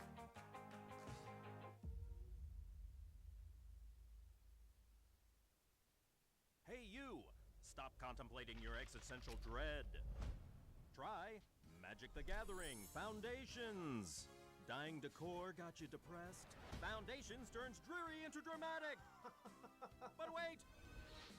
There's more! With the right magic card, everything's better. Can magic help me with my boss's after-hours texts? It sure can. Thank you, Magic the Gathering Foundations.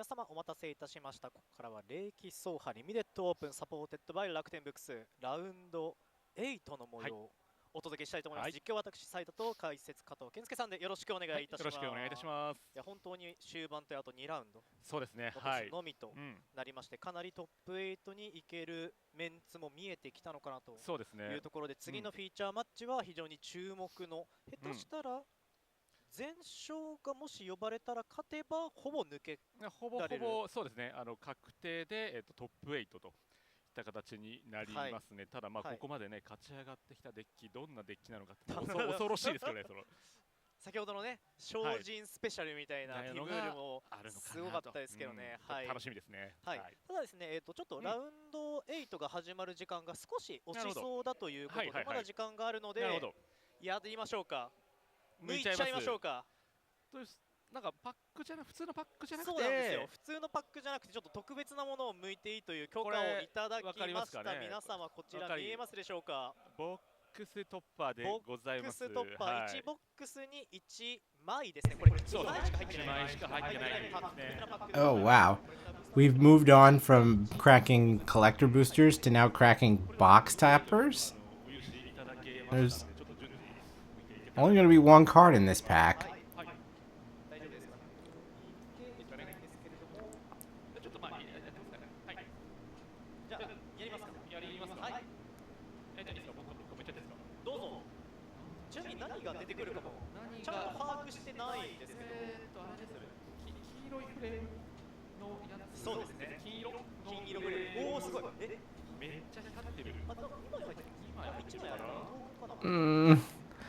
I don't love the way he's opening that. It's a little spooky.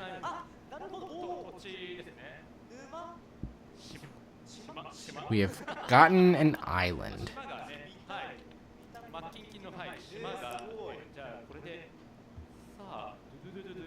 Oh, and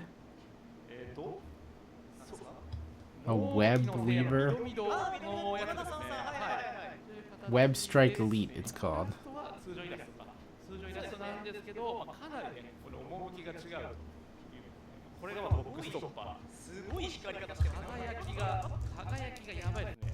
これね、敵の土地なんか全部これにしちまった日なんか、輝きは最高ですよね。これね。いいじゃないですか。いいですね。はい。モダンとかも1枚だけ京都地入ってるとかもこれにしたらこれめっちゃ目立って探しやすそうですね。探しやすそう。そういう観点もありますからね。はい。はい。じゃあそんなこんなでもう一パック。じゃあ私の方行かせていただきます。ボックストッパーということで、これは切り口とかあるんですか？上やった気がする。そこありますね。はい。まず島。同じかな？同じIsland. はい。沼地の晩餐会を先ほど中中さんにサインをいただきました。おすすめのカードですね。はい。2枚切削してクリーチャーかプリントか機体を解消する。はい。こちらが状況になっております。輝きがすごいと。Yep, Quag Feast, it's called. キラキラですね。これね、確かに揃えたくなりますよね。あれなんですよね。カードフルカードビュー見たときはただ黄色いだけで正直なんかどういった光り方してるかわからないから。He's saying they're yellower than he thought they would be from looking at pictures or whatever.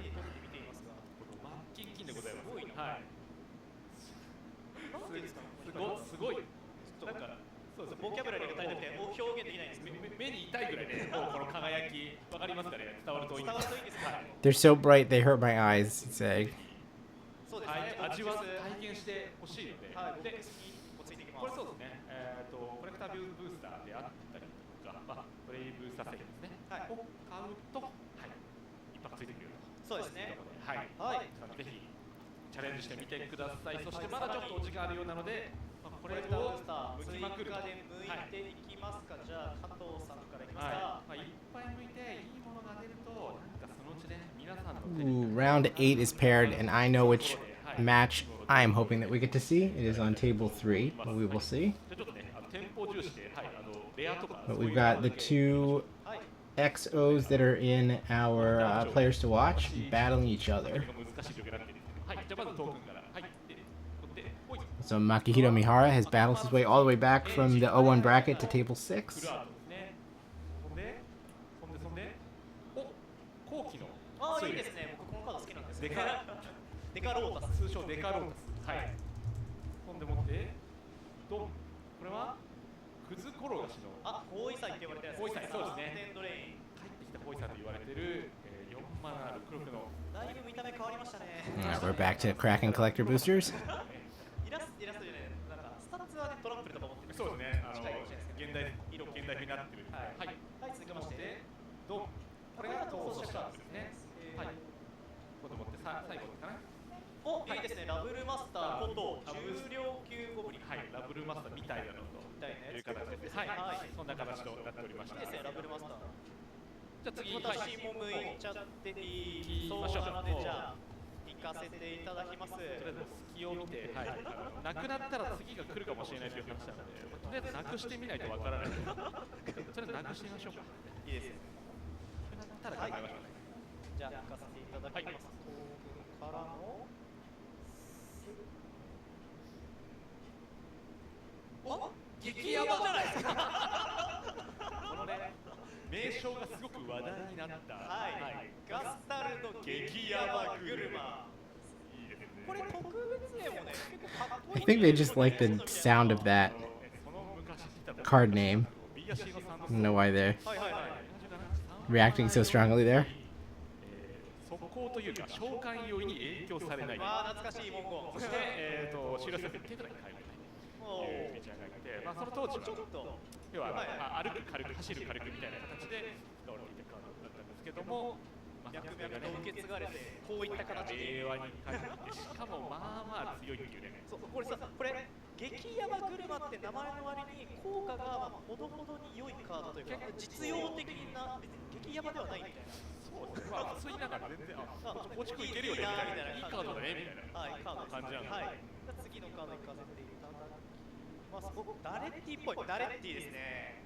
5マナの墓地からアーティファクトをリアにするような動きをするカードですね。のはい、拡張版でございます。で、と、あ、いいですね。いや、黒猫といえばやはり私なんですね。黒猫戦車、黒猫戦車、黒猫戦車、黒猫戦車。はい。まあ残念ながら出てくるのは22のゾンビなんですけれども、見た目が完全に黒猫なんで、守っているというところ。これ最大でちょっと使いたくなったんですけど、これはちょっと弱い。いやいやいや、そんなことはない。まあね、使いのあるカード。戦車だったら、はい、そうだったんですね。はい、次。逃走者かな。バー。なんか見たことある。テムメトだ。はいはいはいはい。こんなになっちゃったんですね。ケットとかでしたっけ。そうですね。モスパーからその時は人間だったと思うんですけど、ゾンビウィザードだったんです。あらあら、気が高くなっちゃったんですね。最後1枚ですかね。バン。カラドーラ。カラドーラ。ちょくちょくね、シールドでも出てきて、まあ非常に強力なデアとして活躍してましたね。はい。カードでございます。からはですかね。さて、そろそろゲームをお届けできそうということですね。はい。エータクですかね。Ooh, here we go. そうですね。エータクは18点ですね。Alright, let's see who we've got. It is Makihiro Mihara in the feature match area. So Makihiro is 6-1. Playing to stay alive, and has been playing to stay alive since the very beginning of this tournament, where he started 0-1. We are watching the limited open here at the Chiba Regional Championships.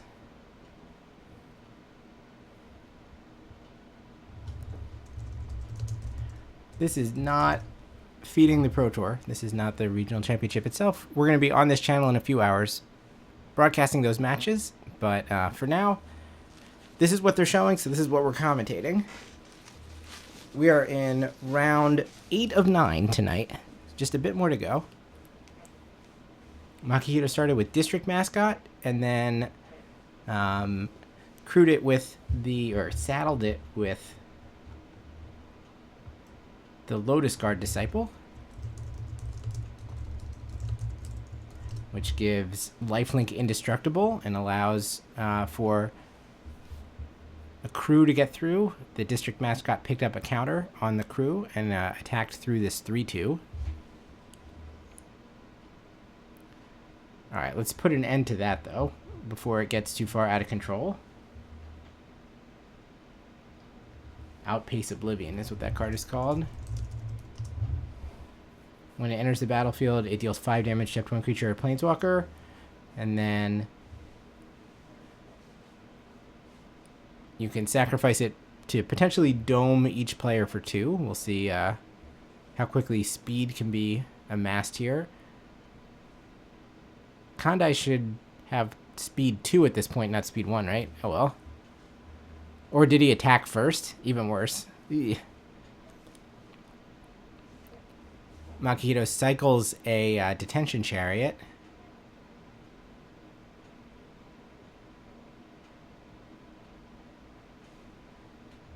And adds a surveyor.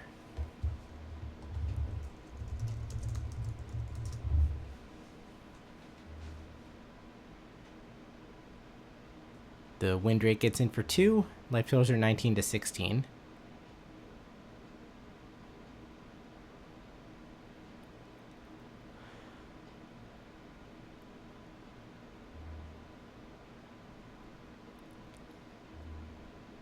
Attack, block. So those two have traded. And the follow-up is a Lumbering World Wagon. So we will Rampant Growth. I mean, it's kind of the Aetherdrift equivalent of like Topiary Stomper, let's say.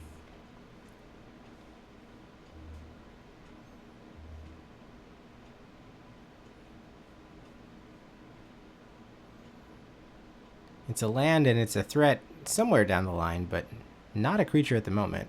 It is true that World Wagon has been on stream a fair amount. Is that a Sunmare? Just play a big horse? Yeah, Guardian Sunmare. So 5/5 Ward 2. If it attacks when saddled, you can tutor a permanent with mana value 3 or less onto the battlefield. But it is saddle 4. 4 is a lot. Oh, wow.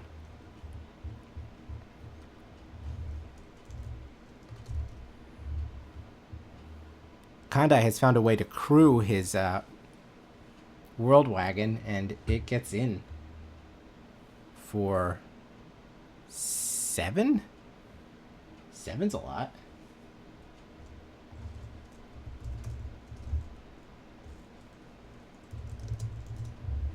It's an Alacrian Jaguar that crewed it.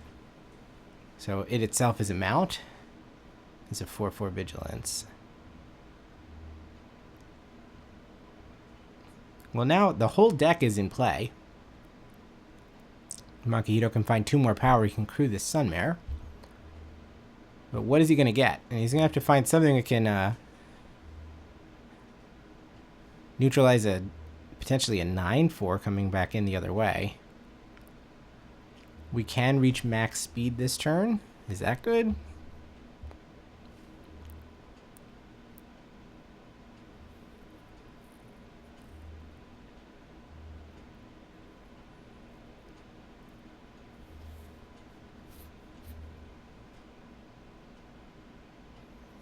The play is the creature that can give mounts and vehicles +1/+1, Daring Mechanic.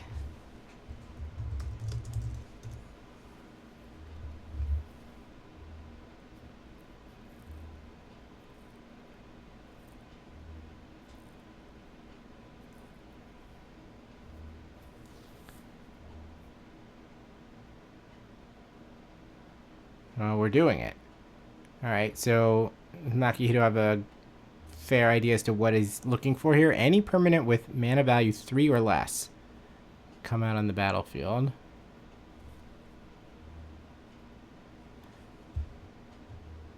So it'd be a nice time to have like a perilous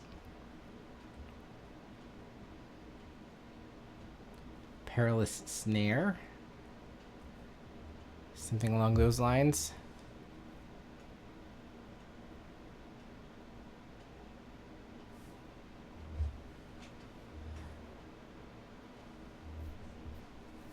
Now this happens when it attacks while mounted, right? It's not a saboteur. It's not a trigger on connecting to the opponent.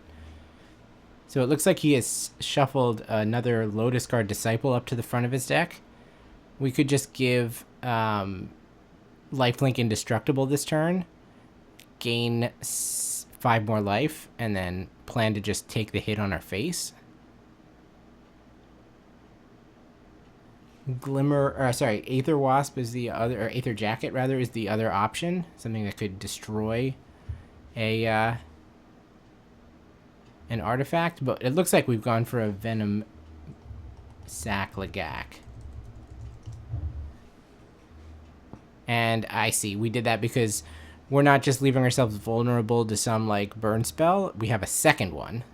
So if Kandai is getting through, he's going to have to mean it. And I can see one removal spell in hand. I don't know if there's a second one.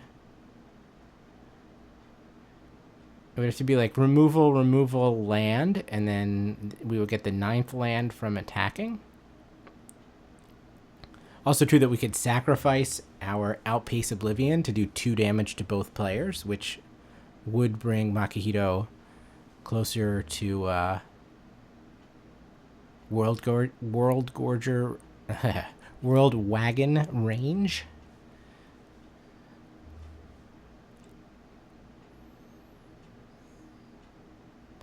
But if we can't clear both the 2/1 Death Touchers, then they will do their job in holding back this 7 or 8/4. Ooh, did Makihiro miss a speed trigger? That's rough.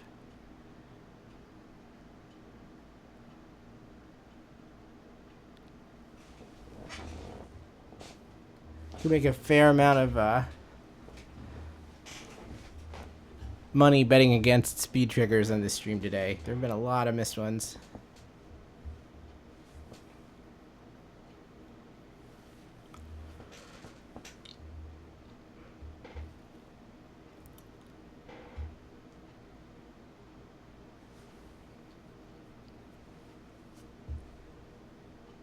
That's right. Once Makihito reaches max speed, then Outpace doesn't hit him. Kandai would be sacrificing it only to do 2 to himself, which would be a poor decision. But if he stays at 3, then it remains a club in Kandai's bag.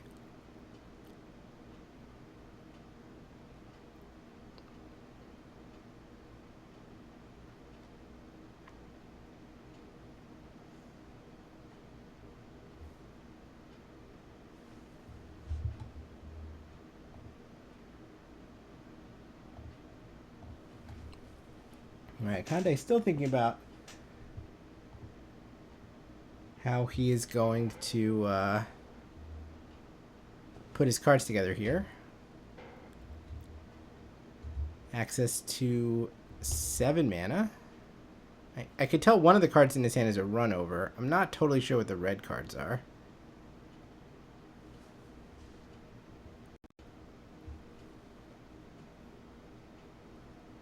Alright, step 1 is crew. Step 2 is attack. Makihito blocks. Then we're gonna run over. Oh, I see. We're gonna run over the Sunmare. And then do we have plus X plus O and first strike or something, or what? What's the follow-up? Common 1/1/4. A burner rocket. So not first strike, but trample. So we're willing to accept the trade, but do a bajillion damage, since the Lagak only had 1 toughness. And we did shut off Makihiro's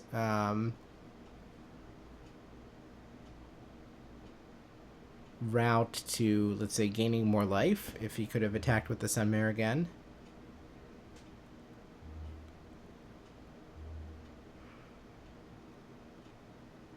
It's a pretty good line. So now it's 4/4.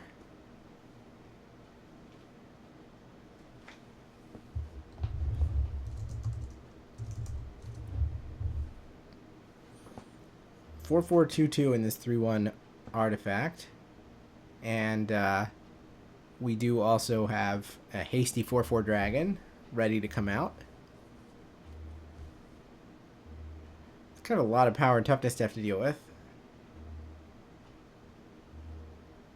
Like, okay, the Lagak trades for the Jaguar. The Mechanic trades for the Engineer. We don't have a good answer to the Dragon.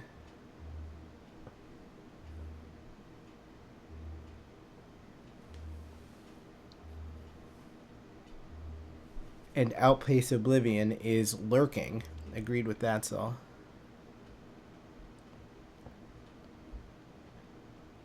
Makihito also only has access to 1 green mana, though only 2 cards in hand. But if they're both green, then he's only going to be able to make 1 play. In comes the 3/3. And right now it's just going to trade for the vehicle, which is like kind of unexciting. Yeah, we're going to give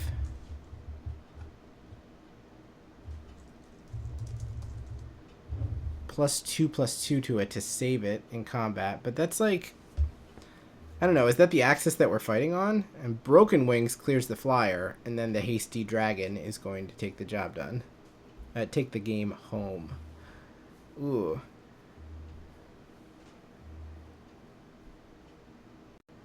Yeah, so it seemed like Makihito's play was chump the dragon and hope it worked out. But that was kind of all that his cards would let him do. Definitely feels bad to trade your creature for the vehicle, because like the vehicle isn't attacking. So there's like kind of no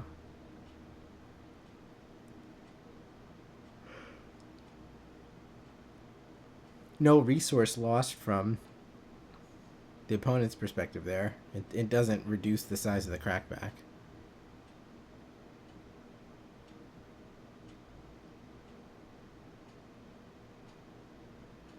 I was starting to think to myself that Makihito's deck doesn't look that exciting to me, and then there were like 3 gold legends right in a row in the middle of that deck. Like, oh, okay, I guess I kind of understand. I mean, let's also be clear that Makihito's in the freaking Hall of Fame. Like,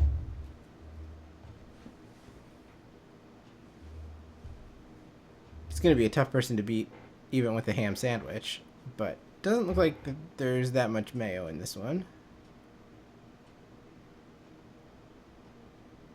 And we are making, I don't know how strong of a color switch, but a pretty large change. On the other side, I wonder if this is scripted, or if Kandai is reacting to what he's seen. It's possible that you have like a default strategy of, okay, I rebuilt my deck after round 2. These are the changes that I would make. So let's start by resleeving this way, and then you can consider sideboarding based on that. I find it challenging to separate the rebuild part of the between games process from the actual sideboarding part, but like, just because you rebuild the deck doesn't mean that that's what your game 2 configuration always has to be. You need to be able to like start from there and then further tweak it to whatever your opponent has shown you.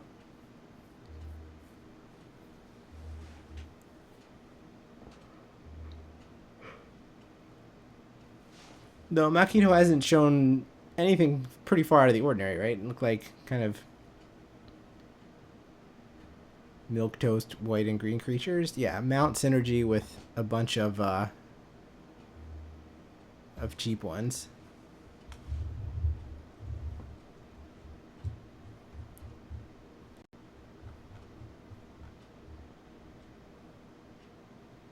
All right.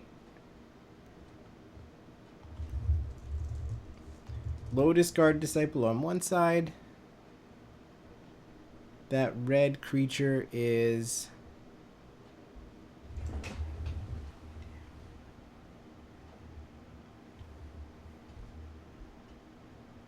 Oh, a grease wrench goblin. I don't feel like I've seen this one before.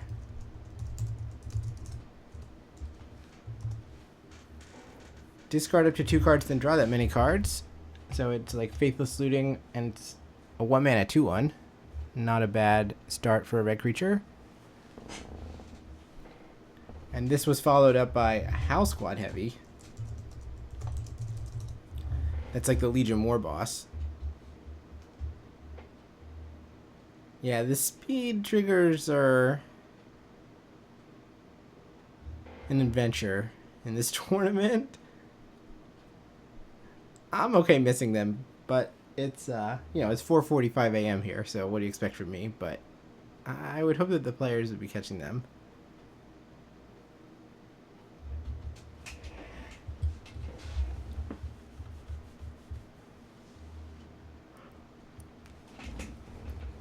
That artifact that's hanging out over there is a scrap compactor.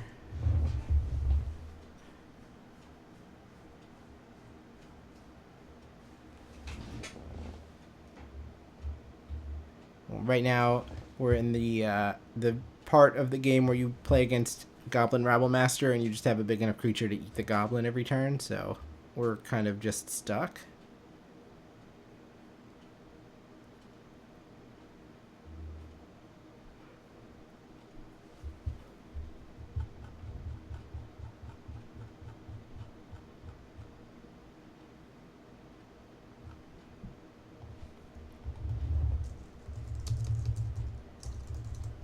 Pride of the Road is this card here, a 2/5. Oh boy.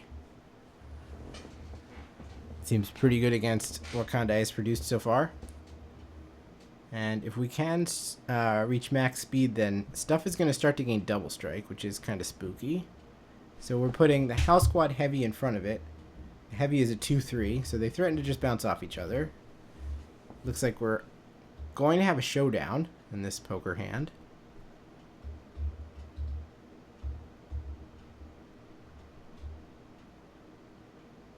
Does Makihito even care to suss out Kandai's combat trick? Alright, the answer is yes. We're going to play a Fang Guardian. And Kandai's going to play a Fang Guardian, and they're going to bounce off each other. Meanwhile, the Wind Drake hits for 2. Kandai goes to 18. Makihito 3 speed.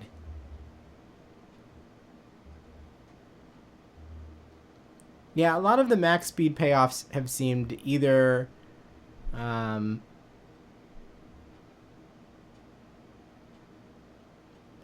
seemed somewhat situational, let's say. Like, okay, I agree that the House Squad Heavy giving a bunch of mana could be something, but it could also, in many board states, not be. The double strike seems like kind of a natural progression of the game, where it's like, okay, now I've got this.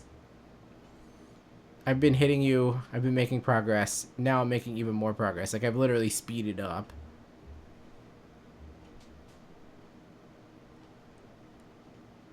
Goblin runs into the maw. And we'll just crack the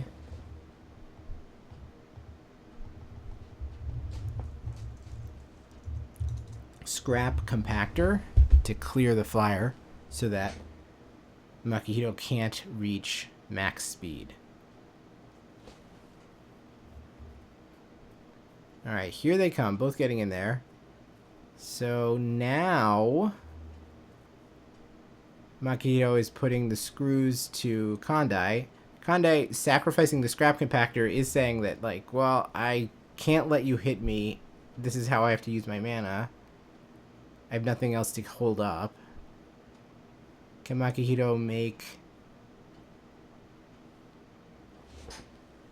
a play here that really punishes it? It looks like the answer is yes.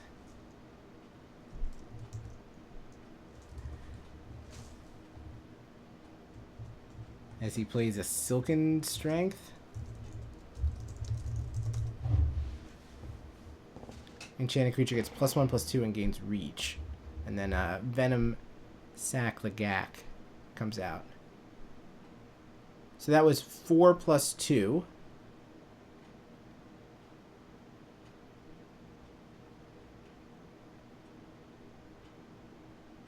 was 6 power on the 2-5, and so the Silken Strength was just enough to keep the thing alive. But Makito did not connect, so is not at max speed yet. And now there's a Gonosaur Rex on the other side. Casual little 5-mana 8/8 trample.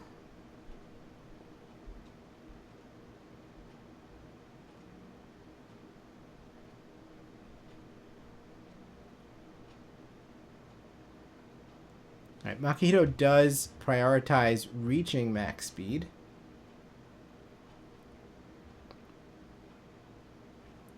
As he saddled the Lagak.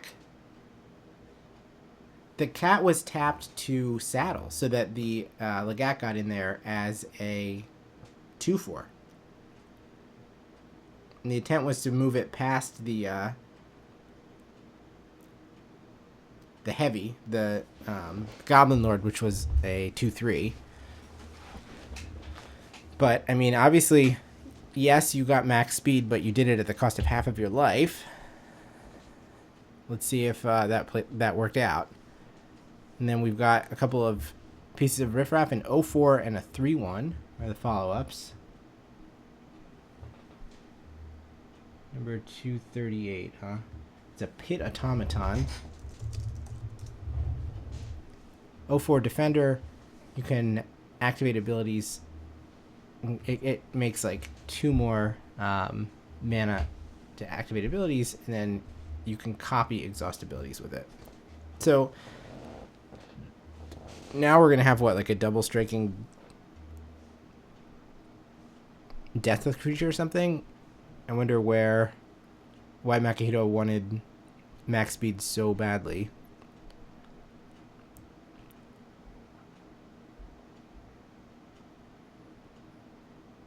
We cracked a land for a pilot. Here comes, oh no, the roller skates. Rover blades. So much for the plan of blocking this thing with a Death Toucher. Now it's an 8/8 with double strike and trample. And yeah, Makito can't do anything about that. Oof.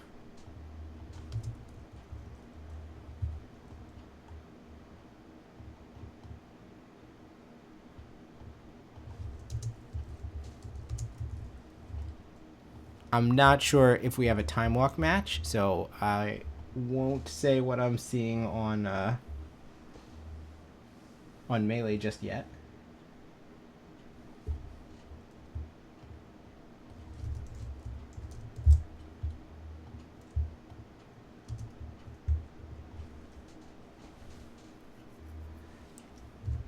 But we do have a result in the match between our two players to watch.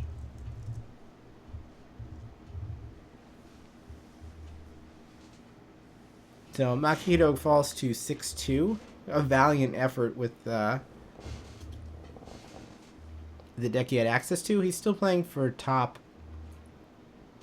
probably for top 32. I think he might still be able to cash this event, but he is not going to be able to win it anymore. This doesn't look like Time Walk. It looks like we have Yushi, who we watched play in the previous round, against... Can I find his opponent? No, because I don't know Yushi's name on Melee. Ugh, it's annoying. All right. Anyway, let's figure out what's going on the battlefield here. So we have the 3/1 guy that can tap for RR if you have max speed. It's an End Rider Catalyzer. And we just played out the mech cycle. But it does not look like we have another mount or vehicle in order to use it, which is a little unfortunate. Our opponent is playing lands in front.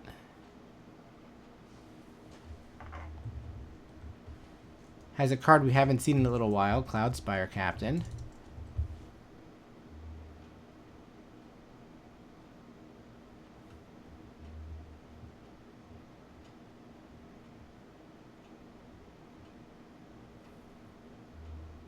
And 2 other creatures which are all gonna trade off. No, only a couple of them are gonna trade off. Is that the 0-4 that's left over? What is that thing?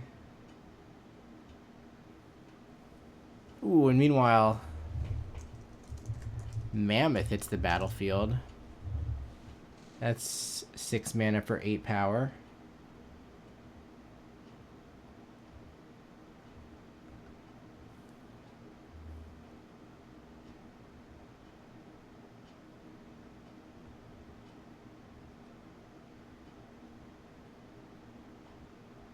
Oh, that might just be a Sky Streak Engineer. Which is an unfortunate...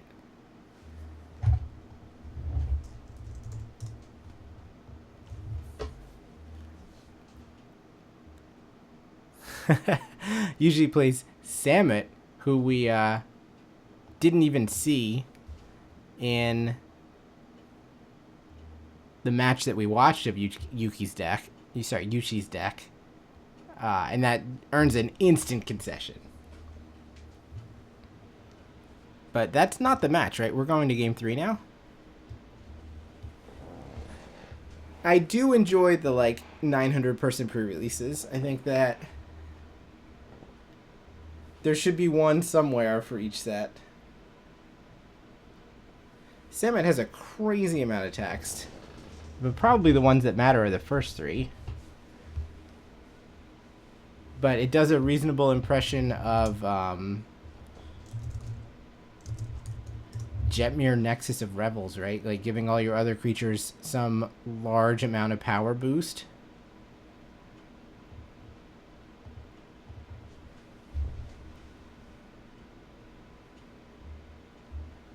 I mean, it feels honestly about what you should get for 6 mana nowadays, but that's ridiculous. Imagine trying to price this card out in 2006 terms. It probably would be a 10-drop. And I don't think anyone would think that that was wrong.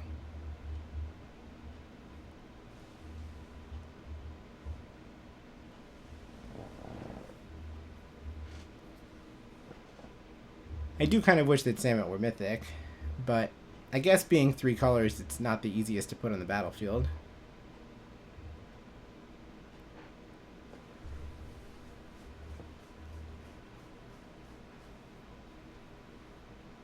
Alright, we've shuffled up. We're ready for game number 3. I think we've got enough lands and spells to keep on the left. But Yushi has already shipped it.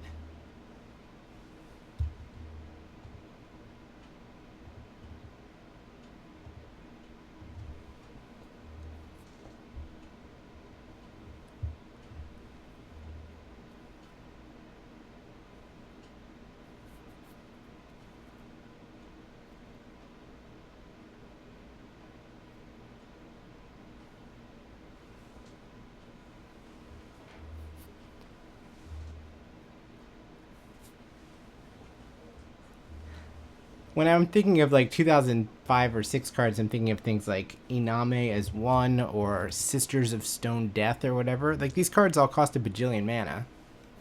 And I mean, some of them had a fair amount of text on them too.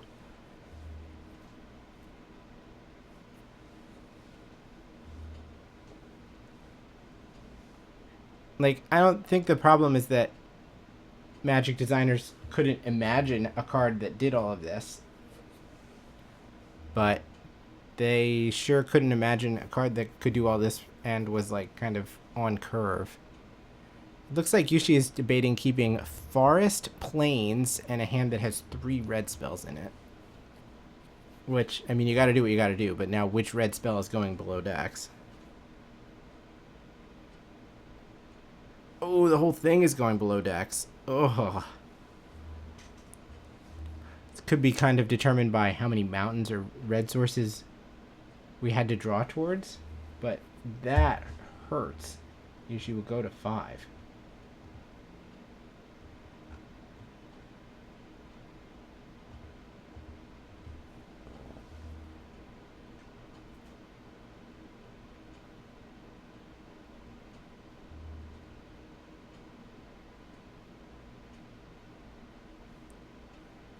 Yeah, I agree with that. That Eldrazi have kind of taken the part of our collective expectation for what an 8 to 10 mana rare is going to look like. Well, we found those mountains. I mean, I think we have to put at least one land back. I'm going to go 1 land, 1 spell. Keep 3 and 2. Slightly tough way to do it, but I could see where he's coming from. 3 and 2 versus 2 and 3 I feel like is pretty close. Like, how many lands do you actually want to drop? Basri, first play. This one, Tomorrow's Champion. So it's a 1 mana 2/1. And then if we exert Basri, not exhaust, but exert, we can make some cats. Coming out firing here. Another card that we haven't seen before today, Interface Ace. Which has odd combo potential. The first time it becomes tapped, it untaps. So it basically is allowed to double crew. And we're going to go right on the Cat Factory plan, as Yushi still has not made a play to the board. So we have that, and we have Optimizer. Guidelight Optimizer. The homunculus that gives you blue mana for casting artifacts or activating abilities. I would call this all a ton of riffraff. A 1/1, a 1/1, an 0/4, and a 2/1. But when you're facing down nothing, that is likely to get the job done. So, right, the thing about how many lands versus spells are you supposed to keep? I mean, I don't know the answer. I think that sometimes you're probably supposed to keep 3 lands and sometimes you're probably supposed to keep 2. But I do know that if you keep 3 lands and you draw 2 more, let's say, then you're just dead. Whereas if you keep 3 spells, then at least there's like a wider range of possible things on the top of your deck that could let you play. I mean, it depends what these 3 spells are. If you don't have a 2-drop, then you don't have a 2-drop. You have to keep 3 lands. You're not guaranteed to play anything. But you're already on 5. You have to find some way to imagine what the game could look like to get you out of this.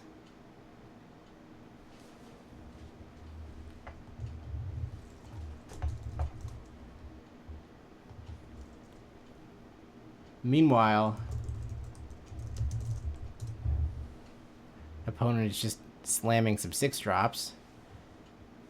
So we're allowed to find any artifact. If it costs 2 or less, we can put it on the battlefield. Otherwise, it comes to hand. I mean, might as well put something big in hand because we're tapped out to play this thing anyway. We can't chain these things, can we? Oh, no, never mind. We have a Gear Hulk. Hello.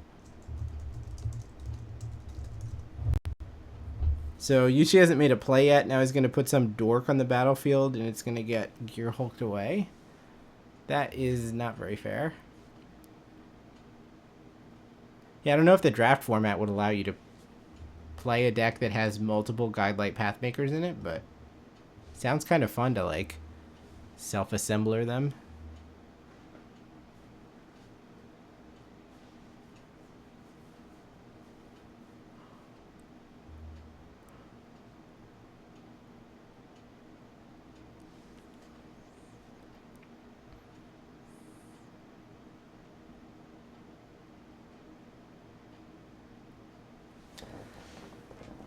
Well, we can let Yushi think for a little bit, but I admit that I've made my decision on what's going to happen here. Yeah, that's true, that's true. The Guidelight Pathmaker is not actually a 6/5. It's a 6/5 vehicle with crew 2, so it's not quite the same thing. I agree with that. But the value.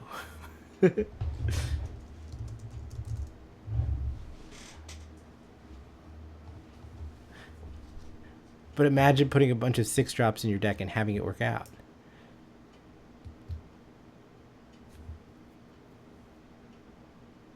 Aw, we're not even going to use the Gear Hulk, huh? So we're just going to play the Repulse. Bounce that thing and draw a card. Well, with that said, a second one would be okay here, right? Because we have the Interface Ace, which should... Oh, there we go. It slowly untapped, or maybe we've reached the point where we realized we were supposed to untap it, but oops, we didn't. The Guidelight Pathmaker untapped because it has Vigilance. It's not supposed to be tapped. So 6/5 and 2/1 coming after a 4/2.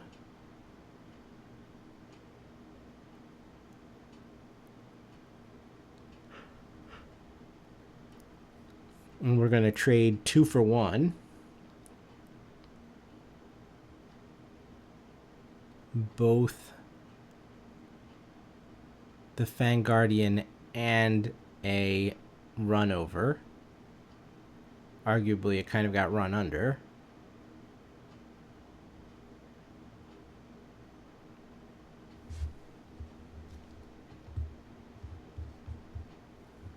Here's a dumb little 4/4. That's the only thing standing between me and death. When do we finally Gear Hulk? It looks like now. So I guess there's not that much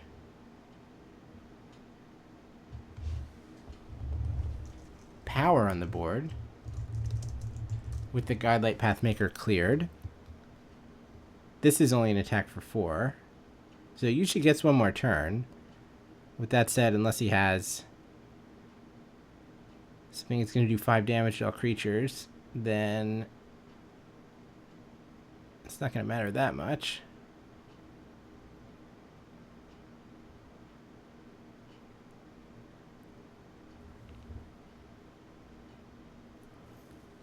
Let's play in a vehicle and pass. Uh-huh.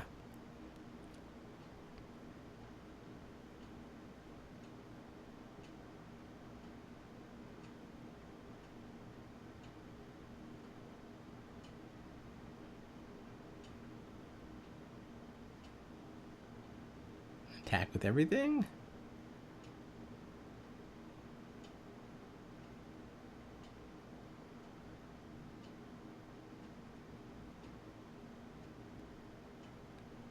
And attack with everything seems good.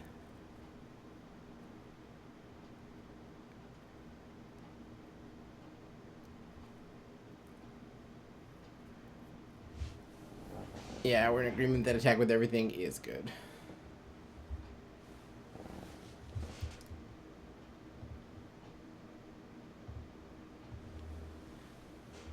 Well, ball to 5, not particularly competitive in that game, but what can you do?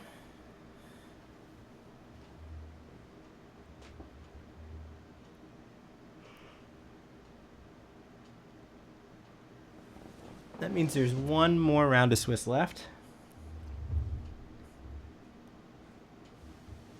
And it looks like there are 18 matches left to go here in round number 8. So I've got one more round worth of voice left and one more round worth of stamina left. I'm actually going to go brush my teeth right now so that I can jump right in bed and get back out to cast some Modern in the morning. But I'll put the Japanese audio up for right now. Thanks for hanging out with me this long. We've got one more round to go.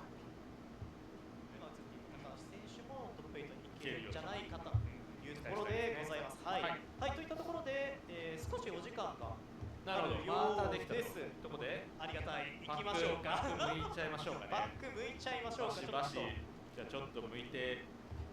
じゃあ加藤さんからぜひお願いいたします。補充されると。信じてください。飯田さんよろしく。こんなに向いていいんですか。いやいいね。いいんですか。加藤さんが決める。いいよねということで、はい、許してください。はい、いいでしょう。じゃあいいなことを祈ってください。はい。じゃあまず Wow, they're quickly back to cracking those collector's boosters. ガイドライトの運水角、これ可能性感情結構ね、可能性あるんですけど、指導で最高速度だと一番長らくアートのコピーを作れるってことで、そうですね。はい。まあ日替わり合成機とかも相性いいかもしれないみたいな感じですかね。あ、ちょっとビッグレッドさんがゲストでお越しいただきました。急になんかこちら乱入というかで、はい、どうも今、はい、あ、そうです、あちら見ていただいて、はい、今紹介に預かりました、九州で、マジック専門店やらせてもらってますカードショップビッグレッドのオーナーの和田と申します。よろしくお願いします。はい、よろしくお願いします。本日はブースも出されていらっしゃるんですかね。おかげさまで、去年からずっとコンベンションには出店させていただきまして、今回もいっぱいステーキソファー持ってきております。ちなみにお客さんの入りはどうですか。すごく多いですね。朝から診断のからやっぱ大会で使うのかな。かなり期待が高まってる。皆さん僕はこのカード上がりそうみたいなカードをいっぱい買ってくれてて、なんでお店の予想と合ってたりとかもやっぱり値段付けとかも楽しくて見させてもらってます。じゃあせっかく来ていただきましたので、お仕事でさんにも聞き慣れていらっしゃるその手つきはい、こちらで、はい、向かせていただきます。あちらに向けていただく。はい、もちろんもちろん。一番楽しい瞬間です。いいんですか。ぜひよろしくお願いします。何当てたいですか。何当てたいですか。何当てたいですか。テトラモース。チャンドラです。チャンドラ。はい。一概いいですね。ボーダーレスのホイールで集めてるんで。はい。おー、なるほど。一概ないです。ジャパンショーケース。やっぱり狙うはジャパンショーケース。狙うわ。これはどっちから言ってるんですか。そうですね。レア上からそうです。5、6枚見ていただければ大丈夫です。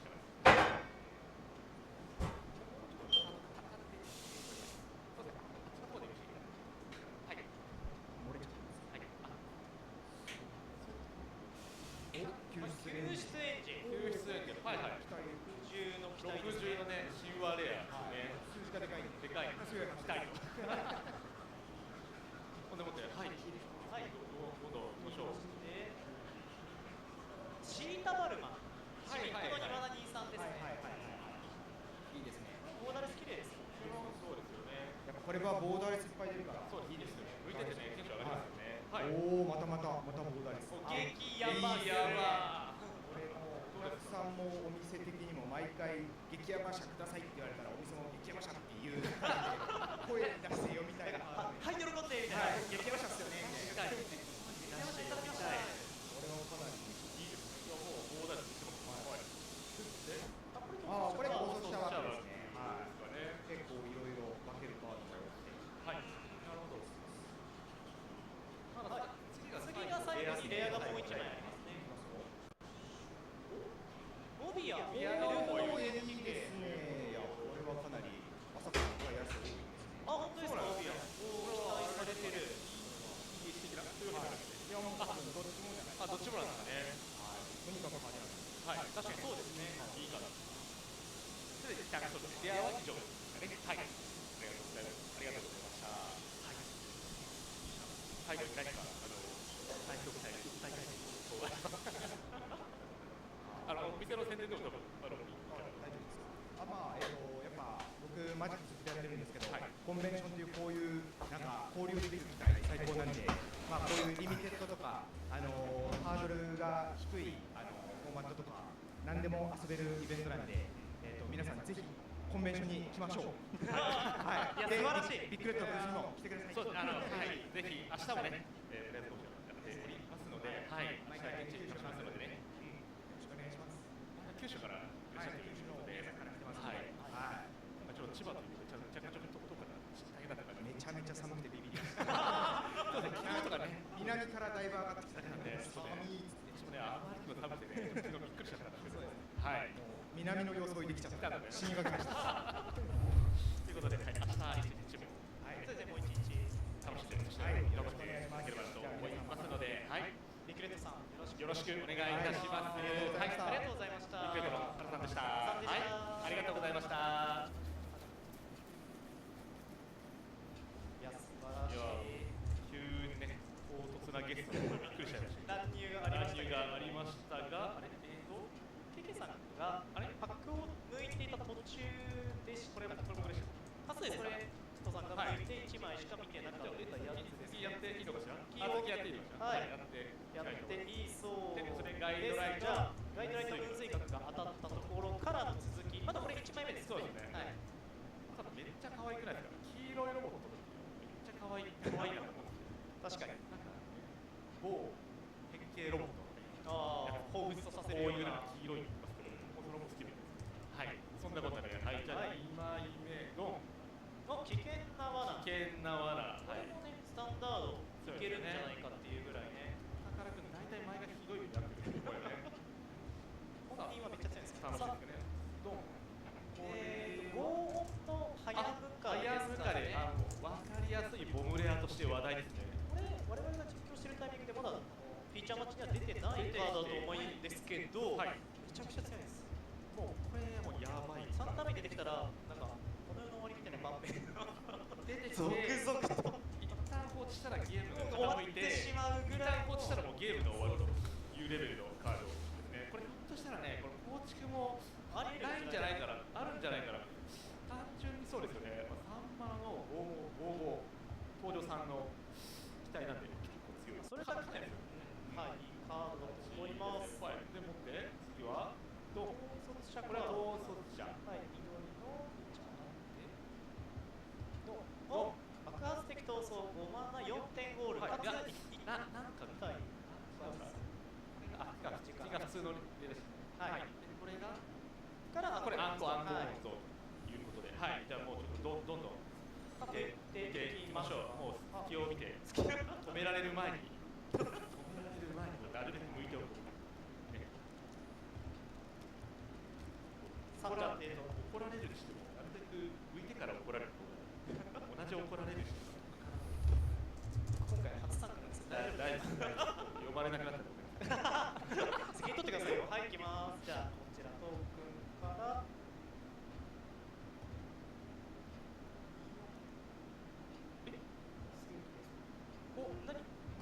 すごいルーヤンリンだ。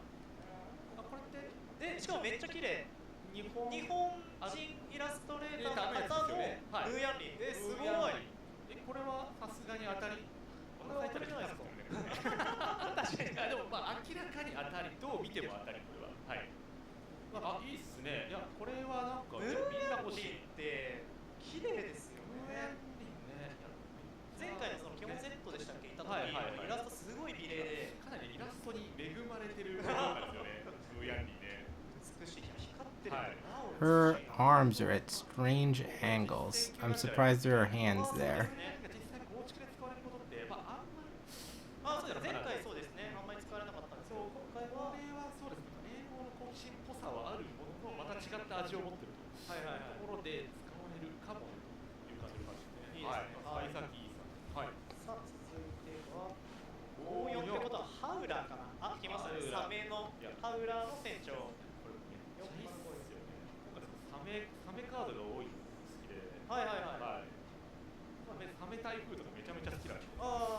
残念ながら飛んでないと。飛んでないんですけど。なぜかマジックプレイヤーはサメは絶対飛ぶものっていう。飛んでるんだろうなと思ったんですけど。でもね、面白いですよね。このカード非常に。ローリコン結構強い。ディスカードしたら20修正して攻撃取ったらワンドローみたいな。レアらしい能力ですよね。アドバンテージにつながっていくカードです。さあ続いてのカードが焼き切る飛行士。1マナ11の構築で活躍しているゴブリンですね。赤タンアグロとかはゴブリンデッキなんかに入ったりするかもしれません。最高速度でダブルストライクのピッチャーです。順応する万能攻撃。これ逃走しちゃうの企画です。最後がガスぐらい。1マナ21、エンジン始動で最高速度だと1マナでクリーチャーを横のやつ作れるようになる。これもねいいカードですよね。Man, I have a Sporkle quiz that's asking for 1 mana 2 1s. There are a lot of them in this set. ゲスト第2弾岡田さんお越しいただきました。まだまだお見にゲストということで、岡田さんに来ていただきました。どうもお世話になっております。ライブ管理しております岡田と申します。よろしくお願いします。ちょっとね急にゲストが続いてるんで止戸惑っているんですが、はい。本日もね、お疲れ様です。ありがとうございます。本当に今日解説の方々もお疲れ様です。どうですか、今日一日やられてみて。いや、そうですね。久しぶりのリミテッドのイベントということで、非常にエキサイティングな展開が。どこら辺がエキサイティング？攻めます。あまりそんなに攻めていない。そうですね。あ、じゃあまあ、AK さん。いやいや、まあまあ。ということで、とりあえずパックを向けばいい。パックを向けばいいって聞いてきたっていうことだよね。じゃあ、すみません、あった。ラスイチ。よかったよかった。はい。この箱のラスイチ。ブースター、はい。ありがとう。向いていただきたいと思います。じゃあ、One match left in round 8. このカメラに向かってね、出ていただければなと思うんですが、はい。ちなみにお気に入りのカードとか、お気に入りたりしますか？キャラクターとかあるといいんですけども。キャラクター。はい。そうですね。切ってパワータフネスの高いスタッツのいくちゃん。はいはい。じゃあもうアゴラサスレックス、まあ恐竜とかね、世界のが好きだよという感じですかね。恐竜系狙い。はい。出ますかね。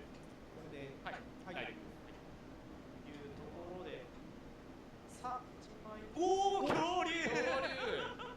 読みましたか？ありがとうございます。寄せましたね。トカゲ3マナ54。はい。ありがとうございます。あ、コロニーいいですね。はい。さんのボロスの機体とか非常に強く使えるクリーチャーですね。イラストすごく綺麗。あ、狂気好きじゃないですか。おお、懐かしい。綺麗ですね。はい。このイラストいいっすよね。なんか狂気好きこのイラスト特に似合ってる感じが。疾走感ありますね。確かに確かに。実際に狂気付きも墓地から出てたら飛び出していくみたいなね感じのカードなんで、いやかなりあってますね。はい。これが統率者枠ですね。これめっちゃ面白いですね。これ。なんだろう。エネルギーをしこたま使うんですよね。そうエネルギー50しかあるんですかね。50。50カードですね。はい。50しかある中でゼッチみたいな。What? カード7枚引いて。Some commander card that you have to pay 50 energy to activate? That's wild. すごいダイナミックすぎる。プレイズウォーカーウギロギみたいな。ああ、なるほど。能力持ってる。めちゃおもろい。さすが統率者枠。面白いカードが。はい。レアラスト1枚。おお、バーナーいいですね。今日も活躍してるシーンが多かったですね。活躍しましたよね。斉田さんも一応島なので。あ、そうですね。ありがとうございます。はい、スタンダード強いと思ってるので。ここまでですかね。はい。ここがアンコモンなので。はい。はい、ありがとうございます。ありがとうございました。ね、いいカードが入って抜いたら。いや、1枚目恐竜さすがでした。というところで、はい。苦戦回収ということで、はい。ありがとうございます。はい。では、また、はい、今日もまだですよね。あと1回戦、お付き合いいただければと思いますので、さらに明日もまた1日、はい、よろしくお願いします。こちらこそよろしくお願いします。すみません、お忙しい中、お越しいただきまして、ありがとうございました。ありがとうございました。ありがとうございます。またでした。はい、行きます。すごいです。本当に唐突に来てみんな、ちょっとマジでびっくりしました。わけも分からず向いてきました。向いていいと聞いてみたいな感じでね、来る。向いていらっしゃるんですけど、あ、はい、みたいな感じとなってしまうんですが、まあ、こんな感じでね、はい、次とゲストにいただけるんじゃないのかなと思いますし、まあ、この会場にね、来てね、ここら辺うろうろしてたら捕まっちゃうかもね、そうです知らないよ。そしたらね、ただ、ブスターに向ける機会、ゲットできるかもしれない、はい、捕まえちゃうかもしれないので、ちょっと皆さん、ちょっとぜひうろうろしてきていただきたい。そうですね、コンベンションはね、来るだけでも結構楽しかったりするんですよね。僕、先ほどビッグネットの太田さんがおっしゃってたんですけど、コンベンション自体がすごく好きで、まあ、昔だとグランプリに相当すると思うんですけど、なんかアーティストにサインをもらいに来る方とか、統率者を遊びに来る方、もちろん本戦でプロツアーを目指されてる方とか、今回でいうとリミテッドオープンだとか、いろんな楽しみ方がこの会場一つに詰まってて、でもここにいる全員きっとマジック大好きじゃないですか。だからいるみたいな、いろんな角度で楽しめるマジックをこの会場一つでさまざまな角度で楽しんでるっていうのが僕すごいコンベンションとかグランプリ大好きな要素になってて、今そのさっきビッグレットさんの話聞いてすごく共感しちゃって一人で勝手に感動してましためちゃくちゃいいところなんですよ、本当に。私はもう本当に同窓会みたいなもんだと思ってる。Most of this segment between rounds has been a pitch to get people to come to conventions like this.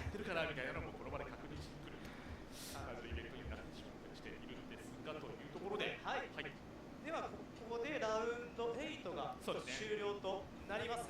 続いてがいよいよ最終ラウンド、ラウンド9ということで、そちらは、また石川さんと井川さんにバトンタッチしてお送りしたいと思います。ラウンド9の開始まで動画を見てお待ちください。それでは失礼いたします。All right, round 8 is done. Round 9 is paired. So I'm going to run an ad, and we should be back very soon.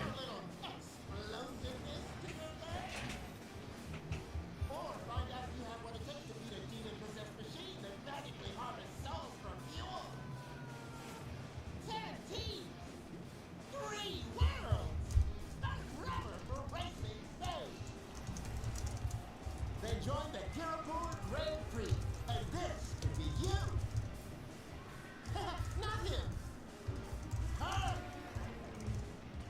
Take a chance for fantastic glory and incredible riches, like the Aetherdrift, this year's legendary prize.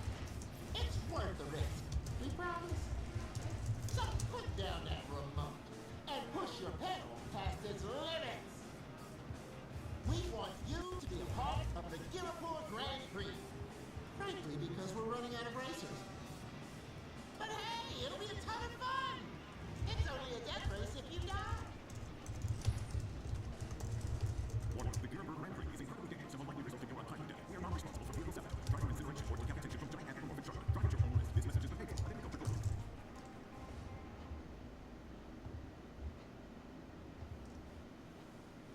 Hey you! Stop contemplating your existential dread. Try Magic the Gathering Foundations. Dying decor got you depressed. Foundations turns dreary into dramatic. But wait! There's more!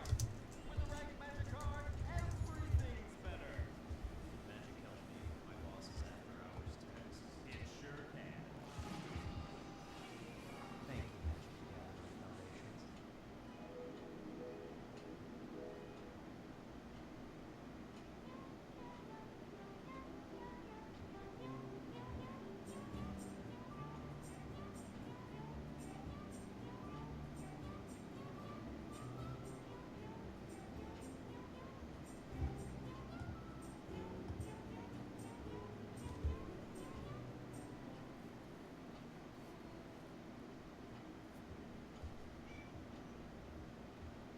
はい、皆様お待たせいたしました。あんなに可愛い猫ちゃん。 Ooh, that was pretty quick.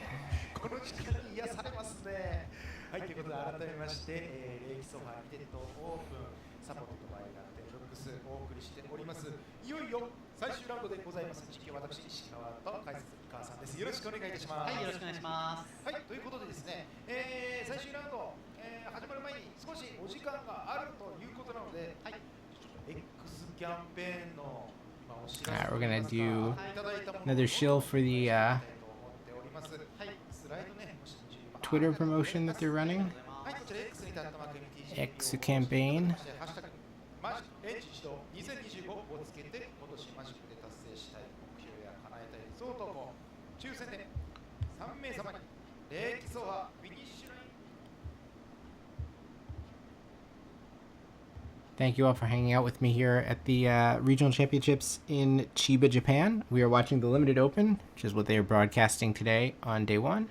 I will be back in about 6-7 hours on this stream to do the modern rounds from day 1 of the event from the actual regional championship. So we are in the final round of Swiss. And the situation is pretty straightforward. There are 3 people who have 24 match points. 2 of them are playing each other. There's 1 person who is on X0-1, 7-0-1 at 22. That 7-0-1 is not going to be good enough to draw into the top 8, sadly, because tables 3 through 13, all the way down to 26th place, are all on 7-1. So we were kind of warned about this, that it's a big ass tournament, and it was possible that there were going to be some 7-1s that got bubbled off of the top 8 and missed out on breakers. And that does seem to be what's going to happen here. So it looks like tables 2, 3, 4, 5, 6 are definitely winning ends, and then some combination of 7, 8, 9, 10, depending on exactly how things break out. They're all certainly live. Someone's going to miss on tie breaks by an excruciatingly small amount, I bet. But everyone down to table 13 still has to play. So only table 1 can ID, and table 1 has ID'd. So whatever we see in this next round will be a win and in for the top 8. It's all pretty clean at this point in the tournament. The top 8 will get to draft tomorrow, so let's see who we get to watch.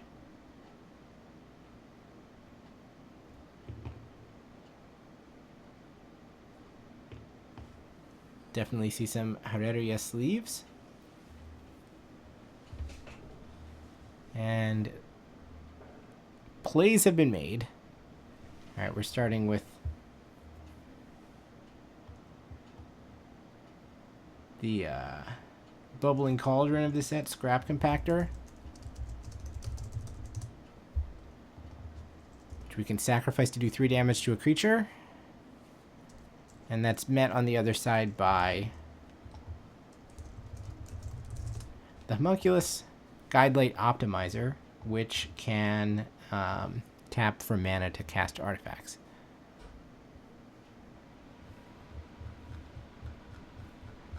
I don't know what the 2-drop was that just traded with it, but a 2-drop came out. Easy come, easy go. I guess it was a diversion unit.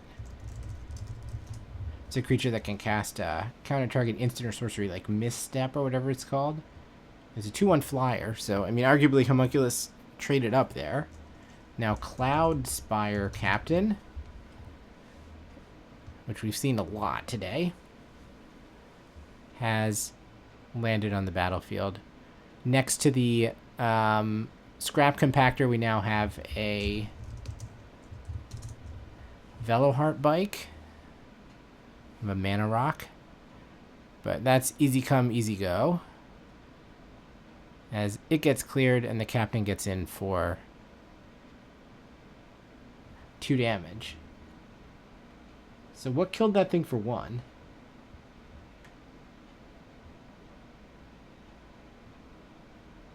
I know there's like 1 and a white, destroy target artifact.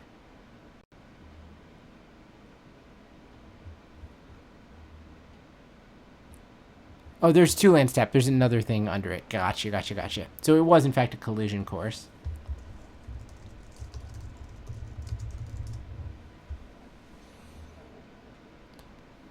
Using the second mode to shatter something.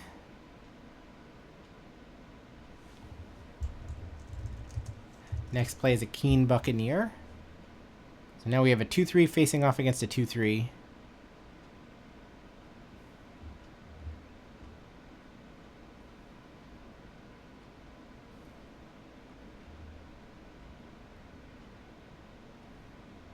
And 0059, huh? A Sabotage Strategist. There's a new one. So 2/2 flying Vigilance. Whenever 1 or more creatures attack you, they get -1/-0. And then we can pump that thing up to a 5/5 much later in the game. -1/-0 is a price. That is often pretty strong, though it only does work on when you're on defense.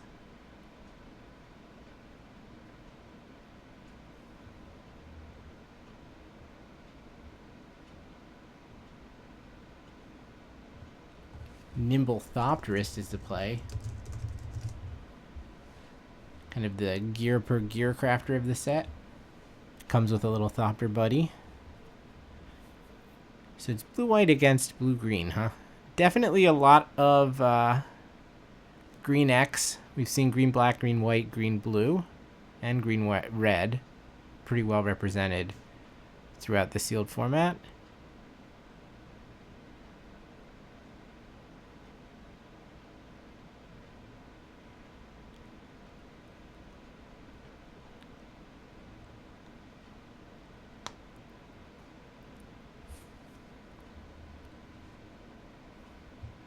The 2-drop that can give itself 3 additional, yeah, Green Belt Guardian.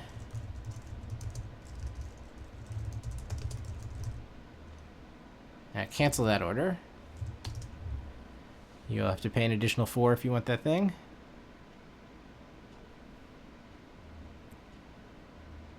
Or was that just an unsummon, actually?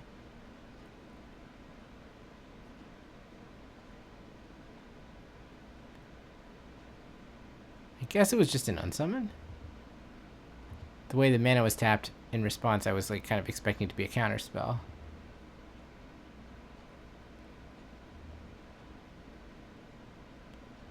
But I guess if it comes right back down again, then that would tell us. Okay, instead, it is a run over. The Buccaneer clears the Sabotage Strategist, and there's a big hit.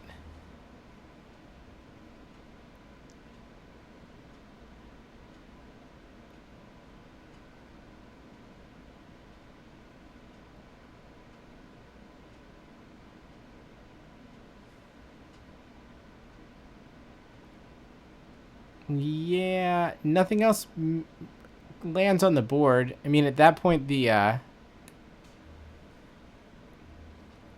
scrap compactor was active. So I guess the player on the bottom of the screen was just out of time and out of resources.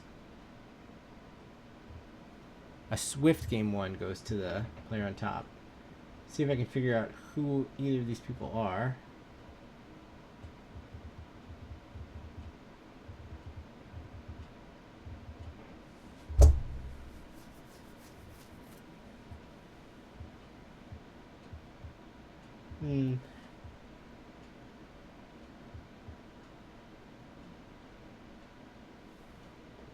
Okay, I have a guess that we're looking at table 3. And with that guess, I'm curious if I can look up the records of these players. I believe one of them is Kent Kagiki, who has not much of a record, just 9-9-1 in his career. Looks like only has played post-pandemic events, too. So this is a pretty good result to have reached the top of the standings in a tournament like this, especially a limited one. And I think the opponent's name is Yohei Suzuki, who also doesn't have anything major to his credit. He has made day 2 at a limited GP in the past, but never a top 8, no Pro Tour appearance.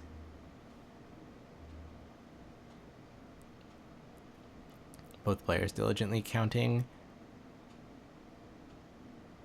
to 40 before we start here in game number 2. Now a reminder of what's on the line: 300,000 yen.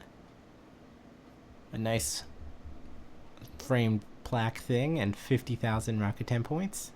It's equivalent to, like, I don't know, a couple $100 in Amazon credit, essentially. But you have to be doing okay if you win 300,000 of anything. Even if those 300,000 yen are actually worth like 2,000 bucks right now. White just got hit by tiredness, so here's hoping we can make it through to the end of this match before I fall asleep. Aether Jacket, Scrap Compactor, 3 lands, and it looks like it's a keep. I think the player on the bottom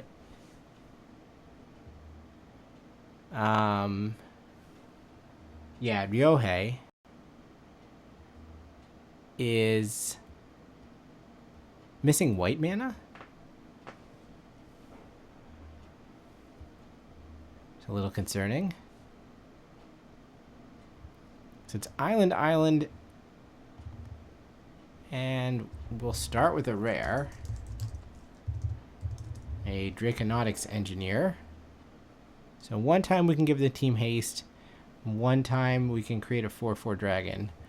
But we can't do any of that if the engines are flooded. So tap it, remove all of its abilities. Alright, first play has been parried. What's the next one? It is just an Aether Jacket.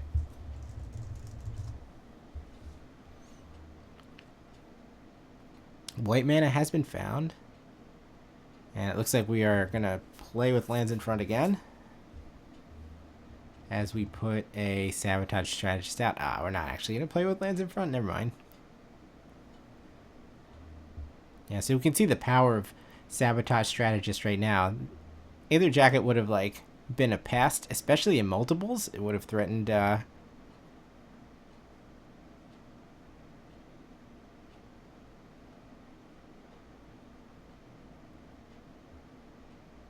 life total pretty well here, but now it's just going to be a 1 mana ping. Did it? Oh, it didn't even get in because, sorry, the Sabotage Strategist itself has flying. That's right. Well then. So Keen Buccaneer or whatever is one of these two things.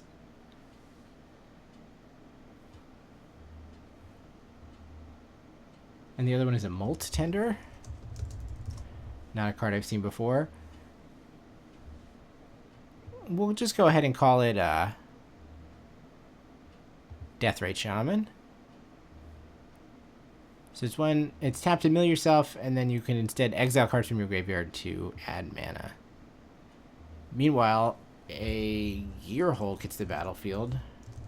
Riptide Gearhulk.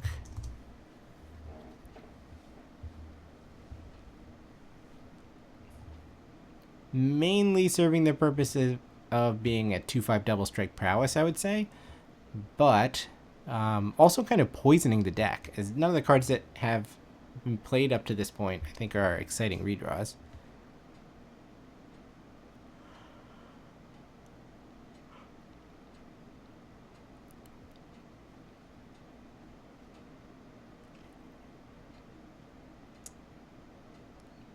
Aether Jacket number 2 shows up.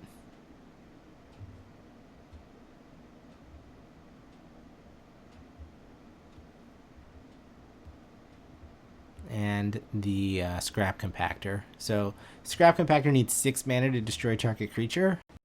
We are quite close to that.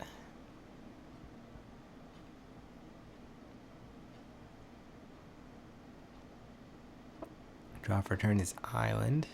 3 blue cards in hand.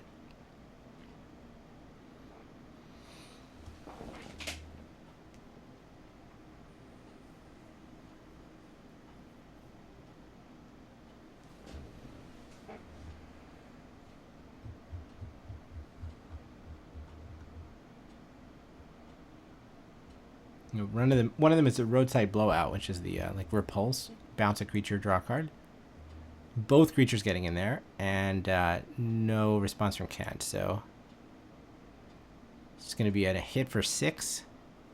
Life totals are 20 to 13.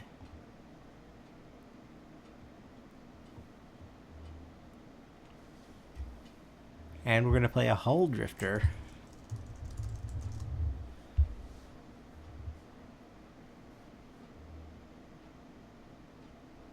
So the cards are flowing.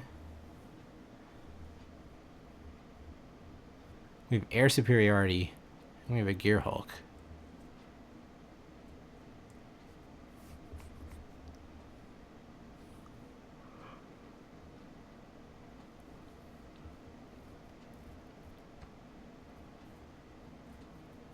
I guess this new Aether Jacket could also sting down the Gearhulk as well.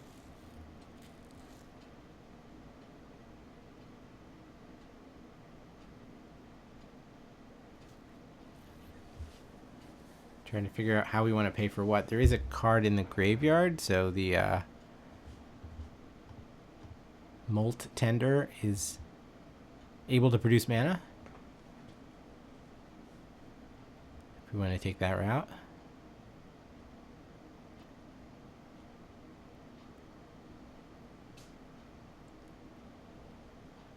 Now we're just going to sting the Gearhulk. And then 3 damage to the Saboteur. And that will enable an attack for 3. Alright, showing signs of life here. 20 down to 17. It's 17 to 13. Draw for the turn is a Gear Seeker Serpent, but we're just going to slam the broadside, a Broadcast Rambler, rather. The 5/4 vehicle that comes with a 1/1 Thopter that can crew it.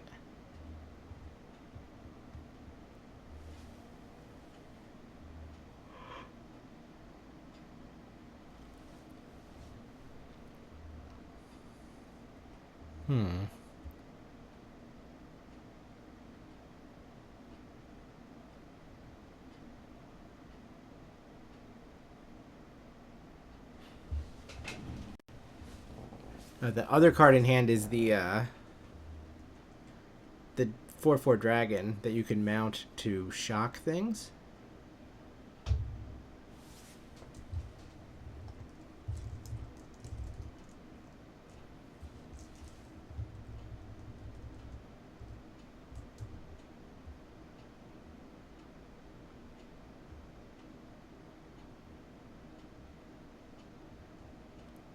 Dracosaur Auxiliary, it's called. But before we can play that, we found something even nicer. An Afterburner Expert. So a 4/2 that can keep coming back as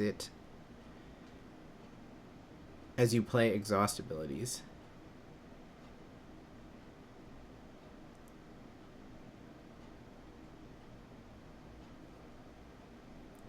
On 3 mana discount, the Gear Seeker Serpent lands. That 4/2 does line up quite nicely against this 5/4, and we're just going to take the trade immediately, or are we? Now instead we're going to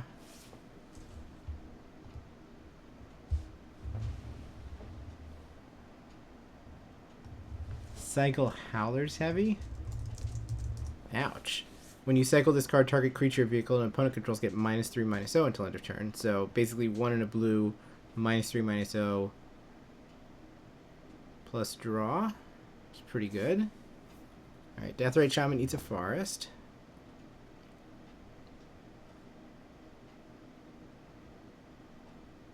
And here comes the Auxiliary.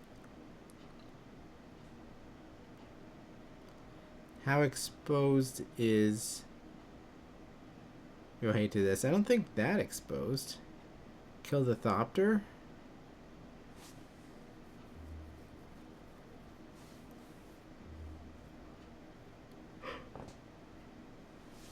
But, like, Gear Seeker Serpent is going to shrug this kind of thing off. And now this, Broadcast Rambler, rather, is just crew 1, so anything that lands on the battlefield will enable a hit for 5. And hey, we found a pilot token in our Nana base, but that's not even what we're going to do. We've got a captain, and we've got a Skystreak Engineer. So that's enough to, like, crew everything. And everything is probably good, right? That's 5 and 5 is 10 and 3 is 13 Exaxes. No big deal. Oh, more than 13, because the captain gave vehicles +1/+1. So I think that was 15.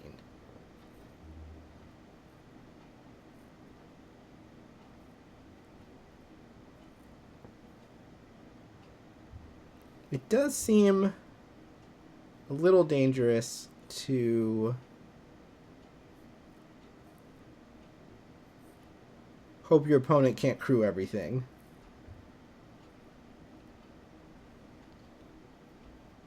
That doesn't always work out.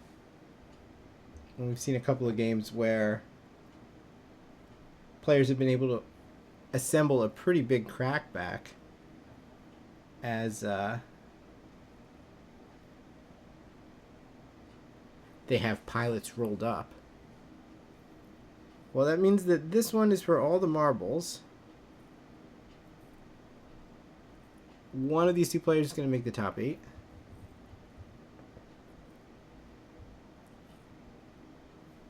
Go to bed tonight knowing that they have to draft tomorrow morning.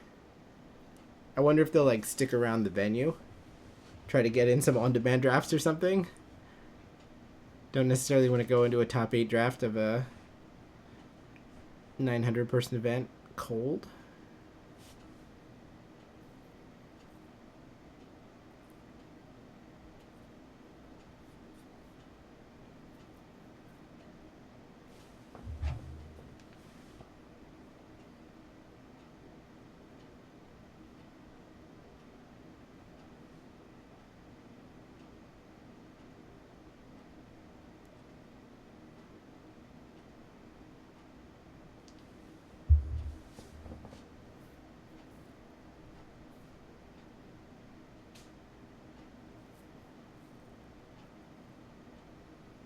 I think this is great, though. Like, pretty big match in both of these players' careers. And, I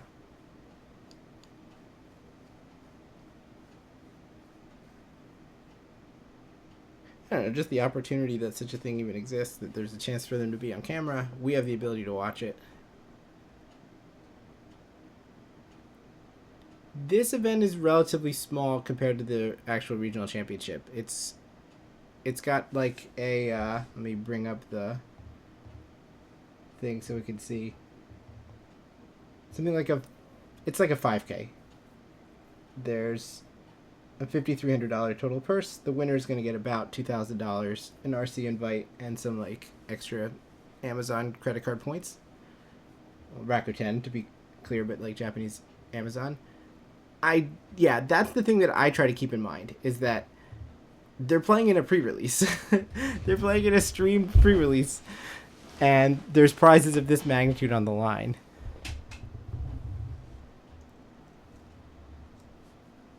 Okay, we jump into the fray with some cards I'm not familiar with, so hold on, let me catch up.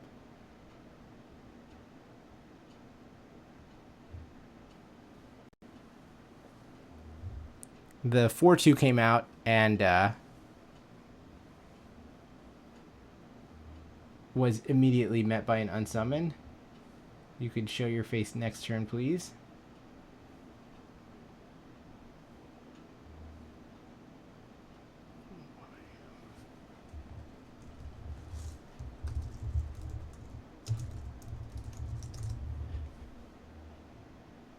Oh, it's a Mind Spring Merfolk.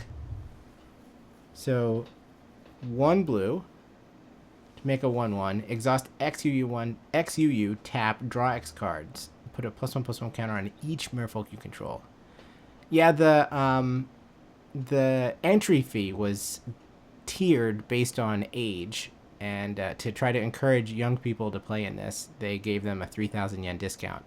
The discount for young people playing in the Standard Open, which I think is either starts later today or it starts tomorrow, is even more extreme, which I don't know if it's a good idea or not, but I do also agree that to try to give younger people the opportunity to engage in competitive Magic, I'm all for it.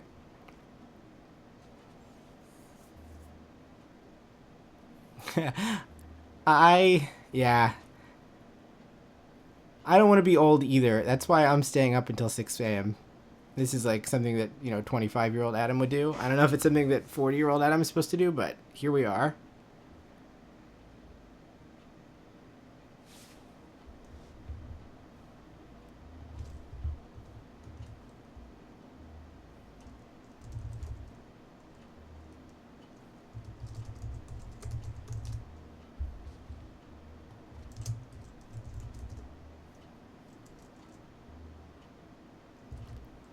Is that the bike?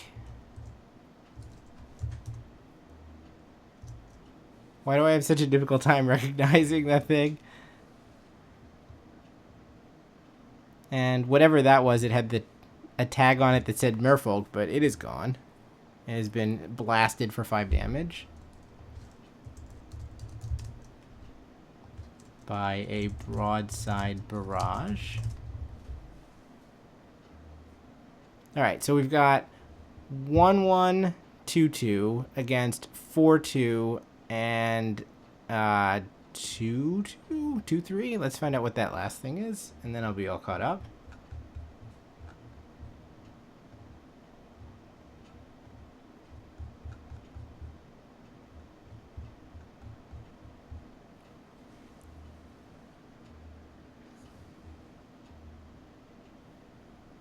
Yeah, it's the 2/2. It's the Beast Rider Vanguard. I mean, these are all cards that we've seen at various points throughout the tournament, but just want to make sure I've got everything right. And then this is the Saboteur that gives creatures attacking inward a -1/-0 penalty.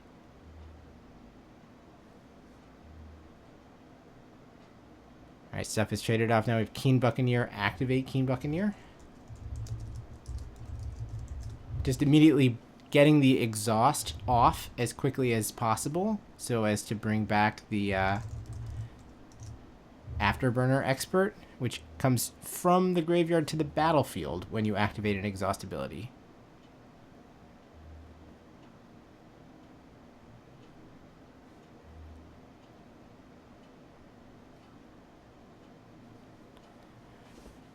Well, here comes the Wombo combo from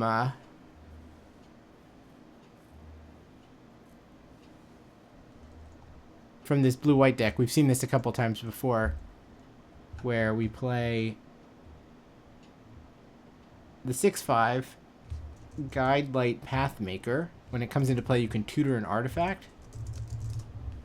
And the artifact that gets tutored is Riptide Gearhulk. So, the big boy's coming.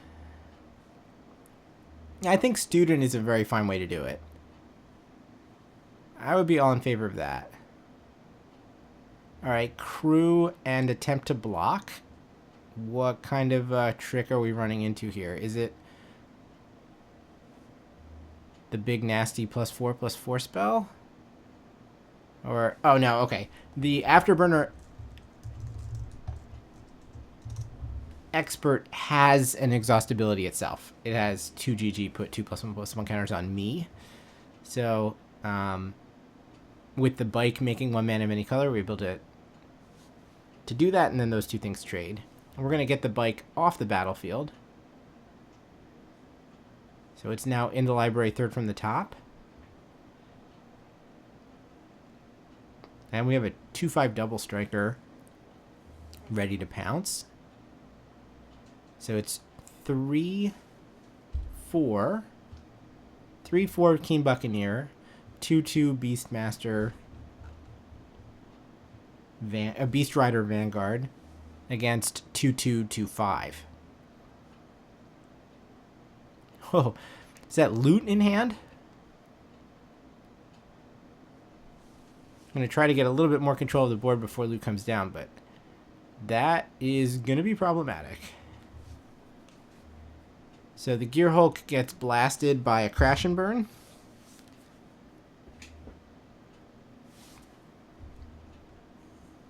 And resources continue trading. It's a Greenbelt Guardian next out in the parade of Grizzly Bears, and that's met by a Gearseeker Serpent. So the Serpent does kind of rule the ground at the moment. It's like a 5/6, right? Yeah. And remember, creatures attacking from top to bottom here get -1/-0. Alright, here comes loot. And as usual, we're going to play loot with... Oh, not Likeness Looter. I went Loot the Pathfinder. We're going to play loot with blue open, so as to immediately draw the 3 cards. So now we've got a 2/4 Double Strike Vigilant Haste, which still has a Lightning Bolt attached to it.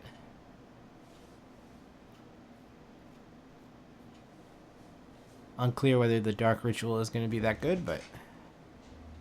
I mean, probably. We just drew 3 cards.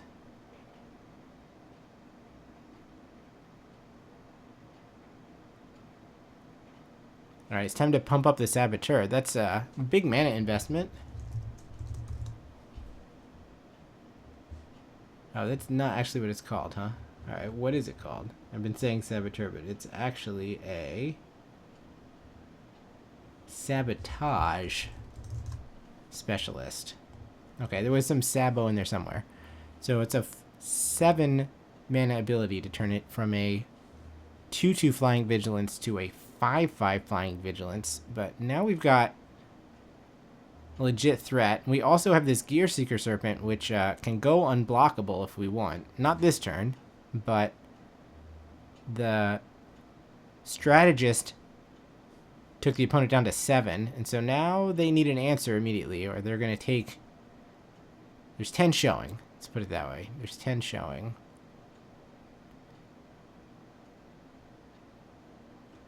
The strategist can't easily block, though, because I think Loot's Lightning Bolt could be problematic in that case. Also note that the Sabotage Strategist's -1/-0 is actually a trigger. It's not a static ability. It doesn't say creatures attacking you get -1/-0. So, like, if it said that, then you could remove it in mid-combat and suddenly pump your team. But that's not going to happen here.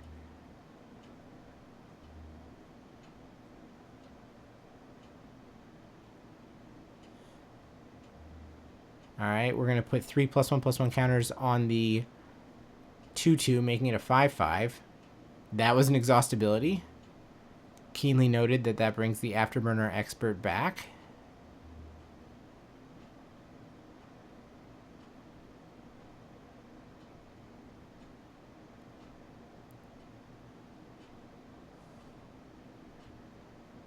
Uh-oh. We attempt to run over, but that's met by the -3/-0 trick, which is pretty strong. So this thing is going to take 2 damage. And, crucially, they tapped out of red. So I don't know if they have... I guess they can use loot... No, but if they use loot for green, they can't also use it for red.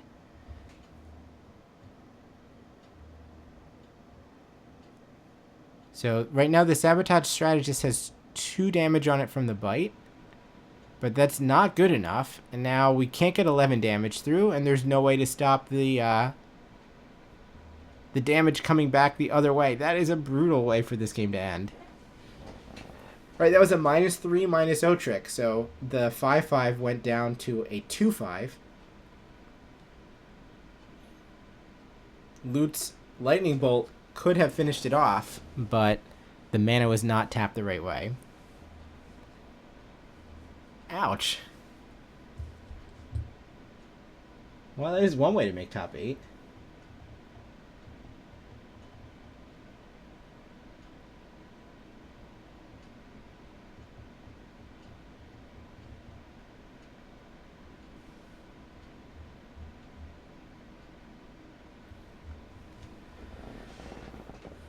Alright, let's see if we have one more backup match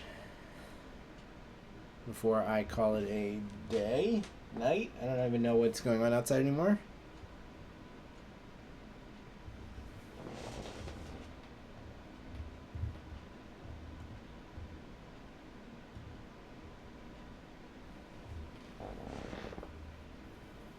Thank you for those of you who have been in chat. You've done a great service. I've enjoyed our time together. And I definitely would have fallen asleep without you. Alright, so we've got one more Time Walk match between Kota and Masaaki. We lead with black, black, and a 2-drop. It's not a Deathless Pilot.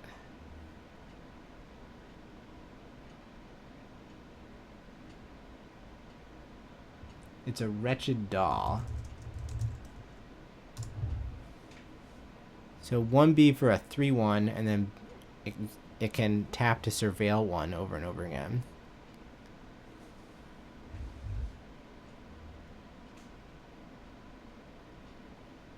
Alright, start your engines as the green Surveyor hits the battlefield. Loxodon Surveyor. Yeah, that was not the best sequence, right? It was hit for 3 and then play Loxodon Surveyor. We could have speed 2 right now, but we do not.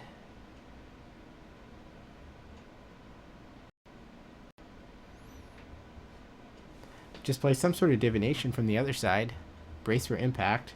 It's going to be a hit for 6. quickly down to 11 life.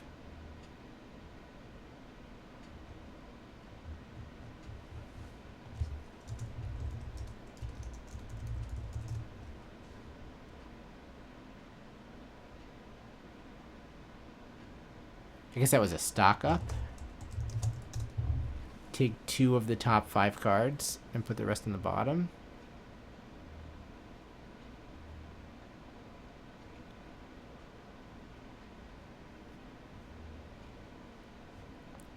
Now we have a market backwalker in play. That's pretty good. And we're going to send that without any fear into this Hazard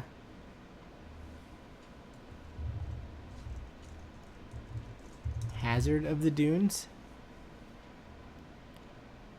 So we've got 3-1, 3-3, 2-2 attacking into this 4-4 with a bunch of mana open. Can we afford not to block anything? Probably not. Now we have an interesting decision as we block the market backwalker. Oh. The answer is that we have the +4/+4 trick, which is absolutely backbreaking. But we could have, like, you could imagine a world where you just add a counter to it and draw 3. But if you have the +4/+4 trick, you might as well smash your opponent in the face with it.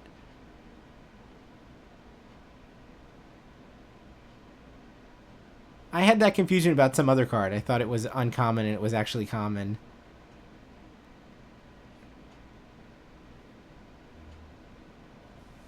Alright, we lead with the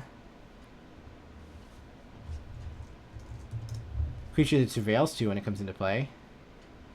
It's a Wreckage Wickerfolk. 1 and a black for a 1/3 flyer that surveils 2. And 1 blindingly glary card.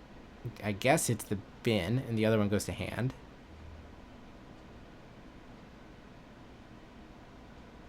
I can't even tell what Kota's sleeves are supposed to be. It's like some kind of optical illusion that like switches between being a face and a skull, or a tree and a skull. Wow. Nice nice curve out here to go bike into Divest You, so we can take a creature or an artifact out of Masaki's hand.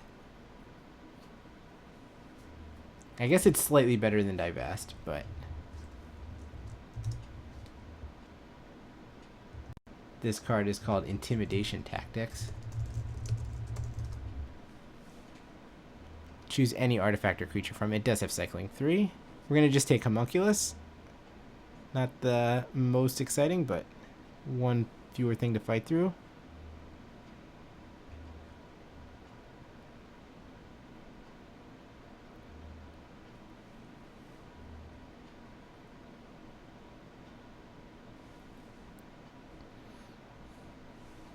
The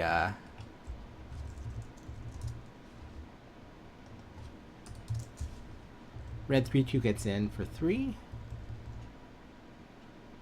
It's called a Gas Towel.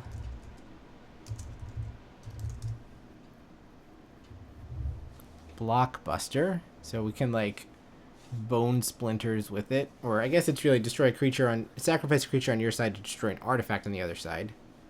But just a 3/2 here. And the play for Kota was a bike. Masaki has answered with a Venom Sack Lagak. And here comes another Greenbelt Guardian. We've seen this thing a fair amount. That goes in the bike, and the bike is going to rumble. So here comes 3-1 and 3-2 in on the other side. Lagak is going to trade for the bike. Will grant trample to force through an extra couple points. Interesting to see how often trample has really wrecked these 2-1 Death Touchers, because I feel like that's happened in like 4 different matches today. And the post-combat play is a Grim Bauble, which clears the 3-2 bike, whatever that thing was just called, Gastel Blockbuster. The art has a bike, but the card name does not.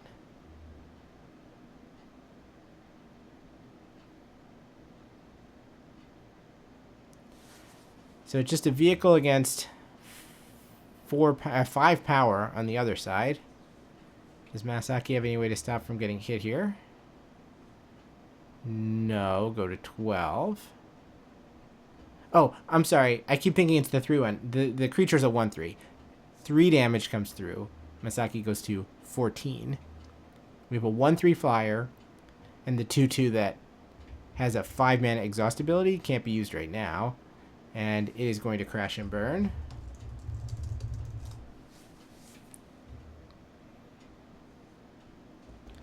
But does Masaki have any permanence?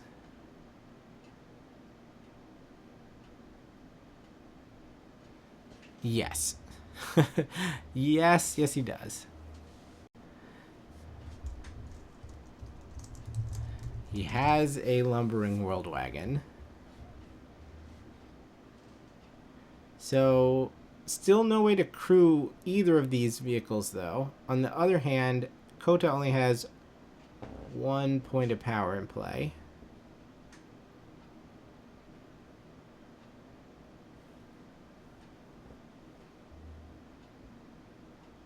So we'll sacrifice the bauble to surveil 2. Maybe we can find some way to get moving here.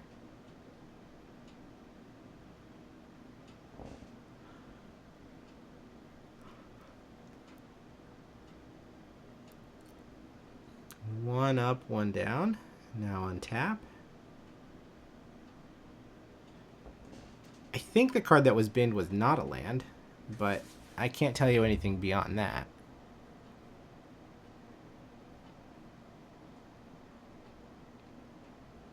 It would make sense if you were looking for land number 5 to keep one. Ooh, it's the Earth Rumbler. But that's not going to stay around.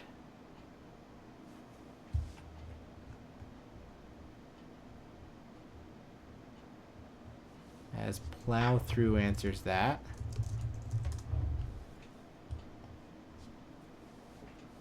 It's either a fight spell or destroy target vehicle, which is very convenient.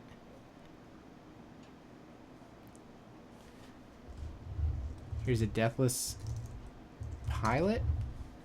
Is the play. So now we've got 3 power on Kota's side, and Masaki is still looking for something that can crew anything. Unfortunately, we can't crew up the chain because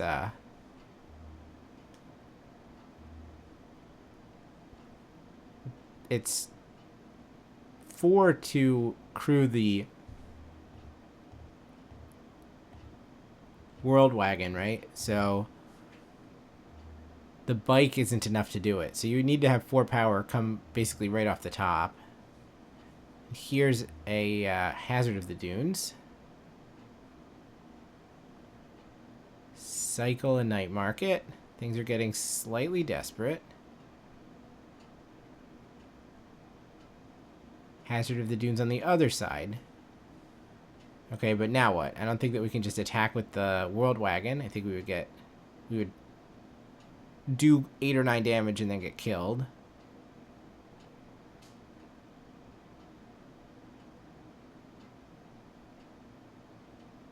So we're going to hold back to try to play some defense.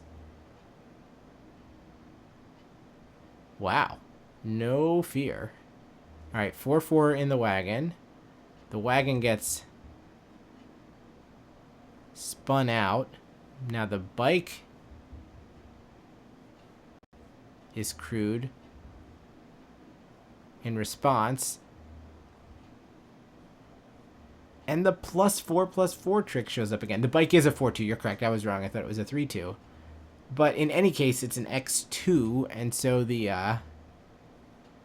+4/+4 trick comes up big again. I mean, I'm learning that that card is probably fine. It has won a lot of games. I mean, it's definitely the kind of card that is going to look good when you actually get to cast it, because it means you've put yourself in a favorable situation, but it's found spots more often than I was expecting it to. Yeah, Trample has been pretty strong in these green decks, and it's also been pretty strong against the green decks, which is relevant because we've been playing against a lot of green decks. Like, there's been a lot of green on the on coverage.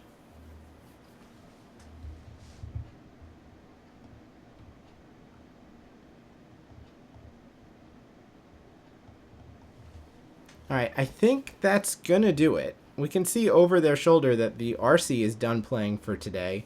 They only had 8 rounds to play. We had 9, plus like the deck registration at the beginning of the tournament. It looks on Melee like all of the matches are done, so they're probably going to announce the top 8, but I'm going to peace out before then, since it is after 6 in the morning. So thank you all for hanging out. I will be back pretty soon to cover the modern matches. We're going to try to get through all of the day 1 videos before day 2 live stream starts. So I don't want to say I don't hope to see you then, because that means you'll have gotten the same amount of sleep that I do, but I guess if you're in Europe, then you're welcome to come back in like 5.5 hours and watch some more Asian Magic with us. But otherwise, maybe I'll see you tomorrow night starting at 7 p.m. Eastern Time for the top 8 draft, the conclusion of this event, followed by the elimination rounds of the RC. So good night, everyone. I'm going to sleep. See you all tomorrow.